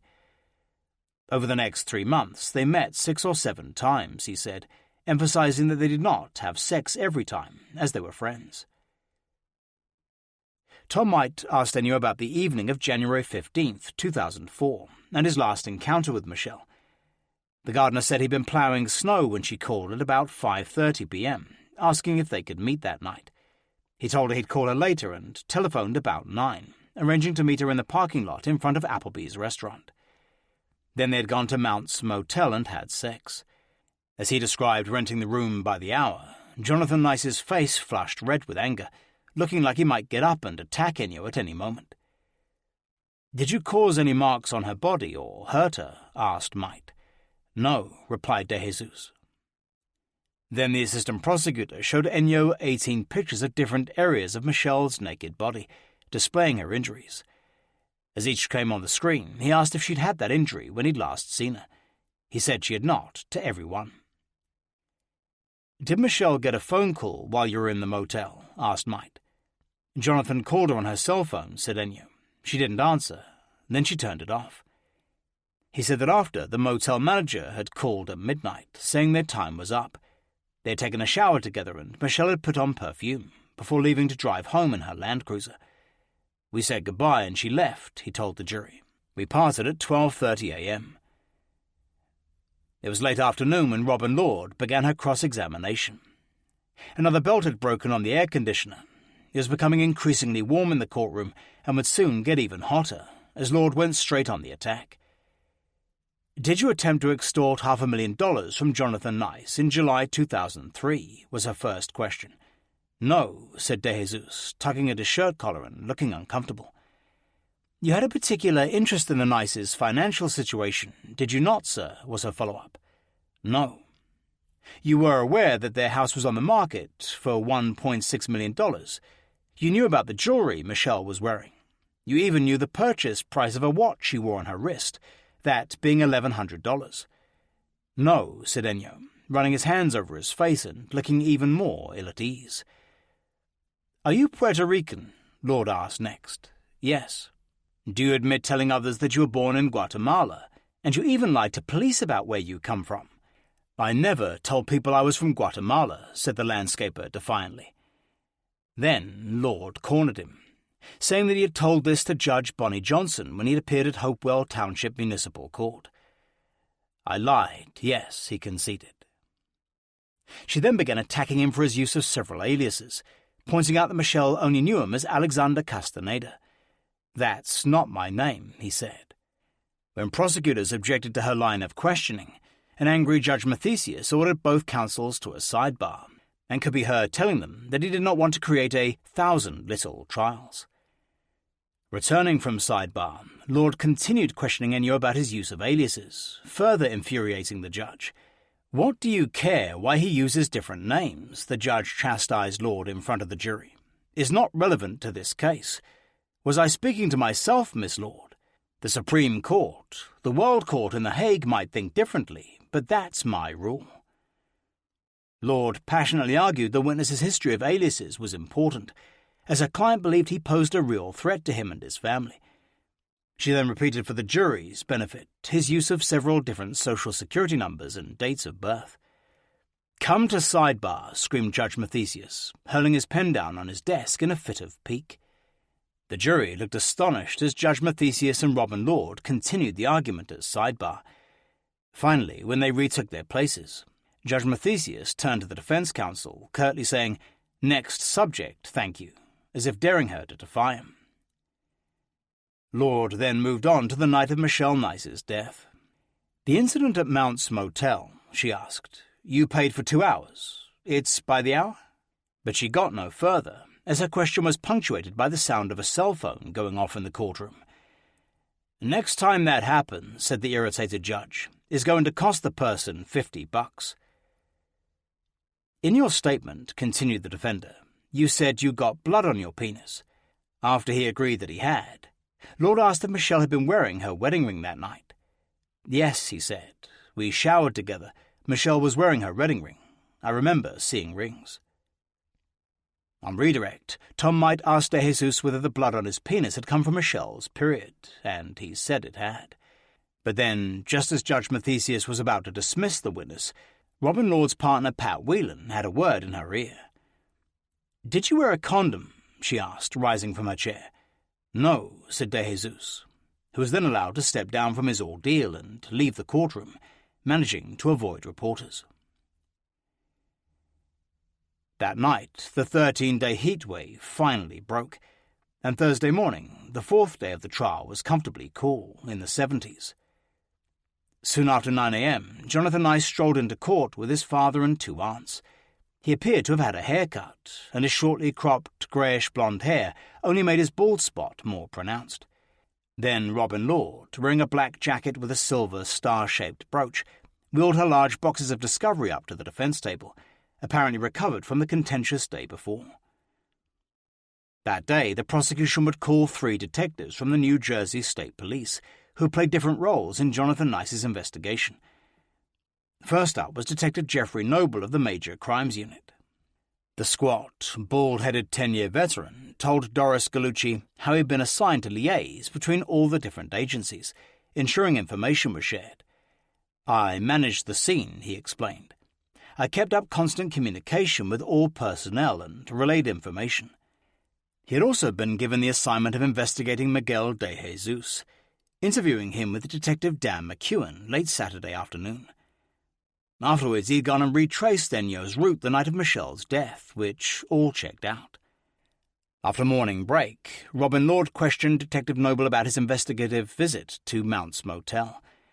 There was sex on a round table, she asked, as Tom might immediately objected, prompting Judge Mathesius to call a sidebar, to the amusement of several jurors who began giggling. After some debate, the judge sustained the objection. "Bruises can occur on hitting a table," continued Lord, prompting another objection from the prosecution, which was sustained. Refusing to be diverted from her course of questioning, Lord asked Detective Noble, "Did you establish if there were any round tables?"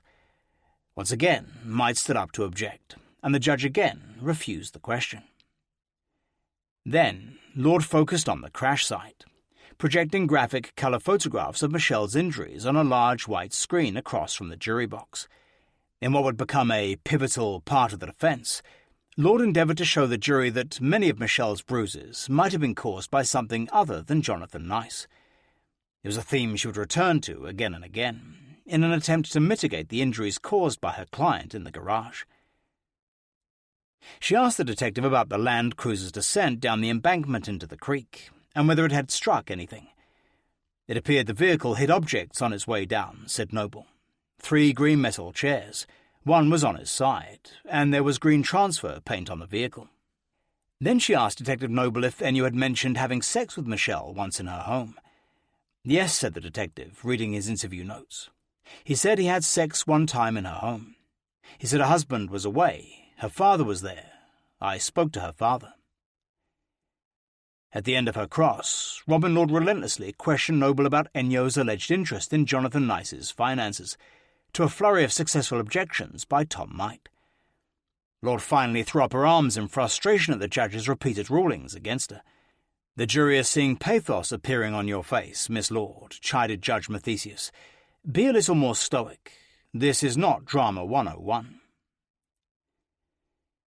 Next on the stand was Detective Sergeant Jeffrey Cronenfeld, who told the jury how police had immediately suspected foul play at the crash site, with Jonathan Nice soon coming under suspicion. He testified that he had been among the first officers in the Nice garage on Saturday evening, testifying that there had obviously been a clean-up and the floor had been painted green to cover up blood evidence. Someone had attempted to clean the floor, he testified. There were some reddish-brown smears on the floor, the snowblower, wet vac, and a green recycling bucket. In the laundry area was red-tinged freestanding water in the washing basin. He had gone back the following day, after Jonathan Nice's statement telling where he had hidden some of the evidence. On entering the basement, he told the jury, "We moved a set of file cabinets in front of a chimney flue, and there was a black metal door. Inside was a plastic bag with paper towels, wet with blood." 2 days later, on Tuesday, January 20th, he and other detectives had returned to the house, discovering portions of a cut-up shoe sole scattered around the basement. That was pretty significant, he testified. The final witness of the day was Detective John Ryan of the New Jersey State Police CSI unit, who described to the jury how Michelle's body had looked when she was found frozen in the creek. The victim was slumped over to the right in the front driver's seat, her hands in front of her, he testified. She was wearing black, and in her clenched left hand we found hair and fibers. At 4:10 p.m., Judge Mathesius recessed for the day, telling Detective Sergeant Ryan to resume his testimony the following Tuesday. "Ladies and gentlemen, you did a fine job and took lots of notes," Judge Mathesius told the jury before they filed out. On Friday morning, Robin Lord led her defense team to Jacobs Creek on an exploratory mission to gauge the depth of the embankment. But first they tipped off the press, and Lisa Coriel of the Trenton Times accompanied Lord, John Coy, and Tamara Melendez on a walk through the crash site. It was 4 days before the official start of summer, and the scene was very different from the sub-zero snow conditions 18 months earlier. "I came here to refresh my recollections as to how steep the 20-foot drop is," Lord told Coriel. "We believe it is significant." The following week, Robin Lord would officially request Judge Mathesius conduct a field trip to the crash site for the jury, so they too could see the scene of the crime firsthand, and that request would dramatically change the whole course of the trial. 34. Your Stainless Steel Heart. As the Jonathan Nice trial moved into its 3rd week, the prosecution called more police officers to the stand to bolster its case. On Tuesday morning, Detective John Ryan resumed testifying, and Tom Might asked him about the incongruity between Michelle Nice's horrific injuries and the barely scratched Land Cruiser. For the first time in the trial, the jury was shown a graphic close-up of Michelle's bruised and bloody face, her long hair matted behind her in blood. Jonathan Nice recoiled in horror at the defense table, taking out a handkerchief to dab his eyes, and had to be comforted by Robin Lord.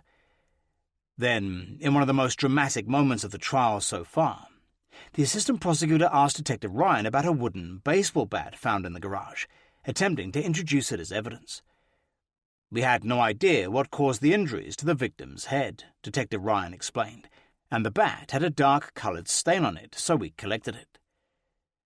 As Ryan removed the bat from a long brown evidence bag and showed it to the jury, Lord stood up to object. After a lengthy sidebar, in a rare victory for the defense, Judge Mathesius ruled that the baseball bat could not be introduced as evidence. In the morning break, reporters flocked to the prosecution table, asking about the significance of the baseball bat.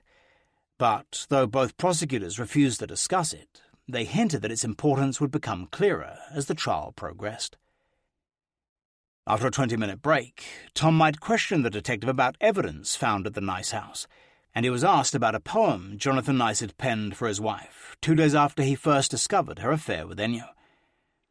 Detective Ryan testified that the poem had been found in a desk in the defendant's office. "We opened the desk drawer in the first-floor office," he told the jury. "There was a handwritten letter dated 7/12/03. Then Mike projected a photograph of the letter onto the screen, asking the detective to read it aloud for the jury. Michelle, your stainless steel heart, like a knife, rips open my soul. To bleed unattended, dying, with another man's semen still warm in your belly. You call me on the telephone and tell me not to worry. When, oh when, will my dying end?" The detective then told the jury how investigators had also discovered a revolver and 3 magazines of ammunition on a bookcase nearby, and upstairs in a woman's closet in the master bedroom, they had found Jonathan Nice's forged birth and marriage certificates, altered to make him appear 8 years younger than he really was. The jury was then shown a picture of the electric scroll saw found in the basement, used by Nice to cut up the soles of the shoes he'd been wearing the night of Michelle's death.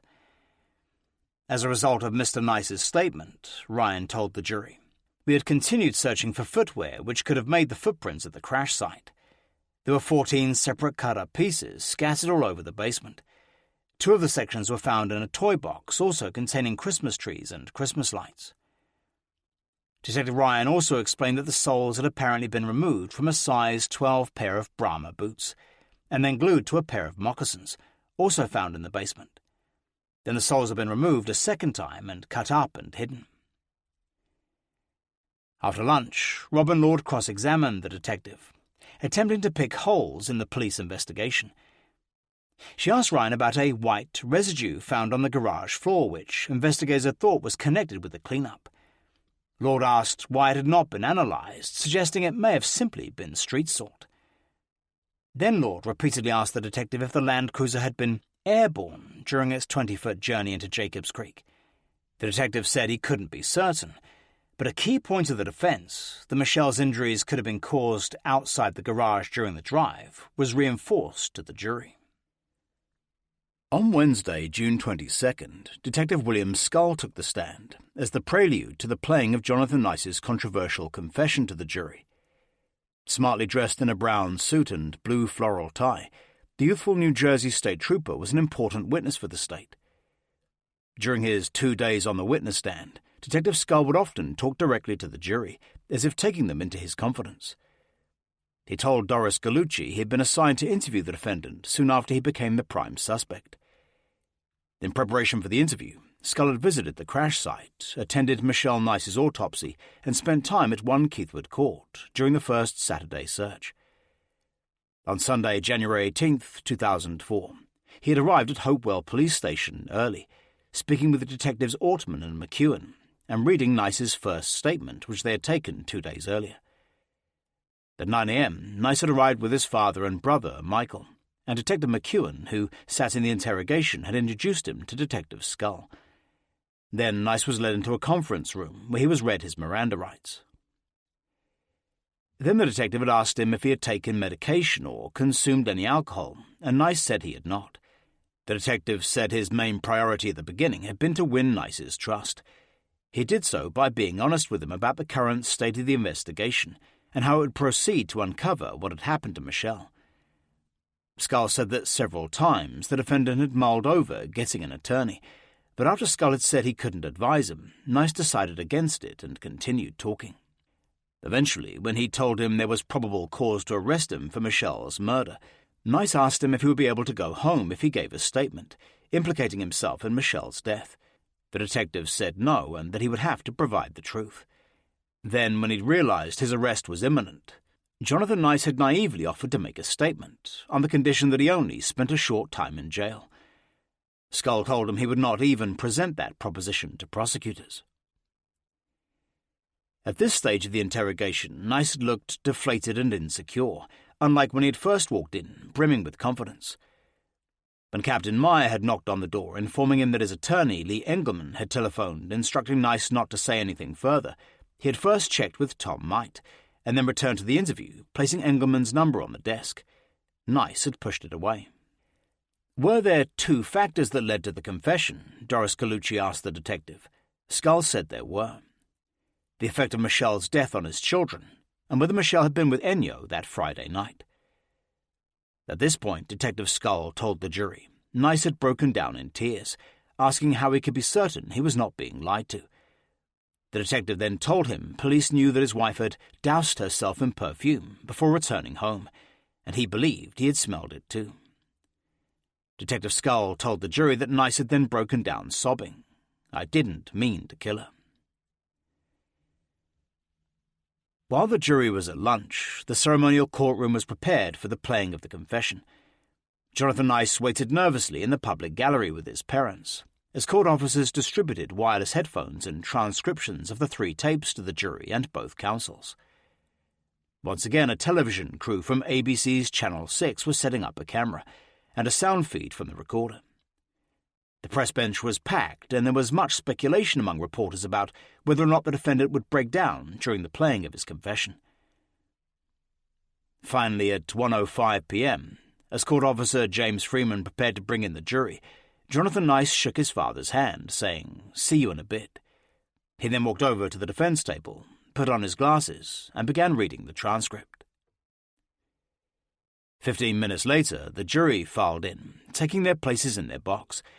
As the fluorescent lights were dimmed, so as not to interfere with radio reception, everybody, including the judge and the defendant, donned their radio headphones. Then the first of 3 tapes of the dramatic confession started playing. But none of the press had been given transcripts or access to headphones, so the irate reporters immediately marched out of the courtroom to the 2nd floor, where the prosecutor's information officer, Casey de Blasio, made everyone copies. Back in court, Jonathan Nice listened to his confession with his hands covering his eyes. As he heard himself describing how Michelle had died, his face turned beet red and he looked to be on the verge of tears. There was a strange kind of tranquility in the courtroom during the dramatic playing of the tapes. The jury listened intently as they read the transcript along with it, making notes. At several points, even Judge Bill Mathesius got to his feet, as if that would help him listen better. Towards the end of the 3rd tape, as he professed his undying love for Michelle, Jonathan Nice broke down, weeping uncontrollably. When the last tape finished at 3:30, several jurors stared at Nice as he tried to compose himself by blowing his nose into a handkerchief. But it was impossible to tell if the jurors were sympathetic or disgusted with what they had heard. A few minutes before 9 the next morning, Judge Mathesius was taking the elevator up to his 2nd-floor chambers. It was the 7th day of the trial, and there was no end in sight, and the judge was sniffling as if fighting a cold. "I think it's going to be a hot day," he told a writer covering the trial. "A contentious day." A few minutes later in the courtroom, during a hearing before the jury arrived, the judge seemed antsy. He was ruling on a defense motion regarding autopsy photographs to be shown to the jury during the medical examiner's testimony. He was angry with the prosecution for not counting them, and ordered them out to do so immediately. "Some are disconcerting at the very least," he said when they had returned, describing many as too graphic in respect to Michelle's injury. Then Detective Bill Skull retook the stand to be cross-examined by Robin Lord. As Jonathan Nice glared at his interrogator, the detective seemed in good spirits, as if eager to cross swords with the defender. Using Detective Skull's 49-page police report as reference, Robin Lord, wearing a black jacket and white slacks, a black and white belt sash hanging from her waist, questioned him on every aspect of his involvement in the case. He took all her questions in his stride, as if he was enjoying himself. Then, in a Perry Mason moment, as she was focusing on the examination of Michelle's Land Cruiser at the State Police Barracks in Hamilton, Lord asked for Michelle's large black suitcase, weighing approximately 75 pounds, to be wheeled in front of the jury. Up to now, there had always been a mystique about the contents of the case found in the back seat of the Land Cruiser. Now, as she asked Detective Skull to open it, most of the juries were on their feet, trying to get a better look. The only person not amused was the judge. "Is anyone else concerned about what we're doing here?" snapped Judge Mathesius angrily. "Or is it just, let's go crazy?" Then the judge sent the jury out, instructing the court staff to lay out all the items by the court reporter's bench at the front of the courtroom. Following a scolding from the judge for not having the contents already prepared, Robin Lord began to carefully catalogue all of Michelle's assorted G-string thongs, lingerie, bras, and other apparel. When they had neatly laid everything out, Judge Mathesius returned to the courtroom, delivering yet another reprimand to Lord. "I don't want this to happen again," he shouted. "Outside of turning this courtroom into a yard sale, I'm concerned the jury has to stand by. The jury's time is much more valuable than watching this little dance. We're not going to waste any more time on this." When the jury had returned to its seats, Judge Mathesius apologized for what had happened. "Ladies and gentlemen," he said, "I know it seems to be confusing, and you don't see it on CSI or Law and Order, but this is real life." Robin Lord then resumed her questioning, asking Detective Skull to read out the complete inventory of clothes found in the suitcase, as the jury took copious notes. Then she turned her attention to Detective Skull's interrogation of her client. Skull told her he was not the New Jersey State Police's main interrogator. "I was selected because I was available," he said, adding that he had attended several interview and interrogation classes as part of his training. Lord also asked about so-called false confessions, and Skull conceded it was important not to suggest facts and get them. "Do they teach that interrogation as a psychology?" she asked him. "Prior to engaging in an interview with a victim or a suspect," replied the detective, "it is good to know where they are coming from. You would conduct an interview differently with a defendant here than an 18-year-old selling dope on a street corner." Then Lord fired a barrage of questions at Detective Skull regarding the message from attorney Engelman during her client's interrogation. Assistant Prosecutor Doris Gallucci repeatedly objected to the questions, with the judge ruling again and again for the state. At one point, Lord threw up her arms in frustration, accusing Judge Mathesius of being facetious. "I'm not facetious," the judge snapped. "A butterfly flapping its wing in Madagascar can affect weather." Detective Skull bent over backwards to explain and re-explain about having an attorney. "I have rarely seen such a deference paid to a defendant." And when Robin Lord once again rolled her eyes in disbelief at the jury, the judge chided, "You can make a face and look unhappy," and recessed for lunch. After lunch, things became ever more contentious between the judge and the defender. When Robin Lord started grilling Detective Skull about whether he'd known that the defendant had taken anti-anxiety drugs, Judge Mathesius had had enough. "We've heard 14 questions about lorazepam," he told her. When Lord attempted to argue her point, he got to his feet, shouting, "Don't interrupt me." Then he called both sides into a sidebar, where he could be plainly heard by the jury, screaming at the defender. After the sidebar, he warned Lord not to interrupt again, calling her behaviour insulting. At 3:30 p.m., Robin Lord finally finished her cross-examination and sat down, conceding the floor to Doris Gallucci for her redirect. But once again, tempers flared when Lord began objecting to her questions and was repeatedly overruled. "Do you want to take some time to compose yourself?" the judge asked her. "Yes or no?" Finally, Detective Skull stepped down from the witness stand at 4:05 p.m., and the judge recessed for the day, to the relief of many. 35. The manner of death is homicide. On Tuesday, June 28th, the Jonathan Nice murder trial moved into its 4th week.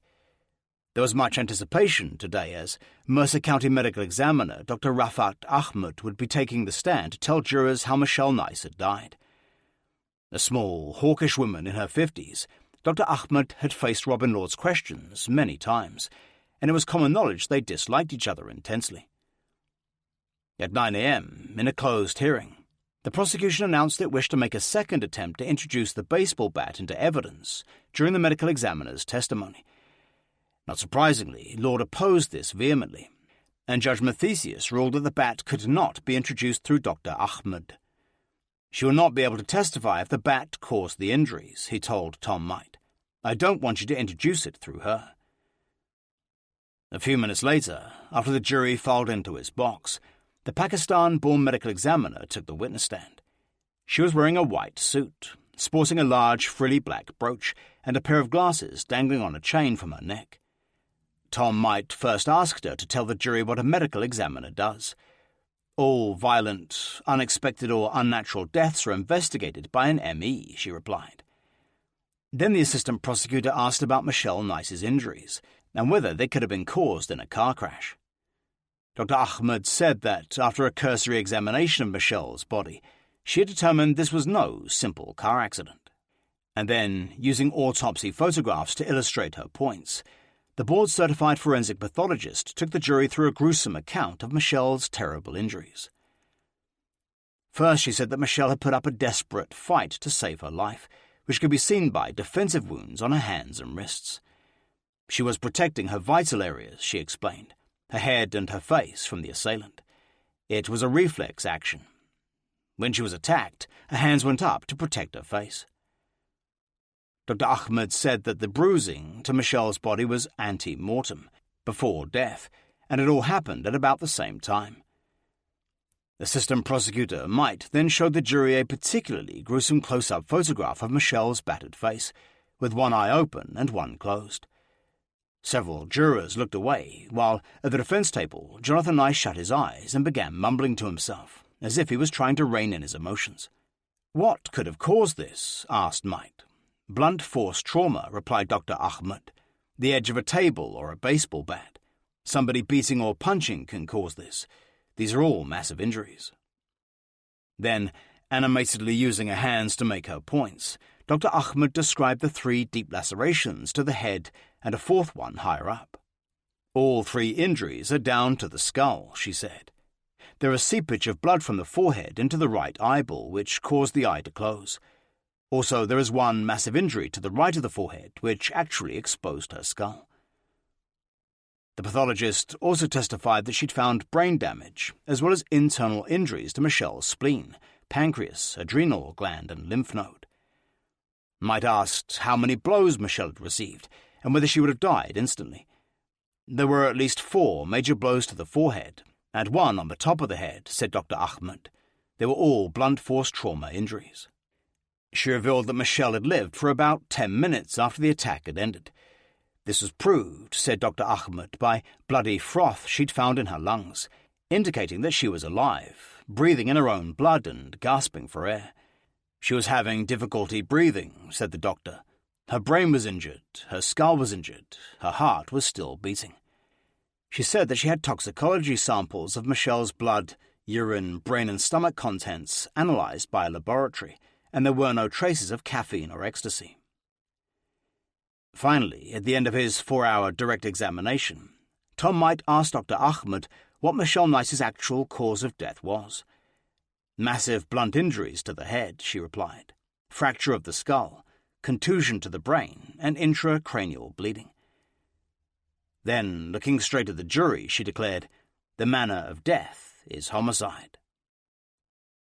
Robin Lord stood up to object, and Judge Mathesius called an immediate sidebar.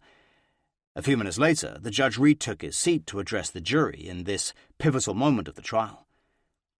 "Ladies and gentlemen," he began, "a question of the prosecutor called for a conclusion by this witness of the label as to the type of death suffered. Ultimately, that's your job, so you should disregard the ultimate conclusion that was announced by the pathologist, because ultimately I'm going to tell you, no matter what anybody says, it is your determination as to what happened in this case." During the judge's lengthy directive, Dr. Ahmed sat in the witness box between the judge and the jury box, rolling her eyes and shaking her head in disagreement at the jurors, and this spectacle, which could have led to a mistrial, went unseen by Judge Mathesius. At 2:55 p.m., after a 10-minute afternoon break, Robin Law began her cross-examination in an attempt to demolish Dr. Ahmed's credibility. The obvious animosity between the 2 strong-willed women was apparent from the first question. "You were essentially offering your opinions," declared Law dismissively. "I was basing everything on the facts in my report," replied Dr. Ahmed, meeting the defender head-on. "The opinions that I have given are correct. It was based on my experience and all the injuries I found on the body." Then Lord began picking at the doctor's medical background in Pakistan, intimating to the jury that the medical training there is inferior to America's. "That's not true," said Dr. Ahmed angrily. As Lord continued to whistle away at her qualifications for her job, Judge Mathesius stepped in to stop it. "We're flirting with remoteness," he chided. "I'm calling an end to discussion of her qualifications." Then the defender asked how she could be so certain Michelle's injuries were caused before death. "You're aware," she told the forensic pathologist, "that medical journals say you cannot tell the difference between post-mortem, after, and ante-mortem, before bruises." Rising to the bait and demonstrably jabbing her forefinger into the air, Dr. Ahmed challenged this view. "You can differentiate based on examining the bruising," she told Lord. "I look at dead bodies every day. I know when post-mortem bruising has happened and when ante-mortem bruising has occurred. All the injuries in the case of this woman who was murdered were ante-mortem." Judge Mathesius then wryly observed to the jury that the level of sarcasm between the two women was on the Beaufort scale, the official measure for hurricanes. Lord then wanted to know why Dr. Ahmed had only sliced open a quarter of the bruises on Michelle's hand to check for fresh blood, a sign of ante-mortem. "The woman has to have a funeral," snapped the medical examiner. "They were all coming up the same.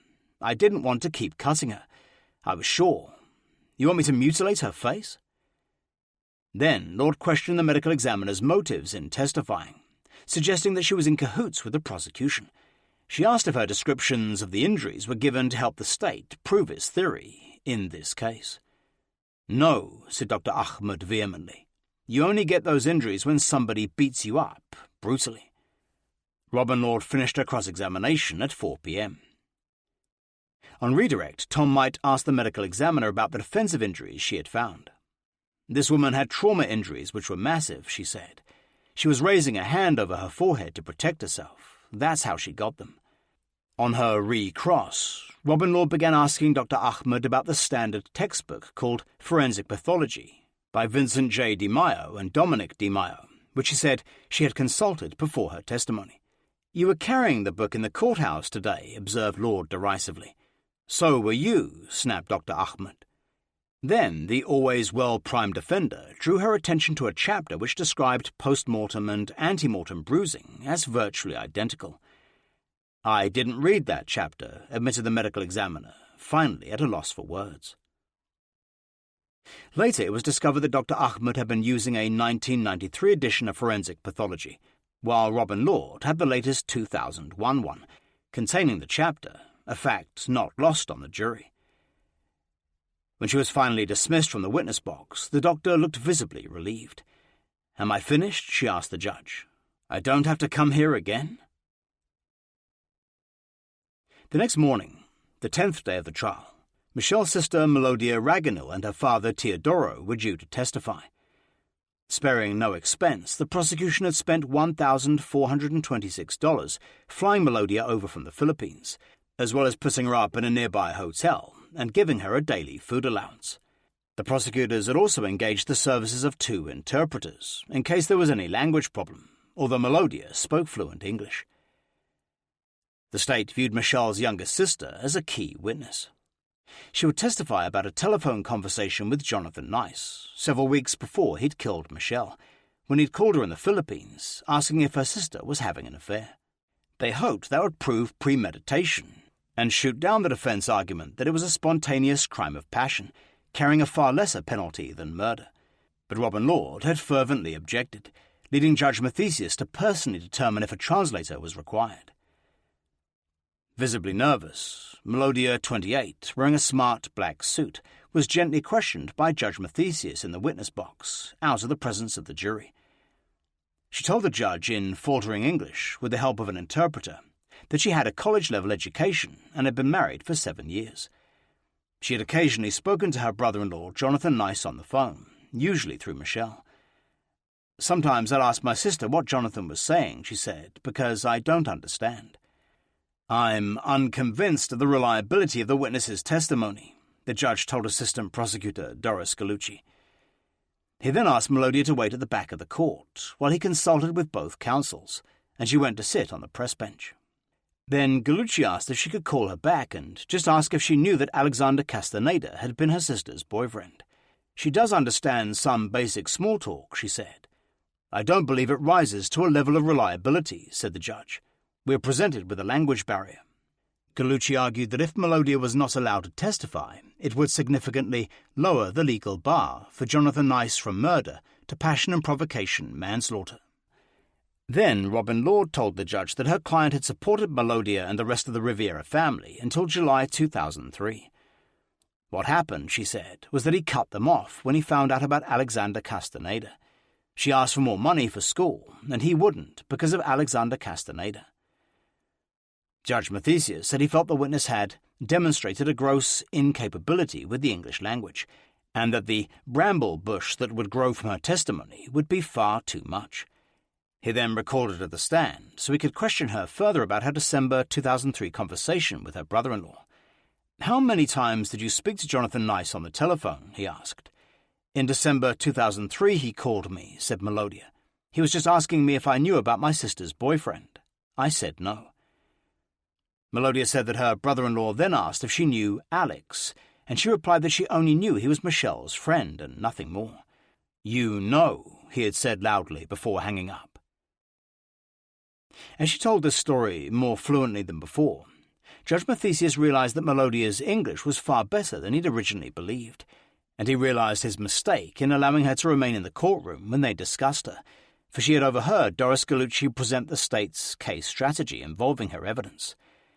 Now, any testimony she might give would be tainted, proving fertile grounds for a later appeal by the defense. I'm not going to permit her to testify, with or without an interpreter, he ruled. Much of what was exchanged in the courtroom she was present to hear, and it's gone too far.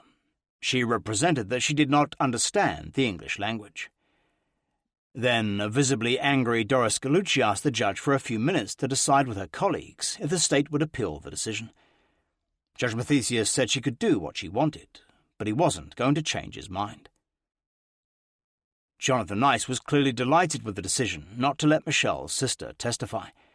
At the mid-morning break, the smiling defendant triumphantly walked back to his family in the public gallery and kissed them. Later that day, Judge Mathesius stopped off at the second-floor press room to read an account of the trial in yesterday's Trenton Times. Why do you think the prosecution wanted Melodia to testify? He asked a writer who also happened to be in there. Because the December phone call mentioning Alex would show premeditation, said the writer. No, replied the judge conspiratorially, because she looks like Michelle, and she's going to cry on the stand. The next witness was Michelle's best friend, Larissa Seuss, who told the jury about Jonathan Nice's strange behavior in the hours after her death. She described how he had come over to her house Friday evening to collect his children and launched a bitter attack on Michelle. The first thing he said was that Michelle had a wild side, she testified. I was like, what do you mean? He told me Michelle was bipolar and she liked sex all the time, and that she was seeing a psychiatrist. I don't know why I'm hearing it. I mean, my friend has just died. Then she told of reading to Jonathan Nice over the phone, Saturday's morning edition of the Trenton Times, with its front-page story calling Michelle's death homicide. He started to cry, she testified. I read the whole story out to him. In her cross, Robin Lord asked if Michelle had ever discussed her sex life with Larissa. I don't know anything about that, she replied. The defender then wanted to know if Seuss knew about Michelle's affair, her sexual liaisons in motel rooms, as well as other unsavory details of her life. Gallucci presented objections to each and every question, which were sustained by the judge. Finally, Lord asked her about Nice's Sampaguita perfume company, and whether he'd shared his marketing strategy with her. When Gallucci objected again, Judge Mathesius wryly noted, I think the scent's been allowed to drift. It was a rare joke from the judge, getting a laugh from several jurors. The next morning, day 11 of the trial, Robin Lord had come down with the flu. As she walked into court at 9 a.m. for a hearing to determine if Teodoro Riviera could testify, she looked pale and unwell, continually breaking into coughing fits. Now that the judge had refused to allow Melodia to testify, her father had become an even more important state witness. They wanted him to testify about the true way his daughter had met Jonathan and their marriage in the Philippines, as well as the fact that Michelle's sister had not starved to death. He was the only person with any inside knowledge of Jonathan and Michelle's relationship, having lived with them for months at a time. Lastly, the prosecution wanted to let the jury know that Michelle's family had only heard about her death from a friend, and not from Jonathan, as might have been expected. The state had offered the defendant's statement, and now wanted to attack it with one of their witnesses. "Nothing in past New Jersey history is analogous to this," said the judge. Putting forward the state's case, Tom Might said Nice had lied to police about how he'd met Michelle in Hawaii, when she was actually a mail-order bride. "He has admitted his involvement in his wife's death," explained Might, "but lies about how they met, trying to make himself appear in a better light. This is a husband killing a wife, and they had marital problems. Even as he's admitting the killing of Michelle, he's minimizing and calling it an accident. This is how far the defendant will go by lying how they even met, and trying to paint himself in a positive light." Then Lord broke into a fit of coughing, and her mother, Janet Kay, sitting in the front row next to Jonathan Nice Jr. and Emma Nice, discreetly walked forward to the defense table, handing her daughter some medicine. "I have a fever and a head cold," Lord huskily told the judge. "Bronchitis." "Do the best you can," said Judge Mathesius sympathetically. "I don't think any of us are forgetting he picked up his dead wife, put her in the car and drove her to the creek," she told Mathesius. "How does he paint himself in a favourable light? He sent emergency food shipments to the Philippines. He sent the kids to school. He built schools. Maybe Michelle told Dr. Nice her sister died of starvation to get him to help them some more. Who cares whether they met or not? What does it have to do with his knowledge she was out with Enya?" "Miss Lord is not unimaginative," noted the judge. "I can see mini-trials emerging, and I'm disinclined to have mini-trials. Who cares if the defendant is embarrassed by saying he had a mail-order bride? How material is that? It puts him in a delusional light." But Tom Might disagreed, saying it went to the very core of Jonathan Nice's character, and the lengths he'd go to lie for advantage. "This is a pattern of deception by the defendant," he told the judge. "Michelle didn't even find out how old he was until after they had 3 children.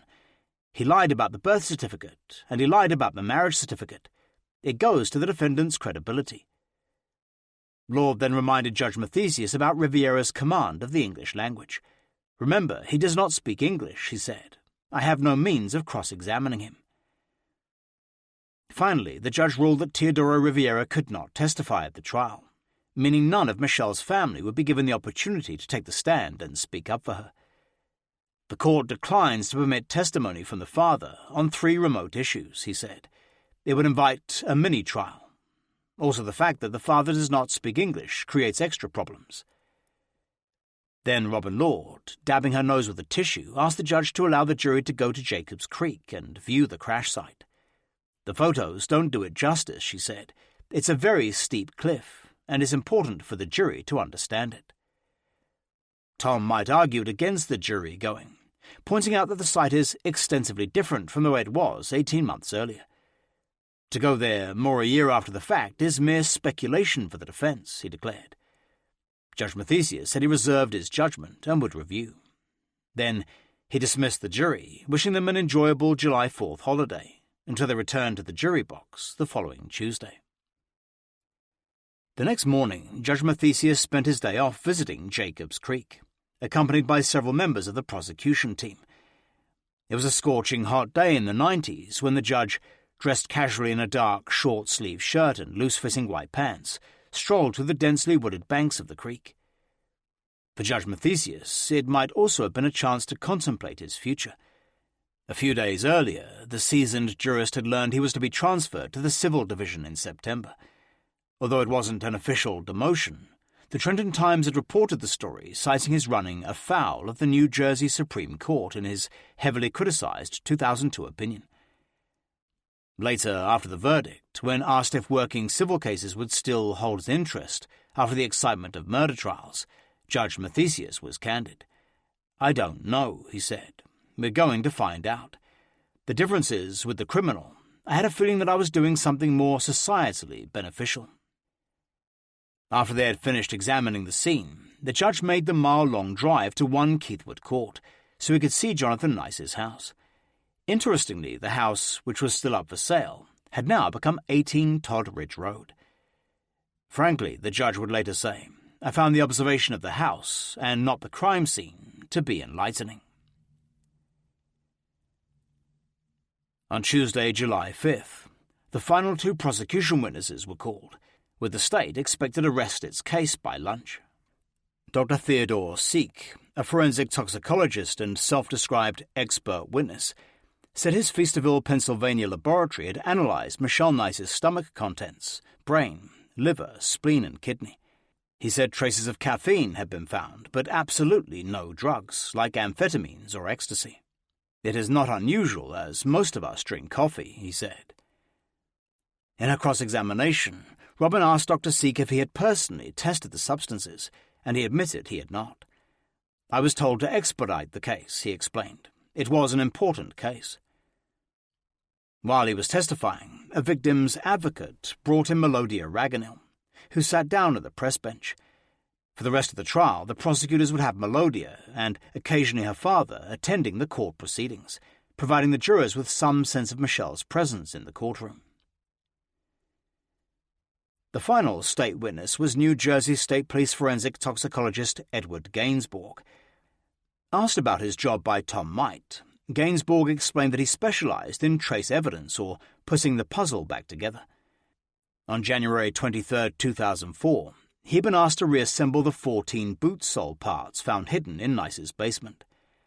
There were several pieces of cut-up soles of a boot to be put together, he told the jury, and once reassembled, to see if they'd been put on a pair of moccasins.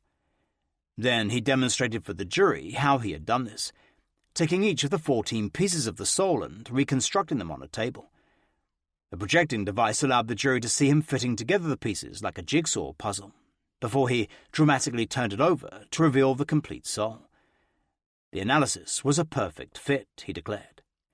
He also explained how he had matched up the footprints found in the snow at the Jacobs Creek crash site to Nice's Brahma boot soles, microscopically by size and manufacturer's design. The snow is a very good medium for picking up details of footprints, he said. The state of New Jersey finally rested its case against Jonathan Nice at 11:35 a.m. on Tuesday, July 5th. It had called a total of 19 witnesses, taking almost 12 days to present the case. After the jury filed out for lunch, Judge Mathesius called a hearing to determine if jurors would be able to visit the Jacobs Creek crash site and Jonathan Nice's house. It would be significant for the jury to comprehend the case, argued Robin Lord. It screams out for the jury to see for itself. But Doris Gallucci disagreed, saying it was midsummer and, as there was snow on the ground at the time the crime had occurred, it would be deceptive. Quite frankly, said the judge, I found it interesting. It took some degree of care to drive. I must agree with Miss Lord, it does bring another extra angle to this case. Then the judge granted her application for the jury to visit the crash site and then drive by the Nice home. We're going on a field trip, he told the jury after their lunch break. We're going to the scene of the final resting place of the Land Cruiser and drive by the house Mr. Nice lived in at that time. He told them to be ready to be bussed out there the next morning, warning them the entire trip would be in silence. Just visit both of these scenes without comment, he told them. Wear casual clothes. Obviously there will be no snow tomorrow. If I wake up and there's snow on the ground, I'm not coming. Then, after the jury was asked to wait in the jury room, Robin Lord asked Judge Mathesius to dismiss all the charges against Jonathan Nice, claiming the prosecution had failed to prove its case that Nice had knowingly and purposely murdered his wife. The judge denied her motion, saying that purposely and knowingly were key words to this case. There is a wide panorama of conclusions that could be drawn in this case from the defendant's actions, he said, and they certainly extend to any number of conclusions. It is certainly in the breadth of a reasonable jury to find any one of the conclusions, including that the defendant did purposely and knowingly cause the death of Michelle Nice. But this court is not ready at this point to rule a resolution that the jury cannot find murder beyond a reasonable doubt. The motion is denied. 36. The defense. At 1:45 p.m., Robin Lord called her first witness, as her parents looked on proudly from the public gallery. Originally, she had told the media that famed television forensic pathologist Dr. Michael Barden would be on her defense team, but he had been replaced by veteran Baltimore-based forensic pathologist Dr. John Adams. Now the defense was counting on the elderly white-haired doctor to refute medical examiner Dr. Ahmed's scathing autopsy report and add credibility to Jonathan Nice's version of how Michelle had died. Dr. Adams had graduated from the University of Maryland Medical School almost half a century earlier and had performed and supervised thousands of autopsies during his long career. He told the jury he had come to the case 3 months earlier, when he was sent Dr. Ahmed's autopsy, police reports and forensic lab reports to review. I formed an opinion, he told the jury. Contre-coup contusion. Classic fall injuries. The contre-coup injury to the brain occurs when the brain strikes the skull on the opposite side of impact, most commonly in a traffic accident, but also as a result of a fall. Once the skull has stopped moving forward, the brain continues moving backward, striking the base of the skull. There is a very substantial G-force in the brain itself, Dr. Adams explained to the jury, using a color diagram. The brain rattles around the skull. Dr. Adams said he carefully reviewed Dr. Ahmed's autopsy report, and that it was important that the injuries were to Michelle's forehead, and there was bruising on both the front and back of her brain. There is no evidence at the back of the head, he said, telling you the injuries were contre-coup. The doctor said that, in his very considerable experience, Michelle's injuries were the result of a single fall, and her skull fractures were associated with the point of impact. At this point, Robin Law put up a second presentation board, showing 2 graphic autopsy pictures of the top of Michelle's shaven head. They clearly showed the deep lacerations down to the skull. Once again, Jonathan Nice looked away and grimaced. "Are the injuries consistent with falling out of an SUV?" asked Lord, with the head hitting the running board. "Probably possible," replied the veteran forensic pathologist.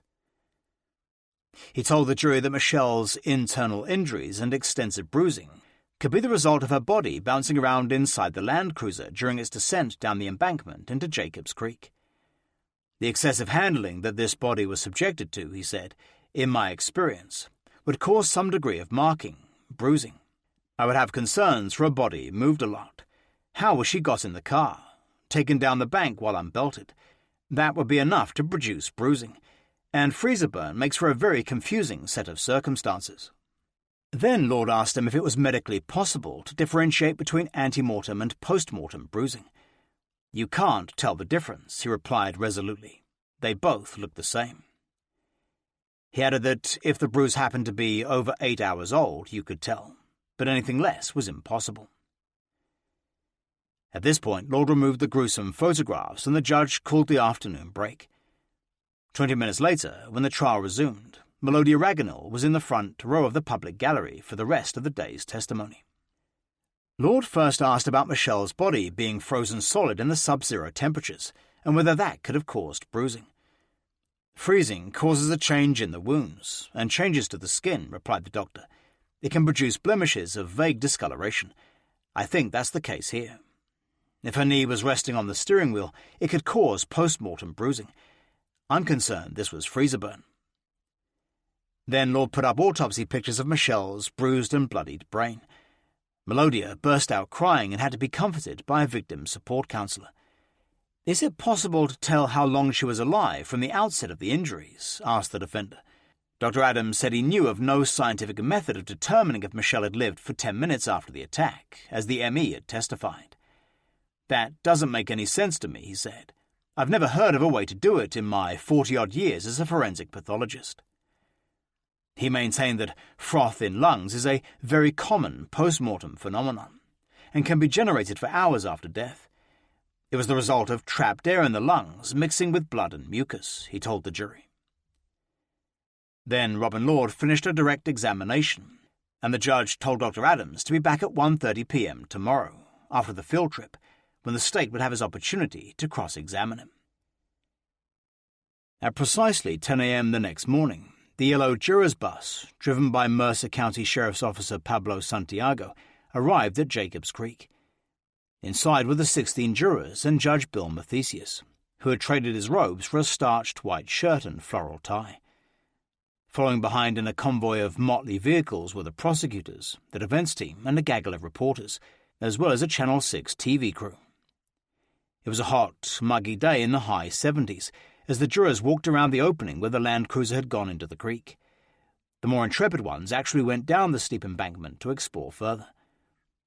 Although ordered by the judge not to discuss it, several jurors did. One even questioned Judge Mathesius about the steep drop.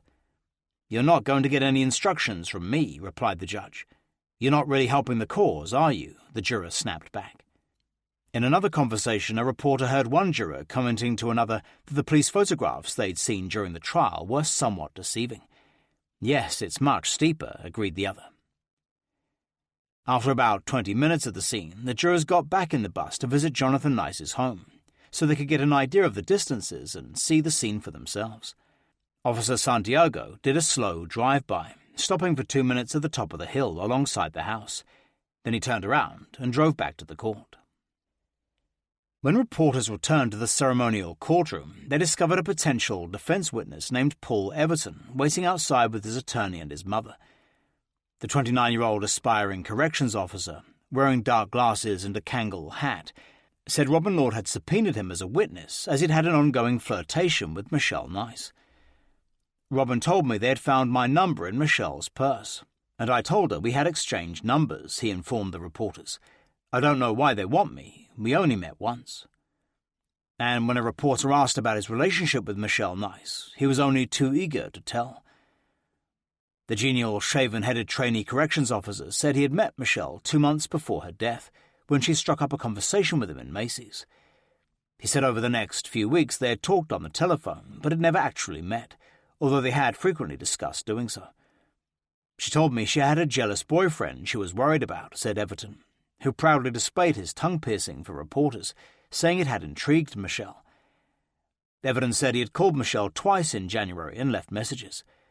"I thought she had just stopped calling me back," he said. "The first I knew she was dead was 2 months ago when Robin Lord called me and was very intimidating.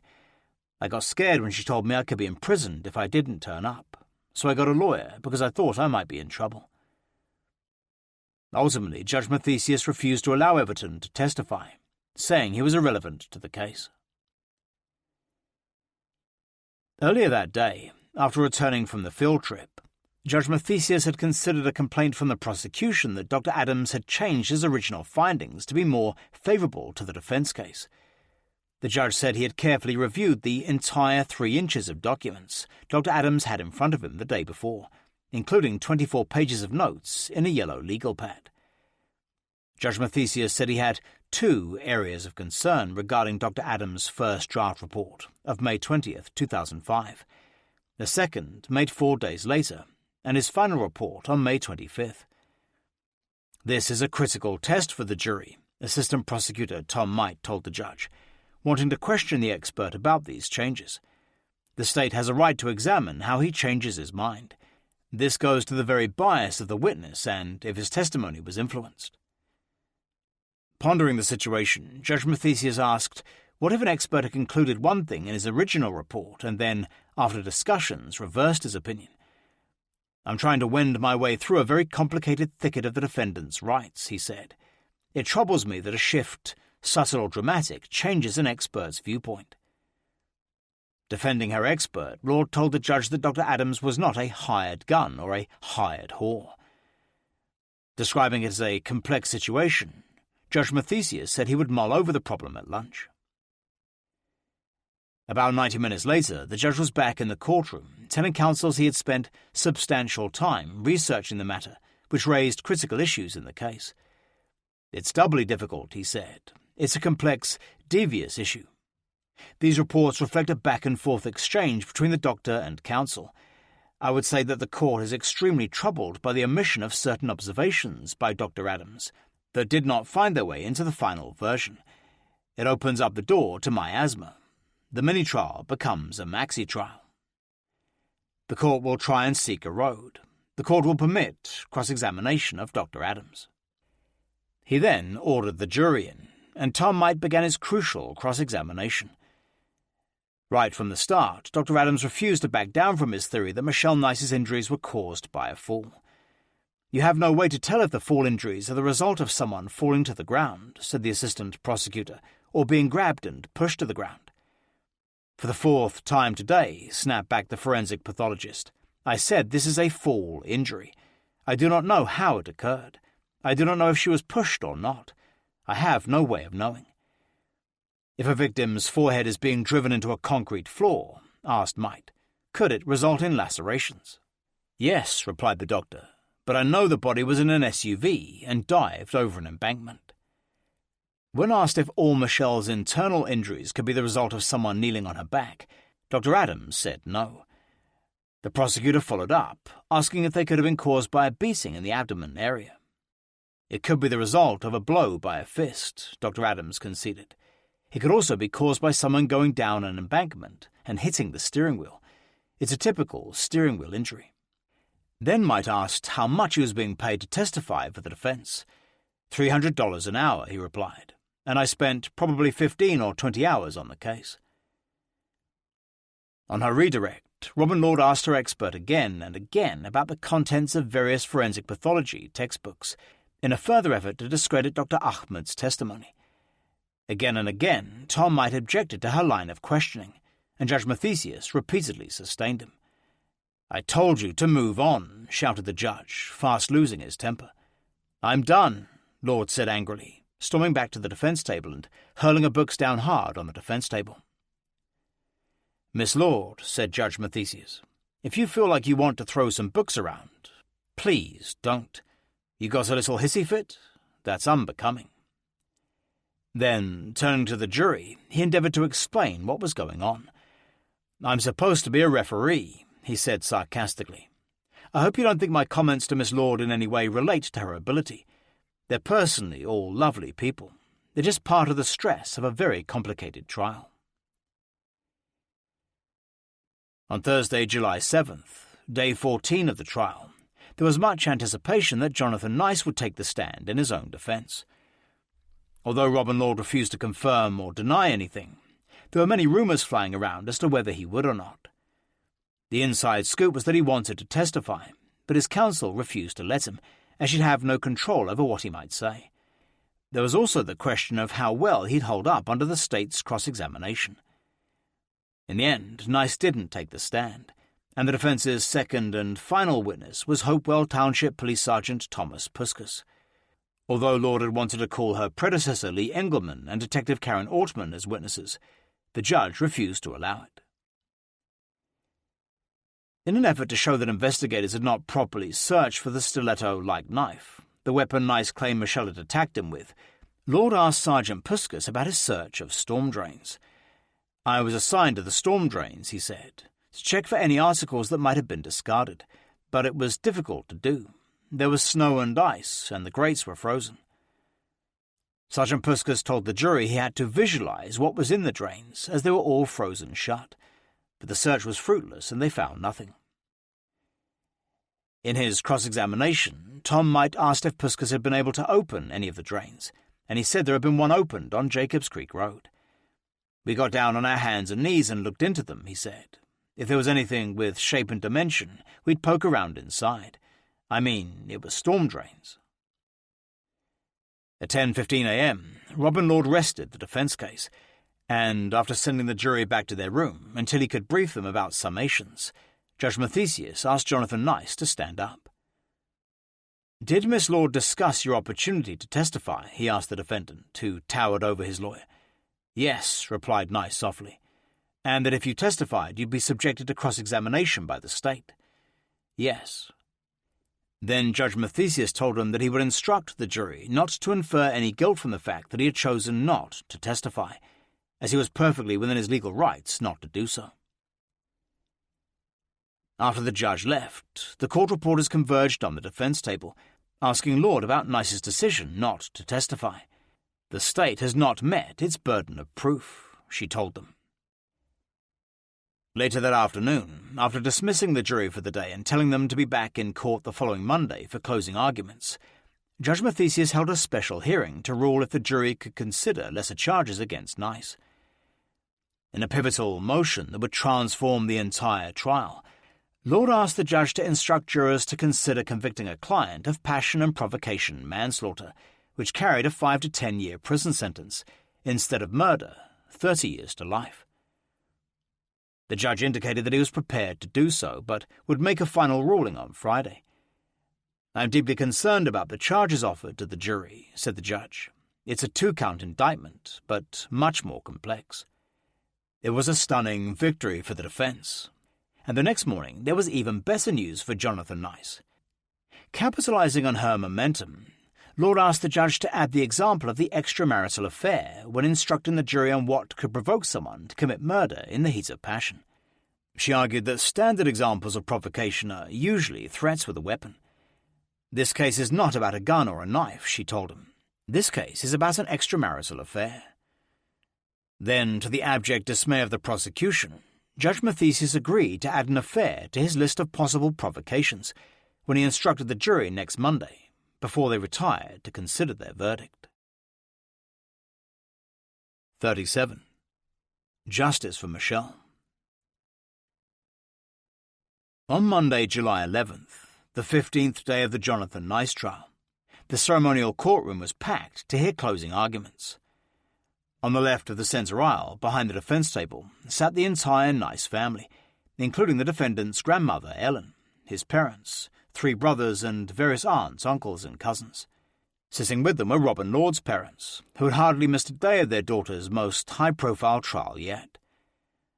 Across the courtroom, behind the prosecution in the second row of the public gallery, sat many of the detectives who had worked the case. Dan McEwen, Jeffrey Noble, William Scull, and Jeffrey Cronenfeld all felt personally involved, and there had been several lasting friendships made between them during the investigation. Directly in front of them sat Michelle's sister, Melodia, wearing a mauve top and jeans, sitting next to a victim counselor named Alicia.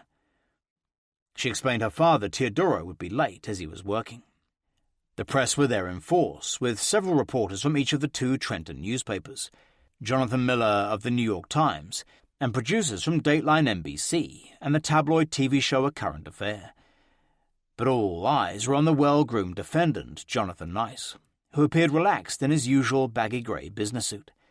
Looking confident, he leaned on the top rail of the public gallery, chatting with his family and shaking hands with his relatives as they arrived. At the defense table, Robin Lord supervised the setting up of a blackboard in front of the jury box, with a large flip chart she would use for her presentation. Dressed in a red suit and black polka-dot blouse, Lord was as focused as a laser beam, knowing she would have to deliver the speech of her life to win her case. At 9:40, with Judge Mathesius and the 16 men and women of the jury in their places, Lord strolled up to the blackboard and opened the flip chart to reveal the words in large type: "Speculation, conjecture, and all forms of guessing play no role in the performance of your duty." "It was 7 weeks ago," she began, talking directly to the jury, "that the prosecution told you a story about a woman who they characterized as a normal, sweet woman, who was lonely because her hard-working husband was away a lot on business, except that he was at home, out of work, and taking care of their 3 children. She became increasingly lonely, so she turned to the loving, caring gardener for comfort. And one night she returned home from a comfort visit in her red thong, her red panties, and her red bra, and she told her husband she was going to leave him, and he pulled her down, and she hit her head on the ground. The only problem is that the prosecution are not playwrights. They're not screenwriters. It is a promise by them as to how they are going to convince you beyond a reasonable doubt. The only problem with that story was that it wasn't even remotely supported by them. Michelle Nice was hardly a normal, sweet woman. A normal sweet woman does not have an affair while her husband is working. A normal sweet woman does not have unprotected sex in a rent-by-the-hour motel room with a man who has many different aliases, while a husband is supporting a family in the Philippines, building schools, duck farms, and playgrounds. A normal, sweet woman doesn't do that. The state has the burden of proof. They have to prove to you beyond a reasonable doubt that Jonathan Nice is guilty. Then, pointing at the words on the blackboard with her long, white, square-tipped manicured nails, Lord told the jury that speculation and guessing play no role in their deliberations. They would have to return a verdict of not guilty. Lord then identified 22 areas of reasonable doubt for the jury, putting each up on a presentation flip chart as she discussed them. Getting into her stride, the defender argued that the prosecution motive, that Michelle was walking out on Jonathan, was wrong. She claimed the suitcase was nothing more than one she used when sneaking away for sexual escapades. What was in the suitcase is very important, as is what was not, declared Lord, pointing out that right at the top had been an empty packet of Victoria's Secret thigh highs. Some underwear is dirty, as if just used. Shirts were inside out, as if just taken off. You know the suitcase was not packed by Michelle that night. It was her comfort bag. Then Lord launched a bitter attack on Michelle Nice and her family, reducing her younger sister Melodia to tears. Where exactly was she going? Lord asked. This woman wasn't about to move out. She lived a single life while she stayed in the house, bringing up their 3 children. She's from starving Philippines. He supports her family. She had it made. She had it absolutely made. She wasn't going anywhere, and I think you know that. It's a fiction, a rushed judgment by the police. Lord told the jury that Jonathan Nice never had any intention of killing Michelle, and if he'd wanted to, he could have done a far better job. There was a gun right there in his office, she told the jurors, many of whom were making notes, right next to 3 magazines of ammunition. He's a research scientist. He invents drugs.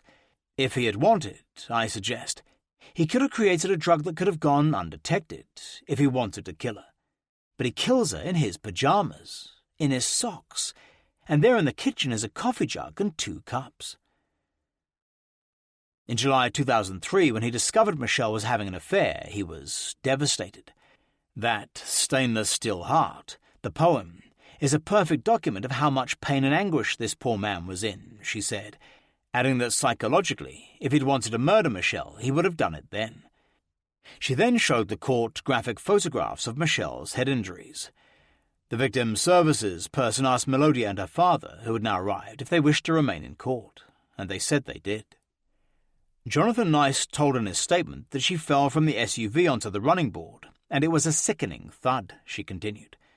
From that moment on, he was in severe emotional stress. He truly adored her. Then she calmly walked over to the prosecutor's table, picked up a glass of water and drank it, smiling at Tom Might. "Let's talk about Dr. Ahmed," she then declared. "This woman is self-taught. She has no residency in forensic pathology." Launching into a scathing attack on the Mercer County medical examiner, Lord ridiculed her testimony that it was medically impossible to tell the difference between ante-mortem and post-mortem bruises. "She used the slice test," laughed the defender. "She only sliced a few. How dare she come here and tell you with 100% certainty that all the bruises were ante-mortem by her own test, when she doesn't even perform it? Dr. Adams has 40 years of experience. He has never heard of the slice test. He tells you that you just can't tell the difference." She told the jury there was excessive post-mortem bruising on Michelle's body that could have been caused by any number of things, including rough sex with Ennio. "After she fell, he lifts her up," she said. "He has difficulty, then he takes her to the creek. Then the body was taken from the medical examiner's office for x-rays and then back. There was excessive handling of the body. You just can't tell the difference. How dare they tell you any differently?" Lord dismissed Dr. Ahmed's assertion that Michelle was alive for 10 minutes because of the existence of a red froth substance. "She's making this stuff up as she goes along," she declared. The defender then turned her attention to the investigation, claiming police had made no effort to look for the sharp object that Nice claimed Michelle had used to attack him. "They ignored him," she said loudly. "They laughed at him. They never looked in the car. He says she took the object out of a Chanel bag. There was a plastic see-through bag. No one even looked in it or on her person." Then she dramatically pulled 3 long plastic hairpins out of the bag, one of which was broken. "This is most important," she said, displaying the broken hairpin to the jury. "It's in 2 pieces. Plastic does not disintegrate. Plastic does not fall apart. It does if it's fractured by falling to the ground with an object in your hand." What did he say? She took it from the Chanel bag. It could have been a hairpin. It happened in split seconds. She lunged. He reacted and she fell. It is more than a coincidence. Lord continued, telling the jury that after Michelle had died, Jonathan Nice, under the influence of antidepressants, had panicked, and the reason he had not called the police was that they had not believed him 6 months earlier with the extortion attempt. "I suggest the actions from then on," she said, "are the actions of a distressed man who was not thinking straight. None of us have ever been in that situation. It's difficult to put ourselves in his shoes, and he's under the influence of Ativan. The clean-up attempt is absolutely laughable. The cut-up boots really makes no sense at all. He's alleged to have cut the boots and glued the soles to a second pair of shoes, cut them up and then leaves them out to be seen. Drives his car with an ice scraper. These are not the actions of a man intending to murder his wife. It's a rush to judgment. The police made it, and they want you to make it." Then Robin Lord told the jury that, although the defence firmly believed Jonathan Nice had not been proven guilty beyond a reasonable doubt, if they disagreed, they could consider passion and provocation manslaughter. This was not just any old affair, she said. This was an affair with Ennio, who had many different names, many different social security numbers. There was a no-contact order.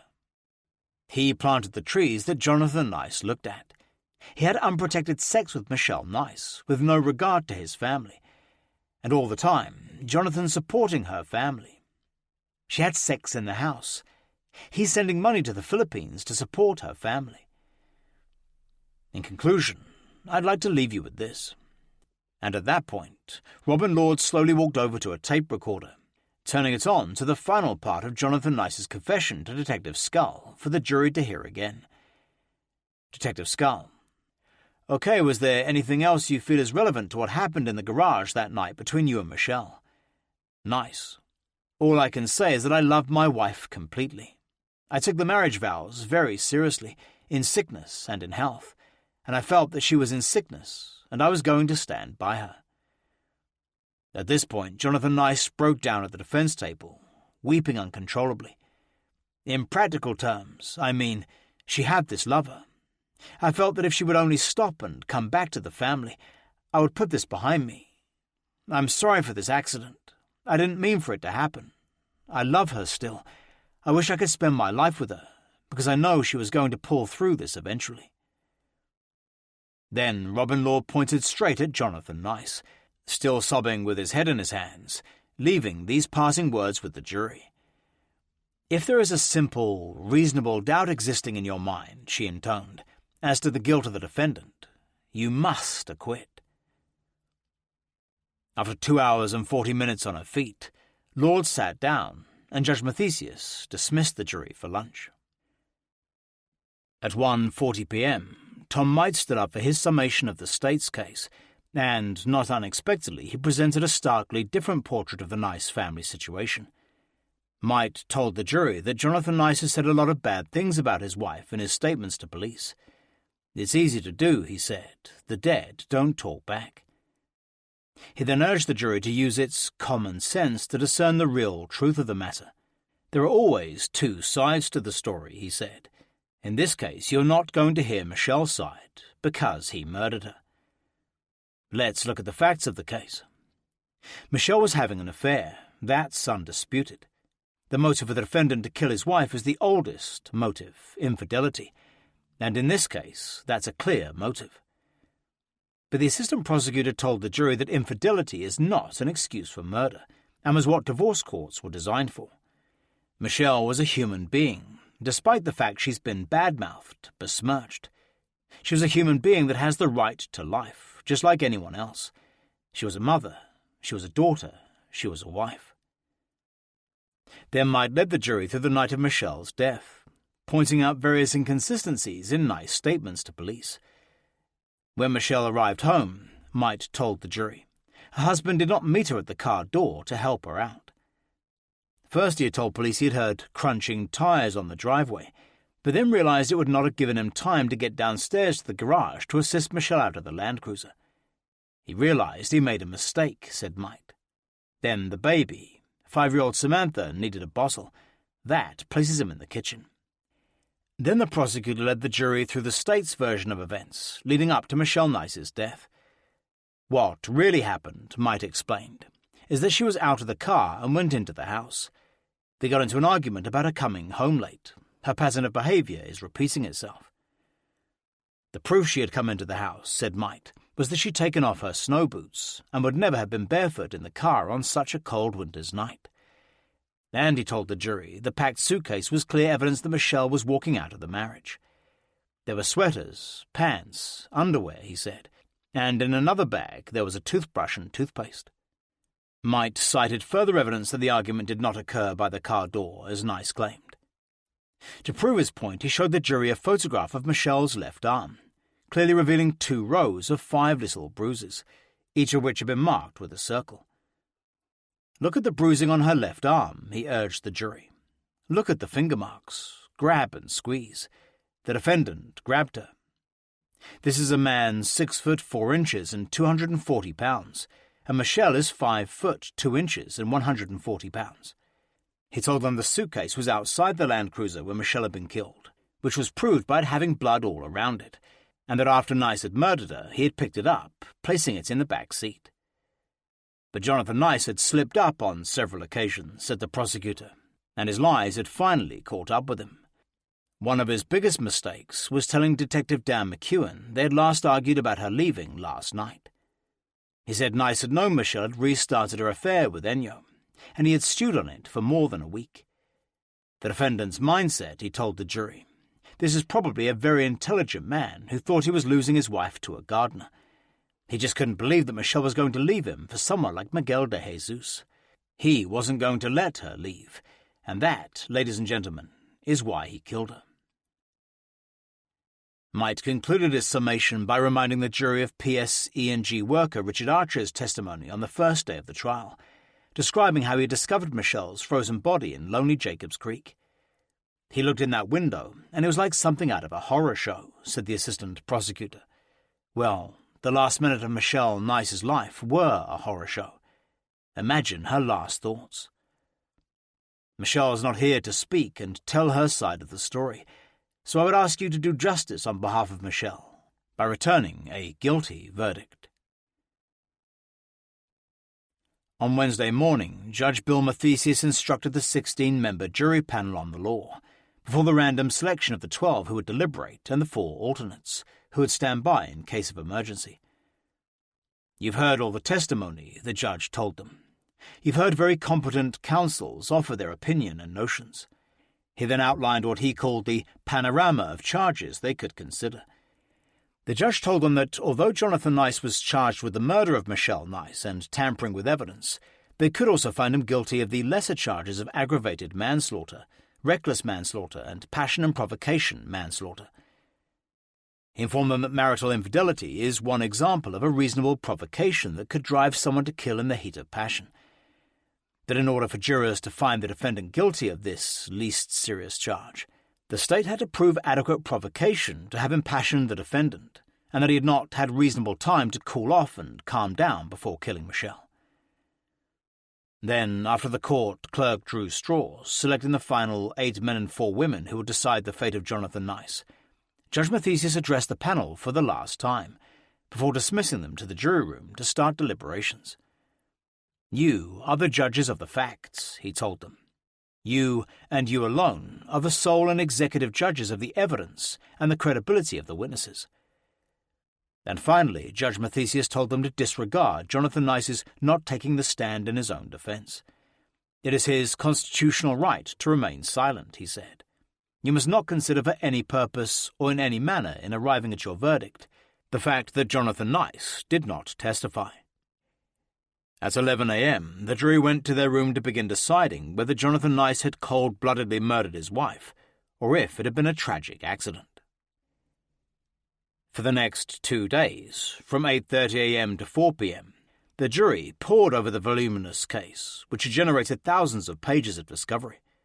4 Mercer County Sheriff's officers were permanently stationed outside the jury room, along the corridor from the ceremonial court, at all times, in case the jurors wanted to question the judge on a point of law or anything else connected with the case.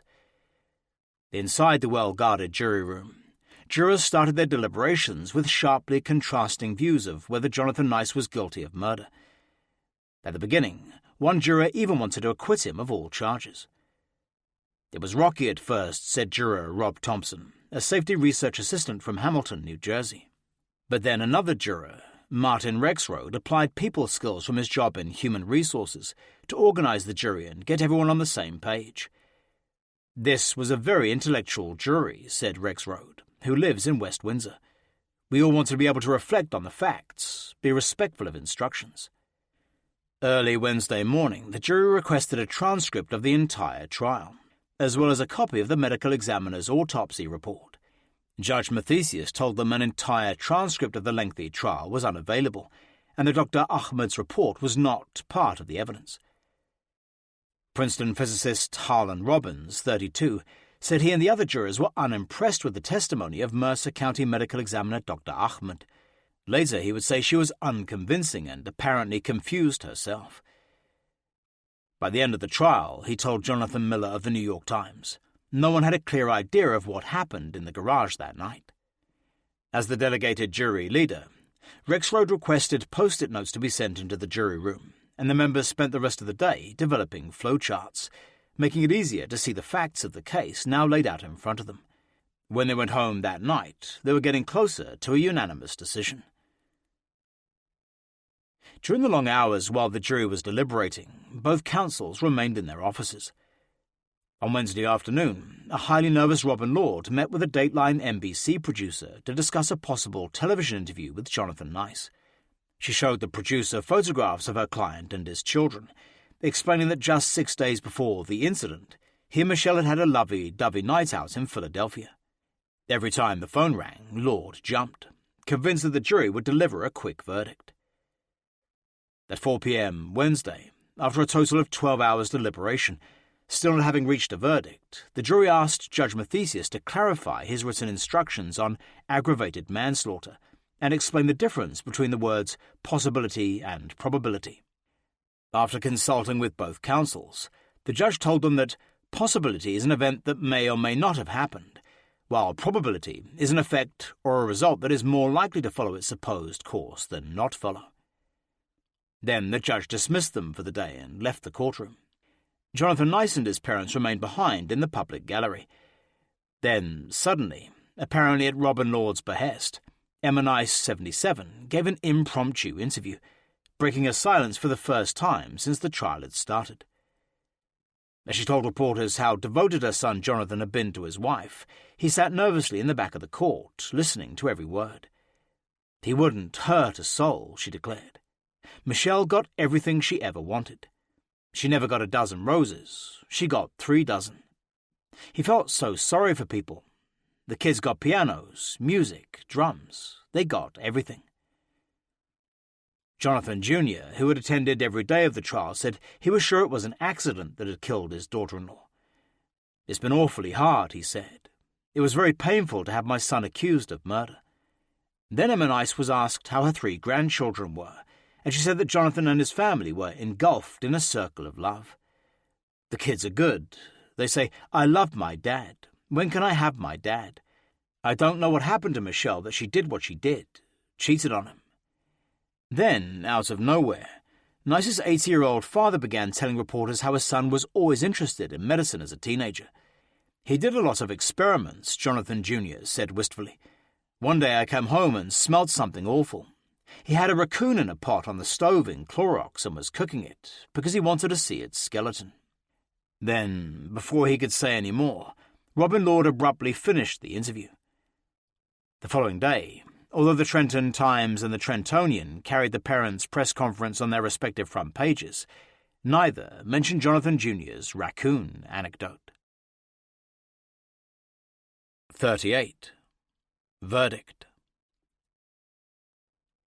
Just after 10 the next morning, there was a knock on the jury room door, and Foreman Thomas Cooper handed Sheriff's Officer Pablo Santiago a brown envelope.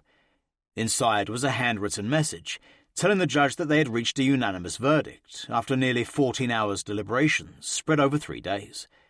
Officer Santiago was so excited that, after giving Judge Mathesius the envelope in his second-floor chambers, he rushed next door into the press room with the news. "Verdict," he said excitedly. "They've given the envelope." A few minutes later, the ceremonial courtroom began to fill up as news of the verdict spread like wildfire through the courthouse.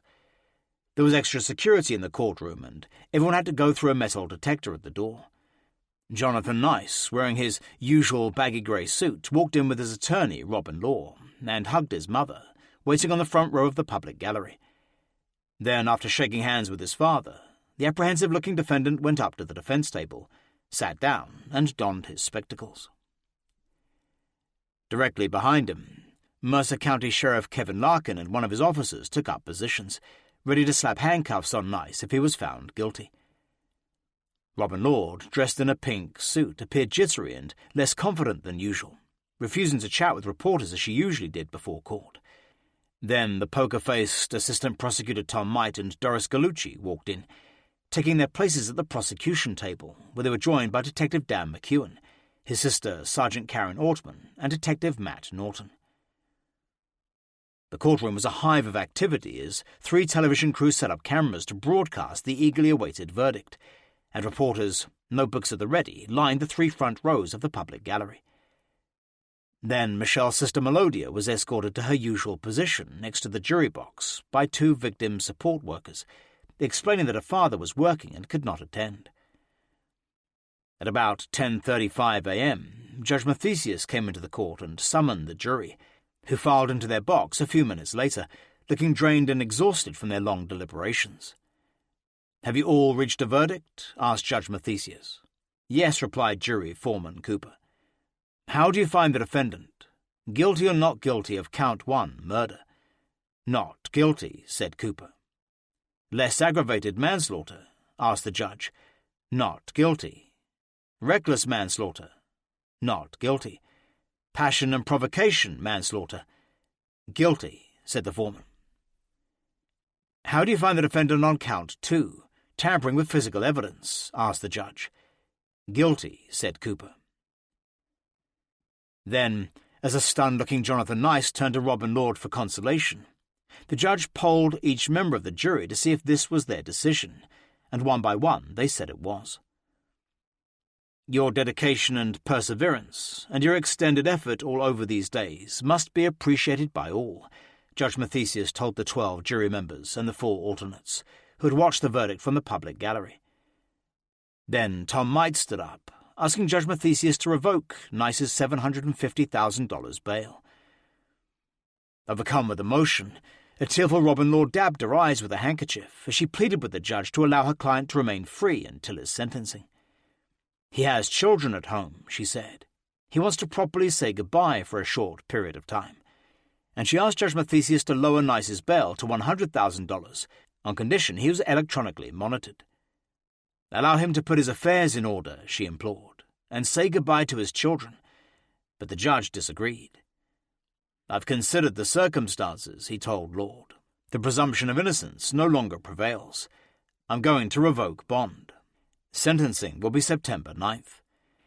Then the white walrus-moustached Sheriff Larkin, wearing full uniform for the first time court watchers could remember, handcuffed Jonathan Nice's wrists to take him into custody. Looking lost and stunned by the verdict, he slowly turned around to where his parents were sitting as Robin Lord hugged him. "Hi, Mum," he said, making eye contact with Emma Nice, as she broke down sobbing. He then nodded forlornly at his father, saying he was okay. On the way out of court, Trentonian reporter Scott Frost asked Nice about the verdict. "I did nothing intentional," he replied, as he was escorted into the elevator to be placed in a basement holding cell until he could be transported to Mercer County Correction Center. Inside the courtroom, Michelle's sister Melodia tearfully complained to reporters that her sister had not been given justice. "He killed my sister," she sobbed. "I wanted murder, no passion and provocation. I wanted life in prison. It's only 5 to 10 years. A few minutes later, Mercer County Prosecutor Joseph Bikini and his team held a press conference in the basement, across the corridor from where Nice was being held. "The jury verdict is in," declared Bikini. who had come from his father's deathbed to see the verdict. Our office is satisfied that the jury decision is final. The case is over. Both Tom Might and his prosecution partner Doris Gallucci expressed disappointment in the jury's decision to convict on the lesser passion and provocation manslaughter charge. "We thought we had the elements for a murder verdict," said Might. "We respect their decision, but we're disappointed for the family of Michelle. The jurors didn't hear her story as much as the defendants, but we can understand why the jury arrived at the decision they did." Gallucci said the jury had not been able to learn about all the friction between Nice and Michelle leading up to her death. "We know there were some heated arguments," she said. "I wouldn't want to set his temper off." And while her client languished in the holding cell below court, contemplating the possibility of spending the next decade of his life behind bars, Robin Lord and her team toasted the verdict with Mum's champagne in plastic foam cups. Later, she told reporters that she had mixed feelings about the jury's decision, forecasting that a client would be out in 5 years. "Obviously, I'm disappointed," she said. "I was hoping they would find him not guilty of all the homicide charges.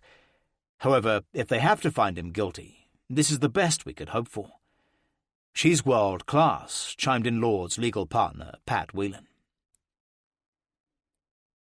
A few blocks away, after the yellow Mercer County jury bus had dropped them off in a parking lot, several jurors discussed how they had reached their decision with New York Times reporter Jonathan Miller.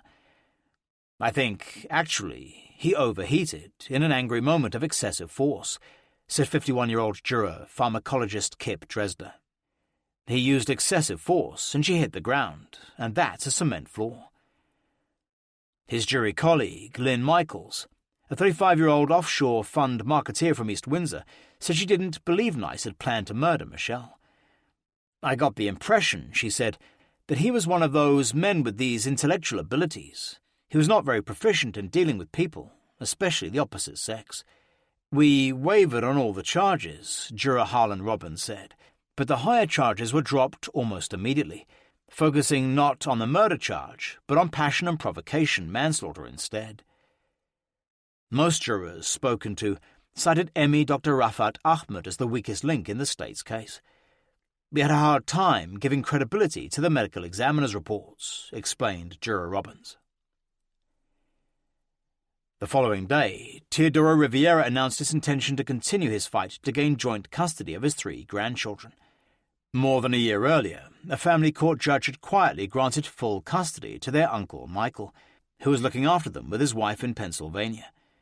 When Melodia Raganel arrived in New Jersey to attend the trial, she had contacted Michael Nice, asking to see her 2 nephews and niece for the first time. Initially, he said she would have to meet them at his house, but Melodia refused, saying she would not have any privacy there. Eventually, Nice agreed to allow her to meet the children at the food hall in the King of Prussia Mall in Pennsylvania. "They're great," said Melodia. "They said, 'Auntie, you look just like my mum.' Samantha hugged me and was always holding my hand. She said she really missed her mum, and so did the 2 boys. I was asking them if they wanted to visit the Philippines, and they said, 'Yes, Auntie, we want to go.'" Melodia said she talked to them sensitively about Michelle and what had happened. "They did talk about my sister," she said. "I don't know if they know everything, but they really miss their mum." 39. It's all about Jonathan. For the next 2 months, Jonathan Nice remained in protective custody at the Mercer County Correction Center off Route 29, just north of Titusville. He had sunk into a deep depression, asking his family not to visit him until he sent for them. Every day he sent letters and cards to his children, writing them poems and stories. They appeared to be his only reason for living. "He's pretty hurt," said his mother. "He doesn't want us to see him in there. I don't know how he feels." His parents, still protesting his innocence, said the trial had been very hard on the family. "I wouldn't want our worst enemy to go through what we went through," said Emma Nice. "It was tough on all of us, and I actually lost 45 pounds, but I'm starting to get it back now." Emma said she felt terrible for her oldest son and the horrible injustice he'd had to endure. "He's such a kind, gentle man," she said, "such an intelligent man, and he worked so hard to get where he was." On Thursday, September 22nd, when 2 officers led him back into the ceremonial courtroom for sentencing, Jonathan Nice looked a broken man. His usual business suit had been replaced by a bright orange inmate jumpsuit, with heavy chains hanging down from his shackled wrists and ankles. The prosecution had flown Melodia Raganil back from the Philippines to address the court on behalf of Michelle, along with her father and Larissa Seuss, and Nice's parents, brothers and other family members were there in force to show their support. At 10 a.m., Judge Bill Mathesius entered the court to deliver the sentencing, in what would be the last criminal trial he would preside over. He had already started his new job in the civil division. Today, he and his longtime antagonist, Robin Lord, even appeared to be going out of their way to be cordial to each other. "This is the day of sentencing for Dr. Nice," the judge told the packed court, who was found guilty by a jury of passion and provocation manslaughter, which operates to excuse culpability for the more serious manslaughter sentence. After thanking Robin Lord for the excellent arguments in her submission, requesting a minimal custodial sentence, he said he had read letters received from the defendant and his family, as well as a photograph of him and his children. The main theme of the letters is the accidental nature of the events that took the life of Michelle, he told the court. These documents emphasize that Jonathan Nice was a kind and gentle person, and they all express concern for his children. I believe their comments are heartfelt. Then Doris Gallucci stood up to ask the judge to impose the maximum sentence of 11 years for both counts. "If this court was to impose minimal sentence for the offences," she said, "that sends a message that proves that if you are impassioned and kill your wife, you're going to do 4 years jail time. That is ludicrous." The assistant prosecutor argued that Nice's achievements were entirely irrelevant to the sentence, as under New Jersey law, it was the nature of the offence and not the offender that should be taken into account. "The fact that he's a Ph.D. and is a pharmaceutical executive has nothing to do with him killing his wife," she said. But Judge Mathesius disagreed, saying he felt it certainly was a mitigating factor, and the defendant's character was not something to be totally ignored. Then Gallucci asked the judge if Nice's having a Ph.D. meant he should be sentenced more leniently than a high school dropout. Is a defendant whose life is largely devoted to eleemosynary concerns to be considered differently from a person who's a ne'er-do-well bum, a person who goes to prison? "The answer to that is yes," said the judge, raising his voice in answer to his own question. "So move on. I understand you." "Judge," replied the assistant prosecutor, "we received no evidence that this defendant is solely responsible for any life-saving drugs. At the time of the offence, he wasn't saving lives. He was an unemployed father who was, quite frankly, taking an interest in his children for the first time." "That's too much," erupted Jonathan Nice from the defence table, moving forward in his seat and glaring at Gallucci, as Robin Lord clasped his shoulder to restrain him. "That's too much, Your Honour," he repeated.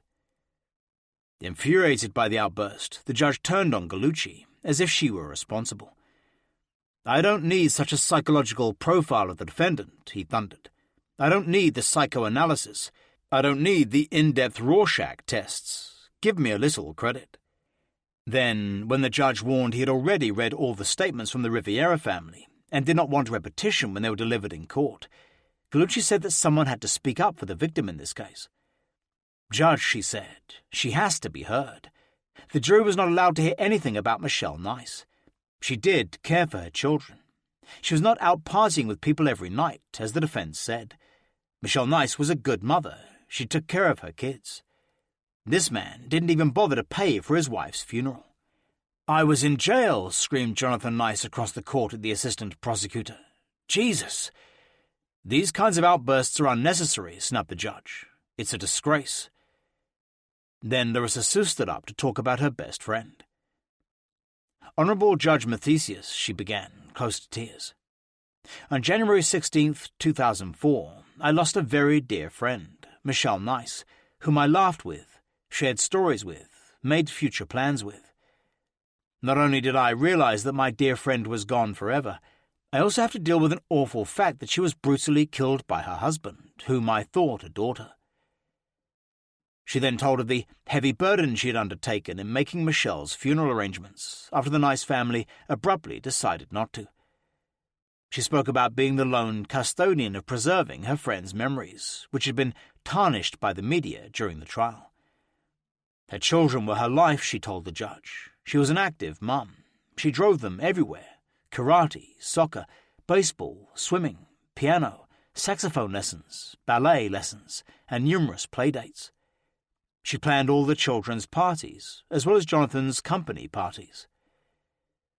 Finally, she turned around to address her one-time friend, Jonathan Nice, who sat stoically at the defense table without a trace of emotion on his face.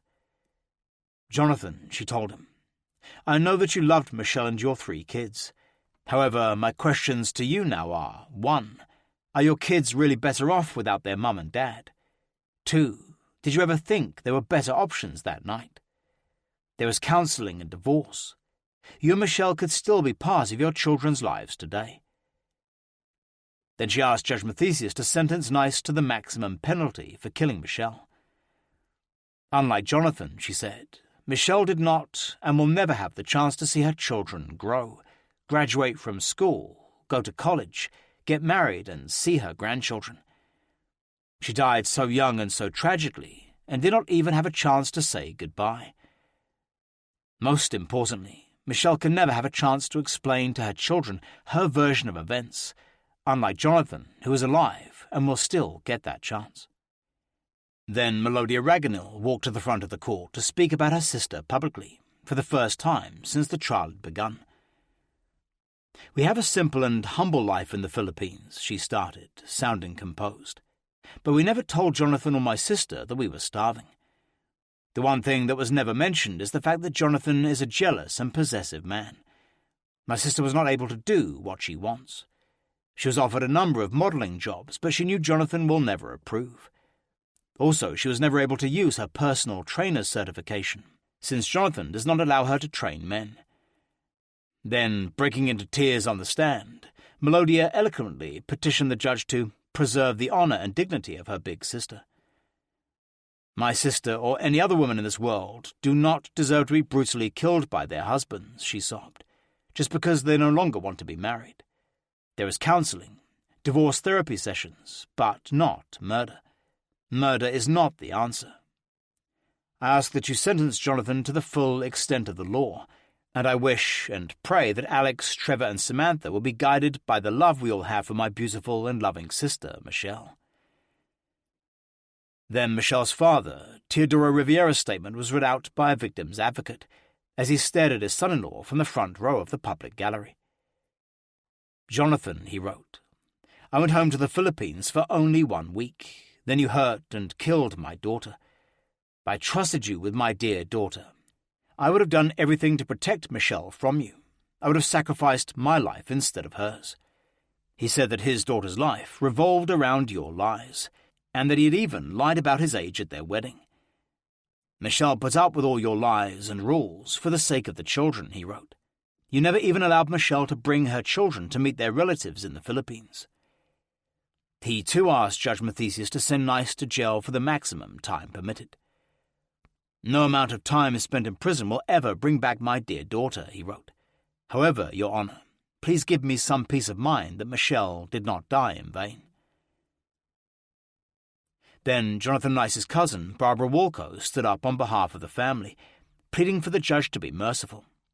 As she told the court that she had been born the same year as he was and how close they had always been, Jonathan Nice burst into tears.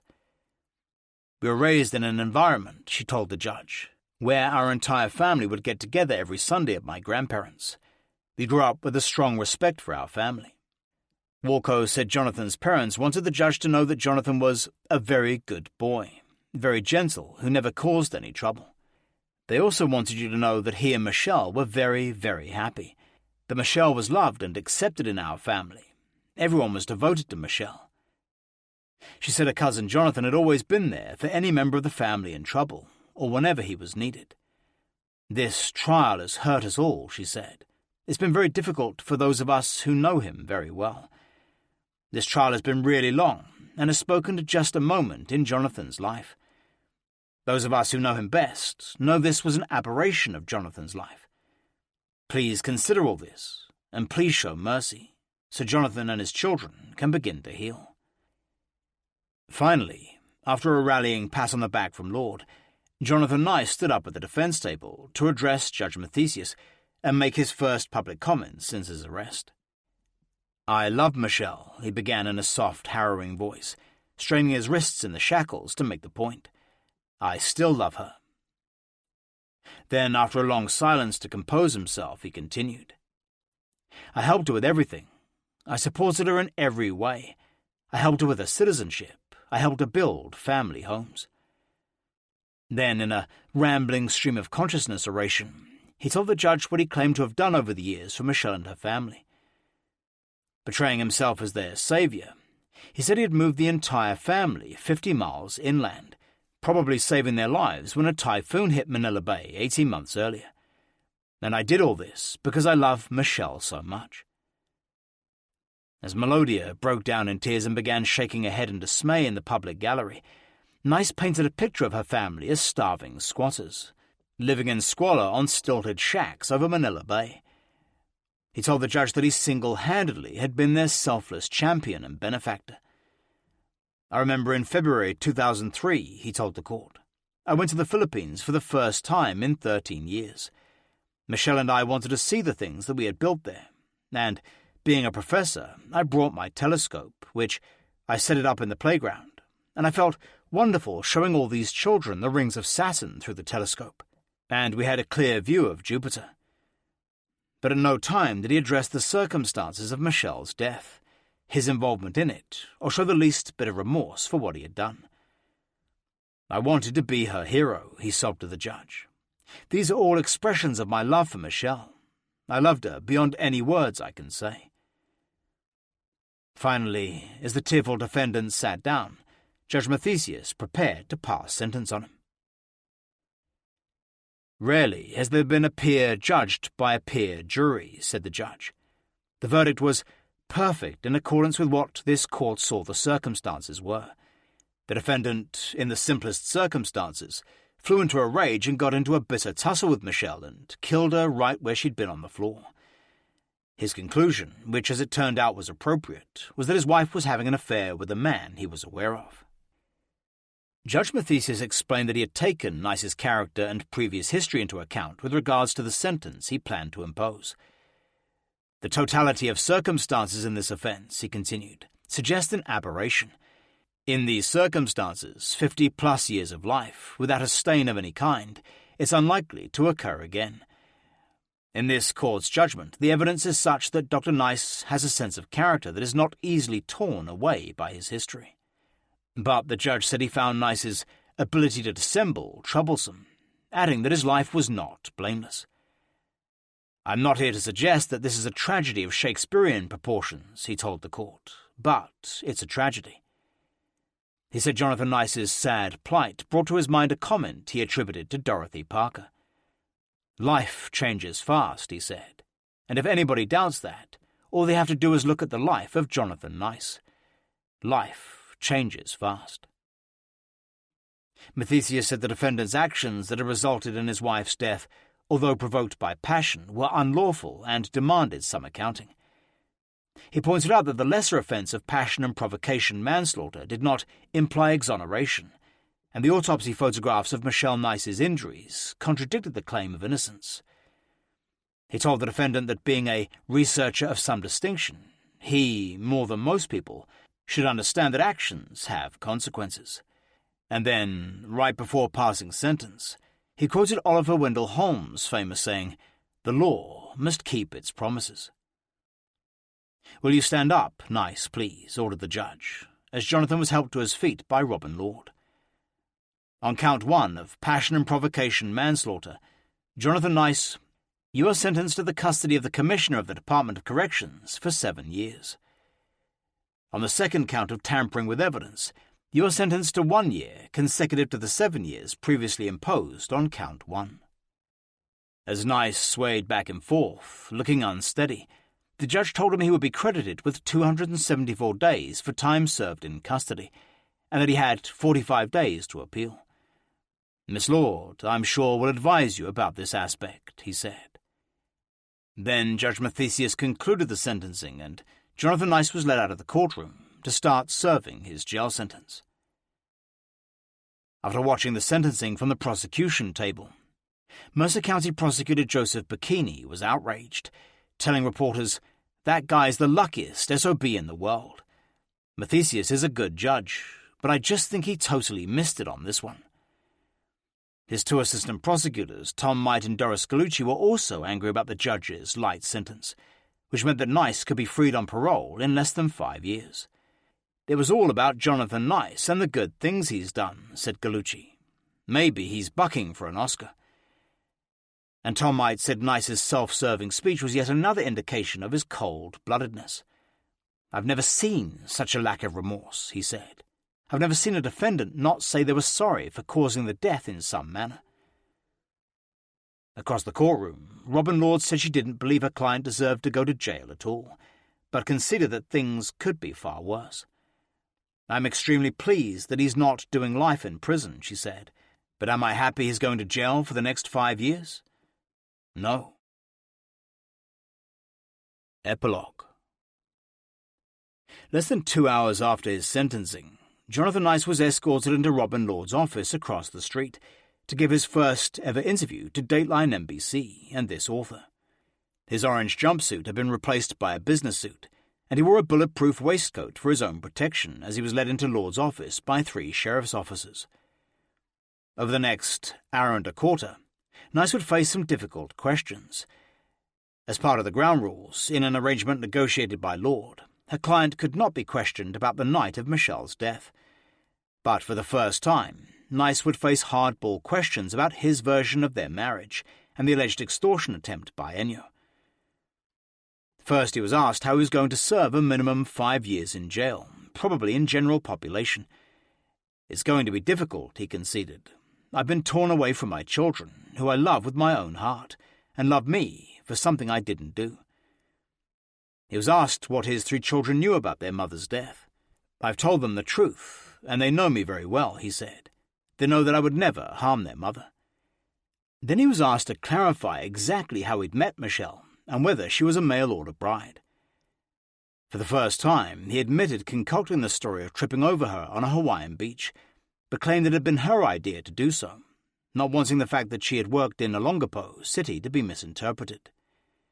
She wanted to make it very clear, he claimed, that there wasn't any chance that she'd been mistaken for a prostitute, and that mail-order bride thing is outrageous and untrue.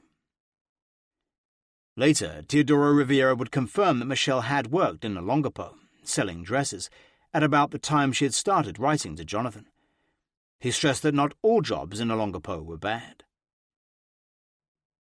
Time and again during the interview, Nice spoke of his love for his dead wife, repeatedly boasting about everything he claimed to have done for her and her family. He lit up with confidence as he described starting Epigenesis and building it into a multi-billion-dollar company before getting fired in a board takeover. In hindsight, he conceded maybe he'd loved Michelle too much, had been too generous after moving to New Jersey. "But I loved her," he said sadly, "and I felt that this is what a wife should be able to do, to go into her house and buy the furniture and put chandeliers in every room." He kept harping back to his hatred of Ennio, and how he was the victim of a miscarriage of justice by the Hopewell Township Police Department, something he planned to put right in his appeal. Once again, he told of his alleged $500,000 extortion attempt by Ennio. "You know the police kissed off your complaint," stated Dateline NBC's reporter Dennis Murphy. "They thought it was maybe made up." "Absolutely not," snapped Nice. "That's a ridiculous statement, and the reason that they're saying that is to protect themselves. But that's a question for my appeal." According to Nice, Michelle had told him that Ennio had attempted to recruit her in a murder plot against him so they could collect on his life insurance. "I told the police everything," said Nice. "They continue to not believe you," Murphy pointed out. "It's even more bizarre," said Nice, warming up to the subject. "After Michelle broke up with Ennio, he began to stalk her. She complained to me about it, and I even caught him parked outside my house." Towards the end of the interview, he was asked why he now refused to discuss what had happened inside the garage the night of Michelle's death. "It's our point of appeal," said Nice, as Robin Lord stepped in, saying he could not comment further on the advice of his counsel. "In the appeal, you will learn the facts which did not become at all evident in this trial," he explained. Finally, he was asked if there would be another untold story of how Michelle Nice had met her death. "Absolutely," he declared. "There's no question. I do not expect to be in jail for that period of time. I expect to win my appeal. And actually, I expect to put other people in jail who lied to put me there. You can mark my words on that." The following day, there was an outcry that Mercer County Sheriff Kevin Larkin had allowed Jonathan Nice to give the interview. The Mercer County Prosecutor's Office, who had known nothing about the interview, launched an immediate investigation. Accusations flew that Nice was receiving special VIP treatment by being allowed to don a business suit straight after being sentenced for killing his wife, and then giving a national television and book interview. "That's just outrageous," said Judge Mathesius when he was told. "When I left that courtroom, he was in the hands of the Sheriff's Department." But on Friday, Sheriff Larkin apologized, saying he was wrong to have allowed the interview. In retrospect, he told the Trenton Times, "It was probably an error in judgment, and it's my responsibility, and I take the hit for it." Meanwhile, Jonathan Nice was back in Mercer County Correction Center, awaiting transfer to the Intermediate Central Reception and Assignment Facility near the grounds of the Trenton Psychiatric Hospital, where it will be decided where he should serve his sentence. This concludes Never Leave Me by John Glatt, narrated by Sean Grindell. Copyright 2006 by John Glatt. This unabridged audiobook is published by arrangement with Distal, Goderich & Barrett, LLC, and was produced in the year 2022 by Tantor